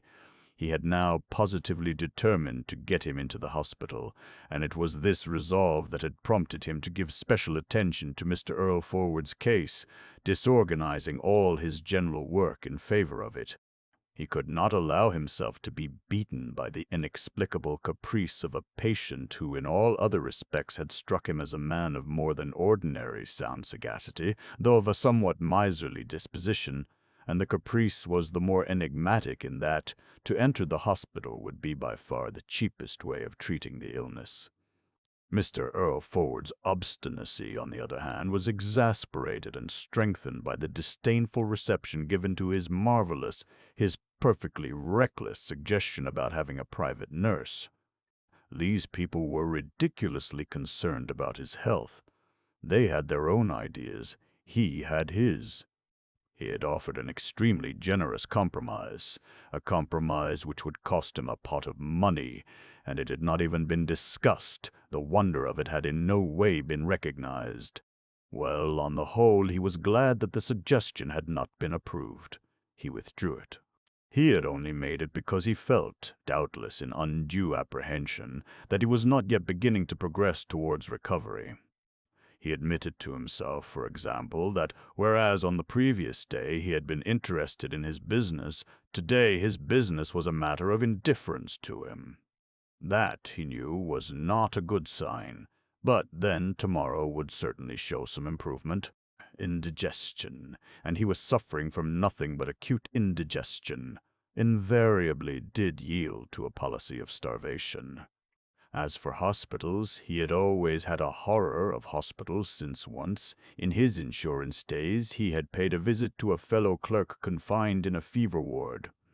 The vision of the huge, long, bare room, with its rows of beds in serried pain and distress, the draughts through the open windows, the rise and fall of the thunder of traffic outside, the semi-military bearing of the nurses, the wholesale-ness of the affair, the absence of privacy, the complete subjection of the helpless patients, the inelasticity of regulations, the crushing of individuality, this dreadful vision had ineffaceably impressed itself on his imagination. The imagination of an extreme individualist with a passion for living his own life free of the obligation to justify it or explain it. He had recalled the vision hundreds of times, and never mentioned it to a soul. He did not intend to die of his illness. He knew that he would not die of it, but he convinced himself that he would prefer anything, even death, to incarceration in a great hospital. Were he wrenched by force out of his bed, he would kick and struggle to the very last, and his captors should be stricken with the fear of killing him while trying in their misguided zeal to save him. He read correctly the pertinacity in the doctor's face, but he had never encountered a pertinacity stronger than his own, and illness had not weakened it, rather the reverse. His pertinacity had become morbid. "I don't think I'll go into a hospital, doctor," he said quietly, turning his face away. The words were mild, the resolution invincible.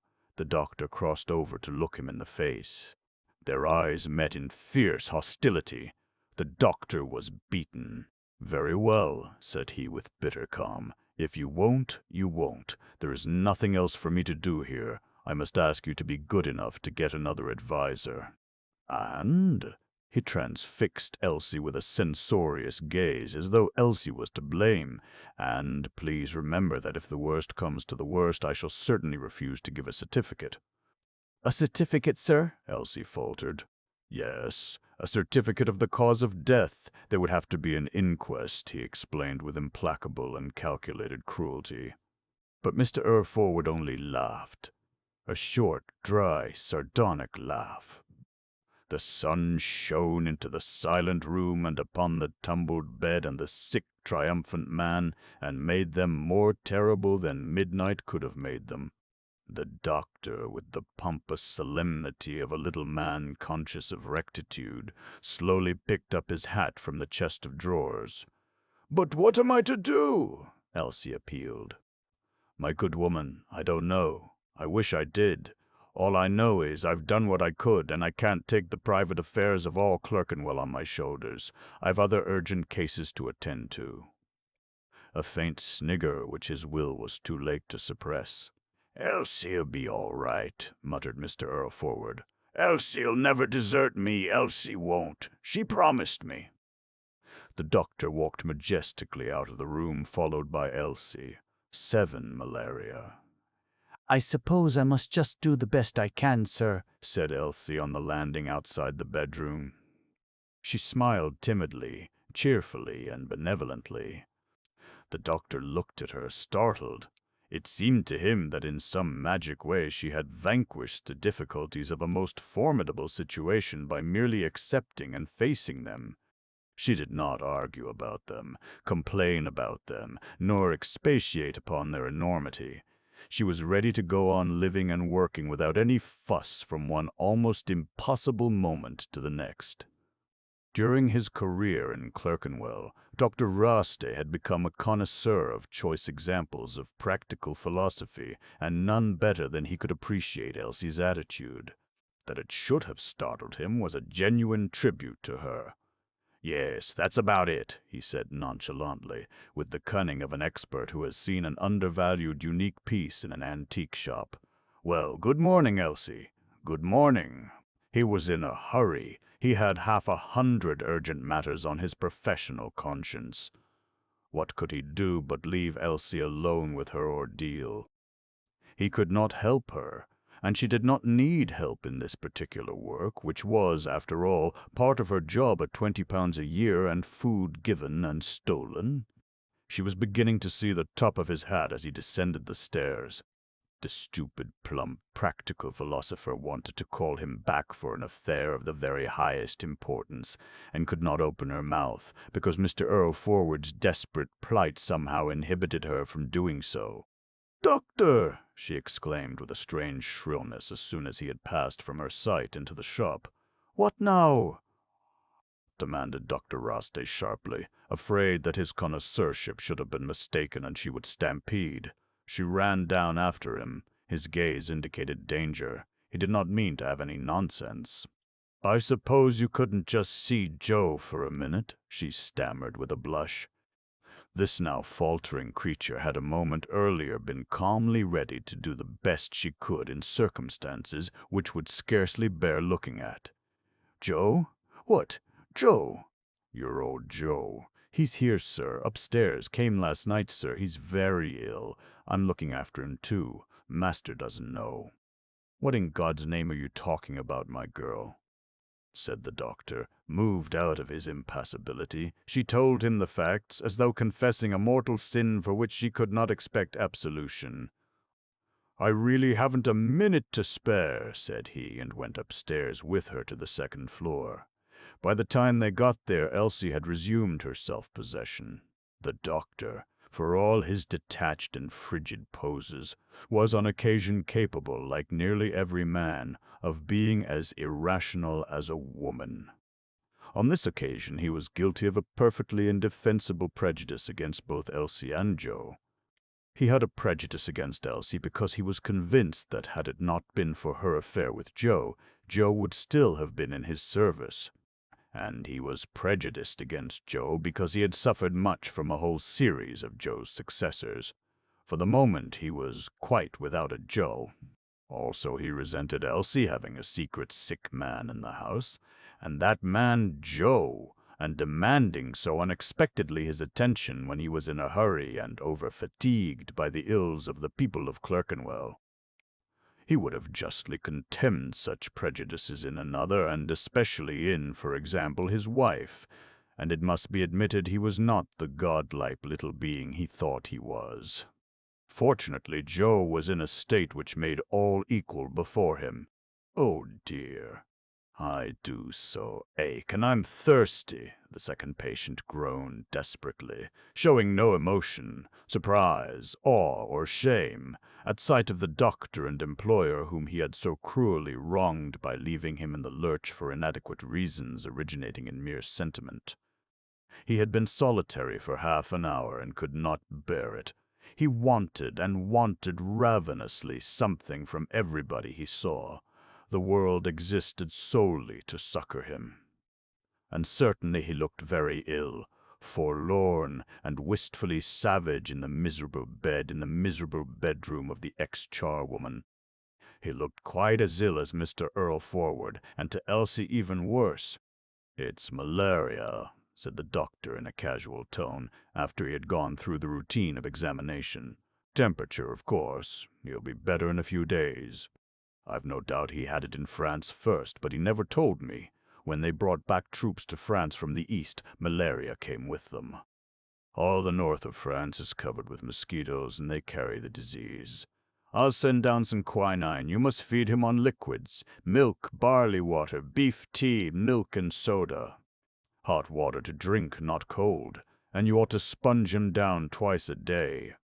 Elsie, listening intently to this mixture of advice and information, could not believe that Joe's case was not more serious than the doctor's manner implied.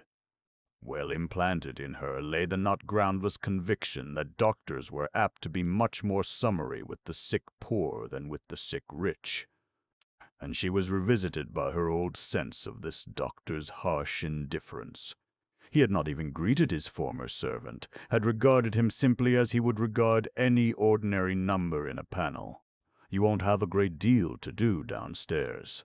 "In fact, scarcely anything," the doctor added, who apparently saw nothing excessive in leaving 2 patients in charge of one unaided woman, she being also housekeeper, shopkeeper, and domestic servant.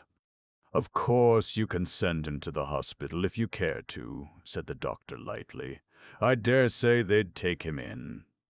He was, in fact, not anxious to insist on Joe's removal, thinking that he had already sufficiently worried the hospital authorities about the dwellers in Riceyman Steps. To send Joe to the hospital would have relieved Elsie of the terrific responsibility which she had incurred by bringing him unpermitted into the house. But she did not want to surrender him. She hated to part with him, and privately, when it came to the point, she shared Mr. Earlforward's objection to hospitals. Joe might be neglected, she feared, in the hospital. He might be victimized by some rule. She had no confidence in the nursing of anybody except herself. She was persuaded that if she could watch him, she might save him. "I think I can manage him here, sir," she smiled. But it was a reserved smile which said, "I have my own ideas about this matter, and I don't swallow all I hear." Dr. Raste began to put on his gloves. In the servants' room he had not taken off his hat, much less his overcoat. She escorted him downstairs. At the shop door he suddenly said, "If he does want another doctor, there's Mr. Adams, other side of Middleton Square." His features relaxed. This remark was his repentance to Elsie, induced in him by her cheerful and unshrinking attitude towards destiny. "You mean for master, sir?" "Yes. He may be able to do something with him. You never know." "I'm sure I'm very much obliged, sir," said Elsie eagerly, her kindliness springing up afresh and rushing out to meet the doctor's spark of feeling. He nodded. He had not said whether or not he would call again to see Joe, and she had not dared to suggest it. She shut the door and locked herself in the house with the 2 men. 8. A climax. Mr. Earlforward woke up after what seemed to him a very long sleep, feeling appreciably better. He had less pain. At moments he had no pain. And his mind, he thought, was surprisingly clear and vigorous. He had ideas on all sorts of things. Most invalids got their perspective awry. He knew that, but his own perspective had remained absolutely true. Rising out of bed for a moment, he found that he could stand without difficulty, which was yet another proof of his theory that people ate a vast deal too much. The doctor had been utterly wrong about him. The doctor had made a mystery about ordinary chronic indigestion. The present attack was passing, as the sufferer had always been convinced it would. A nice old mess of a complication they would have made of it at the hospital. Or more probably he would have been bundled out of the place with contumely as a malingering fraud. He straightened the bed a little, and then, slipping back into it with a certain eagerness, he began to concert plans to reorganize and resume his existence. The day was darkening. 4 o'clock, perhaps. Elsie? Where was that girl? She ought to be coming. Had she got a bit above herself? Thought she was the boss of the whole place, no doubt, and could do as she chose. An excellent creature, trustworthy, devoted, and yet, in some things, they were all alike. Give them an inch and they'd take an ell. He must be after her. Now, what was it he had noticed or thought he had noticed when he was last awake? Oh, yes, that was it. His keys. He had missed them from the top of the chest of drawers. He peered in the gloom. They were there right enough, perhaps hidden before by something else. The room had been tidied, dusted while he slept. He didn't quite care for that, but he supposed it couldn't be helped. Anyhow, it showed that she was not being utterly idle. Of course, the girl was not going to bed properly, but she had ample opportunity to sleep. With the shop closed, she had practically nothing to do. Fibroid growth. Fibroid. Like fiber, of course. He scarcely understood how a growth could be like fiber, but it was a name, a definition, and therefore reassuring. Much better than cancerous at the worst. An entirely different thing from cancer. But he was dreadfully concerned, frightened for Violet. If she died, not that it was conceivable, but if she died, what a blank, sickening no, he could not contemplate it. Yet simultaneously in his mind was a little elusive thought, as a widower, freed from the necessity of adapting himself to another, and of revealing to another to some extent his ideas, intentions, schemes. What freedom? The old freedom. And he would plunge into it as into an exquisite, warm bath voluptuously. He would be more secretive, more self-centered, more prudent, more fixed in habit than ever. A great practical philosopher, yes. In no matter what event he would discover compensations. And there were still deeper depths in the fathomless pit of his busy mind, depths into which he himself would do no more than glance, rather scared. Elsie came in and saw a sinister, sick man, pale as the dying, shrunk by starvation, with glittering, suspicious little eyes. "Oh, so you've come, miss." He wished that he had not said miss. It was a tiny pleasantry of reproof, but too familiar. Another inch, another ell. Why, you've been making your bed again, she exclaimed.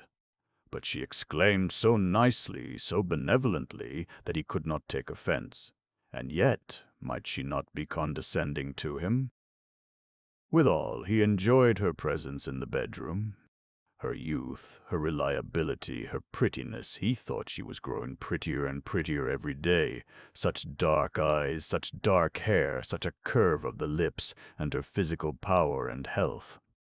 Her mere health seemed miraculous to him. Oh, she was a godsend. She had said nothing about Violet. Well, if she had had news, she would have told him. He hesitated to mention Violet.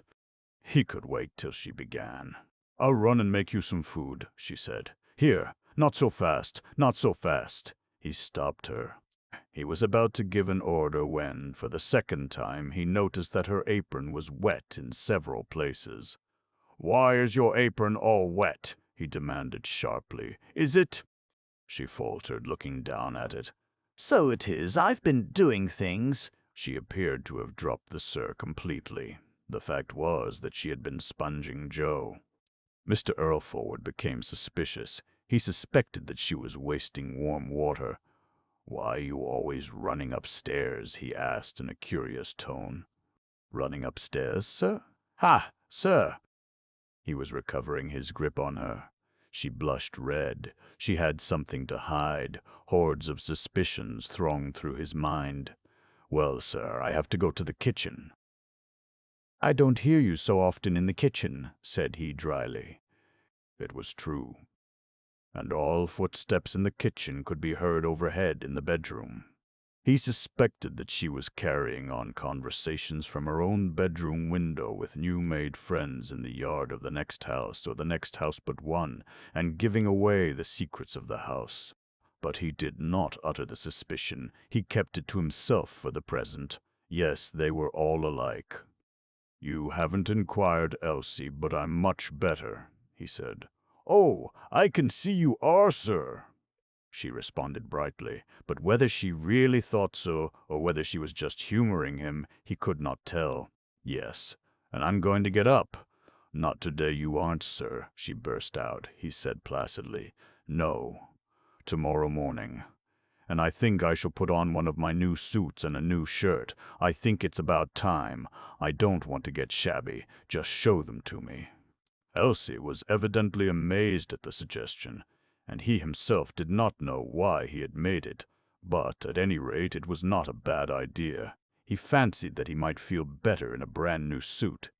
He indicated the right drawers to her, and one by one she had to display on the bed the carefully preserved garments which he had bought for a song years ago and never persuaded himself into the extravagance of wearing. The bed was covered with new merchandise. He thought that he would have to wear the clothes some time, and might as well begin at once. It would be uneconomic to waste them, and worn or unworn they would go for far less than a song after his death. He must be sensible. He must keep his perspective in order. He regarded this decision to have out a new suit as a truly great feat of considered sagacity on the part of a sick man. Elsie, with extreme care, restored all the virgin clothes to their drawers except one suit and one shirt, which for convenience she put separately into Mrs. Earlforward's wardrobe. As all the suits were the same and all the shirts were the same, it did not matter which suit and which shirt were selected. But this did not prevent him from choosing and hesitating in his choice. Elsie seemed to be alarmed by the scene. He could not understand why. "Of course," he said, "being new, they'll hang a bit looser on me than my old suit. That's all wrinkled up. I'm not quite so stout as I was, am I?" Elsie turned round to him from the wardrobe with a nervous movement, and then quickly back again. The fading light glinted for a second on a teardrop that ran down her cheek. This teardrop annoyed Mr. Earlforward. He resented it, and was not in the least touched by it. He had not perceived the extraordinary pathos in the phrase, "not quite so stout," coming from a man who had never been stout or slim either, and who was now a stick, a skeleton. He thought she was merely crying because he had lost flesh. As if people weren't always either putting on flesh or losing it. As a fact, Elsie had not felt the pathos of the phrase either, and her tears had no connection whatever with Mr. Earlforward's wasting away. Nor had they sprung from the still more tragic pathos of his caprice about a new suit. In depositing the chosen suit in Mrs. Earlforward's wardrobe, Elsie had caught sight of the satin shoe which on the bridal night she had tied to the very bedstead whereon the husband was now lying alone. She thought of the husband lying alone and desperately ill and desperately determined not to be ill, and the wife far off in the hospital, and of her own helplessness, and she simply could not bear to look at the shabby old shoe which some unknown girl had once worn in flashing pride. All the enigma of the universe was in that shoe, with its curved high heel perched lifeless on a mahogany tray of the everlasting wardrobe. Elsie had never heard of the enigma of the universe, but it was present with her in many hours of her existence. Mr. Earlforward said suddenly, "Was the operation going to be done this morning or this afternoon?" He knew that the operation had been fixed for the morning, but he had to account to Elsie for his apparent lack of curiosity. "This morning, sir." We ought to be getting some news soon, then. Well, sir, that's just what I was wondering. I don't hardly think as they'll send up, not unless it was urgent, so I suppose it's gone off all right. A pause. But we ought to know for certain, sir.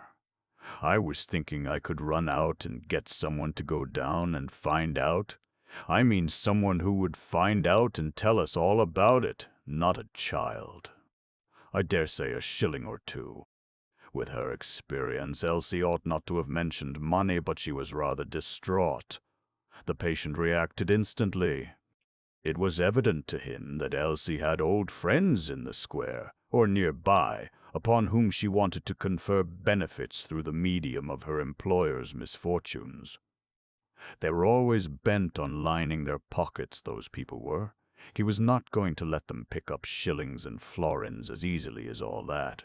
His shop was perforce closed, his business was decaying, his customers would transfer their custom to other shops, not a penny was coming in, communism was rife, the political and trade outlook was menacing in the extreme, there was no clear hope anywhere, he saw himself as an old man begging his bread. And the girl proposed gaily to scatter shillings over Riceyman Square for a perfectly unnecessary object. She had not reflected at all. They never did. They were always eager to spend other people's money, not their own. Oh, no. He alone had kept a true perspective, and he would act according to his true perspective. He was as anxious as anybody for news of the result of the operation and Violet's condition, but he did not see the need to engage an army of special messengers for the collecting of news. An hour sooner or an hour later, what difference could it make? He would know soon enough, too soon, if it was to be bad news, and if it was to be good news. A little delay would only increase joy. And, moreover, you would have thought that even the poorest and most rapacious persons would not expect money for services rendered in a great crisis to the sick and the bedridden. I see no reason for doing that, he said placidly and firmly. Let me think now. Risen, shall I run down there myself? It won't take me long. She was ready in the emergency, and in deference to his astounding whims, to take the fearful risks of leaving the two men alone together in the house. Suppose Joe should rise up violent? Suppose Mr. Earlforward should begin in his weakness to explore the house? He was already suspecting something, and she knew him for the most inquisitive being ever born. She trembled. Still, she was ready to go, and to run all the way there and all the way back. Oh, no, he forbade positively. That won't do at all. He was afraid to lose her. He, so seriously ill, he was now seriously ill again. To be left by himself in the house, it was unthinkable. Look here. Step across to Belrose's. Belrose, the man who had purchased Violet's confectionery business. I hear he's got the telephone now. Ask him to telephone for us to the hospital. Then we shall know at once. We don't do much with them, Elsie objected, diffident. The truth was that the Earlforward household bought practically nothing at Belrose's, Belrose's not being quite Violet's sort of shop under its new ownership. Mr. Earlforward almost sat up in his protest against the horrible suggestion contained in Elsie's remark. "What?" would Belrose say. "No, you don't deal with me, and therefore I won't oblige you by telephoning to the hospital to find out whether Mrs. Earlforward is alive or dead? A monstrous notion. Don't be silly," he chid her gravely. "Do as I tell you and run down at once. And would you like me to ask them to telephone for another doctor for you while I'm about it? There's Dr. Adams, he's in Middleton Square, too. They do say he's very good." "When I want another doctor, I'll let you know, Elsie," said Mr. Earlforward with frigid calm. "There's a great deal too many doctors. What has Rosta done for me, I should like to know?" "You wouldn't let him do anything," said Elsie sharply. He had never heard her speak with less benevolence. Of course he was entitled to give her a good dressing down, and it might even be his duty to do so. But he lacked confidence in himself. Strange, but he was now in the last resort afraid of Elsie. She was like an amiable and tractable animal which astonishingly shows its teeth and growls. "Leave the door open," he muttered. As Elsie descended to the shop, there was a peremptory and loud rat-tat, and then a tattoo on the glass of the shop door. It frightened her. She thought naturally of the possibility of bad news by special messenger or telegraph from the hospital. But Mrs. Perkins's boy Jerry was at the door. He wore his uniform, of which the distinguishing characteristics were a cap with brass letters on the peak and a leathern apron initialed in black. In King's Cross Road, an enormous motor lorry throbbed impatiently in attendance upon the gnome. "Here's your umbrella, Elsie," said Jerry proudly. "I thought you might be wanting of it." He made no inquiry as to sick persons. He was only interested in the romantic fact that he had used the vast resources of his company to restore the umbrella to his queen, carrying it all day through all manner of streets in his long round, and finally persuading that important personage, the motor driver, to stop at Riceyman Steps on no business of the company's. Elsie took the umbrella from his dirty little hands, which were, however, no dirtier than his grinning face, and he ran off almost before she could thank him. "Jerry," she summoned him back, and he came, risking the wrath of the driver. "Come along tonight, will yer, after you've done? Rap quiet on the door. I might want yer. Righto, Elsie." He was gone. The lorry was gone. Elsie went upstairs again with the umbrella, not because the umbrella would not have been safe in the shop, but because she felt that she must give another glance at Joe before she left the premises. It was an unconsidered movement. She had forgotten that Mr. Earlforward's bedroom door was open. "Elsie," he called out as she passed on the landing, "who was that?" Her tired and exasperated brain worked with extraordinary swiftness. She decided that she could not enter into a long explanation concerning the umbrella and Jerry. Why should she? He was already suspicious. "Postman," she answered, without the slightest hesitation, lying as glibly and lightly as a born lifelong liar, and continued her way upstairs. She was somehow vaguely, indirectly defending the secrecy of Joe. In her room, she put the umbrella in its paper again under her bed, gazing at Joe as she did so. Joe was very ill. She had given him 2 doses of quinine, which Dr. Roste, making Elsie ashamed of her uncharitable judgments on him, had sent direct from a chemist's within an hour and a half of his departure, and she was disturbed that the medicine had not produced an immediate and marked effect on the patient. Joe had got one arm through the ironwork at the head of the bed and was tearing off little slips of the peeling wallpaper in the corner. She took hold of his hot hand and silently guided it back through the ironwork onto the bed. "Shall I give you another dose?" she suggested tentatively with brow creased.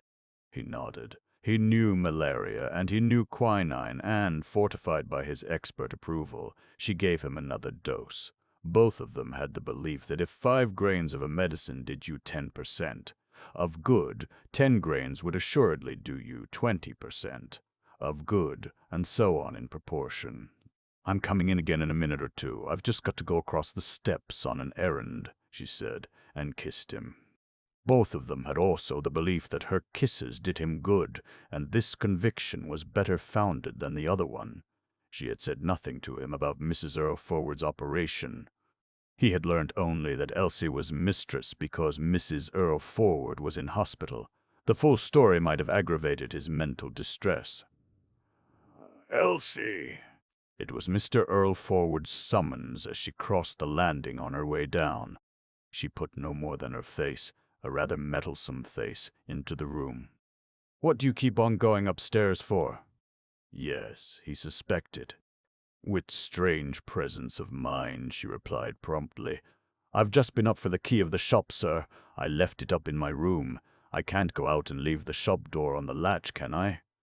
"Well, bring me all the letters." "Oh, very well, very well." She was hostile again. This time she shut the bedroom door, ignoring his protest.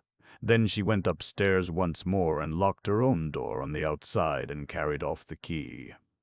At any rate, if in some impossible caprice he should take it into his head to prowl about the house in her absence, he should not pry into her room. He had no right to do so.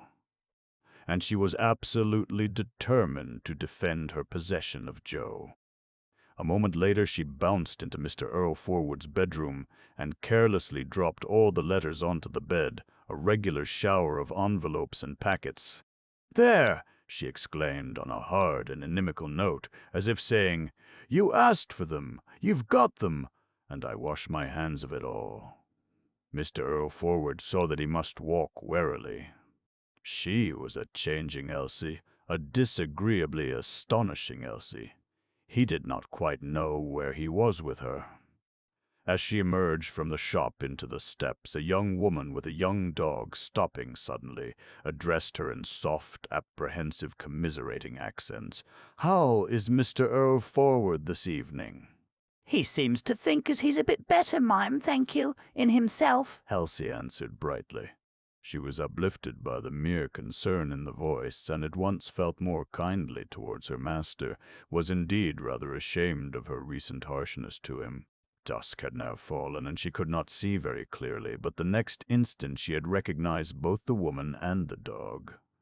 Quite a lady, a sort of a sealskin coat, gloves. Utterly different from the savage creature of the previous night.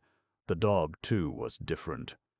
A dog lacking yet in experience of the world, and apt to forget that a dog's business is to keep an eye on its guardian if it sets any store on a quiet and safe existence, but still well disposed towards its guardian, and apparently in no fear of her.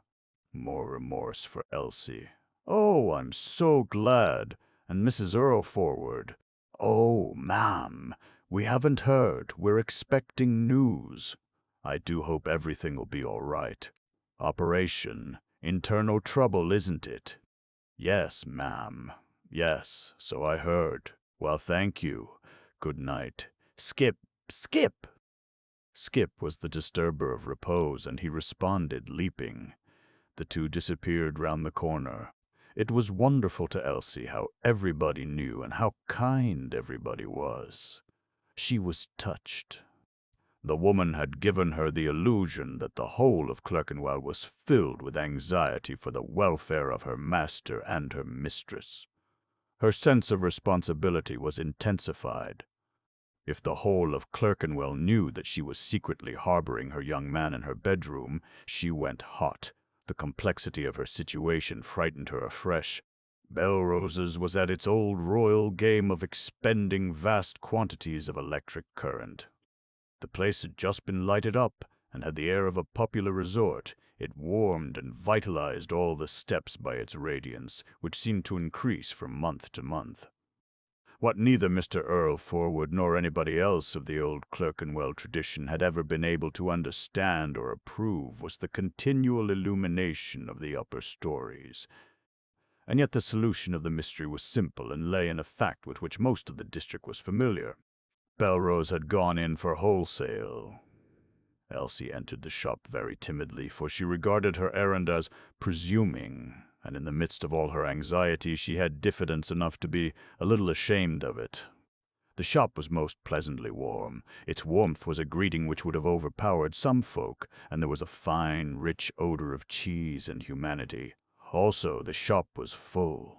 You could scarcely move in it. The stock was plenteous, and the character of the stock had changed.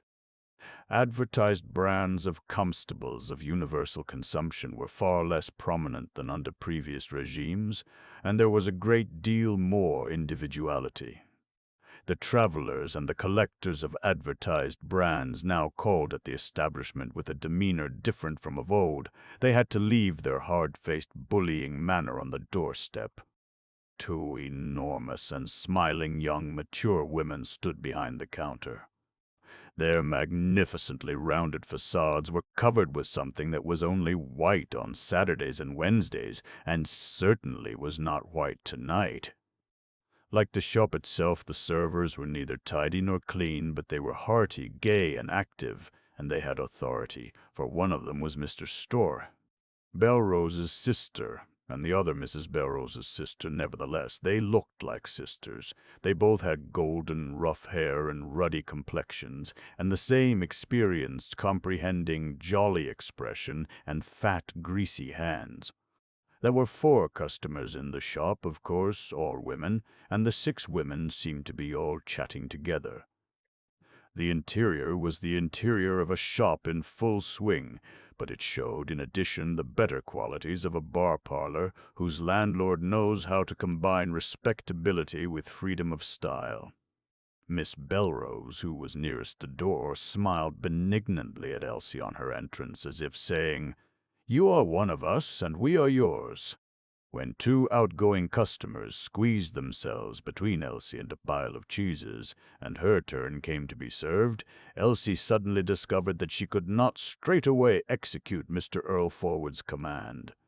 She had a feeling that shops did not exist in order to supply telephone accommodation gratis to non-customers, and she was simply unable to articulate the request, nor did the extreme seriousness of the case inspire her to boldness. She asked for a quarter of a pound of cheese, and was immediately requested to name any cheese that she might fancy, the implication being that no matter what her fancy, it could and would be satisfied on the most advantageous terms. Now, Elsie did not want any cheese. She wanted nothing at all. Mrs. Earlforward, before vanishing into the hospital, had bought for the master a generous supply of invalid foods, which, for the most part refused by the obstinate master, would suffice Joe for several days, and of all such eatables as Belrose's sold, Elsie had in hand enough also for several days, she said, Cheddar reacting quite mechanically to the question put, and then she was confronted with another problem. She had no money, not a penny. It would be necessary for her to say, "I must run back for some money," and having said that, to return and somehow maneuver Mr. Earlforward's keys off the chest of drawers and rifle the safe once more. And already he was suspicious. How could she do it? She could not do it, but she must do it. She saw the cheese weighed and slipped into a piece of paper. The moment of trial was upon her. Then the back door of the shop opened. She recognized the old, peculiar, familiar sound of the latch, and a third enormous, white-clad, golden-haired, jolly, youngish woman appeared in the doorway. This was Mrs. Belrose herself, and you at once saw and even felt that her authority exceeded the authority of her sister and her sister-in-law. Mrs. Belrose was a ruler. As soon as she saw Elsie, her gigantic face softened into a very gentle smile of compassion, a smile that conveyed nothing but compassion, excluding all jollity. She raised a stout finger, and without a word beckoned Elsie into the back room and shut the door. The ancient kitchen parlor was greatly changed. It was less clean than Elsie had left it, but it glittered with light. More cheeses. And in the corner by the mantelpiece was the telephone. And through the window Elsie saw an oldish, thin little man moving about in the yard with a lantern against a newly erected shed. Still more cheeses, seemingly as many cheeses as Mr. Earlforward possessed books. The oldish man was Mr. Belrose, guardian and overlord of the 3 women, and original instigator of this singular wholesale trade in cheeses, which he had caused to prosper, despite the perfect unsuitability of his premises and other difficulties. Individuality and initiative had triumphed. People asked one another how the Belroses had contrived to build up such a strange success, but they had only to look at the mien and gestures of the Belroses to find the answer to the question. "How are you getting on, my dear?" demanded Mrs. Belrose, who had scarcely spoken to Elsie in her life before. "Master wished me to ask you if you'd mind telephoning to the hospital, mum," said Elsie after she had given some details. "Of course I will, with the greatest pleasure." Mrs. Belrose grabbed at the tattered telephone book, and wetting her greasy thumb whipped over the pages rapidly. "Where's them saints now? Oh, Saintsbury's, St.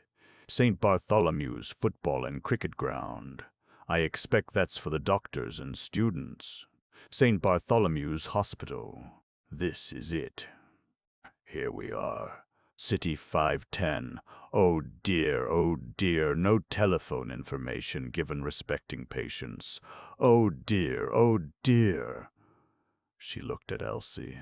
Never mind, she went on brightly. We can get over that, I should think. She obtained the number and got into communication with the reception office of the hospital. I want you to be kind enough to give a message to Mrs. Violet Earlforward from her husband. She's in your hospital for an operation. Oh, but you must, please. He's very ill. But he's a bit better, and it will do Mrs. Earlforward ever so much good to know. Oh, please. Yes, I know, but they can't send anyone down. Oh, you don't count rules when it's urgent. It might be life and death. But you can telephone up to the ward. You're starred, so you must have a private exchange. Oh, yes, to oblige. Yes, Earlforward, Violet. And you might just ask how she is while you're about it. You are good. She held the line and waited, sitting down on a chair to rest herself. And to Elsie. They're very nice, really, at those hospitals, once you get on the right side of them. I suppose you've got about all you can do? Well, there isn't much nursing, and the shop's closed. Oh, yes, and the steps do look so queer with it closed. Somehow it makes it look like Sunday. Doctor has been today, I suppose? Yes'm. This morning, said Elsie, and stopped there, not caring to divulge the secret of Mr. Earlforward's insane obstinacy. Yes, I'm here, I'm listening. Oh dear, she's... Oh dear, owing to what? Undernourishment. He's rung off. Mrs. Belrose sniffed as she hung up the receiver. Oh, Elsie, your poor mistress has died under it. She died about half an hour ago. According to what they say, she might have pulled through, but she hadn't strength to rally owing to undernourishment. Well, I'm that cut up, Mrs. Belrose cried feebly. Elsie stared at her and did not weep. Ought I to tell him, Mom? Oh, yes, you must tell him. There's no sense in hiding them things, especially as he's a little better. He's got to know. And he'd be very angry, and quite rightly, if he wasn't told, and at once. I'll go and tell him. Would you like me to come with you? You're very kind, man, said Elsie, cunning even in disaster. I can manage. He's very peculiar, but I know how to manage him. There won't be nothing to be done till tomorrow, anyway. She had another and a far more perilous secret to keep, that of Joe. Therefore she dared not admit a stranger to the house. Of course, soon she would have to admit strangers, but not tonight, not tonight. She must postpone evil. Mrs. Belrose lifted her immense bulk and kissed Elsie, and then Elsie cried. Saying not a word more, she turned, opened the door, and passed through the shop, rapt, totally ignoring the servers and the £1/4 of cheese. Tomorrow, she said to herself, I shall tell her, Mrs. Belrose, all about Joe. She'll understand. The mere thought of Mrs. Belrose was a refuge for her. But Mrs. can't be dead. It was only yesterday morning. Oh, leave me alone, leave me, breathed Henry Earlforward in a dismaying murmur when she gave him the news. She obeyed. 9, the kiss. That night, Elsie sat in the parlor, as she still to herself called the dining room by the gas fire, which she had lighted on her own responsibility.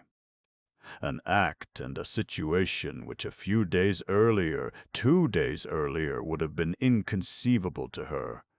But Joe's clothes had refused to dry in the kitchen. The gas ring there was incapable of drawing the water out of them in the damp weather. Now they were dry. Some of them were folded on a chair. Upon these were laid the braces which she had given to him on his birthday, and which evidently he had worn ever since. To Elsie now these soiled and frayed braces had a magic, vital quality. They seemed, far more than the clothes, to have derived from him some of his individuality, to be a detached part of him. She was sewing a button on the lifeless old trousers, and she had taken the button and the thimble, needle, and thread from Mrs. Earlforward's cardboard sewing box in the left-hand drawer of the sideboard. She was working with the tools of a dead lady. At moments this irked and frightened her. At other moments she thought that what must be, and that anyhow the clothes ought to be put in order. And she could not go upstairs and disturb Joe by searching for her own apparatus, which certainly did not comprise trouser buttons. She tried to be natural and not to look ahead. She would not, for instance, dwell upon the apparently insoluble problem of arranging a proper funeral for Mrs. Earlforward. How could she, the servant, do anything towards that? She dared not leave her patients. She knew nothing about the organization of funerals. She had never even been to a funeral. She had no knowledge of possible relatives of the Earlforwards. Tomorrow, not till tomorrow, all that, she said doggedly. But she failed to push away everything. In the midst of her great grief for the death of Mrs. Earlforward, a perfect woman and a martyr. The selfish thought of her own future haunted her and would not be dismissed. Would Joe ever again wear those clothes which she was mending? He had taken some Bovril, Mr. Prowtail. Earlforward also, but she could not persuade herself that he was really better. She was terror-struck by the varied possibilities attending his death, a dead man secretly in her bed. What a plight for her! She determined afresh to confide the secret of Joe to Mrs. Belrose tomorrow morning. Not that the mere inconveniences of death deeply troubled her. No, in truth they were not. Or rather, if he died, they would have absolutely no importance to her compared with the death itself. Having found Joe, was she to lose him again? She could not face such a prospect. And then Mr. Earlforward.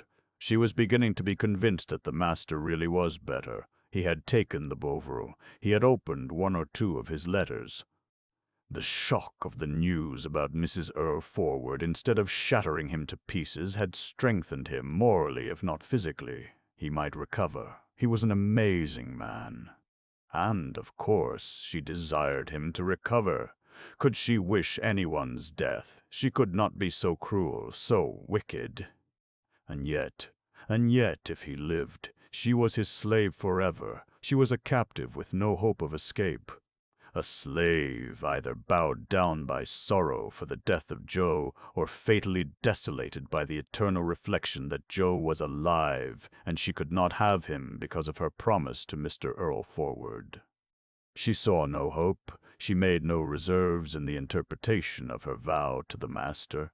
She could not see that circumstances inevitably, if slowly, alter cases. She yawned heavily in extreme exhaustion. Then her ear caught a faint, cautious tapping below. All trembling, she crept downstairs. Jerry was at the shop door. In the turmoil of distress, she had forgotten that she had commanded him to call for orders. She was glad to have someone to talk to for a little while, and she brought him into the office. She saw in front of her, on the opposite side of the desk, a young lad who had most surprisingly and touchingly put on his best clothes for important events. Also, he had washed himself. Also, he was smoking a cigarette.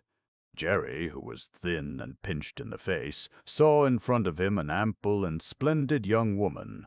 Not very young to him, for his notion of youthfulness was rather narrow, but much younger than his mother, though much older than Nell, his fancy of the square, whose years did correspond with his notion of youthfulness.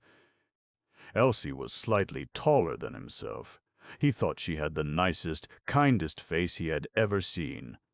He loved her brow when she frowned in doubt or anxiety. For him, even her aprons were different from any other woman's aprons. He was precocious, in love as in other matters, but he did not love Elsie, did not aspire to love her. She was above him, out of his reach. He went in awe of her. He liked to feel that she was his tyrant. She was the most romantic, mysterious, and beautiful of all women and girls. Elsie very well understood his attitude towards her. "I thought I might want you to run down to the hospital for me, Jerry, my boy," she said, "but I shan't now. Mrs. Earlforward died this afternoon." "It's all over the square," said Jerry, spitting negligently into the dark fireplace and pushing his cap further back on his head. Elsie saw that he did not understand death. "Yes," said she, "I suppose it is." She said no more because of the uselessness of talking about death to a simple-minded youth like Jerry. "It was very nice of you to bring me my umbrella like that," she said. "Oh," said he, falsely scornful of himself, "it was easiest for me to bring it along like that." He had been standing with his legs apart. At this point he sat down familiarly and put his elbows on the desk and his jaw in his hands. The cigarette hung loosely in his very mobile lips. They were silent. Jerry was proud and happy and had nothing in particular to say about it. Elsie had too much to say to be able to talk. "Then ye haven't got anything for me to do?" he asked. "No, I haven't." "Ooh." He was disappointed. "But I might have tomorrow. You'll be off at 2 o'clock tomorrow, won't you?" "That's me." "Very well, then." She rose. Jerry was extraordinarily uplifted by this brief sojourn alone with Elsie in the private office of T.T. Riceyman's. He felt that he was more of a grown man than 10,000 cigarettes and oaths and back-chat with fragile virgins in the square could make him. He sprang from the chair. "Give me a kiss, Elsie," he blurted out audaciously. He was frightened by his own cheek. "Jerry Perkins," Elsie admonished him, "aren't you ashamed of yourself? Mrs. Earlforward dead." "And them two so ill upstairs." "What two?" Jerry asked, rather to cover his confusion than from curiosity. "I mean Mr. Earlforward," said Elsie. She was not abashed at her slip. With Jerry she had a grandiose role to play, and no contretemps could spoil her performance. Jerry guessed instantly that she had got Joe hidden in the house, but he never breathed a word of it. He even tried to look stupid and uncomprehending, which was difficult for him. "Aren't ye ashamed of yourself?" she solemnly repeated. He moved towards the door. Elsie's glance followed him. She was sorry for him. She wanted to be good to somebody. She could not help Mr. Earlforward. She could do very little for Joe. Mrs. Earlforward was dead, and she could so easily give Jerry delight. "Here," she said. He turned. She kissed him quietly but fully. There were no reservations in her kiss. Jerry, being too startled by unexpected joy, could not give the kiss back. He lost his nerve and went off so absorbed in his sensations that he forgot even to thank the sweet benefactress. In the square, his behavior to the attendant Nell was witheringly curt. Nell did not know that she now had to cope with a genuine adult. The safe. Not a sound in the house, nor outside the house. Not a clock, nor a watch going in the house. Mr. Earlforward had listened interminably to get the time from the church, but without success. He knew only from the prolonged silence of the street that the hour must be very late. "Work!" he murmured to himself in the vast airless desert and void created by the death of Violet. That's the one thing. The one thing. His faculty for compromising with destiny aroused itself for a supreme achievement. It was invincible. He would not think himself into hell or madness or inanition by yielding feebly to the frightful grief caused by the snatching away of that unique woman so solicitous about him, so sensible, so vivacious, so agreeable, so energetic, so enterprising, so ready to adopt his ideas, and yet so independent. Her little tantrums, how exquisite, girlish. There had always been a girl in her. The memory of her girlishness desolated him more than anything. Insufficient nourishment. No, it could not have been that. Had he ever, on any occasion, in the faintest degree, discouraged her from satisfying her appetite? Or criticized her housekeeping accounts? No, never had he interfered. Moreover, she had plenty of money of her own and the absolutely unfettered use of it. He would give her such a funeral as had not been seen in Clerkenwell for many a year. The cost, of course, might be charged to her estate, but he would not allow that, though, of course, it would all be the same in the end. He could not bear to lie in the bed which she had shared with him. The feel of the empty half of it, when he passed his hand slowly over the lower blanket in the dark, tortured him intolerably, and yet he must somehow keep on passing his hand over it. Futile and sick indulgence. He got out of bed, drew aside the curtains, and drew up the blind. He could not see the moon, but it was lighting the roofs opposite, and its light and that of the gas lamp lit the room sufficiently to reveal all the principal features of it. Animated by the mighty power of his resolution to withstand fate, he felt strong. He was strong. He was strong. His cold legs were quite steady. Yes, though he still had a dull pain, the attack of indigestion was declining. He had successfully taken Bovril. To work, seated at his desk, could not tire him, and ought to do him good. A queer affair, that indigestion. He had never suffered from indigestion until the day after his wedding night, when he had eaten so immoderately of Elsie's bride cake. The bride cake seemed to have been the determining cause, or perhaps it was merely the occasion of some change in his system, but naturally he had said nothing of it. However, he was now better. A little pain in the old spot, no more. He opened the wardrobe to get his new shirt and new suit, and saw in the pale bloom Violet's garments arranged on their trays. The sight of them shook him terribly. He must assuredly save himself by the labor of reconstituting his existence. It was impossible for him to remain in the bedroom. He dressed himself in the new clothes, putting a muffler round his neck instead of a collar. Then he filled his pockets with his personal belongings from the top of the chest of drawers. None was missing. He picked up the pile of correspondence which he had laid neatly on the pedestal. He could walk without discomfort. He must work. The grim intention to work was irresistibly monopolizing his mind and driving all else out of it. He left the bedroom, a deed in itself. On the landing, as he looked upwards, he could see light under Elsie's bedroom door. The candles that girl must be burning. He would correct her, should he? Supposing she rebelled? Elsie had changed. He did not quite know where he was with her, and he did not want to lose her. She was his mainstay in the world. Still, it would never do to be afraid of correcting a servant. He would correct her. He would knock at her door and tell her, not for the first time. He mounted 2 steps, but his legs nearly failed him. He could walk downstairs, but not up. Besides, if she knew that he was out of bed, there might be trouble, and he wished to avoid trouble. Therefore he turned and limped downstairs into the shop and lit it.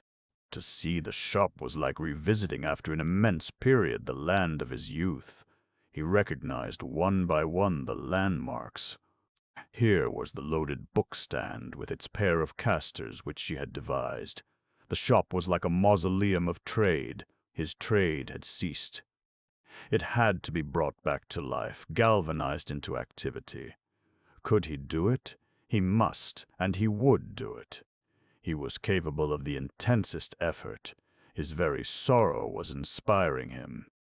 On the floor at the entrance lay some neglected correspondence which bore footmarks. Servants were astounding. Elsie had been too negligent even to pick the letters up. She probably never would have picked them up. She would have trod and trod them into the dirty boards, demands for books, offers of books, possibly checks, the stuff itself of trade. He picked them up with difficulty and padded into the office, which also he lit. Cold! He shivered. I'm not entirely cured yet, he thought, and began to doubt himself. The fire was prepared. Violet's influence again. Fires had never been laid in advance till she came. He put a match to the fire and felt better. Undecided, he stroked his cheek. Stubble. How long was it since he had shaved? His face must look a pretty sight. Happily, there was no mirror in either the office or the shop, so that he could not inspect himself. Work, work! Memories were insinuating themselves anew in his mind. He must repulse them. Fancy her running off like that without a word of goodbye to the hospital, and now she was irrevocably gone. It was incredible, monstrous, the most sinister piece of devil's magic that ever happened. Chloroform, the knife. Fibroid growth, dead, vanished.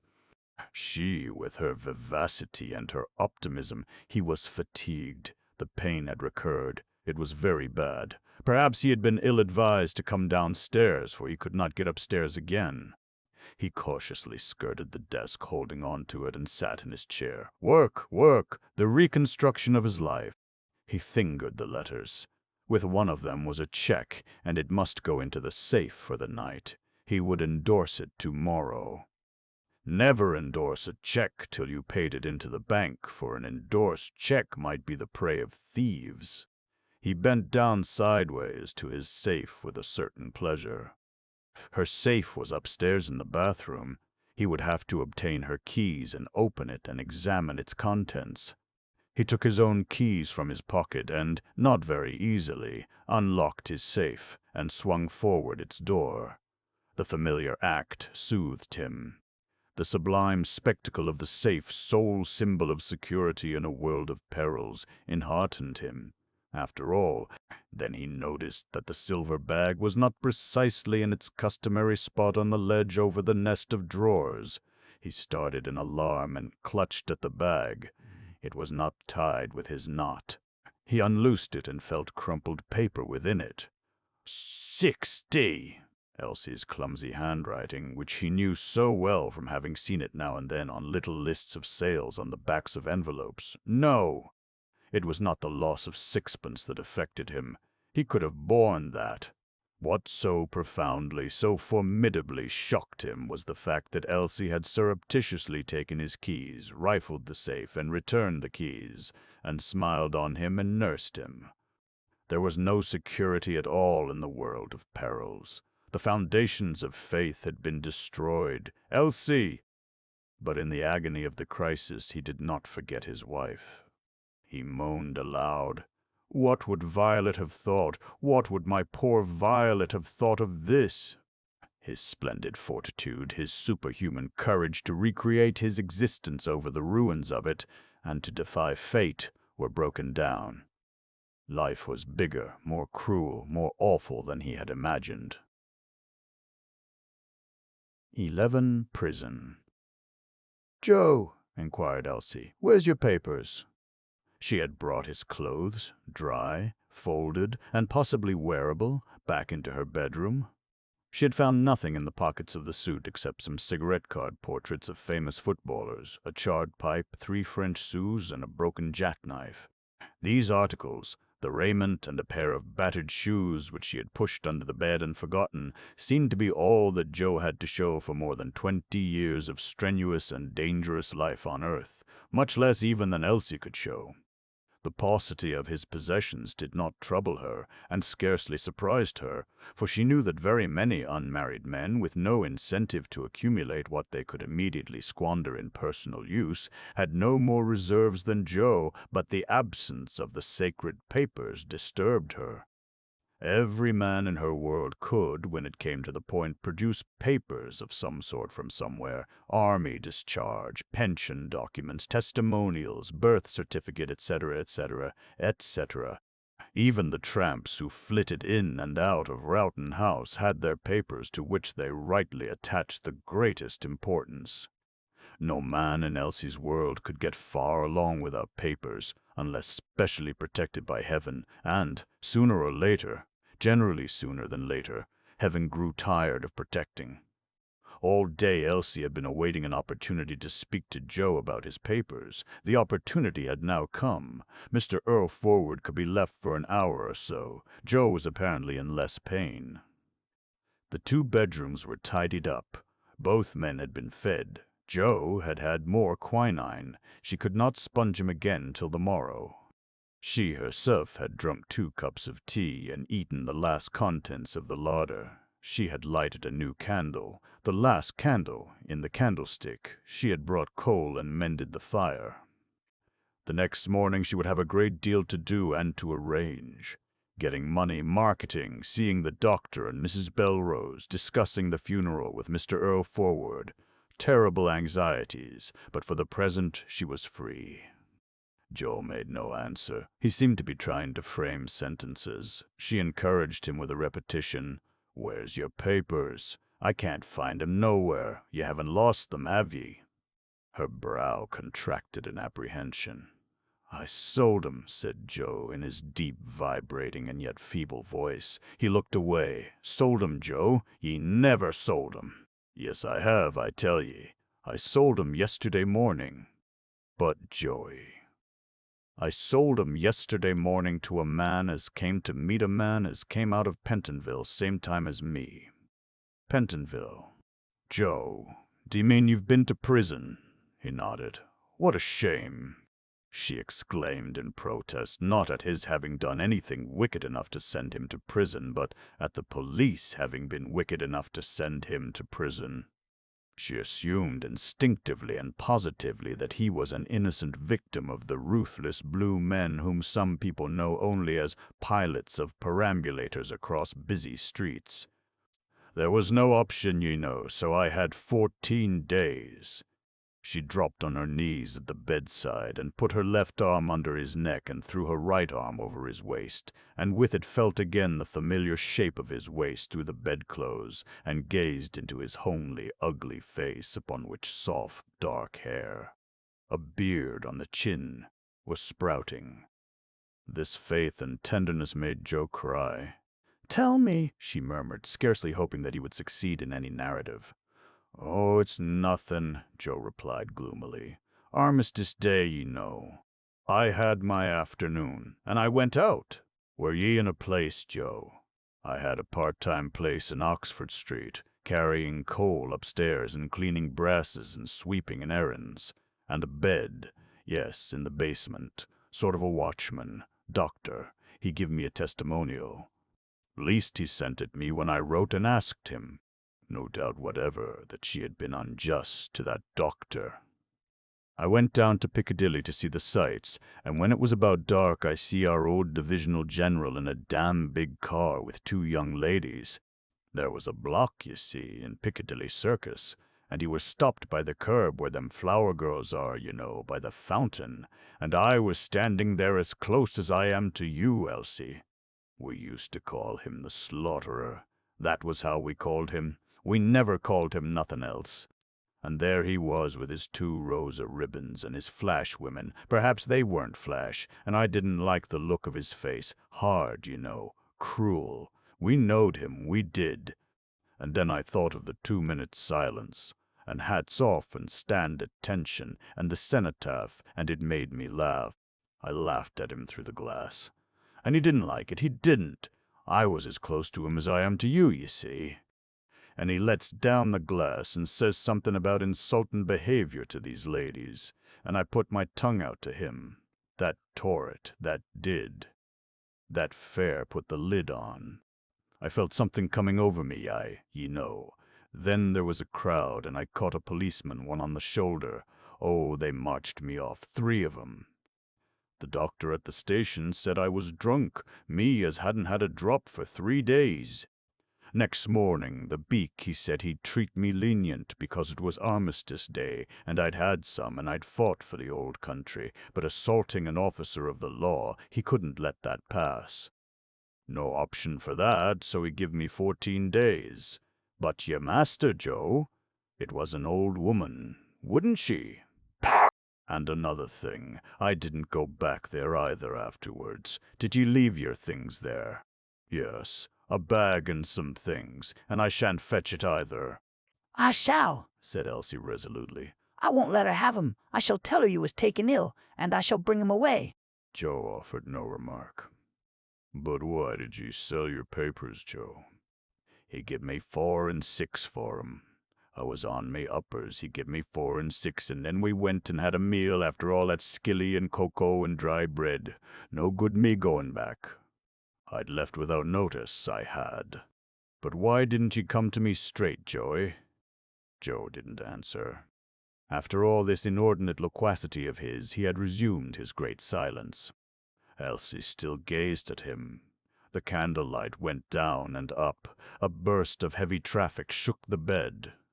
And now Elsie had a desire to tell Joe all about her own story, all about Mr. Earlforward and the death of Mrs. Earlforward, and the troubles awaiting her in the morning. She wanted to be confidential, and she wanted to discuss with him a plan for putting him on his feet again after he was better, for she was sure she could restore his self-respect to him and him to his proper position in the world. But he did not seem interested in anything, not even in herself. He was absorbed in his aches and pains and fever, and she was very tired. So, without moving her arms, she just laid her head on his breast, and was indignant against the whole of mankind on his behalf, and regarded her harsh, pitiless self as the author of all his misfortunes, and loved him. 12A sleep. Mr. and Mrs. Belrose occupied a small bedroom at the top of their house. As for her sister and his sister, they fitted their amplitudes into some vague somewhere else, and those of the curious who, in the way of business or otherwise, knew how nearly the entire house was devoted to wholesale, wondered where the two sisters-in-law did, in fact, stow themselves. The servant slept out. In the middle of the night, Mrs. Belrose raised her magnificent form out of the overburdened bed and went to the window to look forth on the steps. "Charlie," said she, coming back to the bed and shaking her husband. He awoke unwillingly and grunted, and muttered that she was taking cold, an absurd suggestion, as he knew well, for she never took cold, and it was inconceivable that she should take cold. "That light's still burning at T.T.'s, in the shop. I don't like the look of it." She lit the room, and the fancies of night seemed to be dispelled by an onrush of realism, dailiness, and sagacity. Mr. and Mrs. Belrose considered themselves to be two of the most sagacious and imperturbable persons that ever lived, and they probably were. No circumstances were too much for their sagacity and their presence of mind. Each had complete confidence in the kindly but unsentimental horse sense of the other. Mrs. Belrose, despite her youngishness, was the more impressive. She it was who usually said the final word in shaping a policy, yet in her utterances there was an implication that Charles had a super-wisdom which she alone could inspire, and also that he, being a man, could do certain things that she, being a woman, was ever so slightly incapable of. "I don't like the look of it at all," she said. "Well, I don't see we can do anything till morning," said Charles. Not that he was allowing his judgment to be warped by the desire to sleep. No, he was being quite impartial. "That girl's got too much on her hands, looking after that funny old man all by herself day and night. She isn't a fool, far from it, but it's too much for one girl. You'd better go over, perhaps, and have a look at things. I was thinking you'd go, Charlie, but I can't do anything if I do go. I can't help the girl." "I'm afraid," said the authoritative and sagacious wife simply. "What of?" asked the wizened slip of a husband. "Well, I don't know, but I am. It'll be better for you to go anyway." Nevertheless, Mrs. Belrose did know what she was afraid of, and so did Mr. Belrose. She helped him to put on some clothes. It was a gesture of sympathy rather than of aid. And she exhorted him not to waken those girls, meaning her sister and his. He went out shivering. A fine night with a harsh wind moving dust from one part of the steps to another. Nobody about. The church clock struck 3. Mr. Belrose peered through the slit between the edge of the door blind and the door frame, but could see nothing except that a light was burning somewhere in the background. He rapped quietly and then loudly on the glass. No response. The explanation of the scene doubtless was that Elsie had come down into the shop on some errand and returned upstairs, having forgotten to extinguish the light. Mr. Belrose was very cold. He was about to leave the place and report to his wife when his hand discovered that the door was not fastened. Elsie, in the perturbation caused by doing a kindness to the boy Jerry, had forgotten to secure it. Mr. Belrose entered and saw Mr. Earlforward, wearing a smart new suit, moveless in a peculiar posture in his office chair. He now knew more surely than before what his wife had been afraid of. But he had a very stout and stolid heart, and he advanced firmly into the office. A faint glow of red showed in the ash-strewn grate. The electric light descended in almost palpable rays on Mr. Steror. Earlforward's grizzled head. The safe was open and there was a bag of money on the floor. Mr. Earlforward's chair was tilted and had only been saved from toppling over, with Mr. Earlforward in it by the fact that its left arm had caught under the ledge of the desk. The electric light was patient, so was Mr. Earlforward. He was leaning over the right arm of the chair, his body at half a right angle to the perpendicular, and his face towards the floor. "I've never seen anything like this before," thought Mr. Belrose.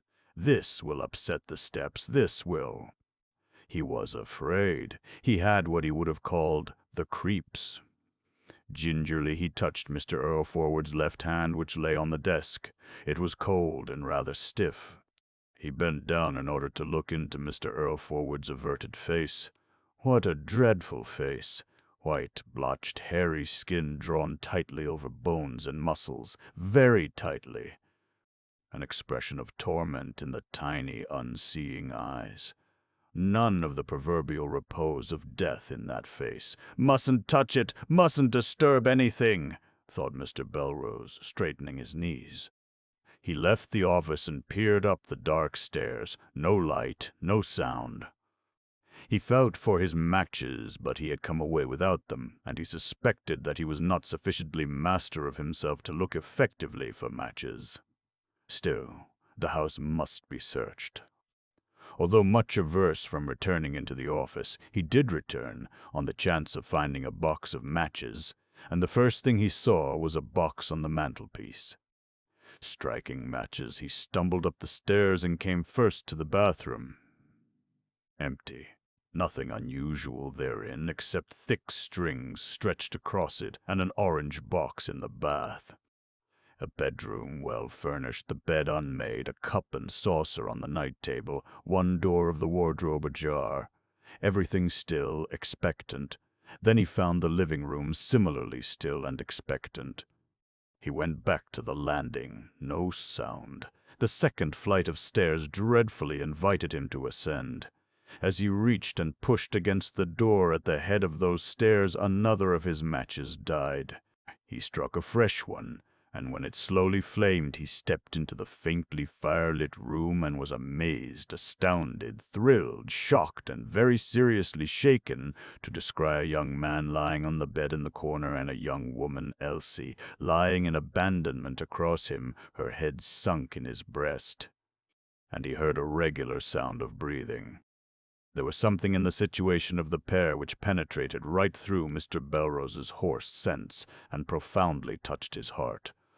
Never had he had such a sensation at once painful and ravishing, yes, ravishing to the awed cheesemonger as he had then. The young man raised his head an inch from the pillow and dropped it again. "She's asleep," said the young man in a low, deep, tired voice.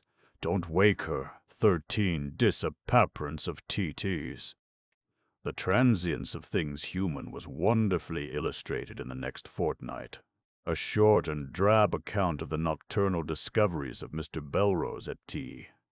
Teas appeared in one morning paper, and within 6 hours the evening papers, with their sure instinct for the important, had lifted Riceyman Steps to a height far above prize-fighting, national economics, and the embroiled ruin of Europe. Such trivialities vanished from the contents bills, which displayed nothing but mysterious death of a miser in Clerkenwell, the home of Bolshevism. Astounding story of love and death, midnight tragedy in King's Cross Road, and similar titles, legends and captions. Riceyman Steps was filled with ferreting special reporters and photographers. The morning papers next following elaborated the tale. The Steps became the cynosure of all England and the subject of cables to America, South Africa, and the Antipodes. The Steps rose dizzily to unique fame. The coroner's inquest on the body of Henry Earlforward was packed like a divorce court on an illustrious day and stenographed verbatim. Jurymen who were summoned to it esteemed themselves fortunate. The Reverend Augustus Earlforward, a Wesleyan Methodist missionary, home for a holiday from his labors in the West Indies, and brother of the deceased, found himself in a moment extremely famous. He had nearly missed the boat at Kingston, Jamaica, and he saw the hand of Providence in the fact that he had not missed it. He had not met his younger brother for over 30 years, nor heard from him, did not even know his address, had scarcely thought of trying to hunt him up. And then at tea in the Thackeray Hotel, Bloomsbury, his stern eyes had seen the name of Earlforward written large in a newspaper. The affair was the most marvelous event, the most marvelous coincidence of his long and honorable career. Wisely he flew to a solicitor. He caused himself to be represented at the inquest. He had reached England in a critical mood, for, like many colonials, he suspected that all was not well with the blundering and decadent old country. And the revelations of life in Clerkenwell richly confirmed his suspicions, which did not surprise him, because much commerce with Negroes had firmly established in his mind the conviction that he could never be wrong. From the start, he had his ideas about Elsie, the servant girl, asleep with a young man in her bedroom. They were not nice ideas, but it is to be remembered that he was taking a holiday from the preaching and practice of Christian charity. His legal representative put strange questions to Elsie at the inquest, during which it was testified, after post-mortem, that Henry had died of a cancer at the junction of the gullet and the cardiac end of the stomach, and these questions were reinforced by the natural cynicism and incredulity of the coroner. Elsie was saved from opprobrium by Dr. Rasta's statement that she had called him in to the young man. Elsie indeed was cheered by her inflamed friends as she left the court. She said never a word about the coroner or the missionary afterwards, and, inexcusably, she never forgave either of them. But the missionary forgave Elsie, and permitted her and the sick young man to remain in the house. Neither Mr. nor Mrs. Earlforward had made a will, and the missionary was put into a good humor by the proof that the wealthy Violet had left no next of kin. Thus the whole of her property, in addition to the whole of Henry's, went to Augustus, whereas if Violet had had next of kin, Augustus would have got only half of Violet's property. Clerkenwell expected that the world glory of the Steps would continue indefinitely, but it withered as quickly as it had flowered, and by the afternoon of the morrow of the inquest it had utterly died. The joint funeral of the Earlforwards did not receive a line in the daily press. Nevertheless, it constituted a great spectacle in King's Cross Road, not by reason of its intrinsic grandeur, for it fell short of Henry's conception of the obsequies which he would bestow on his wife, but by reason of the vast multitude of sightseers and followers. The Reverend Augustus, heir to a very comfortable competency unwittingly amassed for him by the devices of Mr. Arb, the Clerk of Works, the prudent policy of Mr. Earlforward, and the imitativeness of Violet, found himself seriously inconvenienced for ready cash, because before he could touch the heritage he had to fulfill all sorts of expensive and tedious formalities, and tiresomely to prove certain facts which he deemed to be self-evident, as, for instance, that he himself was legitimate. But he himself was legitimate. He saw no end to the business, and he cabled to the connectional authorities in Jamaica that he should take extra leave. He did not ask for extra leave. In his quality of a rich man, he merely took it, and heavenly propaganda had to be postponed.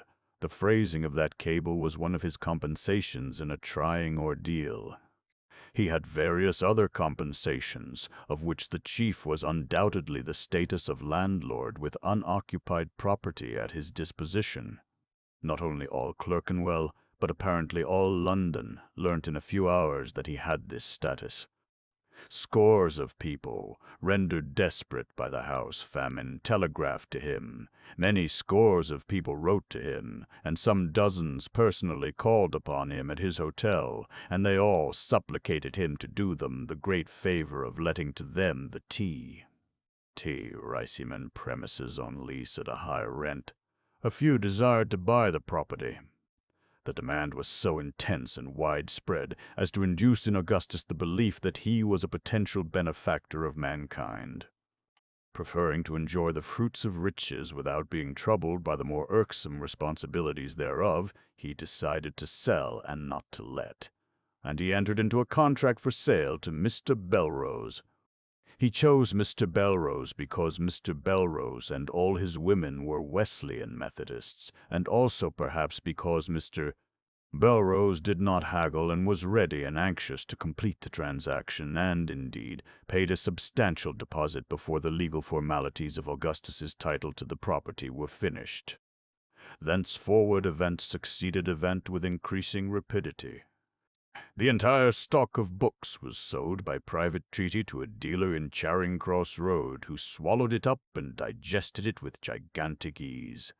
The books went away quietly enough in vans. Then the furniture and the clothes were sold, including Mr. Earlforward's virgin suits and shirts, to another sort of dealer in Islington. And a pantechnicon came for the furniture, etc., including the safe and the satin shoe, and it obtained permission from the highways authorities to pass over the pavement and stand on the flagstones of the steps at the shop door. And furniture was swept into it almost like leaves swept by the wind. And on that afternoon Mr. Belrose arrived from across with a group of shop-fitting and decorating contractors, and in the emptying interiors of the home and amid the flight of pieces of furniture Mr.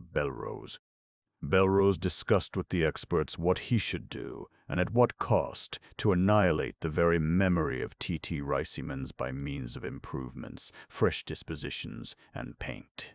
Idlers sauntered about watching the gorging of the pantechnicon and the erasing of T.T. Riceyman's from the steps. And what occupied their minds was not the disappearance of every trace of the sojourn on earth of Henry and Violet Earlforward, but the conquering progress of that powerful and prosperous personage, Charles Belrose, who was going to have 2 shops, and who would without doubt make them both pay handsomely. Henry and Violet might never have lived. They were almost equally strangers to the Reverend Augustus, who, moreover, was lying somewhat ill at his hotel, result of the strain of inheriting. Violet had always been regarded as a foreigner by the district. She had had no roots there. And as for Henry, though he was not a foreigner but of the true ancient blood of Clerkenwell, and though the tale of his riches commanded respect, he had never won affection, and was classed sardonically as an oddity, which designation would have puzzled and annoyed him considerably. Violet and Henry did, however, survive in one place, Elsie's heart. She arrived now in the steps, dressed in mourning, new black frock, new black hat, the old black coat, and black gloves. She had bought mourning from a sense of duty and propriety. She had not wished to incur the expense, but conscience forced her to incur the expense. She was carrying a shabby grip-bag which seemed rather heavy for her, and she was rather flushed and breathless from exercise of an unaccustomed sort. A dowdy, over-plump figure, whom nobody would have looked twice at. A simple, heavy face, common except for the eyes and lips, with a harassed look, fatigued also. She had been out nearly all day. She pretended not to notice it, but the sight of the formidable pantechnicon, squatted in the steps, brought moisture into her eyes. She sturdily entered the shop which Charles Belrose and his company of renovators having left was empty, save for 1 or 2 pieces of furniture waiting their proper niches in the pantechnicon. A man was pulling down the shelves and thus destroying the baize. Dead planks which had once been living, burden-bearing shelves were stacked in a pile along one wall. She had to wait at the foot of the stairs while a section of Violet's wardrobe awkwardly descended in the hairy arms of 2 Samsons. Then she went up, and on the first floor peeped into all the rooms, one after another. They were scenes of confusion, dirt, dust, higgledy-pigglediness, difficult to believe that they had ever made part of a home, been regularly cleaned, watched over like helpless children incapable of taking care of themselves. She lugged the grip bag up the second flight and went into the spare room, which was quite empty, stripped to the soiled and damaged walls. Even the plant pots were gone from the window sills, and she went into the kitchen, where the tap kept guard with its eternal drip-drip over perfect desolation. At last she went into her bedroom, which by a magic ukase from on high in the Thackeray Hotel had been preserved from the sack. A fire was cheerfully burning, all was as usual to the casual glance, but the shut drawers were empty, and Elsie's box and umbrella had gone back to Riceyman Square, where she had been sleeping since the funeral. Joe was sufficiently recovered to sleep alone in the house, and had had no objection to doing so. Joe, fully dressed for the grand exodus, sat waiting on the sole chair. He smiled. Dropping the bag, she smiled. They kissed. With his limited but imaginative intelligence, Joe did not see that Elsie was merely Elsie. He saw within the ill-fitting mourning a savior, a powerful protectress, a bright angel, a being different from and superior to any other being. They were dumb and happy in the island of homeliness around which swirled the tide of dissolution and change. Elsie picked up a piece of bread and butter from a plate and began to eat it. "Didn't you get any dinner?" Joe asked anxiously. She nodded, and the nod was a lie. "I got your bag and all your things in it," she said. "There's a clean collar. You'd better put it on." Munching, she unfastened the bag. "And I've got the license from the registry office," she said. He scrutinized the license, which by its complexity and incomprehensibility intimidated him. He was much relieved and very grateful that he had not had to go forth and get the license himself. The clean collar which Elsie affixed made a wonderful improvement in Joe's frayed and dilapidated appearance. "Has the doctor been to look at ye?" Elsie asked. Joe shook his head. "Well, ye can't go till he's been to look at ye." The doctor had re-engaged Joe, who was to migrate direct to Middleton Square that afternoon, and would take up his duties gradually, as health permitted. He had already been tentatively out in the morning, but only to the other side of King's Cross Road to get a shave. Perhaps it was to be regretted that Joe was going off in one of Mr. Earlforward's gray flannel shirts. Elsie, had she been strictly honest, would have washed this shirt and returned it to the wardrobe, but she thought that Joe needed it, and her honesty fell short of the ideal. There was a step on the stair. The doctor came into the island, and he himself was an island, detached, self-contained, impregnable as ever. He entered the room as though it was a room, and not the emptying theater of heroic and unforgettable drama, and as though nothing worth mentioning had happened of late in Riceyman Steps. "Has my daughter called here for me?" he asked abruptly, deposing his prim hat on the little yellow chest of drawers. "No, sir." "Ah, she was to meet me here," he said in a casual, even tone. And yet there was something in his voice plainly indicating to the observant that deep down in his recondite mind burned a passionate pride in his daughter. "I think you'll do, Joe," he decided after some examination of the malaria patient. "I see you've had a shave." Elsie said, "I'd better, sir." Yes, makes you feel brighter, doesn't it? "Well, you can be getting along, by the way, Elsie." He coughed. "We've been wondering at home whether you'd care to go and have a chat with Mrs. Rossday." "Yes, sir. But what about, sir?" "Joe? Well, the fact is, we thought perhaps you'd like—" He gave a short, nervous laugh. "To join the staff. I don't know what they call it. Cook general. No, not quite that, because there'd be Joe. There'd be you and Joe, you see." Elsie drew back, alarmed, so alarmed that she did not even say, "Thank you." "Oh, I couldn't do that, sir. I couldn't cook for you, sir." "I couldn't undertake it, sir. I'm really only a charwoman, sir. I couldn't face it, sir. But I thought you'd been learning some cookery from, Mrs. Earlforward. Oh, no, sir. Not as you might say, only gas rings, sir. This was the once ambitious girl who had dreamed of acquiring the skill to wait at table in just such a grand house as the doctor's. Extreme diffidence was not the only factor in her decision, which she made instantly and positively as a strong-minded, sensible, masterful woman without any reference to the views of her protected, fragile idol Joe, for a quality of independence, hardness, had begun to appear in Elsie Sprickett. The fact was that she wanted a separate home as a refuge for Joe in case of need, and she was arranging to rent a room in the basement of her old abode in Riceyman Square.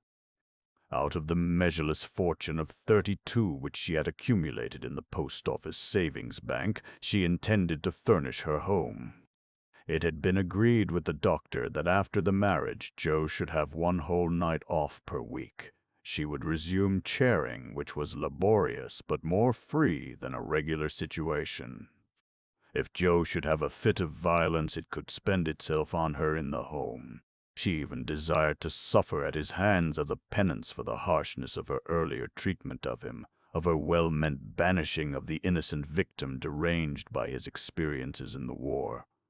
With her earnings and his, they would have an ample income. The fine, sagacious scheme was complete in her brain, and the doctor's suggestion attacked it in its fundamentals. At Middleton Square, worried by unaccustomed duties in the presence of others, she might have scenes with Joe and be unable to manage him. No, she must be independent, she must have liberty of action, and this could not be if she was a servant in a grand house. "Oh, very well," said the doctor, frigid as usual, but not offended. Joe said no word, knowing that he must not meddle in such high matters of policy. Scatterings, expostulations, reproofs on the stairs. Miss Raste entered, with the excited dog Jack. Her father had told her that if she saw no one familiar below, she must mount 2 flights of stairs and knock at the door facing her at the top, but, in her eagerness, she had forgotten to knock. Miss Raste was growing in stature daily. Her legs were fabulously long, and it was said of her at home that in time she would be in a position to stoop and kiss the crown of her father's head. To everyone's surprise, she impulsively rushed at Elsie with thin arms outstretched and kissed her. Elsie blushed, as well she might. Miss Raste had spoken to Elsie only once before, but out of the memory of Elsie's face in that brief meeting she had constructed a lovely fairy tale, and a chance word of her mother's had set her turning it into reality. She had dreamed of having the adorable, fat, comfortable, kind Elsie for a servant in the house, and her parents were going to arrange the matter. For 24 hours she had been in a fever about it. "Is she coming, Papa?" the child demanded urgently. "No, she can't. She says she can't cook, and so she won't come." Miss Rasta burst into tears. Her lank body shook with sobs. Everybody was grievously constrained. Nobody knew what to do, least of all the doctor. Jack stood still in front of the fire. "Mummy would have taught you to cook," Miss Rasta spluttered almost inarticulately. "Mummy's awfully nice." Elsie's sagacious scheme for her married life was dissipated in a moment. The scheme became absurd, impossible, inconceivable. Elsie was utterly defeated by the child's affection, ardor, and sorrow. She felt nearly the same responsibility towards the child as towards Joe. She was the child's forever, and she had kissed the child. Having kissed the child, could she be a Judas? "Oh, then I'll go and see Mrs. Raste," said Elsie, half smiling and half crying. This was indeed a very strange episode, upsetting as it did all optimistic theories about the reasonableness of human nature and the influence of logic over the springs of conduct. No one quite knew where he was. Dr. Raste was intensely delighted and proud, and yet felt that he ought to have a grievance. Joe was delighted, but egotistically. Elsie was both happy and sad, but rather more happy than sad. Miss Raste laughed with glee while the tears still ran down her delicate cheeks. Jack barked once. Not that Jack had that very mysterious, intuitive comprehension of the moods of others which in the popular mind is usually attributed to dogs, children, and women. No! Jack had heard footsteps on the stairs. A tousled, white-sleeved man in a green apron entered. "We're ready for here now, miss," he announced to Elsie. And without waiting for permission, he began rapidly to roll up the bedclothes in one vast bundle. Next, he collected the crockery. The bedroom had ceased to be immune from the general sack. "They didn't have a lot of luck," said Mr. Belrose to Elsie and Joe that night in the steps at the locked door of T.T.'s. It was the decent, wizened little old fellow's epitaph on Henry Earlforward and Violet. It was his apology for dropping the keys of T's into his pocket, and for the blaze of electricity from his old shop, and for the forlorn darkness of T.T.'s, and for the fact that he was prospering while others were dead. He did not attribute the fate of the Earlforwards to Henry's formidable character. He could not think scientifically, and even had he been able to do so, good nature would have prevented him. And even if he had attempted to do so, he might have thought wrong. The affair, like all affairs of destiny, was excessively complex. Elsie, for her part, laid much less stress than Mr. Belrose on luck. With a gentleman like he was, she thought, meaning Henry Earlforward, something was bound to happen sooner or later. She held Mr. Earlforward responsible for her mistress's death, but her notions of the value of evidence were somewhat crude. And, similarly, she held herself responsible for her master's death. She had noticed that he had never been the same since the orgy of her wedding cake, and she had a terrible suspicion that immoderate wedding cake caused cancer. Thus she added one more to the uncounted theories of the origin of cancer, and nobody yet knows enough of the subject to be able to disprove Elsie's theory.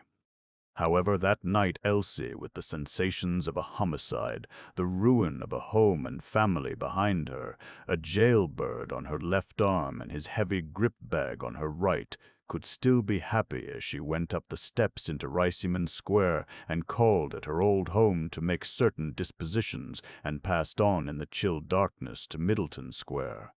She was apprehensive about future dangers and her own ability to cope with them, but she was always apprehensive. Joe, belonging to the contemplative and passionate variety of mankind, was not at all apprehensive. He knew his soul as intimately as a pretty woman knows the externals of her body. He was conscious of joy in retreading with Elsie the old familiar streets. He had a perfect worshipping faith in Elsie's affection and in her powers. His one affliction was to see Elsie lugging the heavy grip-bag, but even this was absurd, for he had not yet the strength to carry it, and he well knew that she would never have permitted him to try. People saw a young, humble, mutually absorbed couple strolling along and looking at one another. More correctly, people did not see a humble couple any more than people at a court ball see a fashionably dressed and self-sure couple. Elsie and Joe were characteristic of the district. They would have had to look much worse than they did in order to be classed as humble in Clerkenwell. Nor were people shocked at the spectacle of the woman lugging a heavy grip-bag while the man carried naught. Such dreadful things were often witnessed in Clerkenwell.